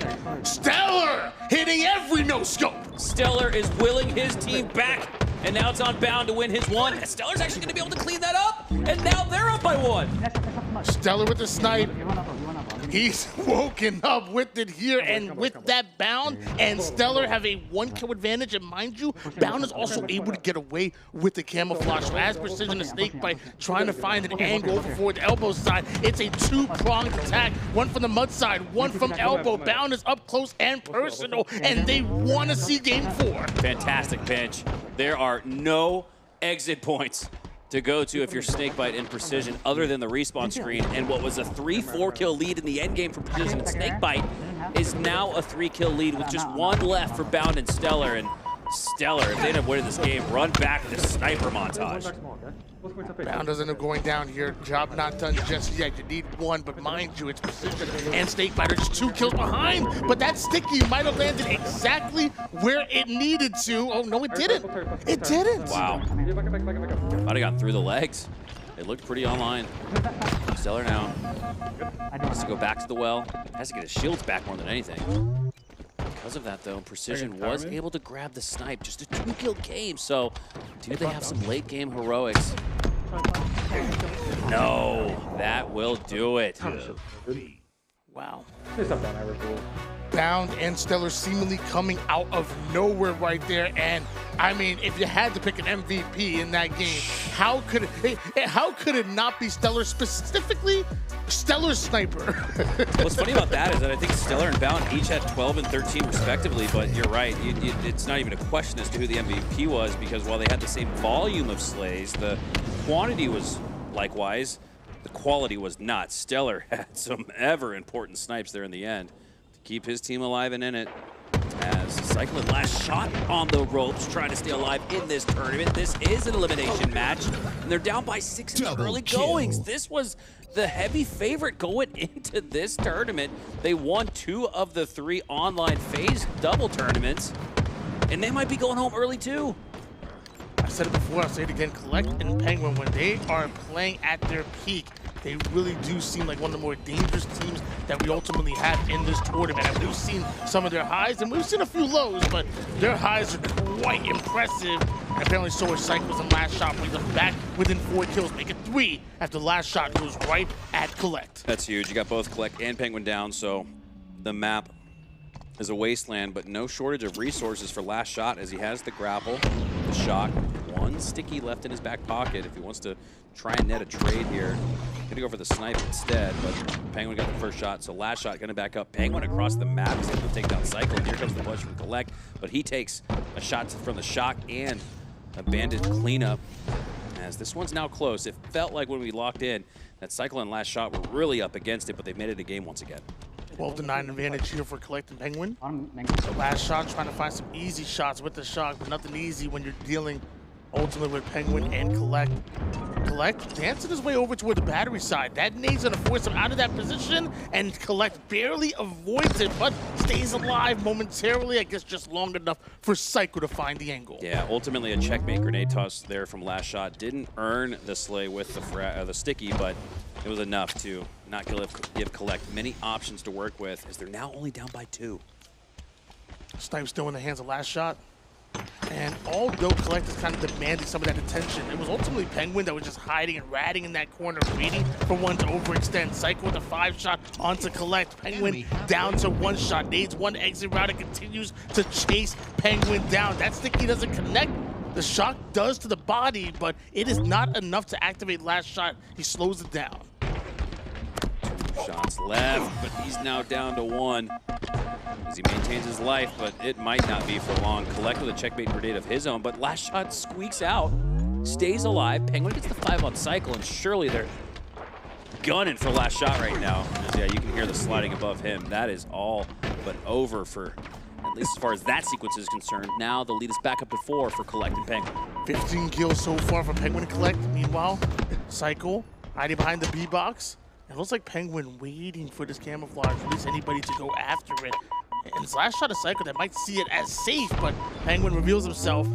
LastShot is there. CyKul with the shots onto Kuhlect, and CyKul trying to keep the high ground. And mind you, LastShot already took down Kuhlect. Pznguin was just next. Kuhlect was able to burn the camo, but you have to imagine they wanted a little bit more out of that, as they now clinging to a 2-kill, now 3-kill lead. Pznguin, every time you've really needed him, he is shown up as that lead grows back to 3. Elimination match, elimination game number 4. What can LastShot and CyKul pull out? The shock butts at the virtual battlefield. Meanwhile, LastShot does have an angle from the tower side. With all that damage that he's taken, he's forced out of it and somehow gets the win onto Pznguin. Brings them back within just 2 kills. And now Kuhlect ultimately wanted to get aggressive. He's the one slowing the game down just a bit, waiting for Pznguin to come off a spawn. 14-16, this one's still close, and CyKul could absolutely bring them back with a couple of hero shots. There's the first one. Perfect. On to Kuhlect. Pznguin left by his lonesome. LastShot pushing him out. CyKul just trying to get in the action, but LastShot doesn't need his help. He takes down Pznguin by himself, and now we're tied. CyKul and LastShot, who won the first 2 qualifiers here, find themselves down in the elimination bracket in the semi-finals, and a loss in this game knocks them out in top 4. I don't think anybody would have guessed something like that, but Kuhlect and Pznguin have just been playing and moving different. They have a 2-1 series lead. Game is tied up at 17 apiece, and we have seen what this young man can do with the sniper time and time again. Now he has shock. Yeah, top 4, a fantastic finish, but not for the defending world champs and 2 of the youngest up-and-coming players in the scene. LastShot gets one. Kuhlect trying to even the tides. Oh, but both CyKul and LastShot get a slay while going down to 1 HP. 19-17, CyKul and LastShot now with a lead. Highly unfortunate, but CyKul and LastShot get 2 kills to go their way and also get a shot because of it. Big time damage onto Pznguin, but not able to get the kill. LastShot decides to retreat. Camouflage is coming up, and Pznguin and Kuhlect on the opposite side of the map. Maybe that means that they can steal away Camo can LastShot, but with CyKul going down, what is he supposed to do? What is LastShot supposed to do? Wait, not overextend. Let them have the camo. It's not a fight worth fighting. It's Kuhlect is going to make it out. Maybe some predictionary shots towards the A elevator, but no, Kuhlect is going to get out with his life. But Pznguin goes down, and they know where he exited towards. They know he's nearby. They just don't know exactly where he is. No shots. Kuhlect, can he land the trade? He gets it. He gets the trade and keeps it close. Still within 2. The fact that he even found Kuhlect was crazy. The fact that Kuhlect got the sticky to trade out his life might have been equally crazy. And Pznguin is 5 in every one. This could be it. Either heading to a series conclusion or a game 5. Either which way, it's going to be an exciting finish. 21-20 here. As Pznguin spots LastShot across the map. Probably knows based on squad spawn that CyKul is nearby. Rotates to the right, looking for the hallway push. It's not going to come though. He's going to wait, try to gather more intel as CyKul and LastShot work their way back into the tower. It all comes down to this. If you're LastShot in CyKul, you already have a 1-kill advantage. You need to force a game 5 right here, right now. Meanwhile, Pznguin and Kuhlect have a whole lot of damage on you, and CyKul goes out the front door. Kuhlect on the cleanup, tied game. 21 all. This one's tight. Pznguin goes down to 1 shot. CyKul off a spawn, has the angle on him to take him down. CyKul and LastShot, they've just stayed at the tower. It's been a game of tower defense, but it's been a good one. 22-21, a 1-kill advantage with the shock and the grapple both up. Those sticky grenades' purpose were trying to combat Evolve that shock off of its pad, but it looks like they weren't able to get the proper angle in order to do so. Shock still can be baited out here. You see Pznguin trying to find an angle from the tower over towards it. Meanwhile, Kuhlect actually getting into it. A very important 1v1 against CyKul. He's not able to win it. CyKul survives. And as he's pushing out, he takes down Pznguin as well. Uh-oh. That might have been the undoing. As far as game 4 is concerned, very difficult to come back. Down by 3. LastShot and CyKul only need 1. Chase sticky goes out. Both players trapped in the white hall, the long hall, excuse me. This LastShot tries to make that sneaky jump. Climbers does not get it. Now works his way out to the box instead. Just waiting for those 2 players to exit. They exit collectively though, enough so to where they might have the numbers, but they're too focused on LastShot. CyKul has the angle, and LastShot ultimately cleans it up. Another game 5, and another game here between Bound, StelluR versus Precision, and Snakebite. Bound and StelluR up by 6. They're vying for a game 5. I mean, the opening round was almost all 3-0, 3-1, but ever since it feels like every series has gone to 5. And we could see yet another one with Bound and StelluR in the lead. I say that, but they do end up getting squad wiped, courtesy of Precision and Snakebite. And Precision was able to get away with that shock and has some great information from across the map. Come on, 15er. Victor. Calm, collected. And their Corsair headsets up by 6. Whoa, but only 4, now 3. After the back-to-back slays there. from Precision and Snakebite. Bringing it back to within 3, and with both Bound and StelluR on the respawn screen, gonna be an easy grapple grab for StelluR. And oh my god, they spawned so close. The action's gonna come right away, as Precision is able to get a double kill. A +1 outcome brings it back to within 2. Takes down 2 to the grave with him. As Precision and Snakebite bring them back within 2 kills. Snakebite has the shock now. Precision has his bandit, which is just as deadly. 5 shots Bound. StelluR with the cleanup, and now Bound and StelluR just 2 kills away from forcing another game 5. 2-kill lead. Bound and StelluR have regained control of this one. Just 2 kills left before we get to that game 5. Snakebite, though, has 1 shot left in the shock. Bring it back to within 1. StelluR, though, that might have just secured the game 4 victory as Precision goes down. Snakebite staying alive, but for how long? He's down to 1 shot. StelluR forces the fight against Precision, and Precision with the full shields won, but StelluR is still confident no matter who he's shooting. Yeah, great recognition there. All you needed was the trade. And StelluR played for it, walked Precision down. And I should say really sprinted him down because the G-slide came in with a vengeance. He quickly got up to C platform and found a way to keep his team alive. Game 5, dueling game 5s in your elimination semis and your winter final. What more could you ask for as a Halo fan? You have one team fighting down the winners finals in order to make it into the grand finals. Meanwhile, other teams fighting for their tournament lives down here in the lower bracket. And either way, it's 1 game for each of them to decide it all. This is, as a Halo esports fan, this is what we love. This will be, as a competitor, you want to end it in 3. You want to end it in 4, obviously. Yeah. Like, you know, you remember the game 5s, but you don't want to be a part of them. Yep. As a fan, we want to see game 5s. Yep. I'm sorry. No matter where your allegiance lies, you can't deny the excitement of a game 5, as we'll have dueling game 5s on your screen here momentarily. It looks like no break is going to be taken. We did see in the LastShot and CyKul versus Kuhlect and Pznguin series, both players and both teams elected to take that 5-minute break before launching game 5. StelluR and Bound, Precision and Snakebite both queue up quickly into it, and as I look over to my right, both game 5s are starting simultaneously. Both are in the loading screen as Kuhlect wants to talk it over before they get into that first-person point of view. So last time I'm going to have these pre-game conversations, so whatever it is you have to get off your chest, get it out now, because game number 5 is about to be on its way, and I promise you better be prepared. You know your opposition will be.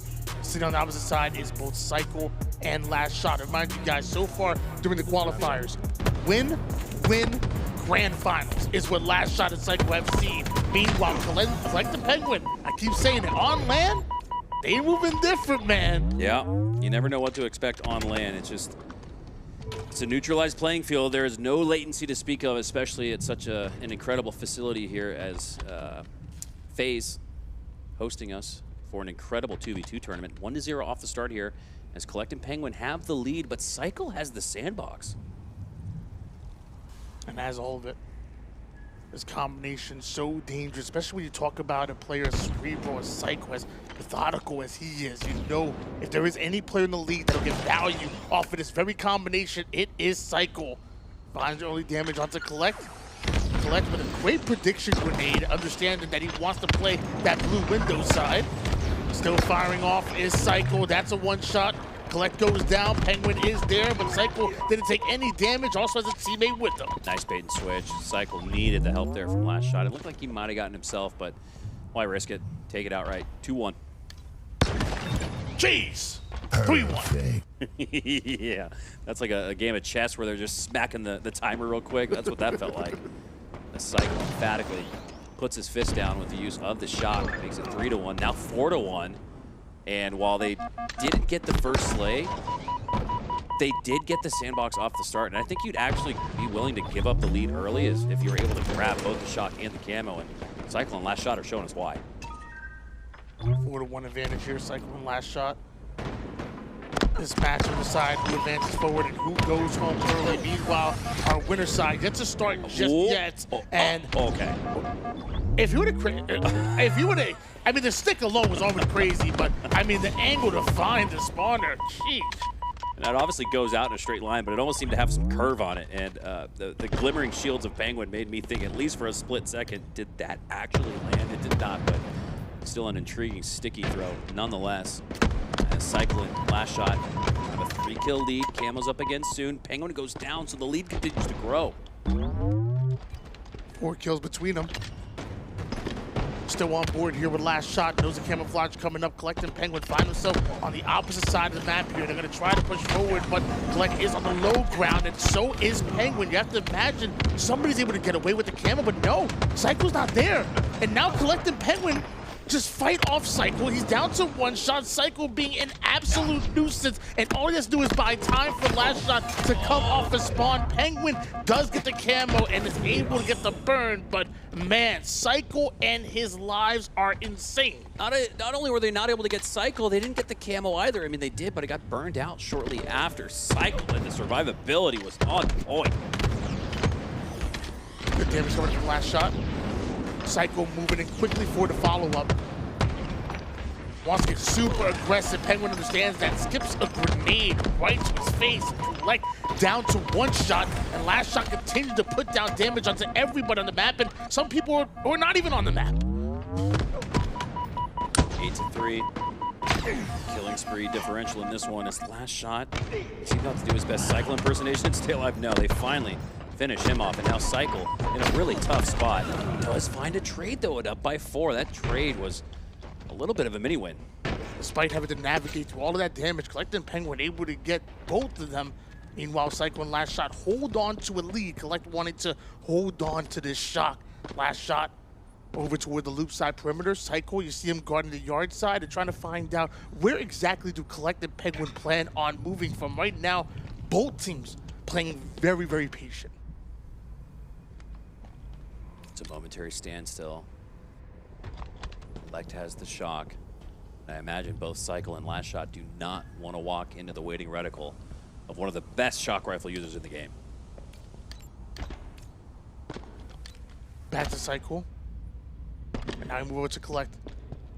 Get to see again all 4 players in the map showing a whole lot of respect for each other and not wanting to make any mistakes whatsoever. Right now, it's information gathering, and CyKul has found out that Pznguin was starting to inch his way over towards yard. Meanwhile, Kuhlect trying to find any sneaky angle that he can. 1 free kill can immediately activate things. Speaking of activate, that active camo might provide the next bit of incentive that we need to see some more movement on the map.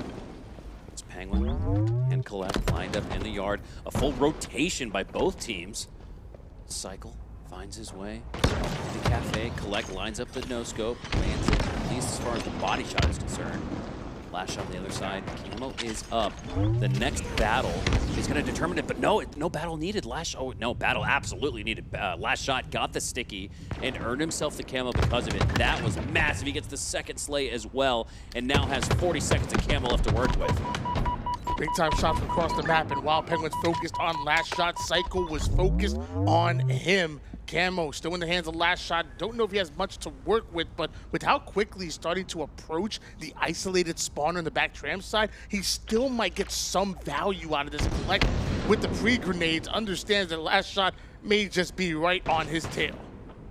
12-5, the lead is increasingly growing larger and larger for CyKul and LastShot. Kuhlect and Pznguin really need to find a good sequence out of this. They could find it with the shock rifle, but LastShot's not going to let him get it for free. And with CyKul taking down Kuhlect, Pznguin's not going to have the opportunity to go for it. Takes LastShot down to 1 shot, so too is Pznguin. CyKul, I imagine, is going to jump up and help him out in that fight, as he does. And with that win on the side of the posters, LastShot has himself a fresh shock. He also has CyKul in front of him over towards glass. Angles out Pznguin and also understands that Kuhlect may be over on the yard side. They start to immediately pivot from one side of the map to the other. Looks like Pznguin and the Kuhlect kind of doing the exact same. Both teams out-rotate each other here, and now everything meets on the yard side. Great damage onto both players. Is it enough for CyKul to sneak away at least one, if not both? No, it's not. 2 clean kills for Pznguin and Kuhlect. Yeah, that's exactly what you need to. When you're down by this considerable of a margin, you gotta find your +2s, if not at this point even a +3, 4, or 5 if you're Kuhlect and Pznguin down by 7. They absolutely need to do what they just did again. 5 minutes going down. remaining. And here's at the 5-minute mark activated, and Kuhlect immediately snaps onto CyKul. LastShot, a couple grenades being tossed down. Some of that nade damage actually hitting Pznguin, but LastShot, no chance he's able to push on. In fact, it's Kuhlect the one that's forcing him out. CyKul from across the map fires off a couple of shots to keep Kuhlect at bay, and another camouflage about to hit. LastShot works his way out and might now be working on a flank if all of this attention stays on CyKul. No, he does. He does regroup with CyKul ultimately. With active camo up. And again, CyKul and LastShot are going to get the sneak pull. It ultimately burns out, but I like the fact that they do not allow Pznguin and Kuhlect to use that against them. Yeah, direct route over towards camouflage, even if it means burning it with this type of lead. I think CyKul and LastShot definitely made the right play, and slowing it down, allowing your teammate to spawn right next to you is absolutely massive. CyKul does most of the damage. LastShot comes in for the melee. Kuhlect now by himself. LastShot popped up there like a whack-a-mole who had the hammer in his hand. I mean, that was just absolutely nuts. Was not expecting LastShot to pop up like that. Quick bop to the nose, found another slay. And there's only 3.5 minutes left in this one, Tony. At 15-9, this one's gonna go to time. LastShot advancing forward, and like you said, with the way the pacing goes, I mean, we definitely could see this go to time for sure. CyKul and LastShot slowing it down once again.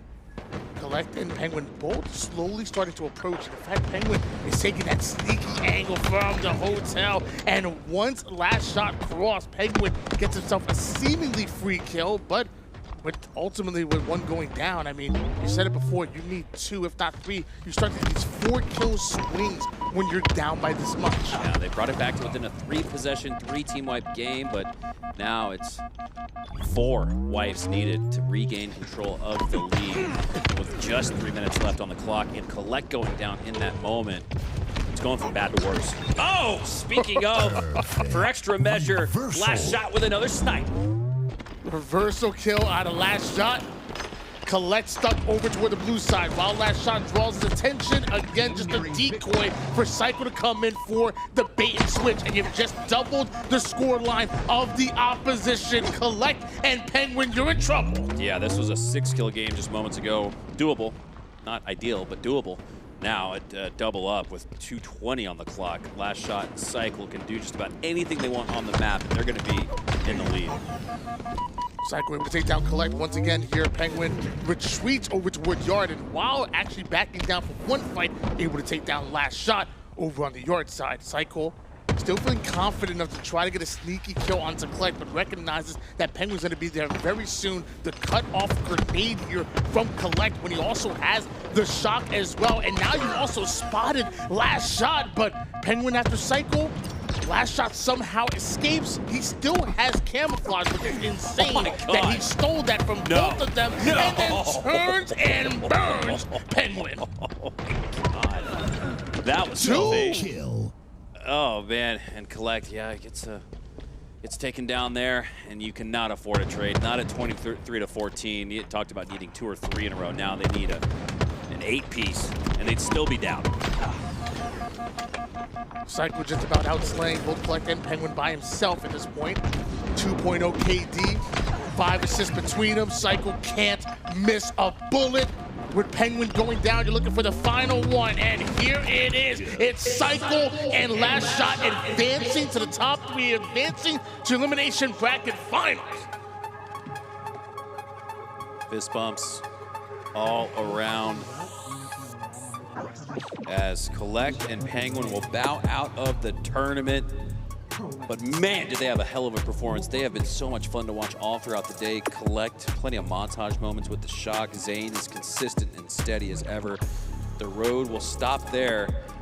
And against a formidable foe, a formidable duo. They probably didn't expect to face LastShot and CyKul if it weren't in the grand final. So again, a little unfortunate that we had both the 1 and 2 seed lose so early in the day. It's made the lower bracket a hell fight.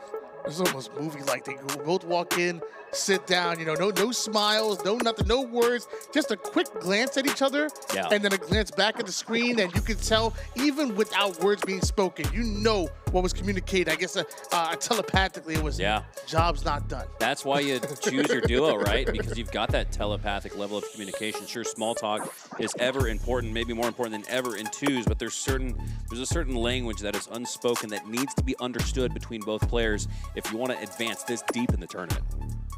Taylor, there's some of the final stat lines from that match. I saw CyKul dropping a big 16 in that on their way to a 3-2 victory and going into elimination bracket finals. Collective Pznguin, by the way, you know, on one side, we definitely had to show some love to them. I feel like there were so many people that definitely counted them out early. I don't know if anybody had them in the top 4 when you think about some of the matches. Like, think about, you know, the Legends and the Renegades. You know, think about the Tauleks and the Trippies or some of the favorites to make top 4. I don't know if many had Collective Pznguin in that conversation, but let me tell you, they definitely earned every last bit of it. And we said it before, on LAN, they definitely played their best work. So I want to make sure we show some love to them. Meanwhile, we have another game 5 on our hands. I don't know if y'all forgot, but we just handing out game 5s all over the place. And of course, you got Precision and Snakebite matching up against Bound and StelluR. Another game 1 in order to find out who's going to the grand finals. A best of 5 becomes a best of 1.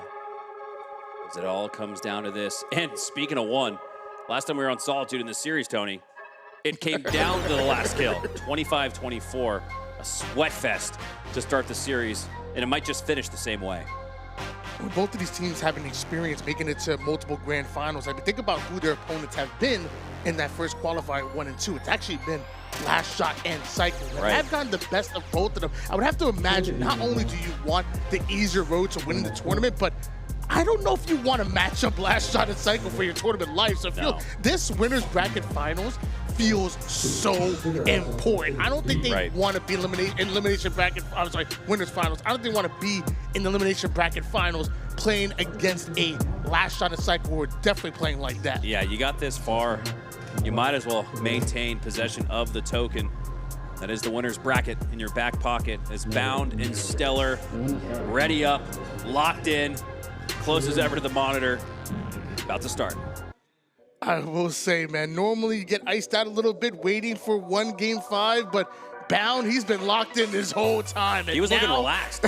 He was looking rather sun-kissed. Like, I think he just got back from Italy. I think he was still there.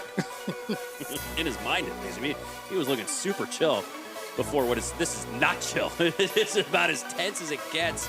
Game 5, not a lower bracket elimination matchup, but like you said, you've got the big dogs on the lower portion of the bracket right now. You get to the grand final with that winner bracket token in your back pocket. You can afford to lose that first best of 5 and then run it back. Here we go.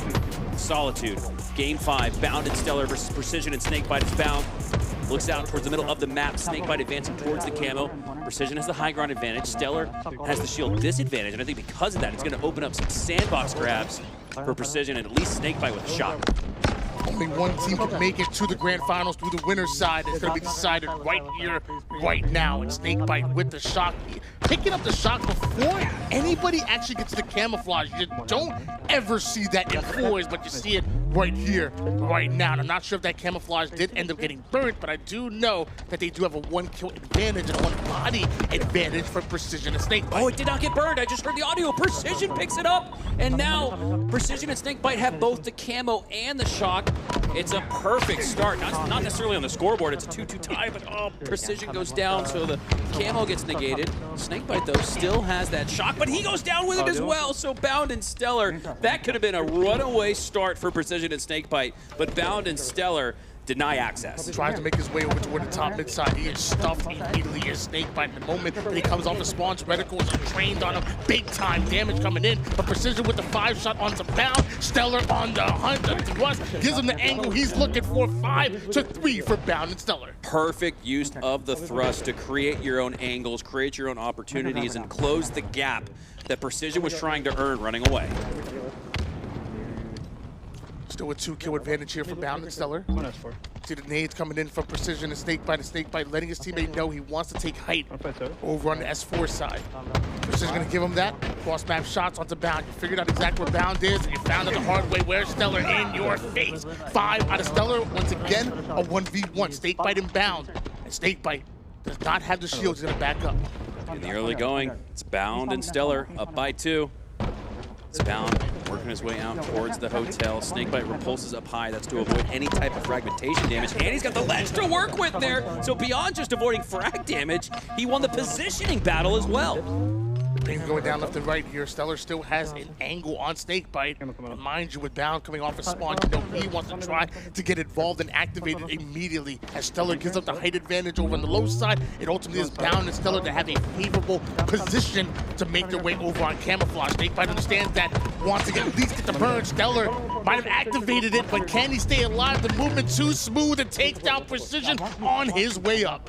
Snakebite a little bit of horse blindered there, trying to focus on StelluR, grabbing the camo. Bound was able to take his back. They both go back to the respawn screen. 5 to 8 now. Bound and StelluR up and with possession of the camo. And StelluR has both Snakebite and Precision dead to rights. They got to work their way out of that trap. They're both low shields. And the math battle is being won by StelluR and Bound. The bait switch, not perfect in the sense that it's a +2, but they will earn the +1 to make it a 4-kill lead. And Bound, without any timing loss whatsoever, kills immediately and then turns that into the shock rifle, which was already up on the respawn. Back over towards the height does Bound go, and you see Snakebite rotating as far away as possible from that StelluR right on his tail, and Bound on height with the shock. Bound with height and the shock. Listening to his teammate StelluR, trying to gather the information to know where he needs to set his sights. That shock rifle reticle. StelluR looks out across the map. Bound finally spots Snakebite, but not enough of an angle to take him down. Precision is making this rather difficult for Bound. He's advanced on the map. Precision, great job taking him down. Earns himself the shock. StelluR might try to go and peek just to try to get some information, and that's exactly what Precision wants, but never gets the lineup that he ultimately is looking for. 3-kill advantage, once again, still for Bound and StelluR, but you see Precision going towards height, and he gets information that there's Flowers players now starting to rotate over towards blue, and Snakebite wants to bait that angle out. Meanwhile, Precision wants to lay down as much damage as possible, maybe bites off a bit more than he can chew, because as Precision goes down, Snakebite is in trouble. Can he take down StelluR? I don't know. He's staying alive, and Bound is right there. It's another instance, Tony, where either Precision or Snakebite are so laser focused on the opportunity they think is presented to them to get the next kill that either Bound or StelluR takes an easy shot across the map, and Precision can see that gun barrel sticking out. StelluR just now notices he's there. The sticky was enough to take him down to one shot. They ultimately net a trade where it looked like Precision was in the advantage state. Sure, he had the low ground, but he had the jump on him. Snakebite goes down as well at the worst possible time. The camo is up, and the lead grows to 6. Wow! Oh, nasty shots. He didn't even have a reticle on his HUD because he popped the camo at the exact same time he got that slay.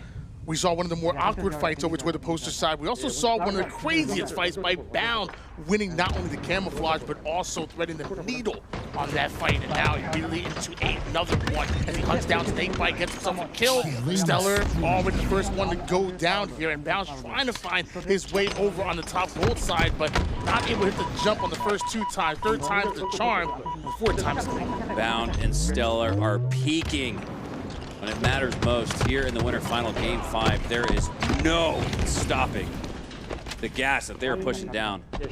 As both Precision and Snakebite go down, StelluR left to freely move around the map, try to advance that line of scrimmage out on these spawns. They're not letting Precision Snakebite breathe.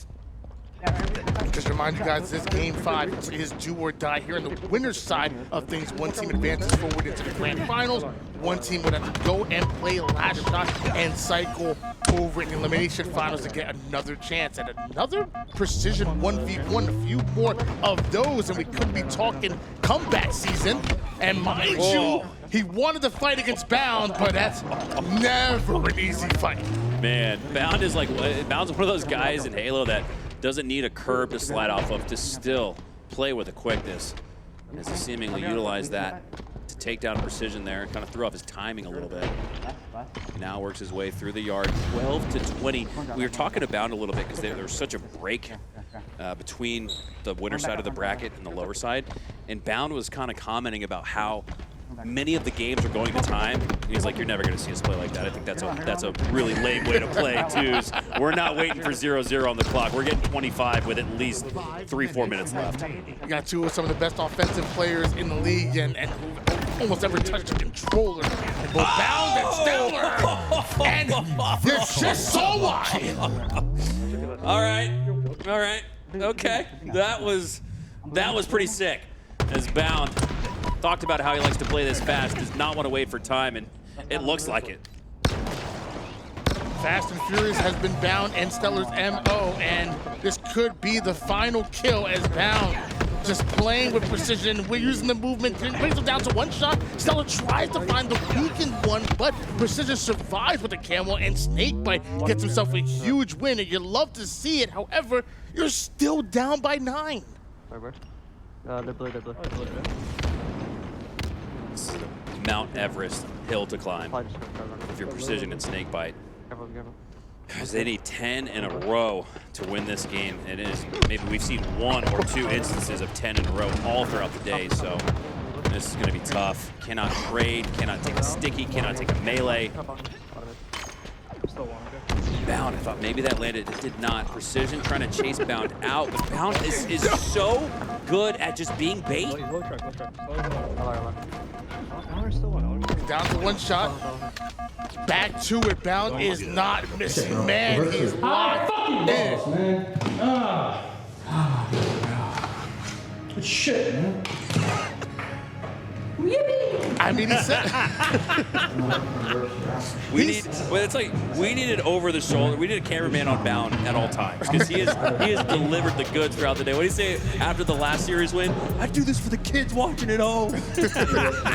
We need another documentary. We already got one. We need another Bound documentary, man. And I mean, he said it. He said, you're never going to see us bring it down to the 0-second mark. And in fact, you're not going to see them bring it down to the 3-minute mark. They play fast. They never want to see the time, man. I'll tell you, his language was maybe a little bit more colorful in the conversation that we had, but he made it very clear that you weren't going to see any games go to time with him in the lobby because he's not going to allow it. He's an entry fragger. He is the entry fragger of the professional Halo esports scene, and I didn't know if Bound could find another level to his game. He's already one of the best in the world. He's a world champ. He's won multiple LANs, a dynastic type run with SSG a couple of years ago. And I dare to say, Tony, that I think he's better now than he was then. Wow. I mean, either way, no matter how you have it, no matter what Bound you've seen across the years, he is scary. But I think one can make a really good argument that definitely he is even more deadlier now, especially because I feel like, you match the offense with defense, and it's really fun to watch. I think easily one of my favorite players to watch in the league, him and StelluR, and kind of the same thing that he kind of talked about.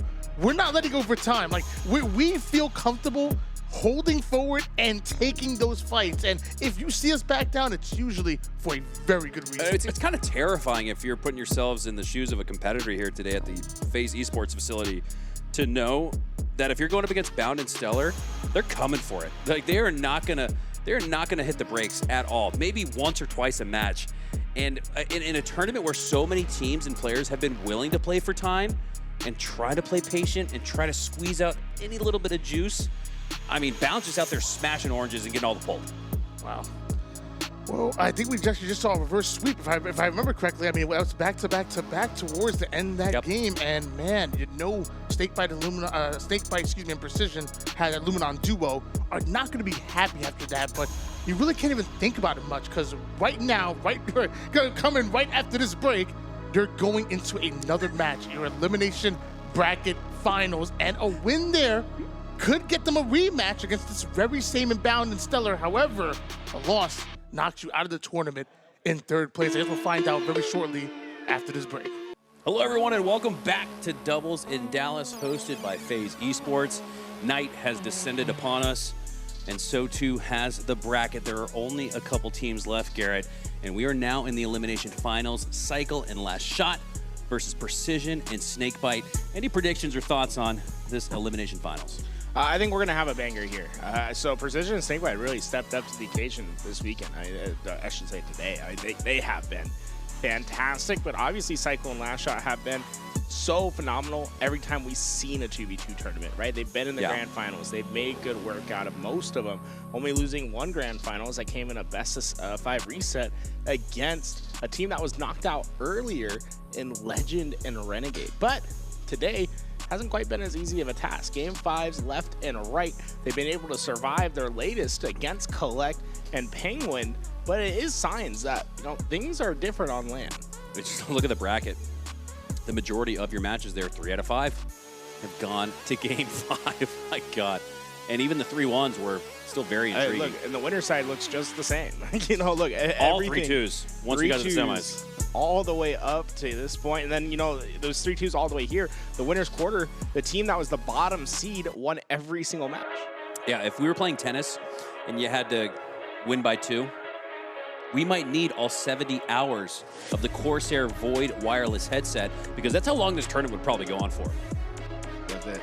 We are ready for game 1. Snakebite sitting locked in, ready to take on the competition. Precision by his side, going up against Shopify Rebellion's duo, CyKul and LastShot. Game 1 on its way.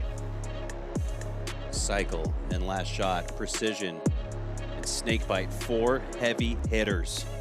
We'll duke it out in another best of 5 series that might just go to 5. As we kick things off here, Snakebite, long cross-map shots. LastShot closing the gap.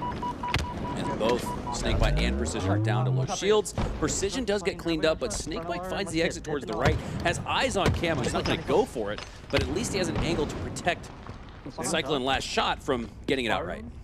A tough position for Snakebite to try to get towards his camo, but he did buy enough time for Precision to come off spawn. In fact, get that shock rifle and get it in play towards that camouflage. This could be free for Precision. As LastShot's forced down, CyKul did come off a spawn, but he's not going to be quick enough to prevent Precision from getting away with that camo while having that shock still in his hands. That's like a straight out of a RyaNoob play right there, where you willingly go down knowing that your spawn's going to be more beneficial than where you previously were. Precision actually spawned, flipped out on the shock, picked it up, and put it right to work. He catches LastShot out into the open. That's going to be another one for Precision. Trying to check in. CyKul going to drop down below. Oh, catching the spawn. That's rare. You do not see that too often in 2v2s. He's catching the spawner inside of yard. Almost gets the kill, but doesn't. And with it, it might be LastShot that salvages something until Precision shuts the door. Once again, the shock rifle's hitting. Yeah, LastShot got pulled out on a line there like a bass fish.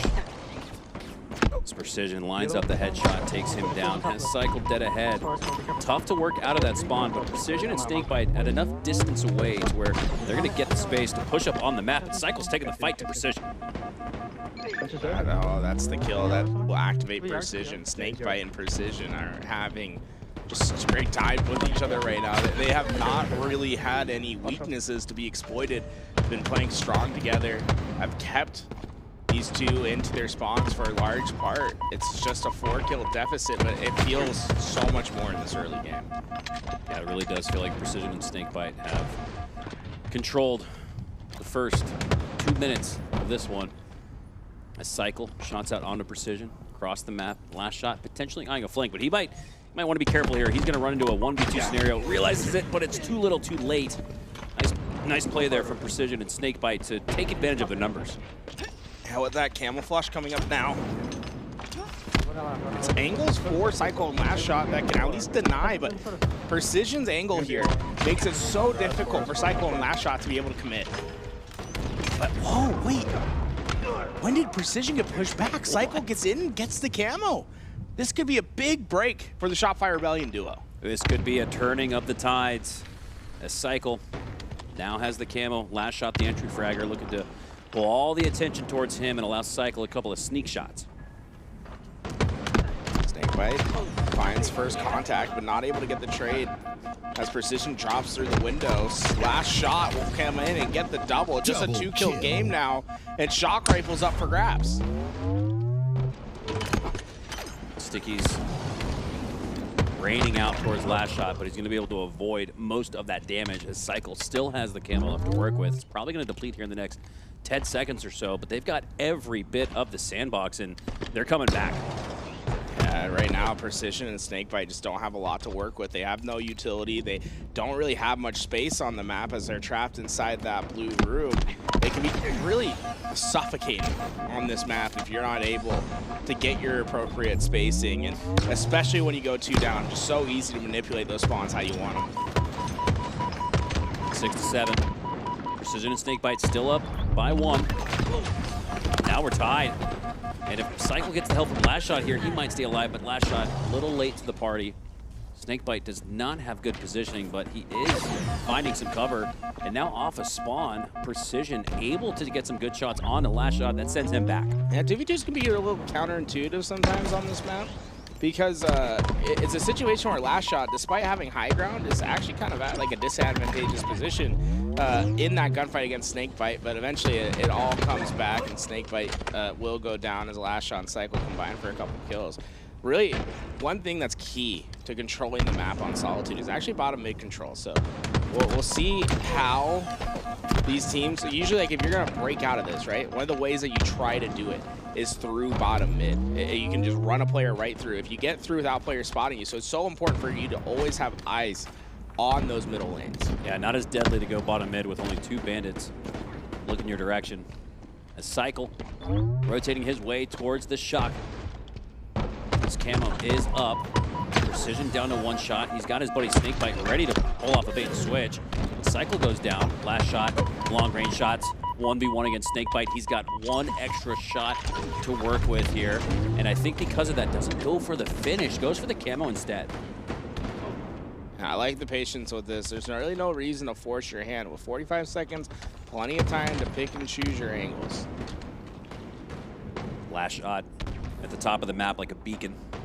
Sonar, radar. Going out, trying to spot his next victim in Snakebite. And they're both going to go down to CyKul. CyKul with the double kill. CyKul and LastShot now with a 3-kill lead. Coming back, they both came all the way back.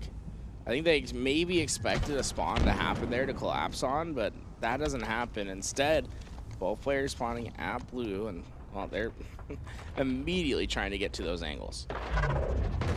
LastShot heard that slide. Looking right. Precision right above him. Precision chase that down. You really got to drop down to bottom mid there, Garrett, if you want to finish that slay. I like that. Yeah, it's one of those situations, right? We talk about how powerful bottom mid is on this map. You don't really feel that bad about dropping it to get a chase kill there, because it oftentimes becomes more dangerous if you let a player survive at bottom mid and let them have the freedom to get out. So I like the play. Get down, get dirty, get these kills. And I mean, LastShot's been just knocking on this door consistently, waiting for someone to open it so that he can just deliver a sucker punch. Precision's low shield. Snakebite also. He goes down, gets cleaned up. CyKul trying to find the finishing headshot. Gets another double kill. That's at least his 2nd of the game. And now they're up by 4. Yeah, this is the patented true spawn trap of the map. Have a player towards dip, have a player towards loop, sitting on the LR, force him over at nest. It's been tried and true since Halo 5. It's been so deadly consistent. One of the keys to that is the fact that you can let them go up the lift and have those complementary angles. The only problem that arises sometimes is, well, the shock rifle can be up, and that's a free shock rifle for Precision. They didn't get that collapse kill, so he has an opportunity to open that door a little bit as long as he hits the shots. Yeah, and if you're Precision, you've got to find minimal value, if not optimal here. Down by 4, need to get at least 1 or 2. Stink's going to chase him off his perch. Camo right ahead. CyKul's going to go for it. Precision lines up the shot. Not able to connect. CyKul wins the fight and wins the camo as well. With it, shock comes into his possession. Everything just goes right sometimes when you are in this game, and right now CyKul experiencing bliss that he just gets everything on the map. He's got the repulse now to join it. LastShot gets the double off the help from CyKul, and with it, a 7-kill lead to work with. CyKul with both the camo and the shock. Both Precision and Snakebite stuck in the cafe. CyKul and LastShot encroach on their position. Grenade goes out to try to stop that push.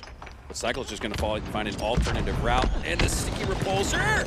Oh, I thought he landed the snipe too. Going to get enough damage to allow LastShot to clean it up though. 20-11. All-out domination here in game 1 for CyKul and LastShot.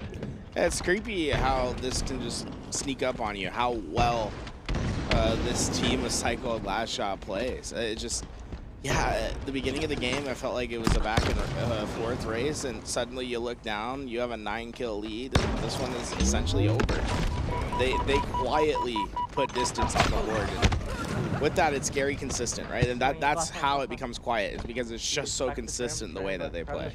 Yeah, it wasn't long ago. Snakebite and Precision were up by 4, and now it's a 9-kill advantage for CyKul and LastShot, as they need just 4 to close this one out. LastShot avoiding those frags. Does ultimately go down. Does take Snakebite down to 1 HP though, but CyKul's too far away to clean it up. Looking for their kill. Not going to be able to find it there. Not able to find that shot either. I hear the LVT. I hear them.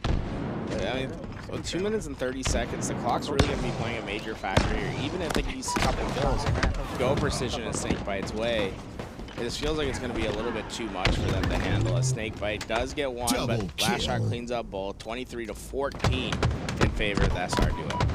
Yeah, it's all but over. As LastShot has some good shots out onto Precision. Precision, though, some good shots of his own. LastShot regains positioning up top, but loses that micro battle and decides to rotate instead. Just 2 kills to go. Camouflage is up. And LastShot has a position to deny all of it. And right now, I like his creativity. You don't have to force any engagement. Trying to take creative angles to catch players off rotation. But as he tries to, Precision does get that kill. CyKul looking for the cleanup, but nothing there yet. He gets damage, but Camo's giving him a double dilemma. Well, Snakebite was able to grab it. Not write him off just yet. They do got to play flawless Halo here. Got to find the next 2 at least. Snakebite trying to protect his teammate Precision, allow him to get back to safety and get back up to full shields. They just don't have time. I don't think they've realized how low the time is. At some point, it's almost sprint to fight sort of action because of how little time there is for them to get back into this game. Yeah, that's a good point. There's not enough time left. You could almost, like an oddball match in Halo 3, just call it. And with that kill, let's see, I'm trying to do the math. They need 6 kills. You got about 8 seconds on the respawns. I just don't think the math is gonna math. No, that's 48 seconds. There's only 38 left on the clock. This one is over. Let's see if we get to 25. CyKul's gonna go for it. Melee, BXR, BXB, no. Does go down. Snakebite does get the slay, but these are just technicalities at this point. CyKul and LastShot will ultimately be your victor in game 1. Now with it, let's see if they officially make it 25 or if they'll stay at 24 until the clock ends here. But showing, I mean, a little bit of how these teams have been playing today. A lot of respect being shown between these teams, not trying to be willy-nilly with their life. 25 will come as CyKul gets that last kill. It's very interesting, the pacing that we've seen outside of when Bound and StelluR are on the main stage. Most of these games are going down to the, even if it gets to 25, Garrett, it's coming down to the final 60 seconds. So clearly, like you said, a lot of respect for their opponents, but it's just a different level. It's a different pace of play. Take a look at our series. It's been the same all day, but Recharge is probably the map that I feel like we've seen some of the biggest parity from game to game. I should say disparity, because I feel like we've had games where it's been 25-24, but we've also had the complete opposite, where there's been blowouts on this map. I think the combination of grapple and camo and shock all being on the map just creates situations where it can really snowball. Yeah, you can definitely move around the map a little bit quicker with the use of that grapple. Sure, you've got the thrust, though, on Solitude, but interesting to know and try to imagine what's in store for this next one. As I see Isaac in CyKul's cam. Might be doing a little tech check here. Yeah, I think they're checking in on some listenings. that we normally have them. So make sure we get back, and when we get into game 2, they'll have them. It's been great just to like have that better comp. So shout out Corsair. You know, the Corsair listening's been running for most of the tournament today.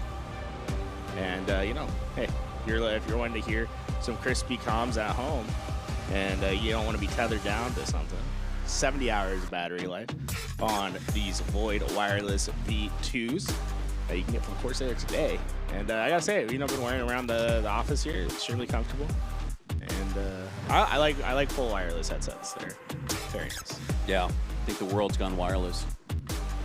No, it's funny because like originally, like the idea of a wireless headset was like, what, are you dumb? You're just gonna have like a big thing popping out of your ear like all the time. It's like no, that was the future.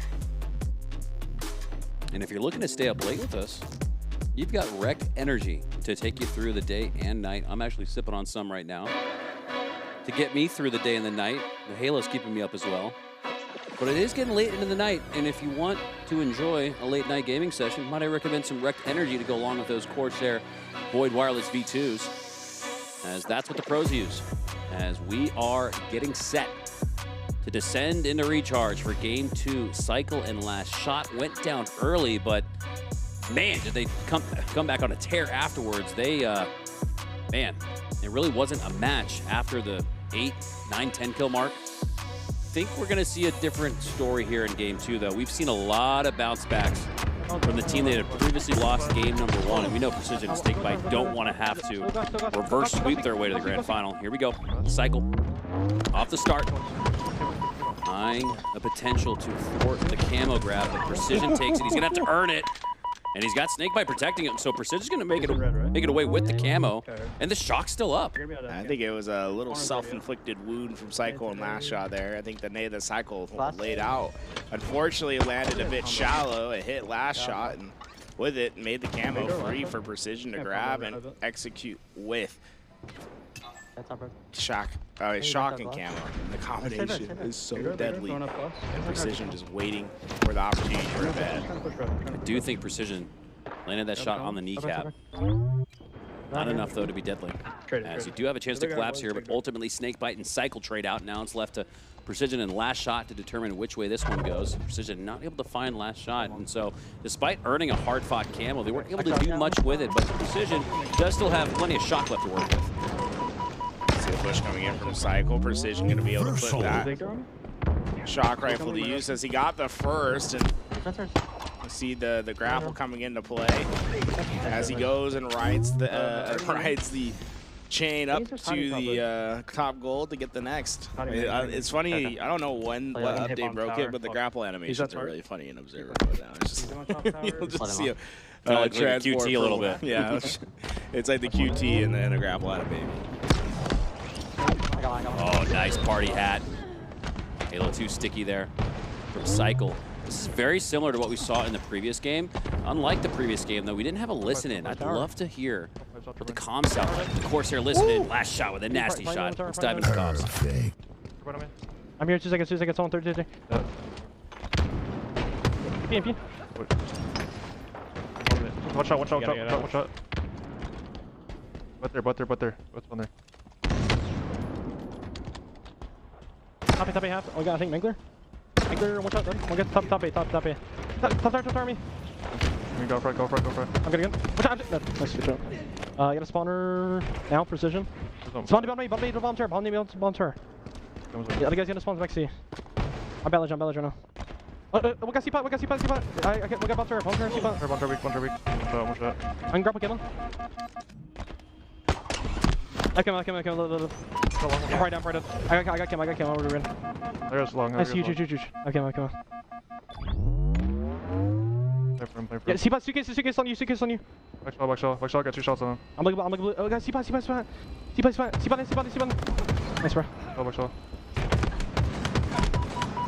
Watch out, backshot. Upset. Comes up. Shot. Yeah. Yes, that's coming. Top red 3 shot right now. Butt there, I think. Yeah.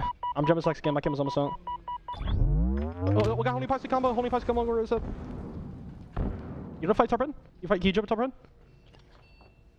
Bolt top red. I route. Team top right, got me. Back up. Here, wrist up. Wrist is weak. Stop me. No melee, what there. Drop down. Good shot. I got shock. One day maybe? Or he's tower. I'm on. LastShot just spawned. Up there still? One day maybe? Push me long. Look at my place. Grab somebody, one shot. That's Oh, you nice. Haven't seen CyKul. Could be A. He's or tower. I'm taking A space. Sharp Really? MC. I'm still at glass. I hear one. He's up there. Nice shot, bro.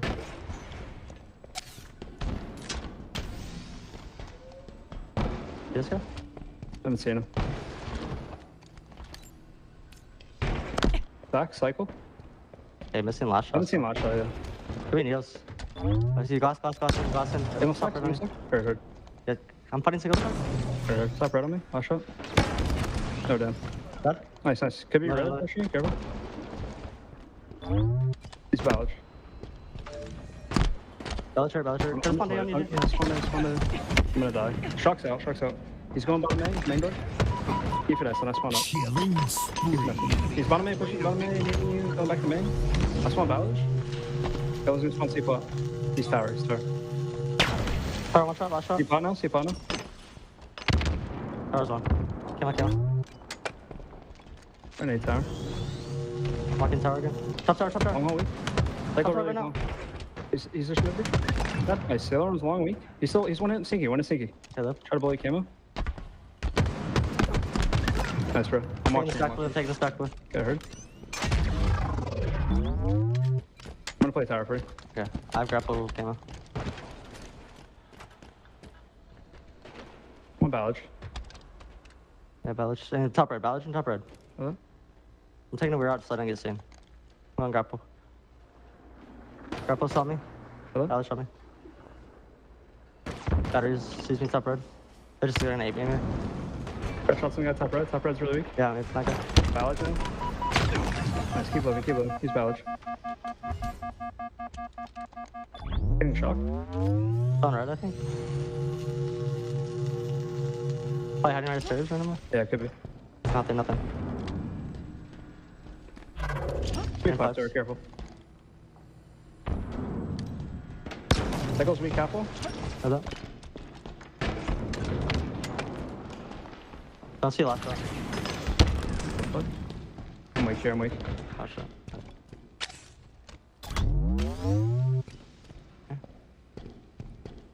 My Balage. Up tower. LastShot's up tower. Running A.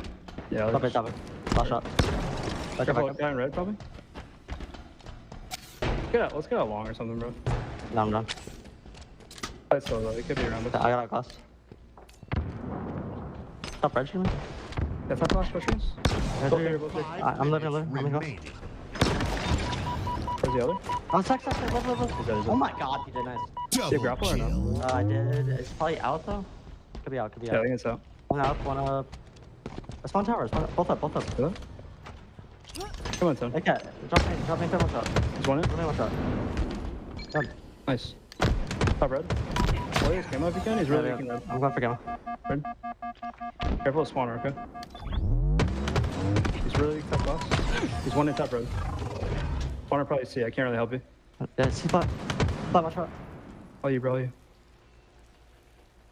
me somewhere red, okay? There's Balage and long. Balage and long. Red. Batteries. I'm out of shock. Bigger. See that. I'm coming along. Is red steps on me? Both here. Right. Needles on you, needles. Okay. Sees me, needles. Keep playing yourself. That's one. Got shots on CyKul. I'm pushing back. He's probably still sitting here. He's here. I'm here, don't die. He's just aping you. Nice shot, bro. Up grapple and C plat. Reversal. Going C plat, back silo. Or he's gonna be tower. Tower now. Gonna go A cat. Watching it. Up tower. One shot C flat, slash shot, maybe this guy, maybe this guy. Precision. Saving his best for last with one of his best performances of the entire day. He's got 15 of the 22 total slays. Snakebite has come on here recently, but it's really been Precision who's been popping off in this one. Yeah, honestly, it's a bit of like a bullying performance. There really hasn't been much for CyKul and LastShot in these last 10 or so engagements. It's just been really methodical from Snakebite and Precision. And I think right now it's largely due to Precision's execution. Snakebite's setting up a lot of this, but Precision hasn't let anything slip by. No. I haven't seen missed shots, been just playing phenomenal. Perfect use of the trade there from Snakebite. Takes down CyKul for the win. And like we said after game one, Garrett, routinely throughout the day, the team that loses game one comes back and stomps in game two, and we saw that once again. Precision and Snakebite with a big win to tie up the series. Yeah, on the other side, LastShot and CyKul about to go back to the drawing board. That recharge, at the beginning of the game, it felt like they were going to have some good momentum and potentially go up 2-0 in the series, but as soon as Precision got rolling with that camouflage, I think it was over. It just, the way that they were playing, they weren't letting players get away. There wasn't these gaps of exploitation that usually CyKul and LastShot can find and use to their best ability. Yeah. Well, it's all notched up in one here in your elimination finals after a star-studded performance from Precision. But yeah, Snakebite not too far behind. He was, like you said, setting up Precision all throughout, but then he got the shock himself and did his best Precision impersonation. I mean, that was just absolute domination. Never even really made it much of a game as, yeah, like you said, CyKul and LastShot gonna have to go back to the drawing board there, as that was probably one of their most lackluster performances of the day. On the other side, Precision and Snakebite are peaking. It's just, you know, I think, I was trying to think about today's tournament, like what's the big takeaways, what are the surprises, I'd say, and I think one of the biggest surprises in my head has been Snakebite and Precision, just how damn good they are at these 2v2s. They've really stepped it up to the next level. They qualified coming into this tournament as the 8th seed. Wild.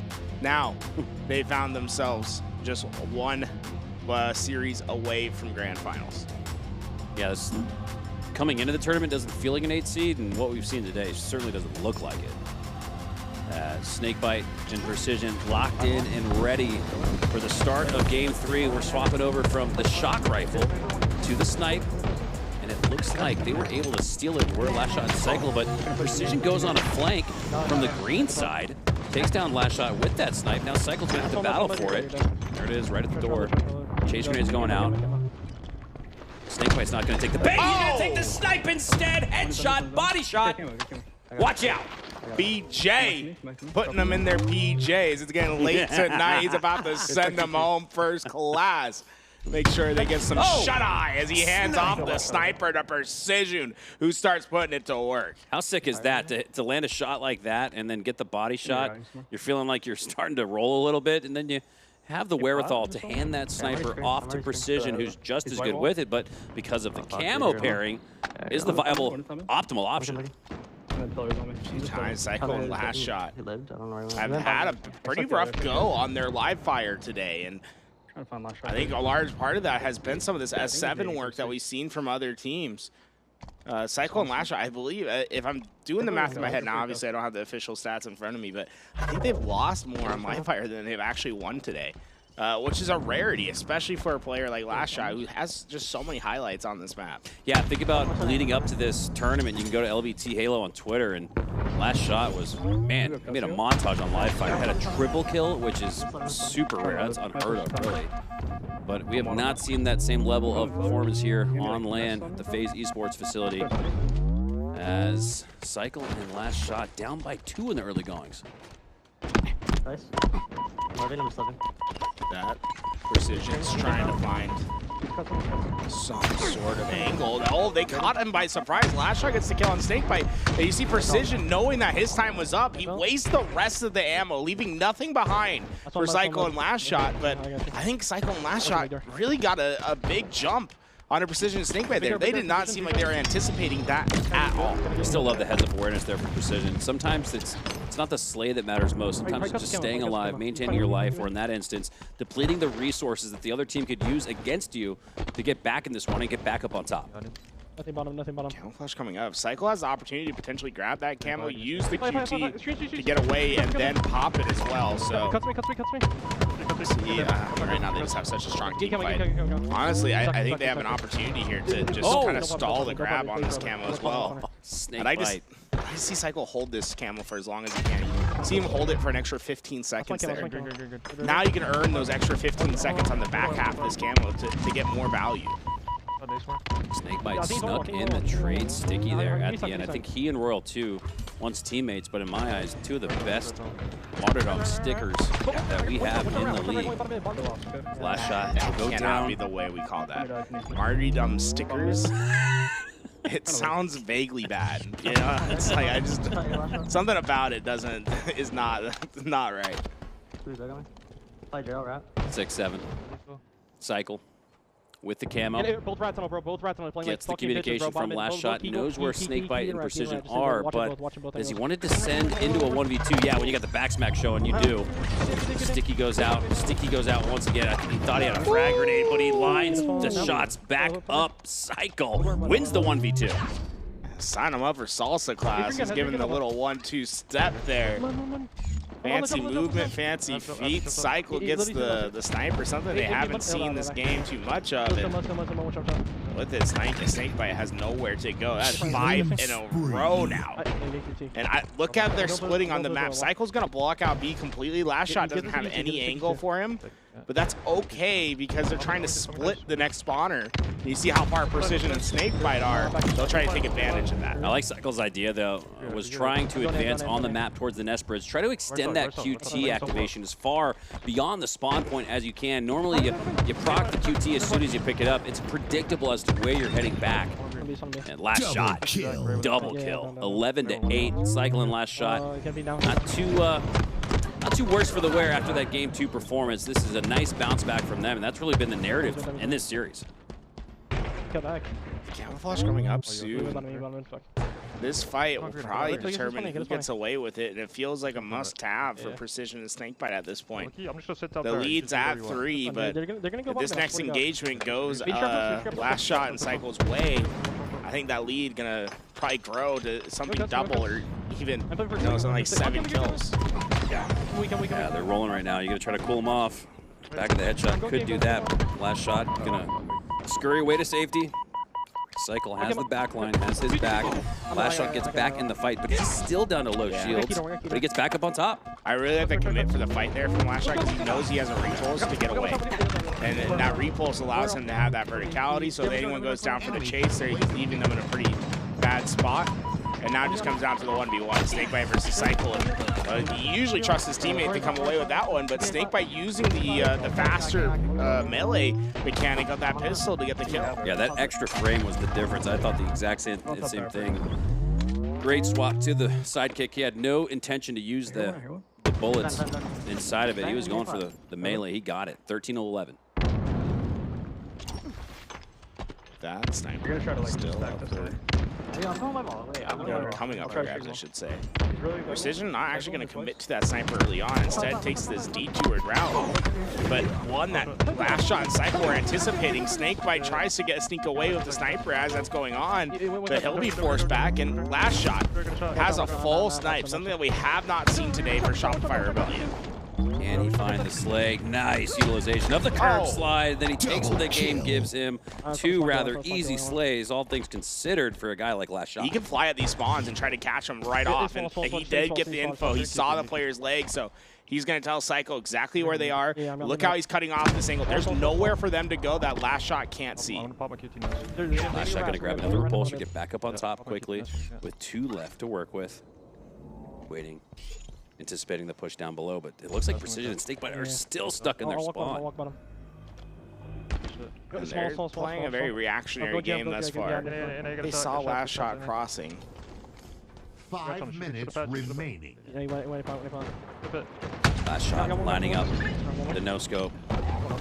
helps out. Didn't necessarily need it since CyKul was able to stick his opposition. 2 go down with no going down for CyKul and LastShot. The lead continues to grow. They're now up by 6. Trying to catch a player. CyKul's gonna get that kill before LastShot even has to get into the fray. Wow. Patience. It's the shot. Just a little shimmy out there, but that's enough for LastShot to make him 1. I think all you could see and hit there was the elbow of Precision. He was doing a little dance. LastShot was not perturbed by it, as he still lands the body shot to make sure that the numbers advantage is still in his favor.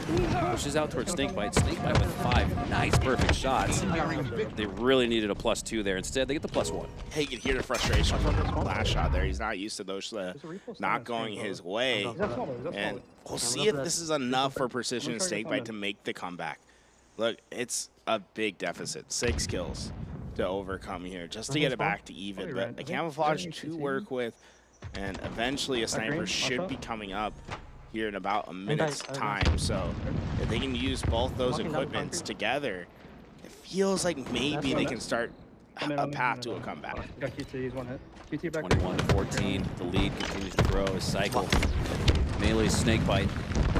Precision goes down as well. And CyKul and LastShot look like they are primed to take a 2-1 lead in this series, and they're just going to continue to hold forward. Oh, did he hear the charging up of the plasma pistol? I think so. I'll say, for a second, I thought he heard it, like heard him grab it from the rack. I was like, that'd be insane to hear that far. We'll see the sniper coming up in a few seconds, and LastShot trying to use it as bait to get this last kill. And does that down. Oh man, that's a scary, scary proposition there. But look, LastShot gets away with snipe. A lot of these slays for LastShot occur with the left stick being held forward. He does get shut down right there. Doesn't net the 25th and final slay, but nonetheless, LastShot really asserting himself. Be hiding like A plot, okay? Careful.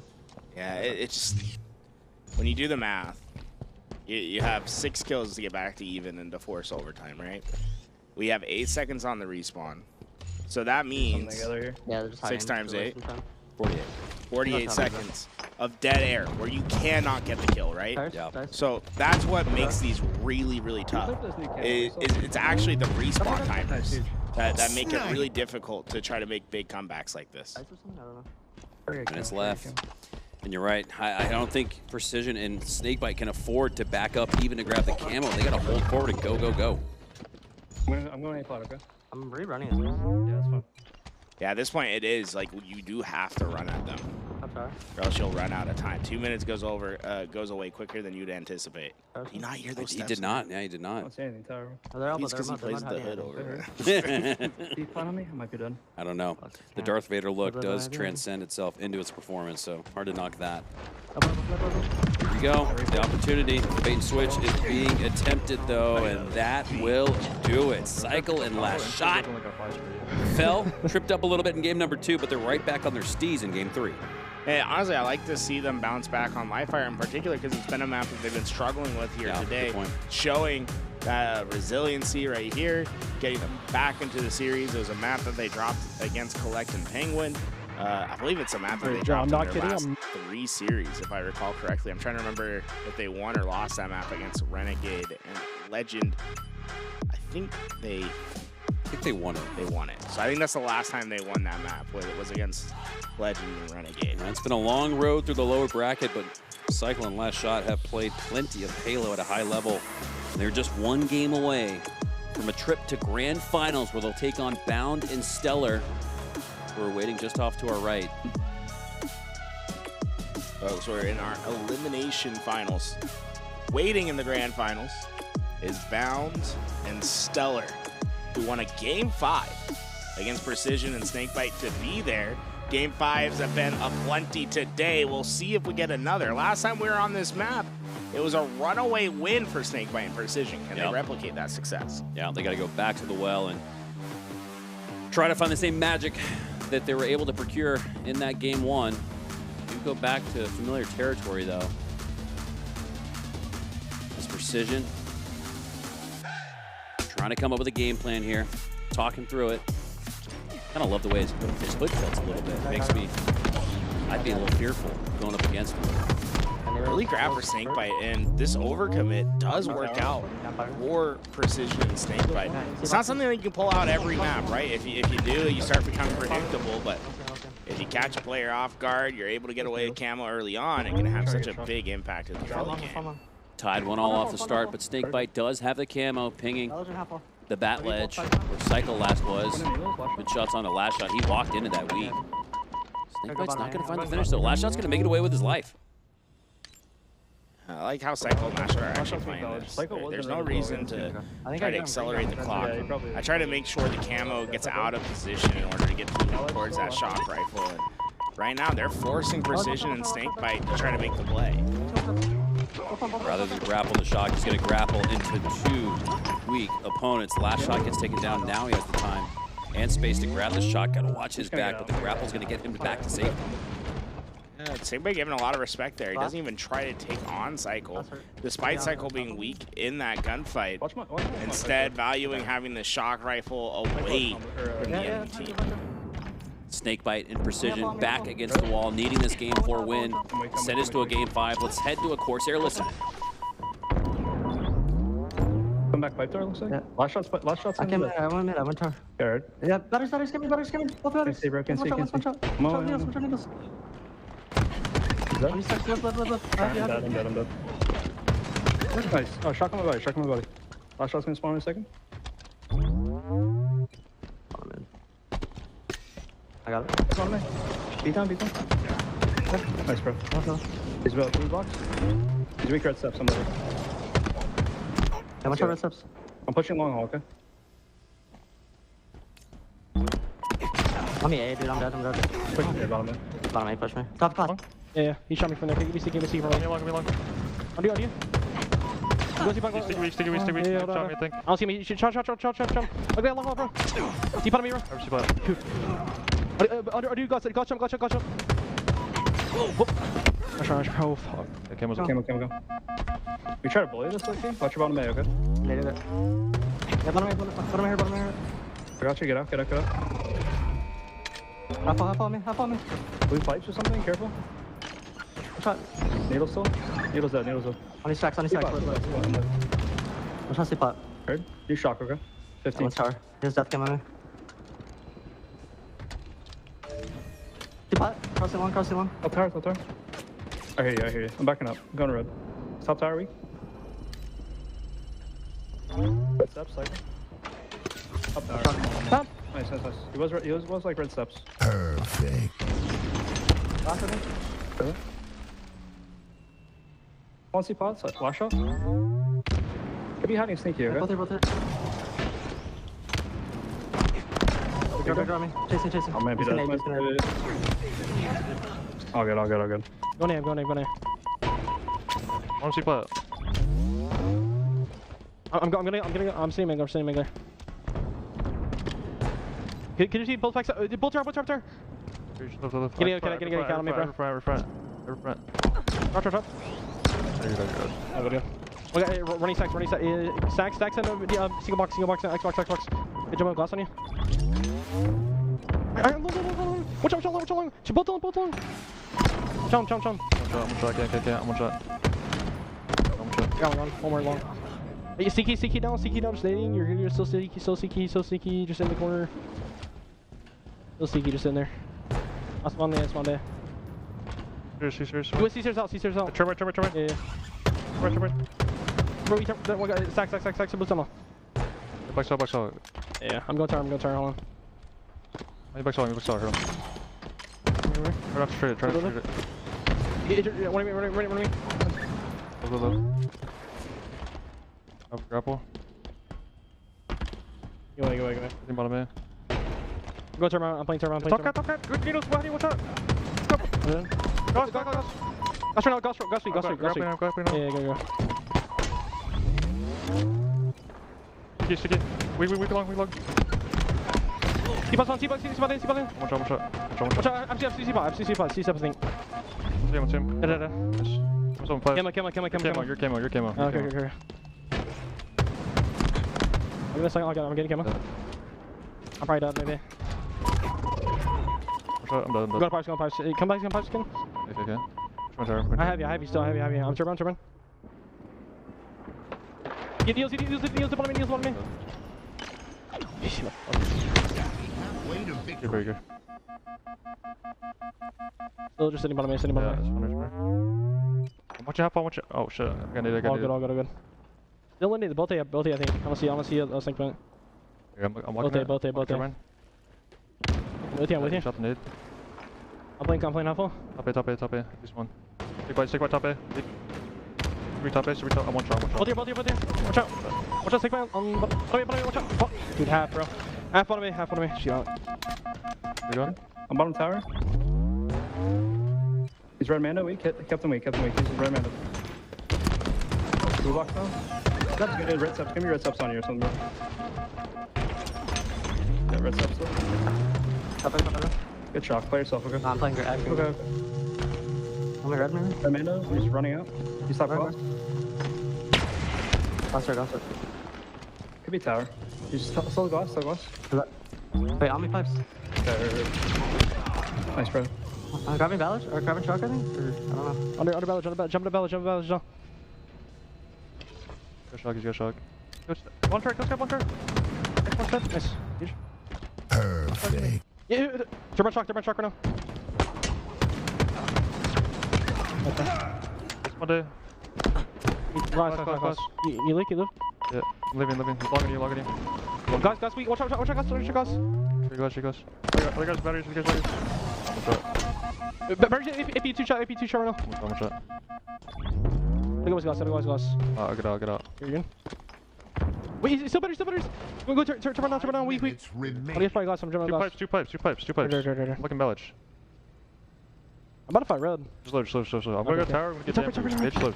Straight. I think they're both in red. Go for chairs. I'm one shot. Okay. I go on you.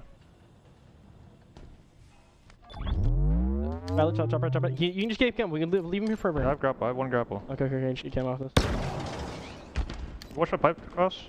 Turbine, bro. Turbine, get AP for me. Oh, you picture. Who's up? Picture. Stop red. Almost hit ball. Ball turret, weak. 3 shot. One shot. Watch out, see, Xbox. I gotta live forever. Blocking it. Yeah. I'm hopping on batteries. Let go back shot. Long. Well, guys, Snakebite long. I don't know if they're both here. I think they are though. Take your time. I'm gonna walk glass. Hold on. Long and back shot, I think. Go this guy long. Both long. Go glass to me. I got one more glass. Watch out, guys. I'm seated. Double kill. One. Yeah. 1. I'm trying to run. Might be top A. On the box maybe? I'm here. Bottom A, both of them, I think. I'm here. Got it. One lockers, one shot. Nearing victory. Right. Shit there. Perfect. Good. Yep. I'm sure that's one long. Let's go down max on Megan. On tower. He's red subs. Shock was down there. I'm running at that. Okay, I heard. New shot coming up. Top right of me. They're top right of me. Oh, red subs. Are they both there? Yeah, both there. Okay, I'm living them. I got nice, bro. Huge. I'm trying to walk mid bridge. 25 again. 25. Trying to get to you. I'm here in a second. Nice, bro. Huge. Good shot. Oh, yeah. Blue tunnel? Heavy. Nice. Precision and Snakebite once in the lead, but now they need to continue to battle back and tie it up at the 20 kill mark. Just a 1 kill game, but Snakebite does have a new shock rifle in his hands. I was surprised. I thought that that shot on the CyKul was a Q for Precision to go, but they're often going to play it a little bit safer here. Being a little bit worried about what a free death would mean in this situation. Camouflage coming up at about 10 seconds. They really want some of that tower side control, but CyKul stands in their way. And LastShot watches the cross on their ability to get to that tower. 2 minutes left. Clock could become a factor here, especially if CyKul and LastShot make it a 21-19 game. Snakebite down to 1 HP. His teammate is weak as well. They get the kill onto Precision, and if they take down Snakebite, it could all be all but over, but Snakebite brings it back to within 1. I think CyKul elected to grab the camo here, and he did. You can see he just got out to the back of blue. I think CyKul went through that doorway for half a second. Snakebite saw it with the shock rifle and took a shot. And then I thought it was funny. We go back to see CyKul's POV, and he just said, no, I'm not doing that. It's like, I'm just going the opposite direction. Obviously, Snakebite has the eyes right now. That's that 1 kill advantage. That's what it does for you. It gives you the freedom and the options to go left, go right, go up or down. It's up to you. Oh, Snakebite. That's the camo of CyKul as well. So LastShot gonna be forced back, and that keeps it 21-all with just over 60 seconds on the clock. We might not even get to 25, but trades are out. Huge trade from LastShot. It was a 1v2, and Snakebite just got there a nanosecond too late. LastShot was able to secure the slay to keep things tied at 22, less than 60 seconds left. LastShot's position known, trying to get that shot on the cross. He saw Snakebite immediately prioritize his life, hitting that that route to hit to keep his head low. Bit of the strong side technique for any of the old heads out there. 35 seconds left. It might all come down to this push. CyKul is way out at an island. Don't know if Snakebite was able to spot him, though. I almost feel like if he did, they would have called for the push on the LastShot. They know he's somewhere around the corner. CyKul now approaching on the flank. Snakebite and Precision both going hand in hand. CyKul's right below him. They don't know he's there. They still don't know he's there. And this is a completely different identity for two teams, right? Well, you see Precision and Snakebite running together, flying. On the other end, LastShot. He gets it cleanly. 5 seconds left. 3, 2, 1. They can't get there. Oh, and the clock runs out. CyKul and LastShot move on to the grand finals. Win it by 1 and 1 second as well. And look, two very distinct strategies. Run together, stay apart. LastShot went in, got his kill, got out. And because they were so close together, as soon as he vacates, they know how much harder it is for them to actually trade the kill. They ran out of time, and they will be in the grand finals, awaiting them. Bound and StelluR, who have been fantastic this tournament. And we actually haven't seen the matchup between CyKul, LastShot. Oh, no, we did for round 1? Round 2? Round 2. Okay, yeah. And it was Bound and StelluR that came out on top. So good point. Yep. Revenge match. Right.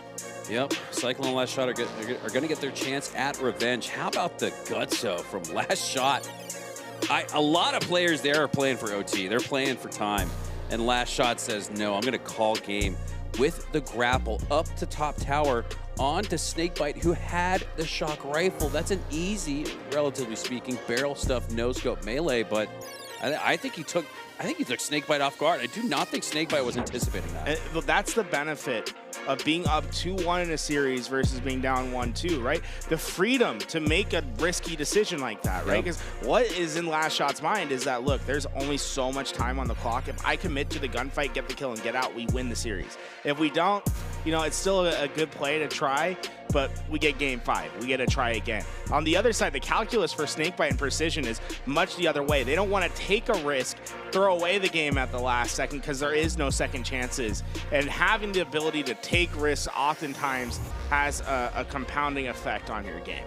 Well, ladies and gentlemen, the grand finals are set. CyKul and LastShot, after winning 2 out of 3 of the online FaZe Esports doubles in Dallas, now get their opportunity to do it on LAN, but they're coming from the lower bracket as they'll take on Bound and StelluR up next.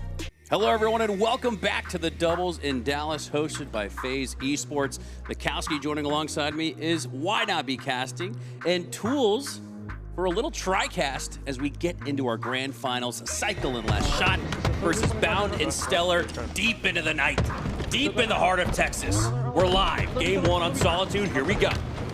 going to be a banger with grand finals, and I mean the way this tournament's going so far, some game 5s, maybe a reset. It's going to be a late one, like you said, and of course StelluR quick on the camo grab, and I'm not sure if CyKul is aware of it. And look, the match just started, but let's just say these guys were actually getting the match started about 20 minutes ago when they had a very deep and philosophical discussion about whether they wanted to play a best of 5 or best of 7s. And let me tell you how the argument went. Bound, very adamant that he wanted 2 best of 7s tonight. CyKul said, I want to sleep. So he said best of 5s, and he was not budging 1 inch. But I'll tell you what, I think they went to war. It was really a drawn-out argument between the two. It was almost the grand finals within the grand finals. The last thing Bound said before he walked into his booth here on the main stage was, Wyatt, which is LastShot, I thought you wanted it more than me, bro. So, very colorful commentary, a lot of trash talk that went beyond just the screen and the in-game action that we usually see, and that sets up for quite a personal grand finals. And I guess we see who won the pre-grand finals, because I see at the bottom of our screen only 5 games. It's a solitude, so if that's indicative of how this grand final is going to go, Bound and StelluR have the advantage right now. It's a 2-kill lead for CyKul and LastShot. Now, it's actually comedy because we're talking with the tournament organizer. He's like, yeah, if they start like right now, they're good. And I look behind me and CyKul just eating pizza, and he did not move an inch. He said, his eyes, they said everything. He said, I'm good. The EO5's game 1 on Solitude, and so far, CyKul been leading the charge with this shock rifle. I'm gonna ice him out and eat this pizza.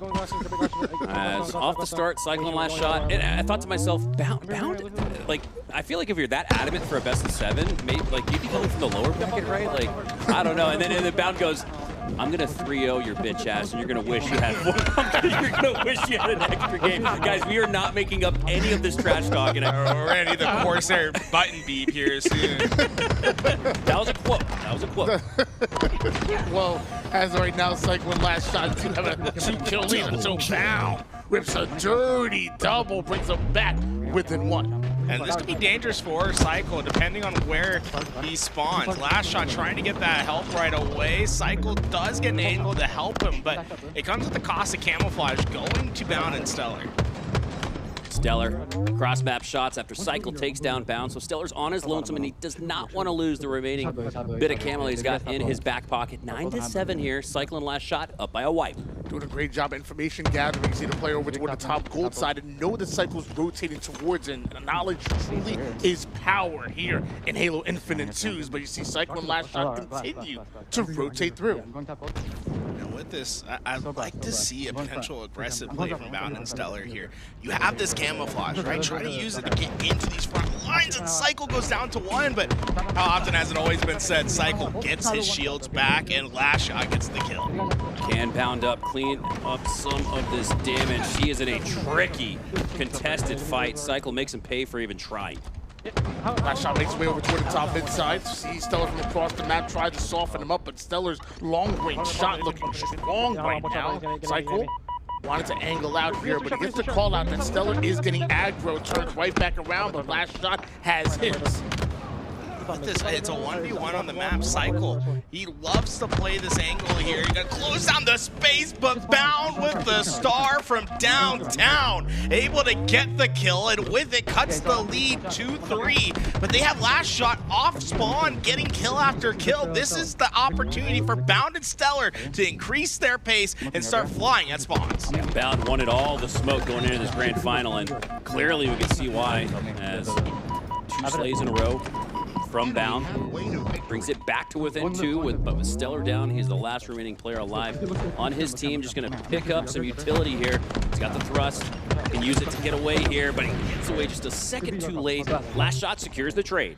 LastShot with a huge stick to trade out those lives. Meanwhile, StelluR and CyKul try to decide in the dance, but from the mid-range, and CyKul forced back. So great shots out of StelluR. Nate not exactly gonna find home, but you see StelluR always trying to find a way to push forward, especially when Camel's coming up.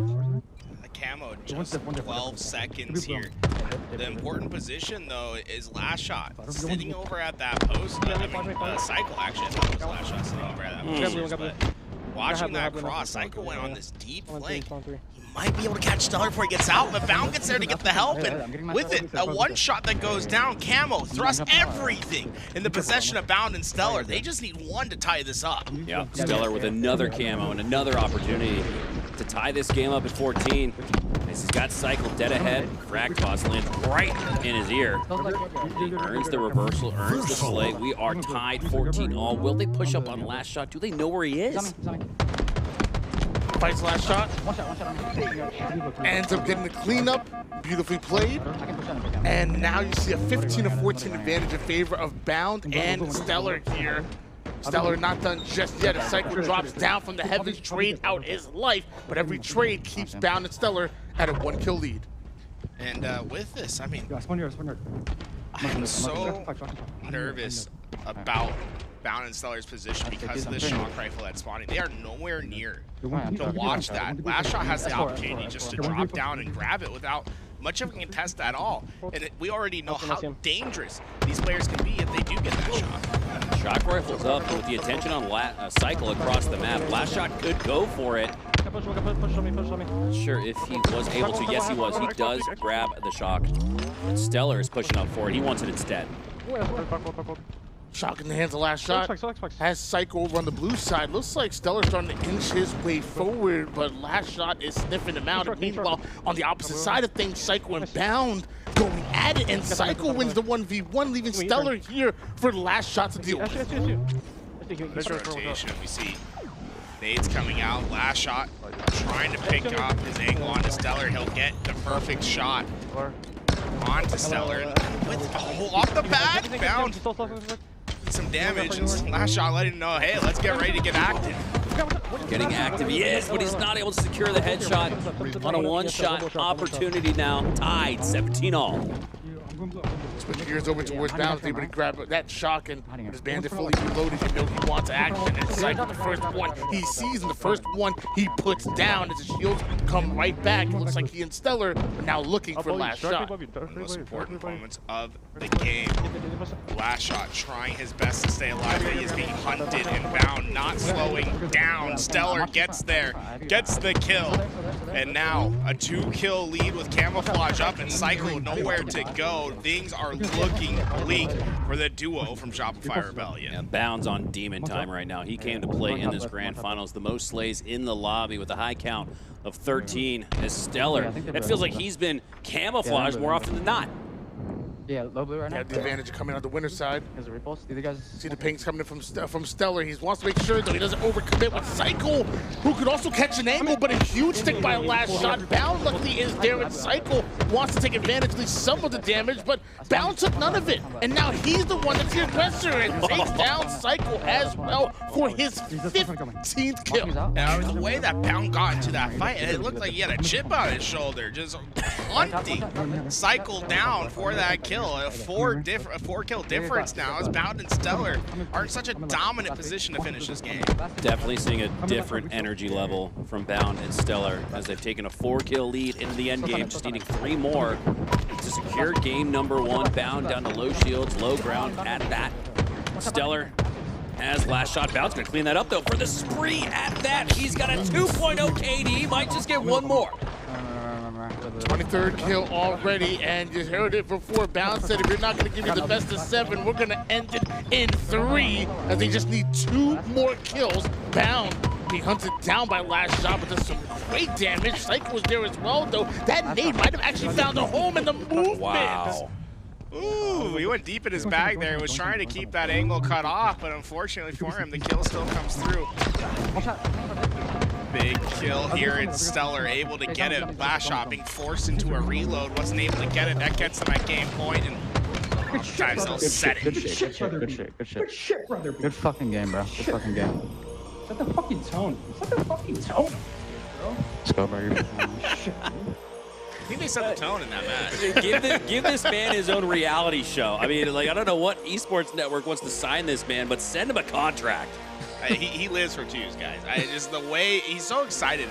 He's like an energizer bunny the entire time he's here, man. Just the way that he was chirping all throughout the office. He's been lively today. I mean, live for twos. I think he just lives for the camera, man. I'm with you. Get a camera on him and just let Bound be Bound because he is damn good for the league. Just love how I was able to go into that hypnotic, just hyperactive commentary, and then like the dad leaned back with one arm over the shoulder, over the chair. I mean, he's like, he really is on some demon time right now. Someone in chat said he was less hyped when he won Worlds. That's what happens in these intimate settings, though. Like, there's something about having you know, just like a closed-off environment where it's just the best players in the world amongst each other, the camaraderie, the chemistry, and just the time that all these guys have spent together working on their craft. It really kind of rises to the top when they're the only ones here. Looks like they're ready for that game number 2, and it's a nice little advantage now for Bound and StelluR. And you know, when he has momentum, Bound and StelluR are going to continue to get aggressive. That's one thing I kind of like that you got a chance to sit down and talk with Bound. Said all these games go into time. He said, not us. We gonna make sure we get aggressive. And honestly, that game number 1 was all gas and no brakes. You see the tone set once again. Bound went straight for that doorway. He started over at the C flat. Sprinted straight to A stairs. He got physical elbows out, but at the end, that trade out opens up the opportunity for CyKul to get in, get the shot, and now he's roaming free. The TriCast live. CyKul has the trifecta of camo, shock, and grapple in his back pocket. They've also secured the first 3 kills of the game. He's Bound on the stacks. G slides into the white hall, but CyKul shuts him down. Not done just yet here with Bound going down. Now you got to find out where StelluR is, and they knows what's spawning on the A side. It's because they're deep in goal already. LastShot might find it the hard way, and CyKul still looking to see if anybody's rotating out. 2 players made basically 1 shot with those rifles. It's going to be the first that goes down. StelluR in danger as well. A grapple CyKul wants to use it, but it looks like he's... Yeah, there it is. Sometimes the observer having a little problem getting those to register, but StelluR not having no problems getting those punches. They're ready to eat everyone. Getting a taste of StelluR. Yeah, StelluR matching the speed and energy of Bound as he's now getting in the face of both CyKul and LastShot. Ultimately trades out a momentary moment of silence here, as it's been a lot of action, a lot of fisticuffs, a lot of shots ringing out. Bound with 5, perfect. Brings it back to within 1. Something different about Bound in the grand final. Shots hitting hard. I don't know if they hit like that all day long. It's crazy to see the way he's able to move around the map. Looks like the shots are clean, and so is StelluR's as he wins the 1v1 versus LastShot. CyKul now retreating, but see how fast StelluR is to cut him off. StelluR says there is no escape when I'm on the map. Bound takes that frag damage and still pushes out on LastShot. LastShot's not going to be able to clean that up. Now he knew the help of StelluR was close by. Just didn't want to commit for a gunfight that he knew he couldn't win. Both players 1 shot. Got 1. Can you find the second? Yes, he can. Bound with a double and his 4th kill. Camouflage coming up, but he knew he has to work on the spawn. His first. Hip hop. I mean, man, he's just trying to get that angle. He eventually gets those kills, but LastShot not backing down. He jumps out of that doorway while 1 shot, knowing that no one had that angle, and Bound had no reason to anticipate such an aggressive play. But it works in LastShot's and CyKul's favor. Not only do they get the camo, they're able to delay that camo pop because they got it when they went 2 down. They had the grapple to work with, and eventually it feels like the shock rifle will go their way. StelluR off screen gets the stick onto CyKul, who is trying to advance from A through the catwalk into the tower, but access denied in that instance as Bound and StelluR go back up by 1. LastShot gonna grab the shock rifle. And I don't think Bound was looking in that direction to see the icon on his screen alert him to the fact that LastShot was able to grab that shock. I'm walking up C-Bot. And while LastShot is trying to distract with StelluR and Bound, it seems like CyKul was flanking in order to try to pressure them out of the blue side. But with LastShot going down, can CyKul take both players out by himself? Well, you already went at Bound, and you go at StelluR as well. Wow. Dude, CyKul. Double kill. Cold-blooded. Just able to drop in, unfazed as he gets those 2 kills. And it's a perfect opportunity as they have them trapped. Let's dive into our Corsair listen in. Turn, come in. Turn. Rest sector. You kill me. I'm very chasing. You got my shock actually. Did chase. Betters. He's going Victor. I can shoot this actually. Hold on. Reset. Weak. Can you find something from me? He's glass one. Down. Give me. Shocking top right now. I see you. Let get top in. Enemy halfway to victory. Try to go. I spawned your bottom here. I'm your bottom here. I'm throwing your pipes. Yeah. One balance. Be mercy. I'm going split. I have pipes. Okay, I'm C-flat. I think there is in red. I'm long. I'm in long, CyKul. Last shot. Okay, one shot long. Dead. Can't see my Look at this guy. He's going to shoot box. Shock's out. He needs. Hip him at 20. It's not fucking. Yeah. Here. Stay long. I will. Oh, what is it? We'll get turbine 2 shot already. Grapple. I see it. Toppy weak. Yeah, can you kill him? Yeah, one shot Toppy. Actually, Toppy's just down. One shot. He's staggered. No. I can. Hit the C guy. Yeah. Run this. It could be all. Guys. Here. I'm going long. Got it. Long him up. Yeah. Oh, you. Nice, good trade. Alright, trade good. Yeah, respawns A. 1 day now. Actually, I had one backside, I think. Yeah, I'm going long. I know your shit. You sneaky? We'll get back on. We'll get suitcases. Back on suitcases. You're one guitar. Still back out. Just sneak back out. Back so weak, down. We'll get suitcases probably in the corner. Could be up tower somewhere. I'm weak. I died. Suitcases in tower too. Kill me. Suitcases. Oh, it's two suitcases. They hurt you. You can run out. Yeah. Hold you. You're fucking joke. You're shocking five. I'm going long to glass, right? One glass. Red spawn or A? You could be top right here. I don't see anything top A. It's up here. Yeah, bottom A now. Bottom A door now. It's up here. Top right there. Bottom A weak. Half shield. I shot him once. One shot to bar, die. One shot to base, stuck. I hear that. I'm looking top. You're top cat. Top cat in the corner here. I don't see him. He's still A. Okay. I'm in weak. I'm dead. One shot. The other guy, I don't know. I have a turbine. Grapple. Yeah, shock right. Yeah, shock. I spawn. I'm going beer. Yeah, I'm here. When you go, one of us go beer. Top A, one shot. Absolutely top A. Oh, get probably C-pipe. Going back tower. Top A stuck. I'm going. Half full. I'm dead. You want to break the turbine? Turbine going batteries. I got top tower. Fighter. You 5 fights? He's far away. He is Xbox coming. 5 minutes remain. Resters. I can help you. I'll see him. 3 batteries. Resters. Stacks. Resters still. Shock and grapple down, my buddy. Shock and grapple down still. I spawn long. I'm playing pipes. Blitz on me. You kill me? Oh, absolutely. 23 to 21 here. As CyKul picks up the slay off the pad. What a heads-up play. 2 kills between them. Bound able to get camouflage and not out of it just yet. Bound and StelluR would love to take this 2-0 and then they talked about a 3-0 and Bound continues to shoot like that. We could be seeing just that. Bound has the info. He knows exactly where CyKul's at. And with that, CyKul is taking a dangerous angle down to absolute. StelluR's on the hunt, but Bound just keeps the exit preoccupied. It's 23 all. First to 2's gonna take game 2. What a shot there by Bound. Seemed to be some pre-fire involved there. He had CyKul read like a book. Now, a little bit of camo left to work with.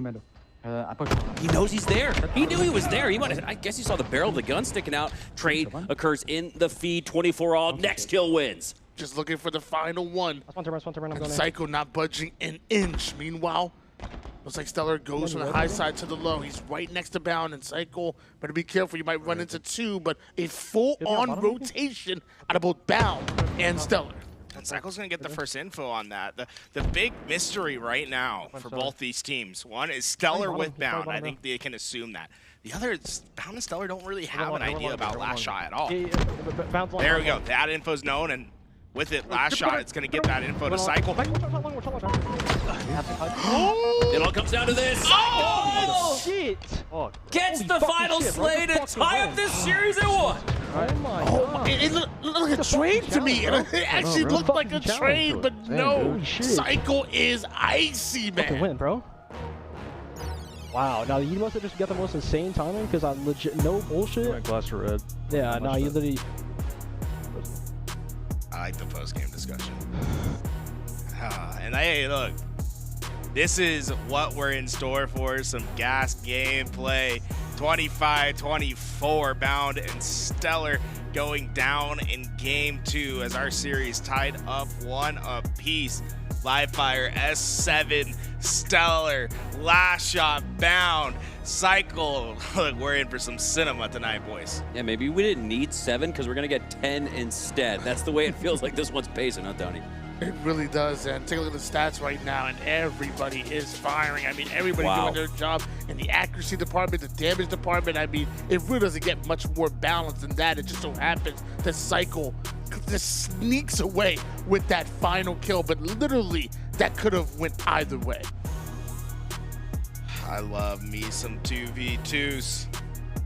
And right now, CyKul and LastShot, I think had, control for so much of this game. But at the end, Bound and StelluR did a great job to get it back, but it comes down to a close gunfight. I think he thought he had a frag there. Look, you can see, I believe he had 2 stickies, 2 frags. Yeah, he did. And even if he has a frag, is that going off in time?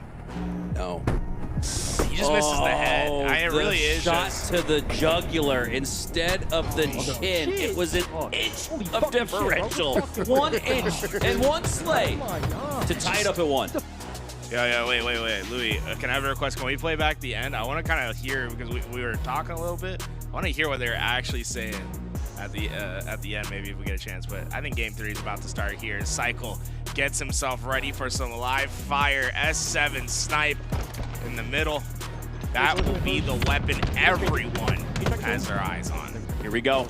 It's a battle for the 50. And the S7 in the middle of the map. It looks like Bound has snuck away with it. LastShot did take down StelluR. Bound now sneaks in a no-scope melee to make sure that it's just a 1-kill game. CyKul, the only player live momentarily on the map here. StelluR the first one to spawn for his team, and immediately rotates to the big door side. CyKul gets spotted though, and camouflage is already up, and some sneaky plays going on. CyKul knows his player behind, tries to go for the shot, and punished for going for the double dip.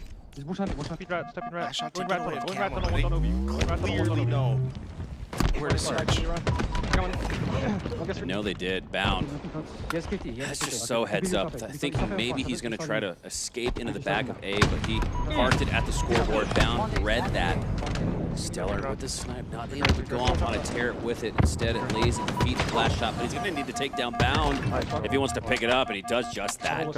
Now 4 bullets to work with, and there's more action going down, because StelluR goes right after CyKul. 5 shot for him, and LastShot answers right back, giving them back the 1-kill advantage they had.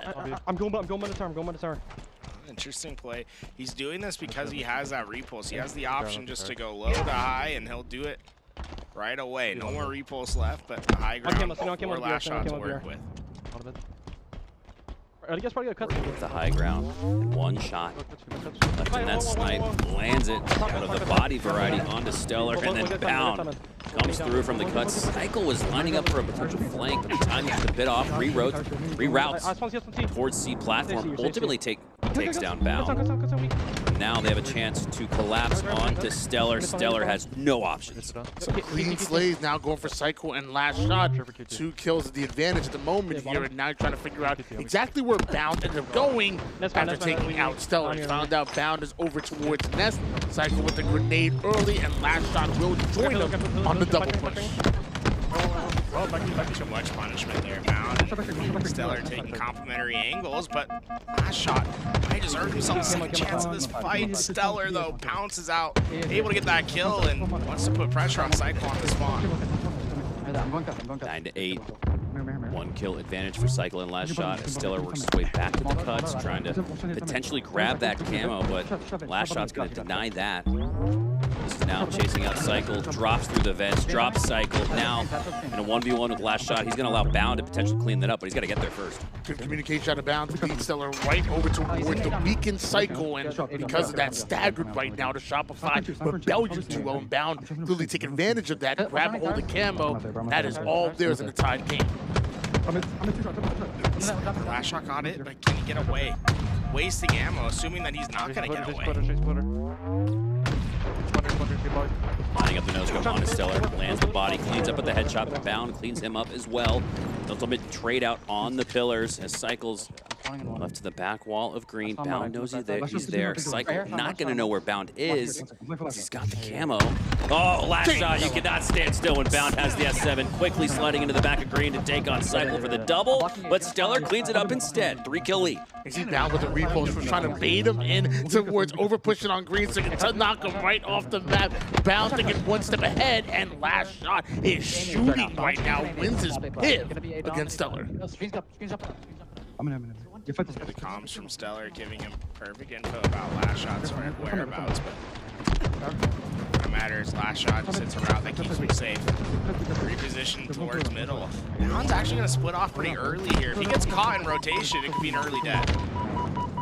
Bound does take some shots to the back now.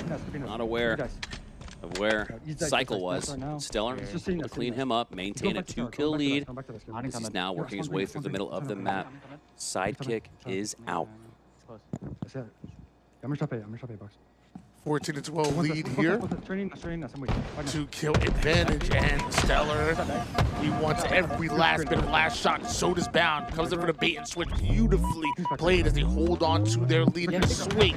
Game number 3, CyKul on the rotation. And it looks like StelluR trying to cut that off. StelluR cuts down, CyKul. I'm coming. They're both there, I think. identifies where CyKul is. Trying to land the collapse in the pinch. CyKul QT's back to safety, but LastShot goes down. CyKul now on the nest bridge, working his way towards the C-flat. Can QT, but his QT right back where he is, so he doesn't really get much viability out of that. LastShot, squad spawn close by, but StelluR with a nice final shot. Camouflage in the hands of StelluR at the moment here, and with Bound down, it's a momentary 1v1. Scares LastShot away with the sidekick. CyKul ends up spawning right behind him over on green. That's gonna be important. If StelluR over-focus on LastShot, he may not see CyKul, but he spots just a bit of him, enough to clear Bound over toward the green side. And is Bound on the map? No, he's not. He's not on the map. Was on the map. Oh, I'm sorry. Yeah, it was. Yeah. Unfortunately, not able to keep that one up, but StelluR still has a little bit of this camo to work with. A 3-kill lead with that. I think this is such a critical moment in the game. Let's take a chance here and step into the comms of both these teams. Our Corsair listening. I'm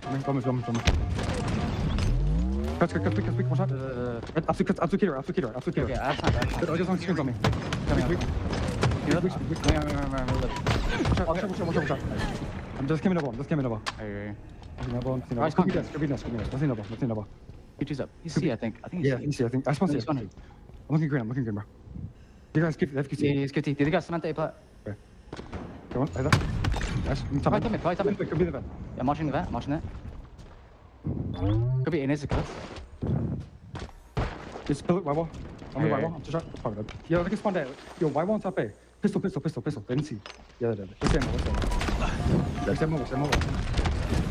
Alright. The elbow. Keep hiding elbow. Keep behind elbow. Yeah, hold on, mommy. Look, don't river. Wait. Watch out. We don't try to go. Running green. He's coming. On the pistol dead. A one shot on me. Dead. Nice, holy shit. Yo, can we Give me elbow. Run first guy elbow. Yeah. I'll see him. One green showing in the back. I'll go get LastShot with a nasty double kill. The use of the snipe and the bandit brings his team back to within 1, but gotta play his life now, down to 1 HP. He gets struck down by StelluR as they get back to being up by 2. CyKul with the high ground is gonna push StelluR off far enough to where he's not gonna get that next slay, but he's gonna go right back to it. Crazy after the clean double kill. They still were down and now in a deficit of 2 at the moment. Meanwhile, Bound and Stellar only need 2 in order to go up to 1 in the series. Bound still has camouflage just lurking around the map.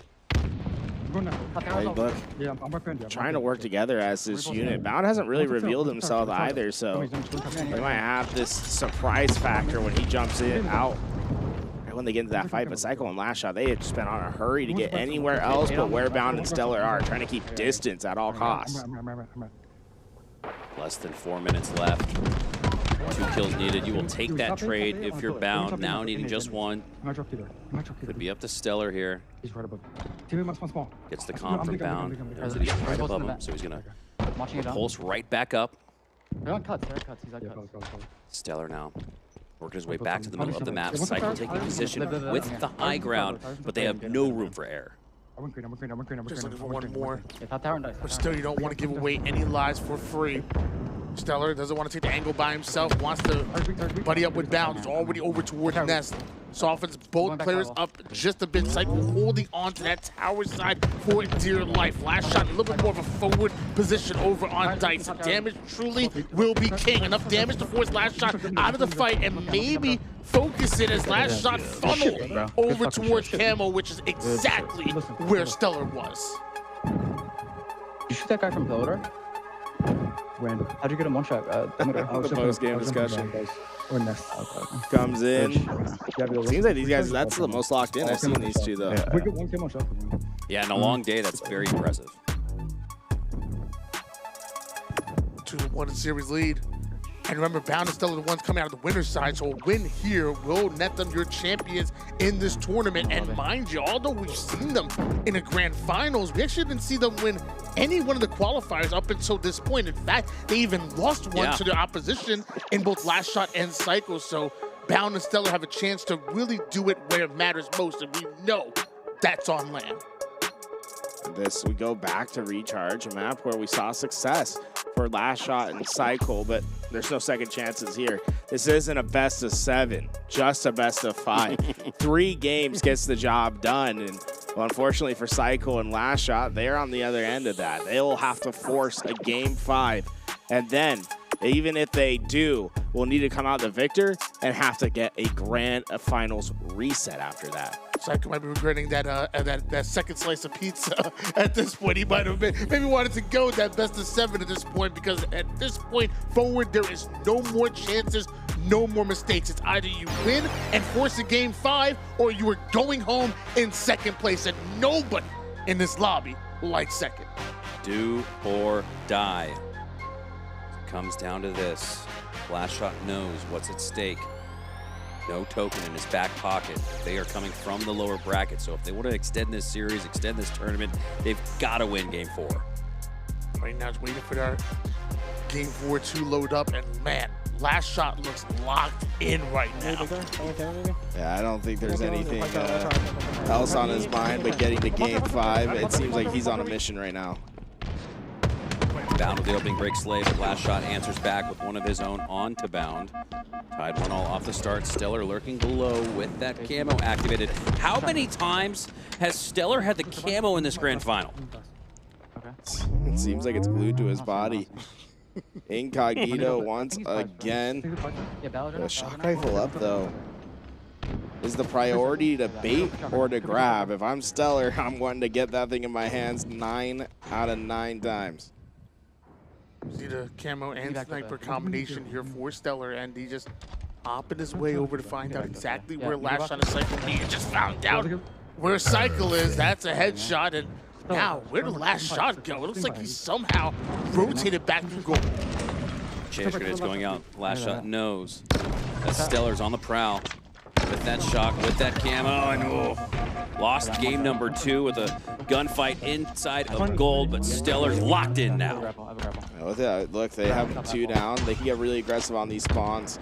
They know that one should have spawned A, and they have split the other. So this is a really brutal situation for CyKul and LastShot, especially if they correctly identify CyKul's position. They will just not have each other's help until there is a mistake made by Bound and StelluR.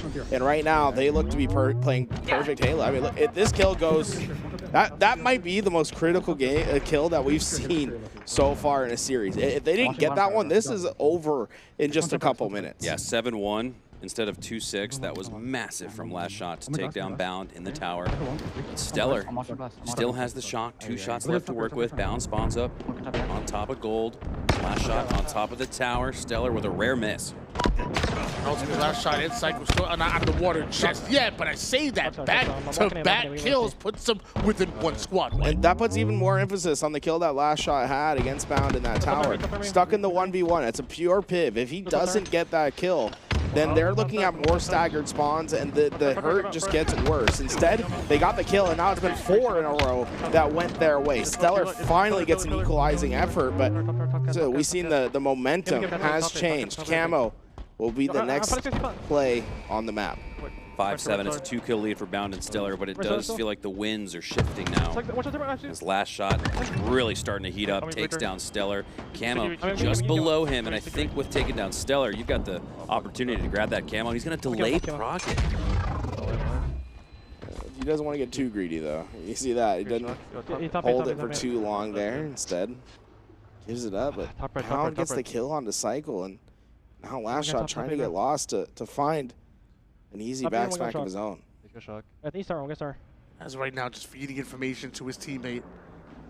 You have an idea of where Bound is, you know exactly where StelluR is, and you can activate on either one of them and bound from across the map. Meanwhile, StelluR is stuck over towards bottom A. It looks like that might be their next target. LastShot lining up the shots onto StelluR. CyKul's able to clean that up. Bound across the map, but LastShot is landing those long shots. Bound though, with the sniper, gets shut down, and like we said, the winds are changing, and now we're tied. Yeah, it felt almost like an express delivery of the shock rifle to CyKul. The way that Bound gets caught out there, not that much ammo wasted. There was only 2 shots expelled from that weapon, so still has plenty of ammo to try to find kills. LastShot normally happy-go-lucky, normally joking around, but it ain't no jokes in a grand final, just headshots, perfect across the map. And that's what I was alluding to. I mean, like, you saw an intensity in his face even before the series, and during it, same thing. Like, it is no jokes whatsoever. This is probably the most serious that I've seen LastShot in a while, and they look locked in.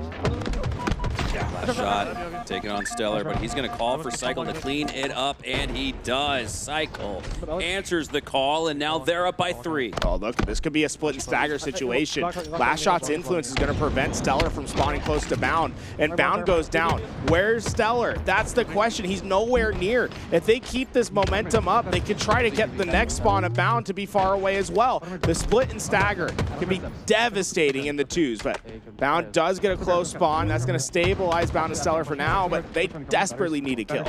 Still going to curb slide his way into the 1 shot, but as he's doing so, LastShot covers his back beautifully. CyKul gets his shield back and is good for a trade and a 5-kill lead. CyKul goes down, but LastShot is still spreeing out, up by a killing spree at that. CyKul goes back down to 1 shot, anticipating the chase. It's coming on strong. And StelluR finally takes down LastShot, finally cools down both LastShot and CyKul. Will we see the tide shift once again? Oh, he caught him out into the open. CyKul gets the perfect kill, and he might not be done yet in a 1v2. CyKul gets him down to 1, but he knows not to get too greedy. He's waiting for the help of LastShot, and here it is. The fight continues on and long, but it's CyKul, the only one that went down. LastShot has to disengage. Backs all the way up over towards the side. No, StelluR is right on his tail. Oh, almost gets himself a trade, but StelluR refuses to be denied and back within 3 kills. A rare moment where LastShot just misses a perfect kill opportunity. He had it there, was trying to line up the head, but StelluR, an icy position, an icy resolve in that gunfight, cuts the lead to 3. LastShot strikes him down off the spawn. Now has the opportunity to grab that fresh shock. Bound wants to try to prevent access, but I don't think Bound wants any more LastShot, as he had every advantage. The shield advantage, the high ground, as things reset here. LastShot trying to take down StelluR with the use of the shock, but both StelluR and Bound are going to rotate. Both Bound and StelluR taking a whole lot of damage here. LastShot would love to take advantage of it. Catches him before he gets the shields all the way fully back. Because of that, takes down StelluR. Now Bound still on the map. CyKul getting information.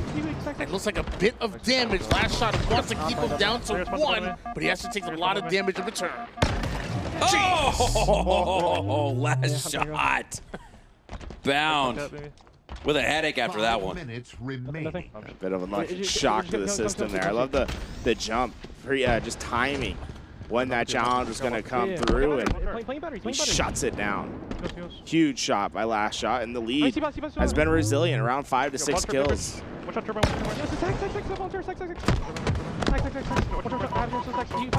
looking to clean up on the initiative. His first shot on the StelluR, and CyKul matches that energy by taking down Bound 20 to 13 now. Feels like CyKul and LastShot have reached another level.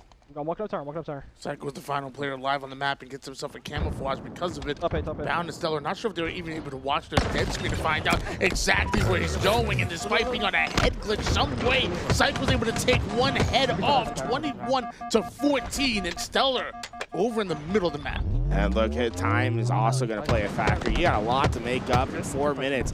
Although it can feel like a ton of time in 2v2s, you can't afford to trade out. It usually makes you play a lot slower. Bound and StelluR need to get a move on and find these kills without any answers. Switch is perfectly executed there. The back smack comes through. LastShot and CyKul now just 3 kills away from another game 5 on the day. CyKul gets his. LastShot doing enough damage onto Bound. CyKul sees that damage. Let's get activated, but Bound is shooting. And LastShot maybe thought CyKul had that one. Of course, Bound though a tough out at any given moment. LastShot catching StelluR. StelluR just able to get away thanks to that shot, thanks to that grapple, but shock rifle coming up in just a little bit of time here. 5 seconds till that. And look, 23 to 15. It just feels like this is routine for LastShot and CyKul. It just feels like there's no way they can throw this one away. LastShot with 2 pop shots into Bound, and CyKul will clean it up. And in a day that's been full of game 5s, we get another one in your grand final. Yeah, I guess we really shouldn't be surprised at this whatsoever. We've seen way too many game 5s, and of course, when these two teams duke it out in a grand finals, well, we knew it was bound to happen. See what he did there? Playing with the names like that. Stellar work there. That's your job. There you go. Exactly. That's his job. LastShot for you to take an opportunity out of this. The cycle continues. Kind of missed your chance there. Yeah, I feel like I'm left out. TriCast. You guys just want to take one off? last shot. Okay. I guess I'm the RyaNoob of the bunch. I guess you said you were feeling left out, so you went that direction. Because RyaNoob left out of the grand finals. God bless. Wow. The puns are done. Game 5 on its way. These players loading themselves in. And look, CyKul and LastShot, a definitive victory in Game 4. They took care of business to get themselves to this Game 5. They need this win and then to reset and have another chance at a Game 5. At another best of 5. This is win and you're done for Bound and StelluR. This could be it. 12 hours. 12 plus hours. Actually, I think we just reached the 12-hour mark. Yep, 11, a little past 11 o'clock. This tournament started at 11 a.m. Central. These 4 players have been playing Halo on LAN at the highest level for 12 straight hours, but you wouldn't know it by looking at their gameplay. Bound and StelluR, they're the ones that come out of the winner's side, so the spotlight on them. They can end this tournament right here, right now. Meanwhile, CyKul and LastShot can bring us into tomorrow in this match. We're starting off 2-0, getting yourself a shot, and I have to imagine a camouflage as well. Should be huge. Both here. Going driveway. You're ready to LR. See CyKul getting the comms. He also looking over at LastShot's screen, trying to get that perfect information. Shock and camo. He can take this at his own pace. CyKul waiting for the push from Bound and or StelluR. I think Bound took sticky damage there. He did. Enough so to make him just one-shot bodyable from that shock rifle. CyKul still trying to do some work with it. StelluR's now down to one shot after the body shot from him, and LastShot cleans it up. LastShot and CyKul with a phenomenal start here in Game 5. My question is, where did this thing even come from? I think it was a team. I think it was a teammate. Either his own or his teammate, because CyKul and LastShot were nowhere to be found. Finally, that camo dissipates, but hey, look, you'll take a 5-to-1 advantage off one camo. And look, they haven't even necessarily given up control to Bound and StelluR yet. They're still on their back foot. Still in possession of the shock as well. CyKul starting to take some dangerous shots, but it's the deadly shot from him, fading away to his right. Takes down Bound instead. CyKul with the shot, 6-to-1 advantage right now. CyKul hasn't even died a single time just yet. This is huge for CyKul and LastShot, trying to force the reset. While Bound gets caught out over on the mid-map, and StelluR being sneaky, but they spot him, and they're going to deal with it. Look, 7-to-1 feels like a back-breaking lead, but this is the map that everyone knows. The spawn traps are fruitful here. If you're able to find a 2 down, you can 100% take back the game, especially in the early stages. This is far from over for Bound and StelluR. Yeah, Bound with a big win there. He does trade out StelluR. Big win as well. Reset things a little bit. LastShot takes the top of A yard. Down by 6. It's a big lead for CyKul and LastShot, but like you said, Jules, this game does lend itself to a game of runs, especially on Solitude. Couple shots on the LastShot forces him down the driveway. Camouflage is coming up, and Bound has it in his sights, but knows that LastShot could be baiting it. StelluR was able to take down CyKul, and LastShot goes right at him. A free camouflage for Bound and StelluR down by 4. CyKul's positions known. Bound closing, and CyKul went for the punch too early. No trade out. Dude, LastShot saw him. It's crazy, his eagle eye on these camo players. I think he has the best camo eyes in the game. Yeah, it's a mix of game sense and incredible vision.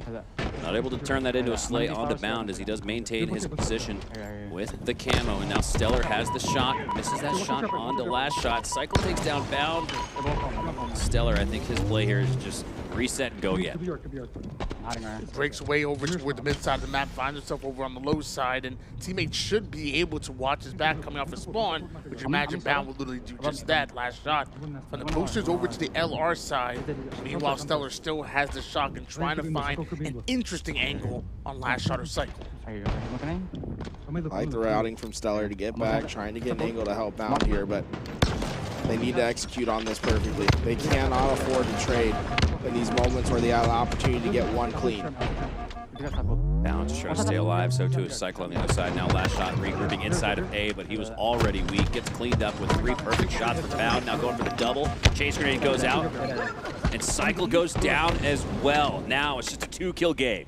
With that, they should have a spawn trap in as well. LastShot gets the lift spawn. Where's the spawn of CyKul? Is it in the same? Oh, he splits. If LastShot can stay alive long enough, he might buy time for CyKul to get into the play.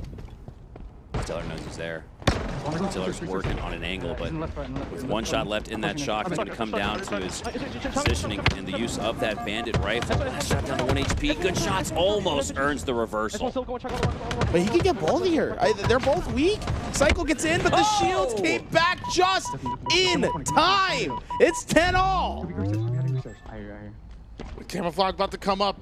This is absolutely huge. StelluR and Bound still on the hunt as LastShot and CyKul come off a spawn, and LastShot stuck over on the loop side. CyKul takes his height over on goal. That sticky grenade is not going to connect, but LastShot shots too.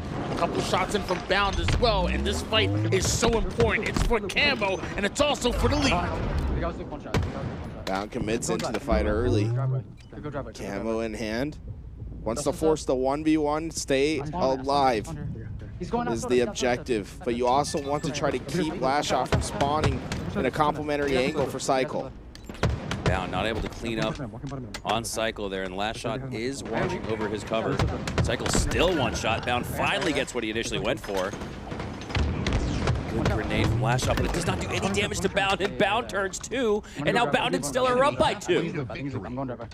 Camo still for Bound. You see StelluR communicates. I'm going right through driveway.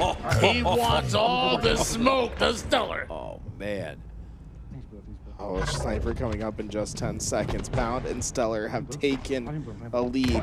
They were down by 6 at one point in this game. Now a 3-kill lead. The shock rifle could extend it more, but in order to get that weapon, they must take down CyKul and LastShot, who have positioned themselves at this nest. They continue to trap CyKul and LastShot down at S1, but this could be their chance to break away and break free, and they do just that. Now only down by 1, and they get a chance to breathe a little bit. Cross map shots from CyKul onto Bound here. And CyKul immediately trying to close the distance. Got to be careful though, even though you know what Bound is, you're not aware of StelluR's position just yet. But when LastShot's watching your back with the shock, you must be feeling confident. No one's giving him the angle. Look, Bound and StelluR have significantly slowed down this game. We haven't seen it like this all game long. They're giving a lot of respect to the shock rifle of LastShot. All day long at that. We've seen Bound and StelluR routinely just push forward. Now they pick and choose their mark. And the patience might just pay off. StelluR should be able to clean this up, and he does, keeping his teammate Bound alive, and he's already tossing frags out towards the awaiting spawn of LastShot. Despite the fact that it feels like LastShot and CyKul had the advantage, he definitely had the shock rifle some way, somehow. Bound and StelluR win the play out, and another 2-kill swing goes away. Bound's doing a good job maintaining tension. He knows he's in a 1v2. He's keeping them engaged enough to ensure they don't get a run away for free, but not engaging to the point that he'll die until, LastShot raids the movement of Bound, gets the kill at the worst possible time for Bound and StelluR. The camouflage is guaranteed to go CyKul and LastShot's way now. Wow, that's kind of heartbreaking despite the incredible movement tech from Bound. 3 in a row from CyKul, and LastShot gives them a tied situation. CyKul has the camo, spots the spawn of Bound. He's going to relay that comms to LastShot. Tied up to 16 apiece here in game number 5, and CyKul has a dangerous camouflage, an important one at that. The 1v1 goes the way of LastShot, giving them a 1-kill lead in your grand finals. And with this, let's take a chance to hit our Corsair listening. Oh, dude, I got fucking LR. Here you go, you try crossfire. Toggle. I spawn behind him. They can be S1 probably. Two flagger. I got max. Max. One touch. No one. Dead. He was on me. Dead. Oh my god. See spawn blue? Spawn one? Yeah. Someone left. I took one. You got spawn weird. You might spawn weird. Spree. Hey, blow me. Yeah, I refine. Oh. Wait, dip. Still dip. You gonna go still dip? Sit in there. Still dip. Top dip. Running issue. Hold it. Oh my god. I'll go. I'm clearing loop. Could be blow. I think it's shrimp, bro. We're on. Get snipe. Right. Go no, I'm Miller. It goes on, I think, second. Hey, look at me. It's shot bitches. We can spawn on there, both there on probably though. You're I got it. Cross. Get out, so the stairs. I'll go. Wait, we can leave him there. Alright, Luke, I'm getting throw some. You both here? I'm just looking top 1 second. In yard, on thrust. Okay. I think they're both there, careful. Yeah, you guys have blue. Yes. I'm weak up soda, bro. I'm looking. Keep looking. I think they're shrimp, bro. One top 4. Top 4. And have blue. You backed up, Luke? I backed up. Okay. I'm looking top 4. One side blue. I'm cutting this kid's blue angle. Alright. One could be on you. 115. Blue cycle. I don't see LastShot. LastShot's on me. One shot loop. I can use one shot loop. Perfect. Probably driveway. Look at driver. Go in a light tunnel. Alright. Top 4, I think. Top 4. Weak. What was that sticky from LastShot? And Bound answers back with a nasty shot of his own with the shock rifle, but the anticipatory stick from LastShot, it's one of the best you'll ever see. I mean, StelluR and Bound aren't out of this yet. They're only down 1 kill, and they got camo and shock. Despite all the odds being in CyKul and LastShot's favor, Bound and StelluR have stuck in it. That they have. And StelluR with the win onto LastShot gives them the tied game that they're looking for. And he still has shock, still maybe has a bit of camo to work with as it closes the distance on CyKul quickly. CyKul, how is he alive? How is CyKul alive? StelluR's not able to get the cleanup, and Bound's not in a position to clean that. Oh! Oh! StelluR might not have clutched up initially, but he comes back from the dead for a clutch 2. One more kill to end this tournament, and it's the spawn trap of death. The nades are already going down. Meanwhile, LastShot and CyKul are trying to lift up. I don't see anything. There's nowhere for them to go. Bound and StelluR know they're trapped at the nest. They gotta. They're leading them. They're building a path. They want them here. Oh, and that'll do it. Bound. Ice is up. I fucking love 25s, man. God. Every fucking time. They leave the room champions. Oh.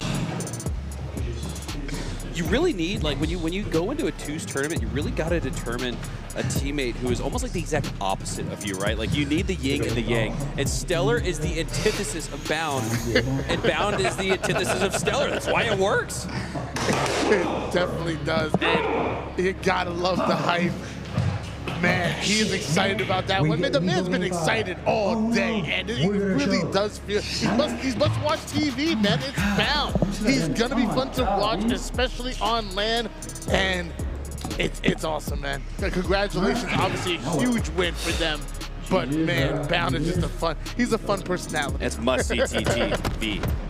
And here's StelluR, not able to secure that initial slay onto CyKul.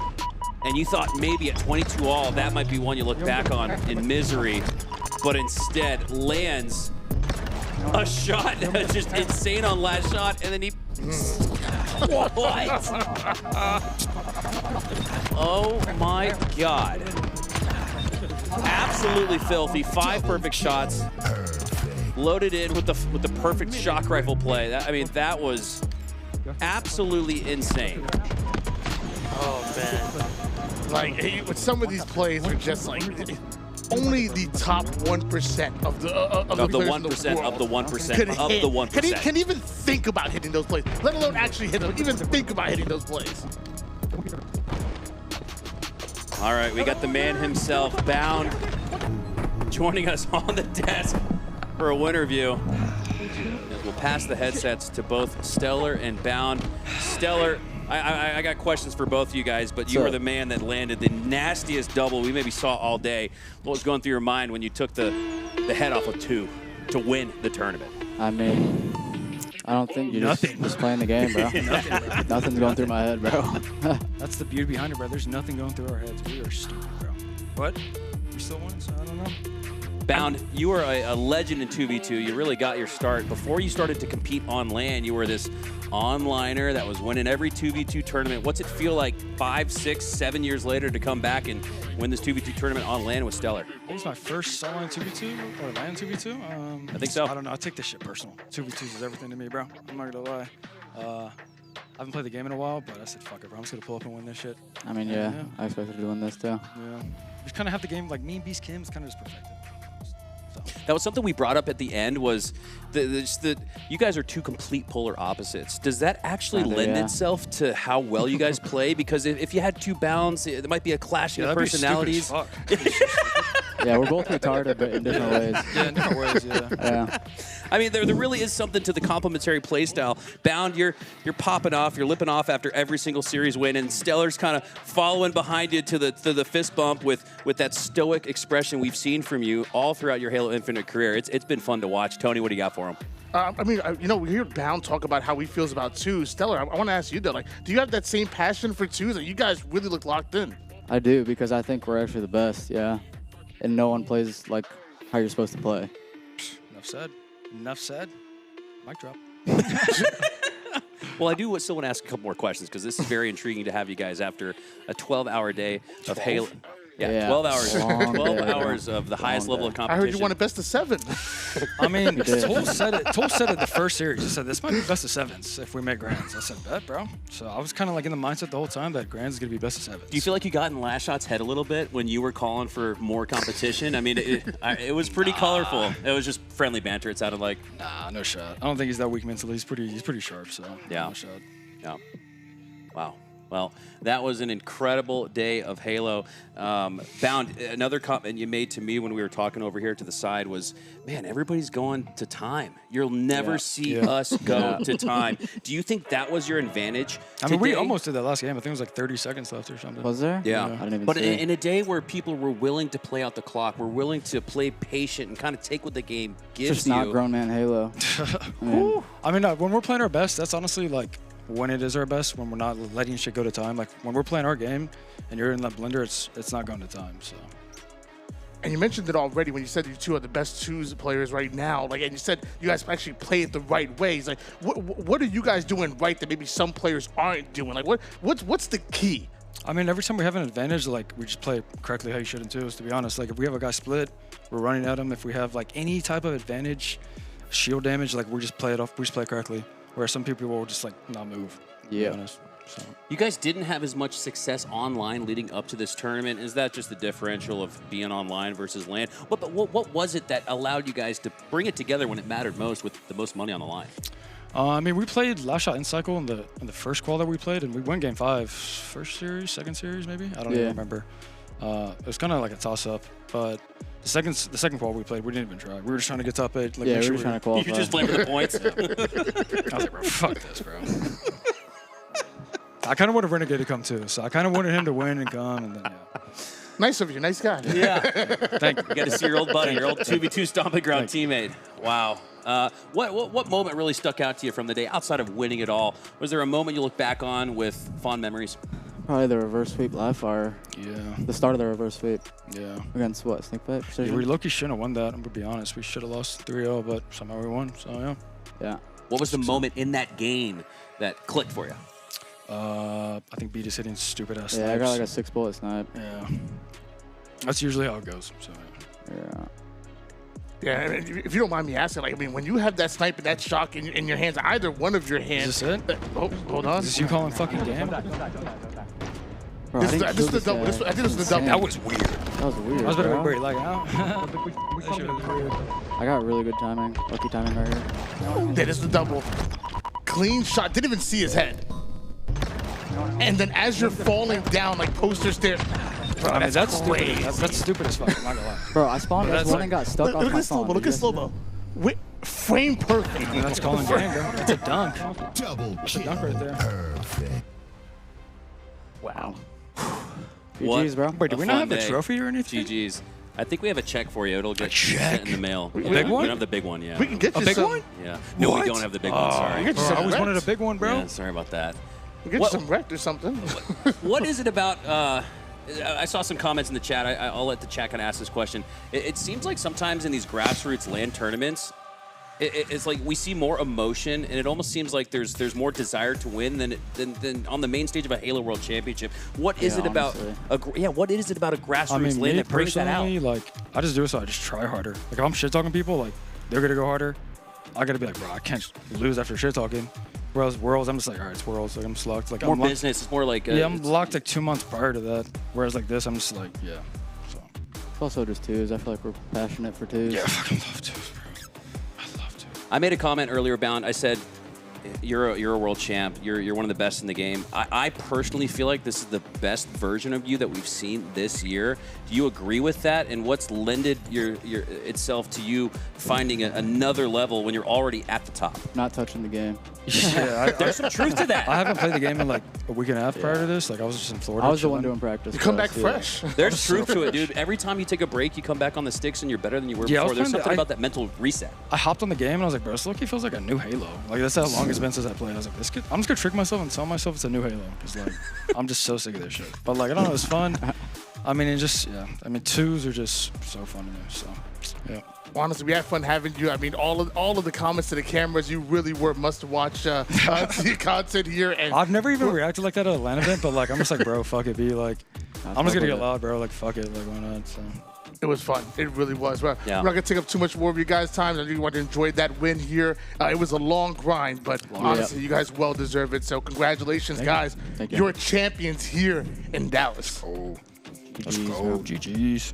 Hello, everyone, and welcome back to the Doubles in Dallas, hosted by FaZe Esports. Mikowski joining alongside me is Why Not Be Casting, and Tools for a little TriCast as we get into our grand finals. CyKul and LastShot versus Bound and StelluR deep into the night, deep in the heart of Texas. We're live. Game 1 on Solitude. Here we go. It's going to be a banger with grand finals, and I mean, the way this tournament's going so far, some game 5s, maybe a reset. It's going to be a late one, like you said, and of course, StelluR quick on the camo grab, and I'm not sure if CyKul is aware of it. And look, the match just started, but let's just say these guys were actually getting the match started about 20 minutes ago when they had a very deep and philosophical discussion about whether they wanted to play a best of 5 or best of 7s. And let me tell you how the argument went. Bound, very adamant that he wanted 2 best of 7s tonight. CyKul said, I want to sleep. So he said best of 5s, and he was not budging 1 inch. But I'll tell you what, I think they went to war. It was really a drawn-out argument between the two. It was almost the grand finals within the grand finals. The last thing Bound said before he walked into his booth here on the main stage was, Wyatt, which is LastShot, I thought you wanted it more than me, bro.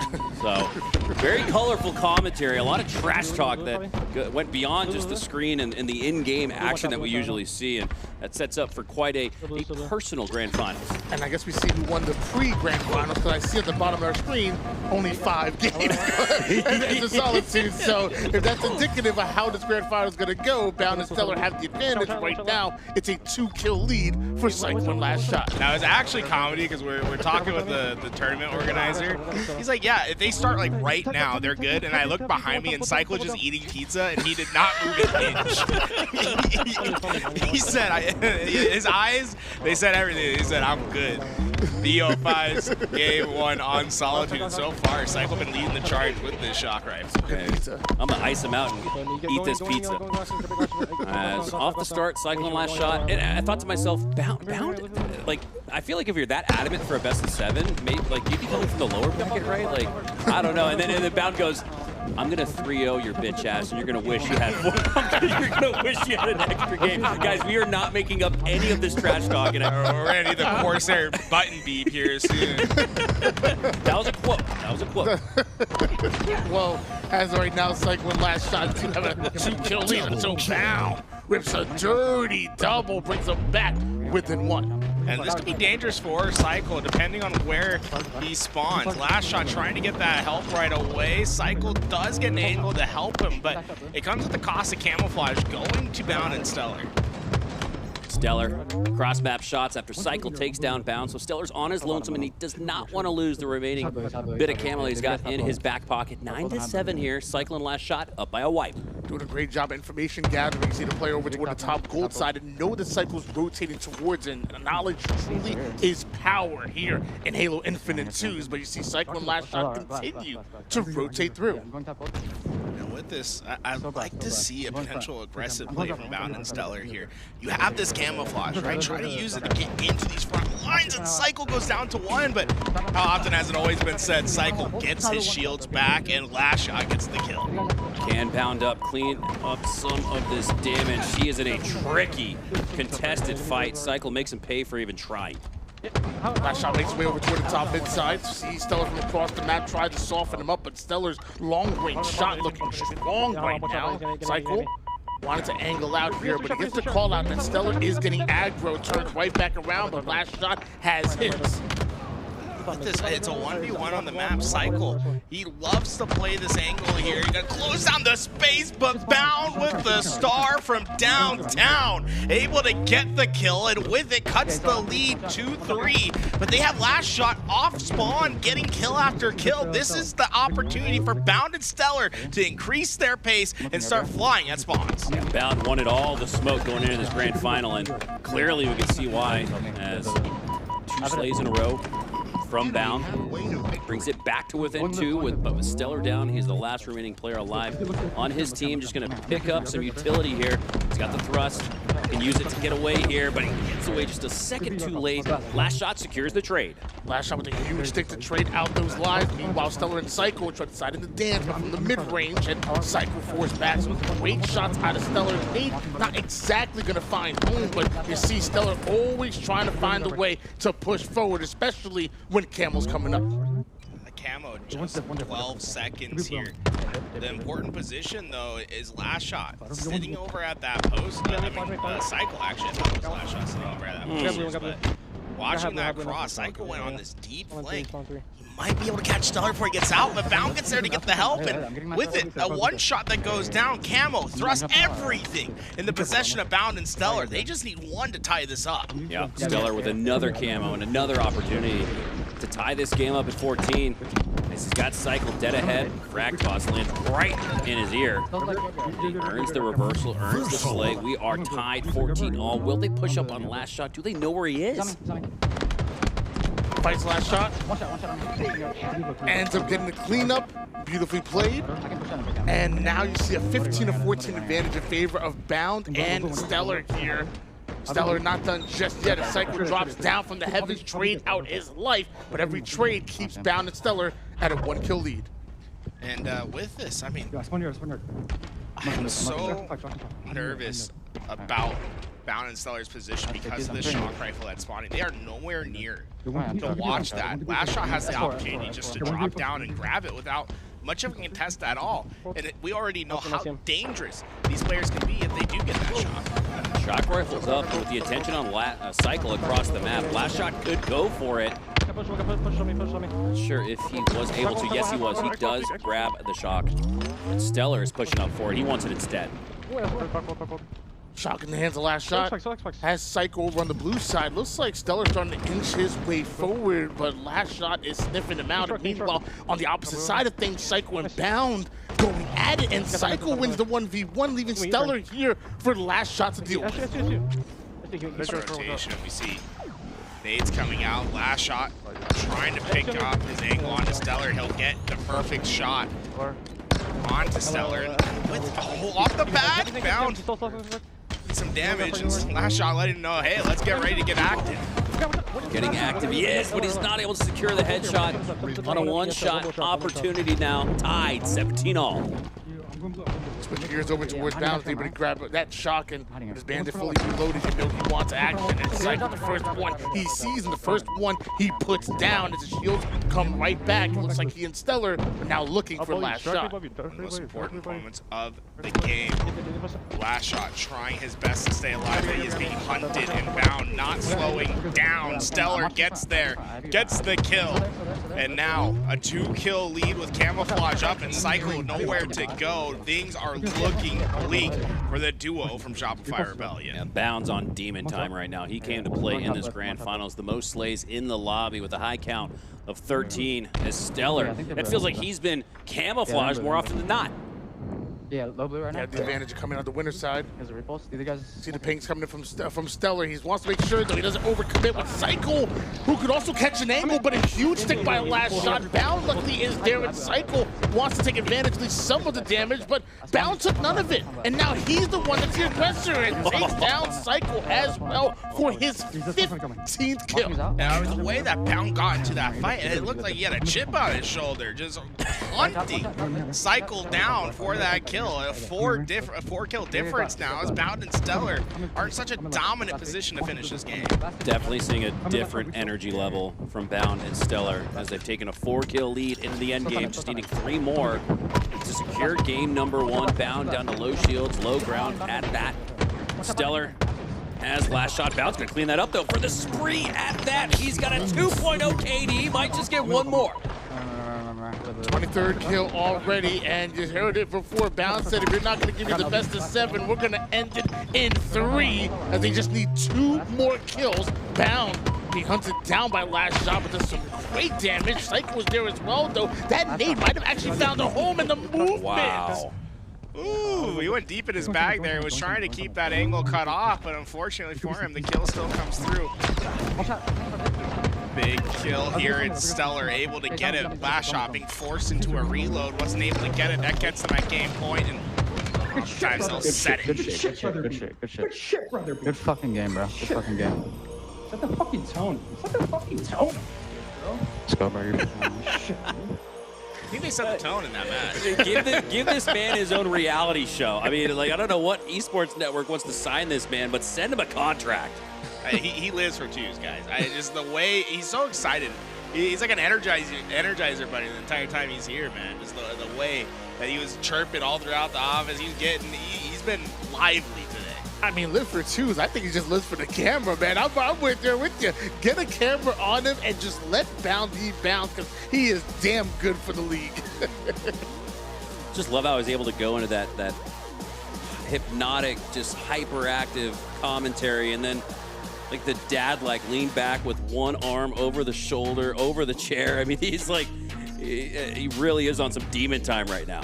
Someone in the chat said he was less hyped when he won Worlds. That's what happens in these intimate settings, though. Like, there's something about having you know, just like a closed-off environment where it's just the best players in the world amongst each other, the camaraderie, the chemistry, and just the time that all these guys have spent together working on their craft. It really, really kind of rises to the top when they're the only ones here. Looks like they're ready for that game number 2, and it's a nice little advantage now for Bound and StelluR. And you know, when he has momentum, Bound and StelluR are going to continue to get aggressive. That's one thing I kind of like that you got a chance to sit down and talk with Bound. Said all these games go into time. He said, not us. We gonna make sure we get aggressive. And honestly, that game number 1 was all gas and no brakes. You see the tone set once again. Bound went straight for that doorway. He started over at the C flat. Sprinted straight to A stairs. He got physical elbows out, but at the end, that trade out opens up the opportunity for CyKul to get in, get the shot, and now he's roaming free. The TriCast live. CyKul has the trifecta of camo, shock, and grapple in his back pocket. They've also secured the first 3 kills of the game. He's Bound on the stacks. G slides into the white hall, but CyKul shuts him down. Not done just yet here with Bound going down. Now you got to find out where StelluR is, and they knows what's spawning on the A side. It's because they're deep in already. LastShot might find it the hard way, and CyKul still looking to see if anybody's rotating out. 2 players made basically 1 shot with those rifles. It's going to be the first that goes down. StelluR in danger as well. A grapple of CyKul wants to use it, but it looks like he's... Yeah, there it is. Sometimes the observer having a little problem getting those to register, but StelluR not having no problems getting those punches. He's going to act ready to eat everyone. Getting a taste of StelluR.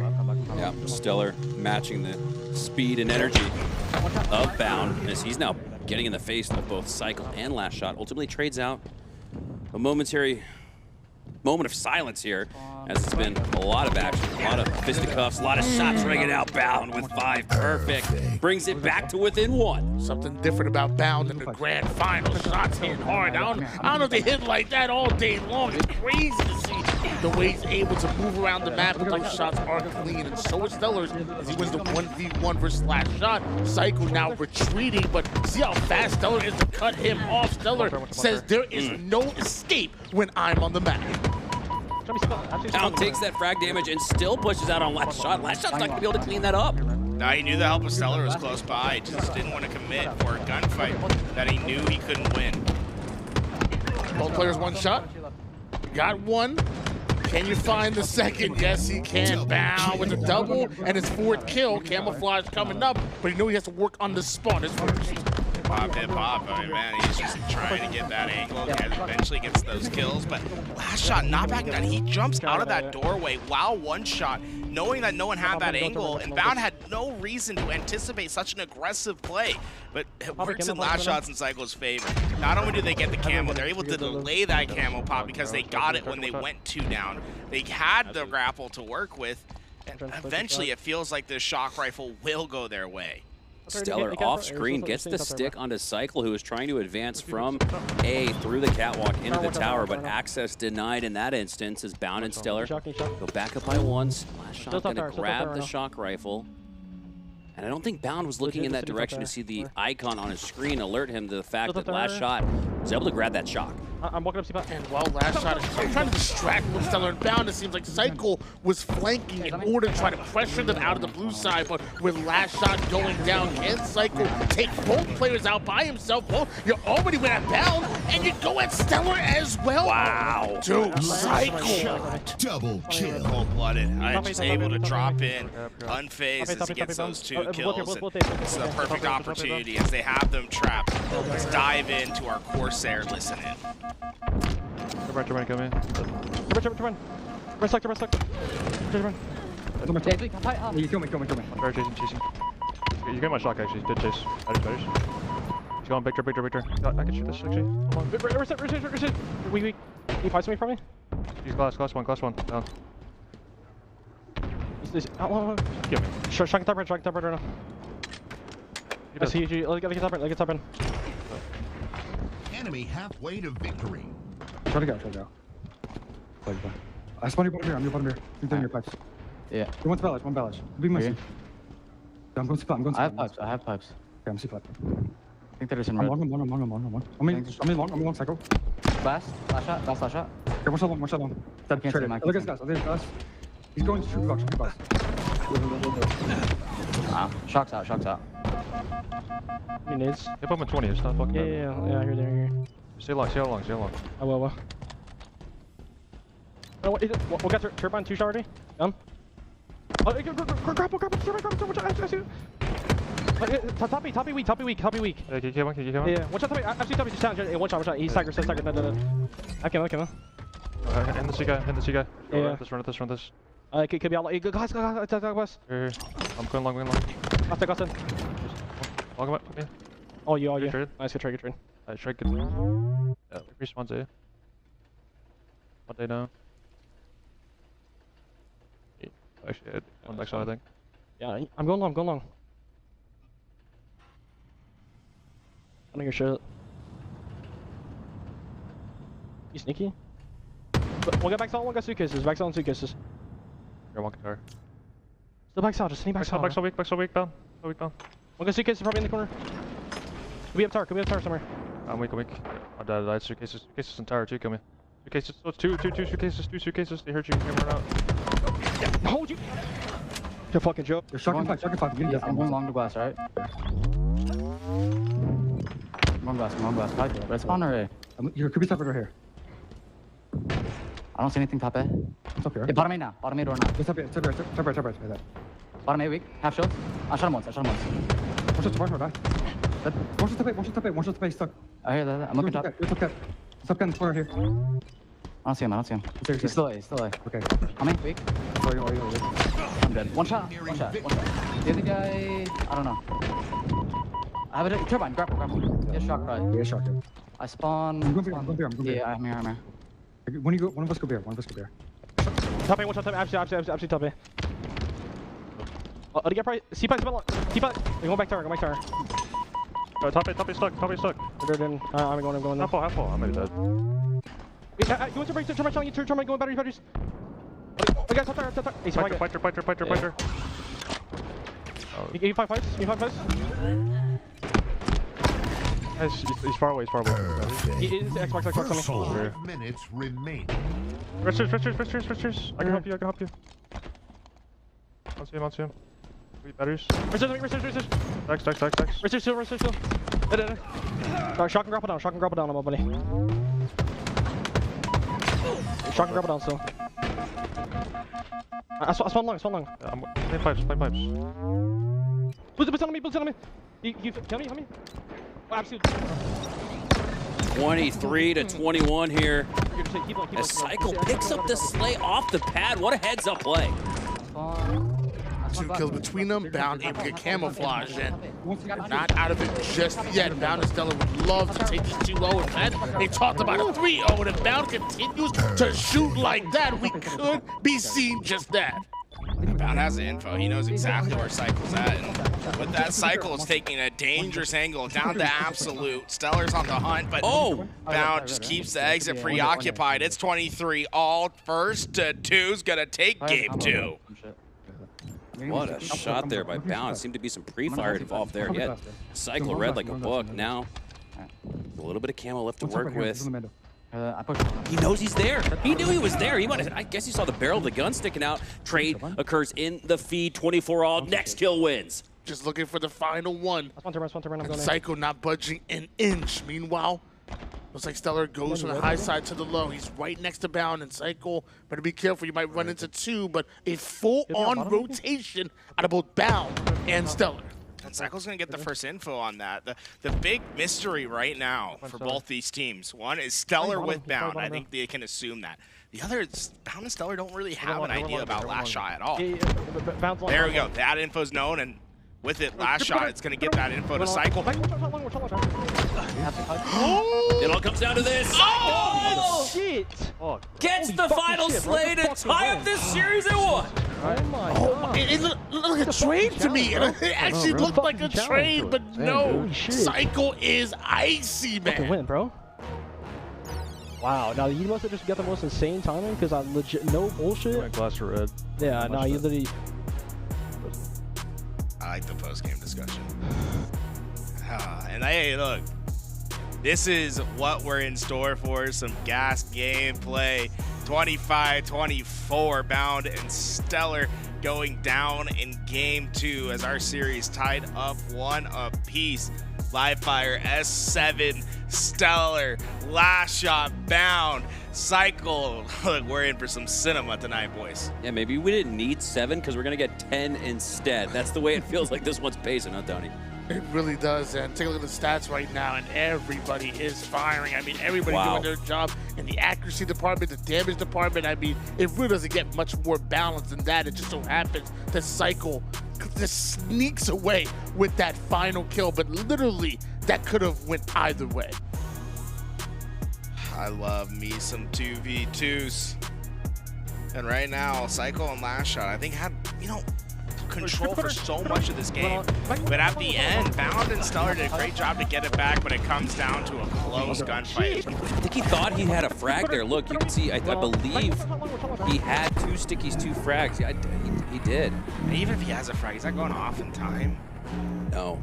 He just misses the head. It really is shot just... to the jugular instead of the chin. It was an inch of differential. 1 inch and 1 slay to tie it up at 1. Yeah, wait. Louis, can I have a request? Can we play back the end? I want to kind of hear, because we were talking a little bit. I want to hear what they're actually saying at the end, maybe if we get a chance. But I think game 3 is about to start here. CyKul gets himself ready for some live fire. S7 snipe in the middle. That will be the weapon everyone has their eyes on. Here we go. It's a battle for the 50. The S7 in the middle of the map. It looks like Bound has snuck away with it. LastShot did take down StelluR. Bound now sneaks in a no-scope melee to make sure that it's just a 1-kill game. CyKul, the only player alive momentarily on the map here. StelluR the first one to spawn for his team, and immediately rotates to the big door side. CyKul gets spotted, though, and camouflage is already up, and some sneaky plays going on. CyKul knows his player behind, tries to go for the shot. Punished for going for the double dip. LastShot clearly know where to search. No, they did. Bound. That's just so heads up. I think maybe he's going to try to escape into the back of A, but he parked it at the scoreboard. Bound read that. StelluR with the snipe, not able to go off on a tear with it. Instead, it lays at the feet of LastShot, but he's going to need to take down Bound if he wants to pick it up, and he does just that. Now 4 bullets to work with, and there's more action going down, and StelluR goes right after CyKul. 5 shot for him, and LastShot answers right back, giving them back the 1-kill advantage they had. I'm going by the tower. Interesting play. He's doing this because he has that repulse. He has the option just to go low to high, and he'll do it right away. No more repulse left, but the high ground for LastShot to work with. With the high ground, 1 shot. Left in that snipe, lands it out of the body variety onto StelluR, and then Bound comes through from the cuts. CyKul was lining up for a potential flank, but the time is a bit off. Reroutes towards C platform. Ultimately takes down Bound. Now they have a chance to collapse onto StelluR. StelluR has no options. Clean slays now going for CyKul and LastShot. 2 kills is the advantage at the moment here, and now you're trying to figure out exactly where Bound ended up going after taking out StelluR. Found out Bound is over towards Nest. CyKul with the grenade early, and LastShot will join him on the double push. Too much punishment there, Bound. StelluR taking complimentary angles, but LastShot might just earn himself a second chance of this fight. StelluR, though, pounces out, able to get that kill, and wants to put pressure on CyKul on the spawn. 9-8.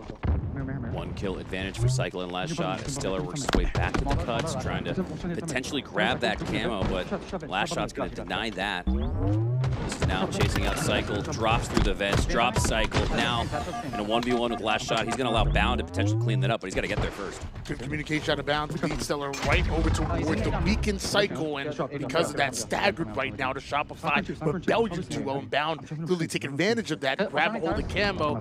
That is all there is in the tied game. LastShot got it, but can he get away? Wasting ammo, assuming that he's not going to get away. Lining up the nose scope on his StelluR, lands the body, cleans up with the headshot, but Bound cleans him up as well. Ultimate trade out on the pillars as CyKul's left to the back wall of green. Bound knows he's there. CyKul not going to know where Bound is. He's got the camo. Oh, LastShot, you cannot stand still when Bound has the S7. Quickly sliding into the back of green to take on CyKul for the double, but StelluR cleans it up instead. 3-kill lead. You see Bound with the repost for trying to bait him in towards over pushing on green so he can knock him right off the map. Bound thinking 1 step ahead, and LastShot is shooting right now, wins his piv against StelluR. The comms from StelluR giving him perfect info about LastShot's whereabouts, but no matter, LastShot just hits a route that keeps him safe. Reposition towards middle. Bound's actually going to split off pretty early here. If he gets caught in rotation, it could be an early death. Bound does take some shots to the back now. Not aware of where CyKul was. StelluR will clean him up, maintain a 2-kill lead. He's now working his way through the middle of the map. Sidekick is out. 14-12 lead here. 2-kill advantage, and StelluR, he wants every last bit of LastShot. So does Bound. Comes in for the bait and switch. Beautifully played as they hold on to their lead and swing. Game number 3, CyKul on the rotation, and it looks like StelluR trying to cut that off. StelluR cuts down, CyKul. I'm coming. They're both there, I think. identifies where CyKul is.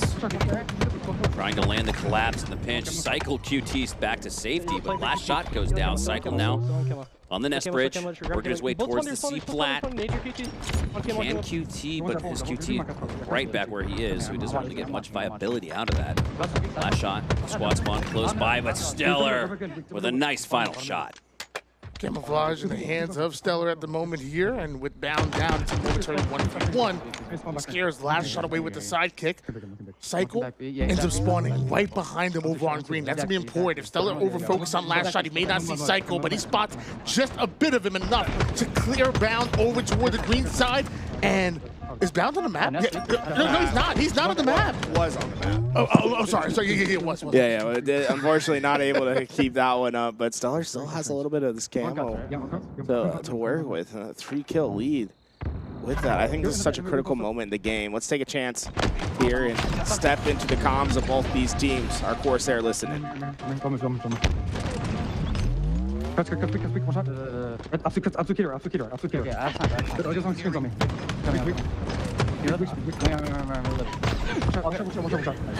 I'm just coming up.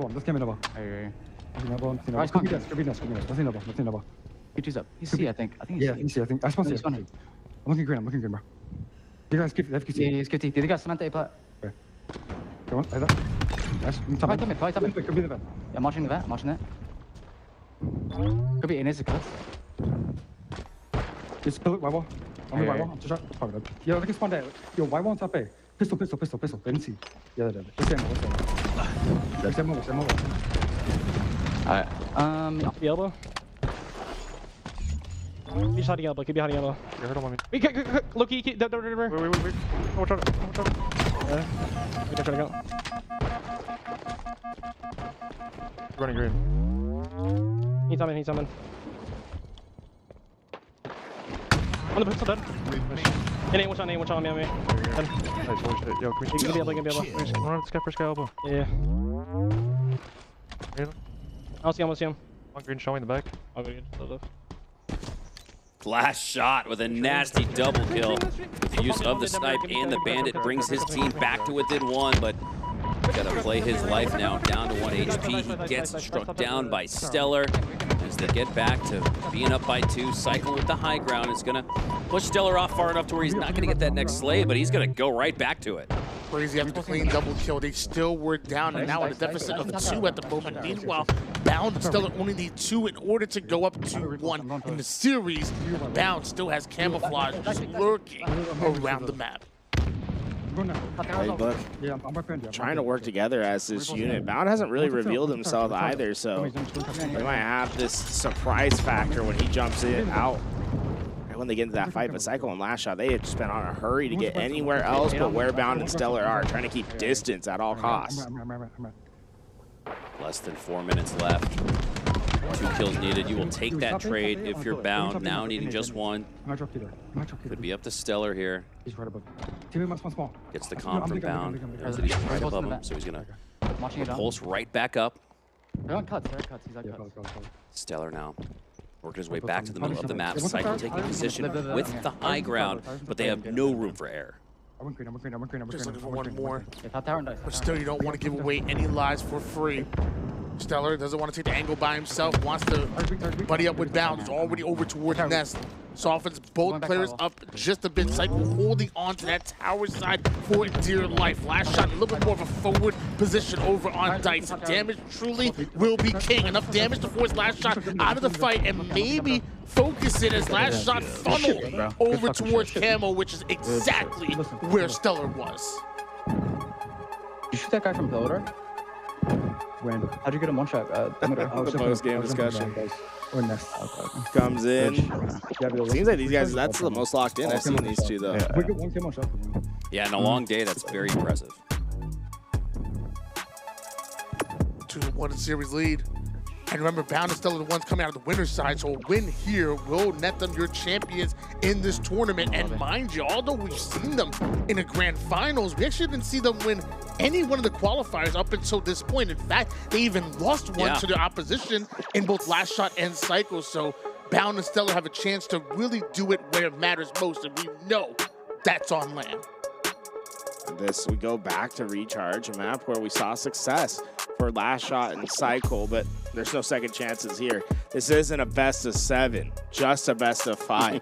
3 games gets the job done, and well, unfortunately for CyKul and LastShot, they're on the other end of that. They will have to force a game 5, and then even if they do, we'll need to come out the victor and have to get a grand finals reset after that. CyKul might be regretting that second slice of pizza at this point. He might have maybe wanted to go that best of 7 at this point, because at this point forward, there is no more chances, no more mistakes. It's either you win and force a game 5, or you are going home in second place, and nobody in this lobby likes second.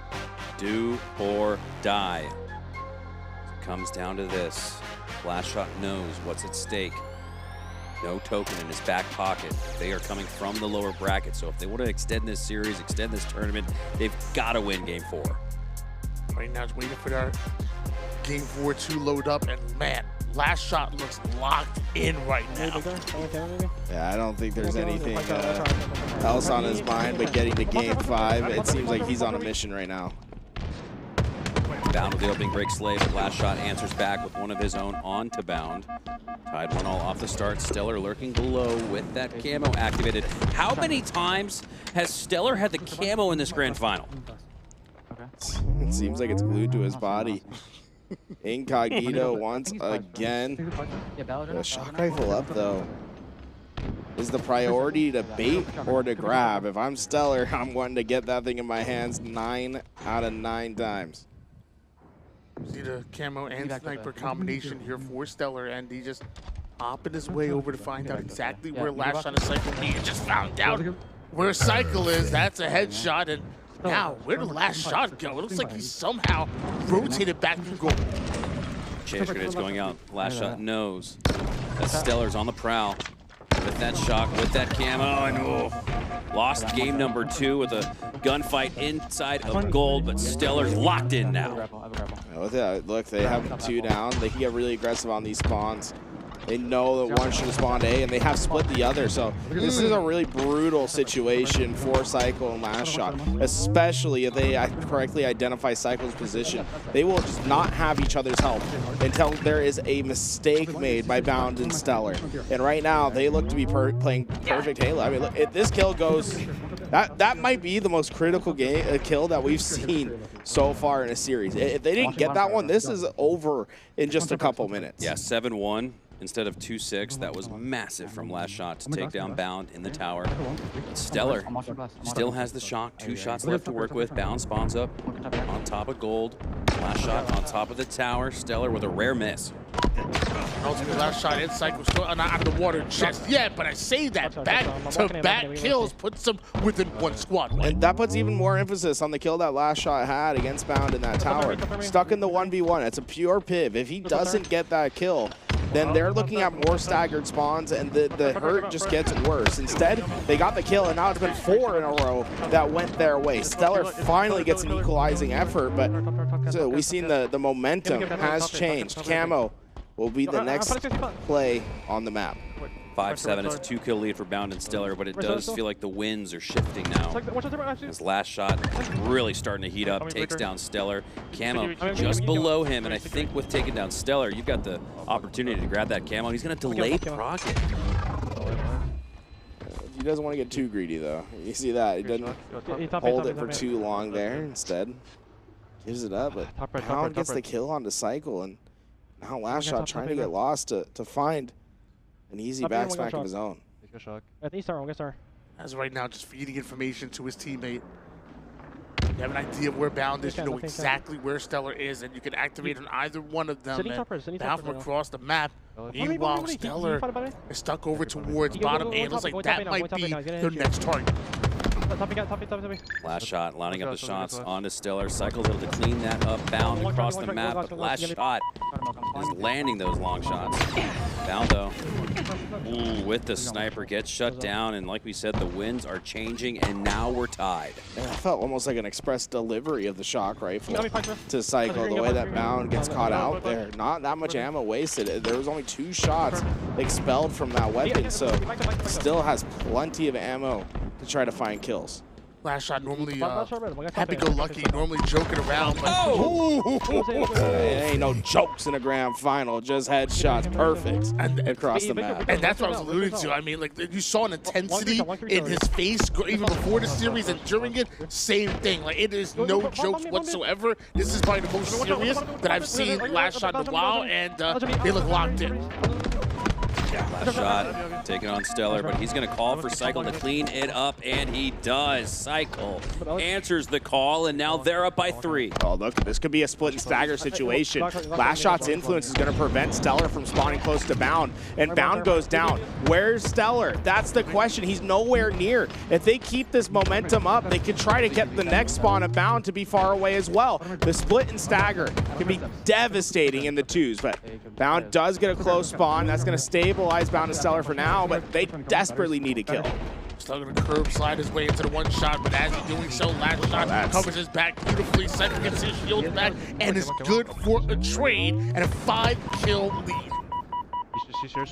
CyKul goes down, but LastShot is still spreeing out, up by a killing spree at that. CyKul goes back down to 1 shot, anticipating the chase. It's coming on strong. And StelluR finally takes down LastShot, finally cools down both LastShot and CyKul. Will we see the tide shift once again? Oh, he caught him out into the open. CyKul gets the perfect kill, and he might not be done yet in a 1v2. CyKul gets him down to 1, but he knows not to get too greedy. He's waiting for the help of LastShot, and here it is. The fight continues on and long, but it's CyKul, the only one that went down. LastShot has to disengage. Backs all the way up over towards the side. No, StelluR is right on his tail. Oh! Almost gets himself a trade, but StelluR refuses to be denied and back with the 3 kills. A rare moment where LastShot just misses a perfect kill opportunity. He had it there, was trying to line up the head, but StelluR, an icy position, an icy resolve in that gunfight, cuts the lead to 3. LastShot strikes him down off the spawn. Now has the opportunity to grab that fresh shot. Bound wants to try to prevent access, but I don't think Bound wants any more of LastShot as he had every advantage. The shield advantage, the high ground, as things reset here. LastShot trying to take down StelluR with use of the shock, but both StelluR and Bound are going to rotate. Both Bound and StelluR taking a whole lot of damage here. LastShot would love to take advantage of it. Catches up before he gets the shields all the way fully back. Because of that, takes down StelluR. Now Bound still on the map. CyKul getting information. It looks like a bit of damage. LastShot wants to keep him down to 1, but he has to take a lot of damage in return. Oh, LastShot. Bound with a headache after that one. A bit of a lucky shock to the system there. I love the jump, just timing when that challenge was going to come through, and he shuts it down.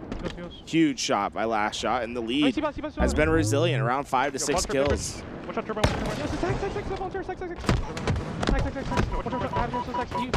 looking to clean up on the initiative of his first shot on the StelluR, and CyKul matches that energy by taking down Bound 20 to 13 now. Feels like CyKul and LastShot have reached another level. I'm walking up tower, CyKul's the final player alive on the map and gets himself a camouflage because of it. Bound and StelluR, not sure if they were even able to watch their dead screen to find out exactly where he's going, and despite being on a head glitch some way, CyKul's able to take one head off, 21 to 14, and StelluR over in the middle of the map. And look, time is also going to play a factor. You got a lot to make up in 4 minutes. Although it can feel like a ton of time in 2v2s, you can't afford to trade out. It usually makes you play a lot slower.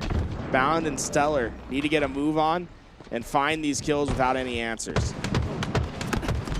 Switch is perfectly executed there. The back smack comes through. LastShot and CyKul now just 3 kills away from another Game 5 on the day. CyKul gets his. LastShot doing enough damage onto Bound. CyKul sees that damage. Let's get activated, but Bound is shooting. And LastShot maybe thought CyKul had that one. Of course, Bound though a tough out at any given moment. LastShot catching StelluR. StelluR just able to get away thanks to that shot, thanks to that grapple, but shock rifle coming up in just a little bit of time here. 5 seconds till that. And look, 23 to 15. It just feels like this is routine for LastShot and CyKul. It just feels like there's no way they can throw this one away. LastShot with 2 pop shots into Bound, and CyKul will clean it up. And in a day that's been full of Game 5s, we get another one in your grand final. Yeah, I guess we really shouldn't be surprised at this whatsoever. We've seen way too many Game 5s, and of course, when these two teams duke it out in a grand finals, well, we knew it was bound to happen. See what I did there? Playing with the names like that. Stellar work there. That's your job. There you go. Exactly. That's his job. Last shot for you to take an opportunity out of this. The cycle continues. Kind of missed your chance there. Yeah, I feel like I'm left out. TriCast. You guys just want to take one off? last shot. Okay. I guess I'm the RyaNoob of the bunch. I guess you said you were feeling left out, so you went that direction. Because RyaNoob left out of the grand finals. God bless. Wow. The puns are done. Game 5 on its way. These players loading themselves in. And look, CyKul and LastShot, a definitive victory in Game 4. They took care of business to get themselves to this Game 5. They need this win and then to reset and have another chance at a Game 5. At another best of 5. This is win and you're done for Bound and StelluR. This could be it. 12 hours.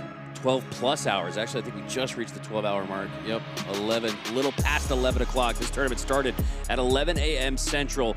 These 4 players have been playing Halo on LAN at the highest level for 12 straight hours, but you wouldn't know it by looking at their gameplay. Bound and StelluR, they're the ones who come out of the winner's side, so the spotlight on them. They can end this tournament right here, right now. Meanwhile, CyKul and LastShot can bring us into tomorrow in this matchup. But starting off 2-0, getting yourself a shot, and I have to imagine a camouflage as well. Should be huge. No, dude, one shot, both here. Going driveway. You're ready to LR. See CyKul getting the comms. He also looking over at LastShot's screen, trying to get that perfect information. Shock and camo. He can take this at his own pace. CyKul waiting for the push from Bound and or StelluR. I think Bound took sticky damage there. He did. Enough so to make him just one-shot bodyable from that shock rifle. CyKul still trying to do some work with it. StelluR's now down to 1 shot after the body shot from him, and LastShot cleans it up. LastShot and CyKul with a phenomenal start here in Game 5. My question is, where did this thing even come from? I think it was a team. I think it was a teammate. Either his own or his teammate, because CyKul and LastShot would nowhere to be found. Finally, that camo dissipates, but hey, look, you'll take a 5-1 advantage off 1 camo. And look, they haven't even necessarily given up control to Bound and StelluR yet. They're still on their back foot. Still in possession of the shock as well. And CyKul starting to take some dangerous shots, but it's the deadly shot from him, fading away to his right. Takes down Bound instead. CyKul with the shot, 6-1 advantage right now. CyKul hasn't even died a single time just yet. This is huge. For CyKul and LastShot trying to force the reset, while Bound gets caught out over on the mid-map, and StelluR being sneaky, but they spot him, and they're going to deal with him. Look, 7-1 feels like a back-breaking lead, but this is the map that everyone knows. The spawn traps are fruitful here. If you're able to find a 2 down, you can 100% take back the game, especially in the early stages. This is far from over for Bound and StelluR. Yeah, Bound with a big win there. He does trade out StelluR. Big win as well. Reset things a little bit. LastShot takes the top of a yard, down by 6. It's a big lead for CyKul and LastShot, but like you said, Tools, this game does lend itself to a game of runs, especially on solitaire. Couple shots on the LastShot forces him down the driveway. Camouflage is coming up, and Bound has it in his sights, but knows that LastShot could be baiting it. StelluR was able to take down CyKul, and LastShot goes right at him. A free camouflage for Bound and StelluR down by 4. CyKul's position's known. Bound closing, and CyKul went for the punch too early. No trade out. Dude, LastShot saw him. It's crazy, his eagle eye on these camo players. I think he has the best camo eyes in the game. Yeah, it's a mix of game sense and incredible vision. Not able to turn that into a slay onto Bound as he does maintain his position with the camo. And now StelluR has the shot, misses that shot onto LastShot. CyKul takes down Bound. StelluR, I think his play here is just reset and go again. Breaks way over toward the mid side of the map, finds himself over on the low side, and teammates should be able to watch his back coming off a spawn, but you imagine Bound will literally do just that. LastShot from the posters over to the LR side. Meanwhile, StelluR still has the shock and trying to find an interesting angle on LastShot or CyKul. I like the routing from StelluR to get back, trying to get an angle to help Bound here, but they need to execute on this perfectly. They cannot afford to trade in these moments where they have an opportunity to get 1 clean. Bound just trying to stay alive, so too is CyKul on the other side. Now LastShot regrouping inside of A, but he was already weak. Gets cleaned up with 3 perfect shots for Bound. Now going for the double. Chase grenade goes out, and CyKul goes down as well. Now it's just a 2-kill game. With that, they should have a spawn trap in as well. LastShot gets the lift spawn. Where's the spawn of CyKul? Is it in the same? Oh, he splits. If LastShot can stay alive long enough, he might buy time for CyKul to get into the play. StelluR knows he's there. StelluR's working on an angle, but with 1 shot left in that shock, it's going to come down to his positioning and the use of that bandit rifle. LastShot down to 1 HP. Good shots, almost earns the reversal. But he can get both here. They're both weak. CyKul gets in, but the shields came back just in time. It's 10-all. Camouflage about to come up. This is absolutely huge. StelluR and Bound still on the hunt as LastShot and CyKul come off a spawn. And LastShot stuck over on the loop side. CyKul takes his height over on goal. That sticky grenade is not going to connect, but LastShot shots too. A couple shots in from Bound as well. And this fight is so important. It's for Camo, and it's also for the lead. Bound commits into the fight early. Camo in hand. Wants to force the 1v1, stay alive is the objective. But you also want to try to keep LastShot from spawning in a complementary angle for CyKul. Bound not able to clean up on CyKul there, and LastShot is watching over his cover. CyKul still one shot. Bound finally gets what he initially went for. Good grenade from LastShot, but it does not do any damage to Bound, and Bound turns 2, and now Bound and StelluR are up by 2. Camo still for Bound. You see StelluR communicates, I'm going right through driveway. He wants all the smoke, does StelluR. Oh, man. Oh, sniper coming up in just 10 seconds. Bound and StelluR have taken a lead. They were down by 6 at one point in this game. Now a 3-kill lead. The shock rifle could extend it more, but in order to get that weapon, they must take down CyKul and LastShot, who have positioned themselves at this nest. They continue to trap CyKul and LastShot down at S1, but this could be their chance to break away and break free, and they do just that. Now only down by 1, and they get a chance to breathe a little bit. Cross-match shots from CyKul onto Bound here. And CyKul immediately trying to close the distance. Got to be careful though, even though you know what Bound is, you're not aware of StelluR's position just yet. But when LastShot's watching your back with the shock, you must be feeling confident. No one's giving him the angle. Look, Bound and StelluR have significantly slowed down this game. We haven't seen it like this all game long. We're giving a lot of respect to the shock rifle of LastShot. All day long at that. We've seen Bound and StelluR routinely just push forward. Now they pick and choose their mark. And the patience might just pay off. StelluR should be able to clean this up, and he does, keeping his teammate Bound alive, and he's already tossing frags out towards the awaiting spawn of LastShot. Despite the fact that it feels like LastShot and CyKul had the advantage, he definitely had the shock rifle some way, somehow.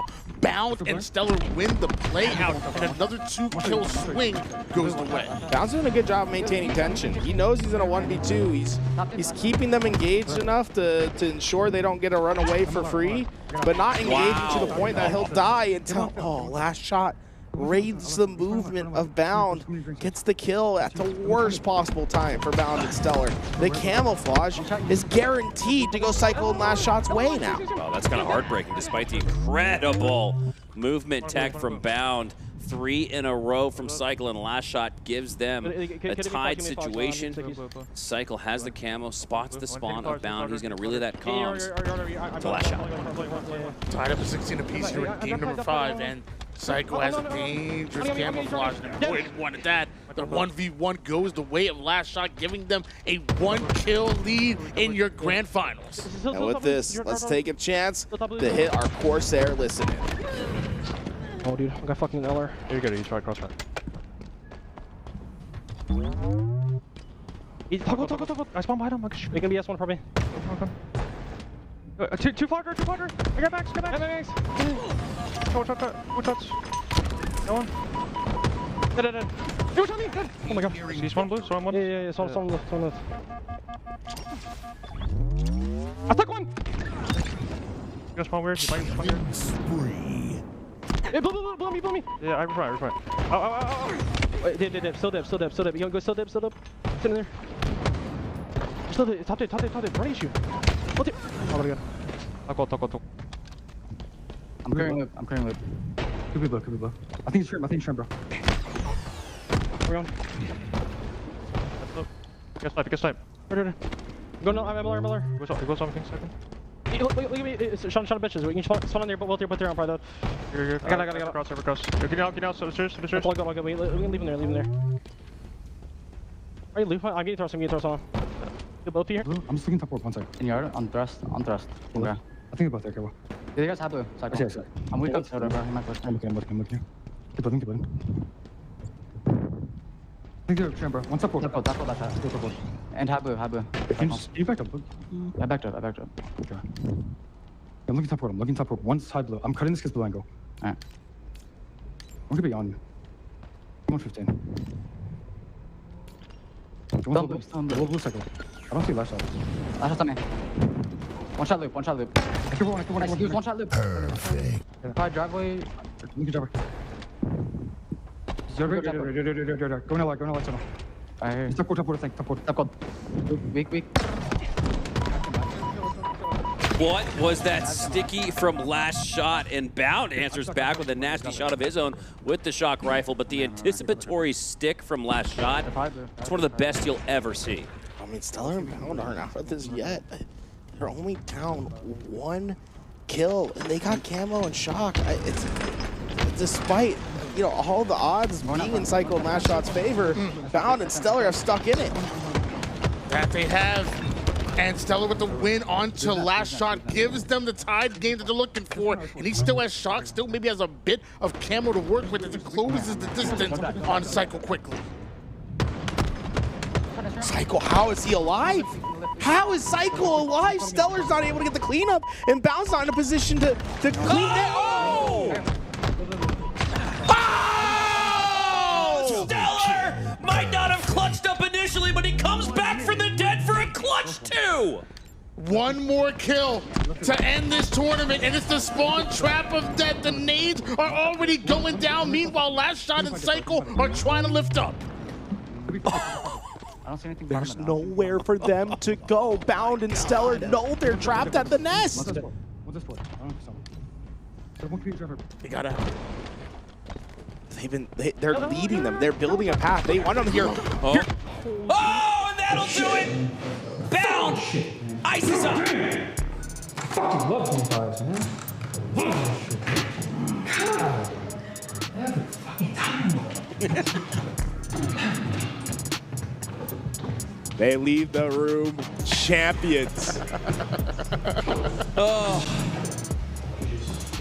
You really need, like, when you go into a twos tournament, you really got to determine a teammate who is almost like the exact opposite of you, right? Like, you need the yin and the yang. And StelluR is the antithesis of Bound, and Bound is the antithesis of StelluR. That's why it works. It definitely does, and you gotta love the hype. Man, he is excited about that one. Man, the man's been excited all day, and it really does feel. He must watch TV, man. It's Bound. He's gonna be fun to watch, especially on LAN, and it's awesome, man. Congratulations, obviously a huge win for them. But man, Bound is just he's a fun personality. It's must-see TTV. And here's StelluR, not able to secure that initial slay onto CyKul. And you thought maybe at 22 all, that might be one you look back on in misery, but instead lands a shot that's just insane on LastShot, and then he... What? Oh my God. Absolutely filthy, 5 perfect shots. Loaded in with the perfect shock rifle play. That was absolutely insane. Oh man. Like, with some of these plays are just like only the top 1% of the 1% of the 1% of the 1%. Can even think about hitting those plays, let alone actually hit them. Even think about hitting those plays. All right, we got the man himself, Bound, joining us on the desk for a winner view. We'll pass the headsets to both StelluR and Bound. StelluR, I got questions for both of you guys, but you were the man that landed the nastiest double we maybe saw all day. What was going through your mind when you took the head off of 2 to win the tournament? I mean, I don't think you're just playing the game, bro. Nothing's going through my head, bro. That's the beauty behind it, bro. There's nothing going through our heads. We are stupid, bro.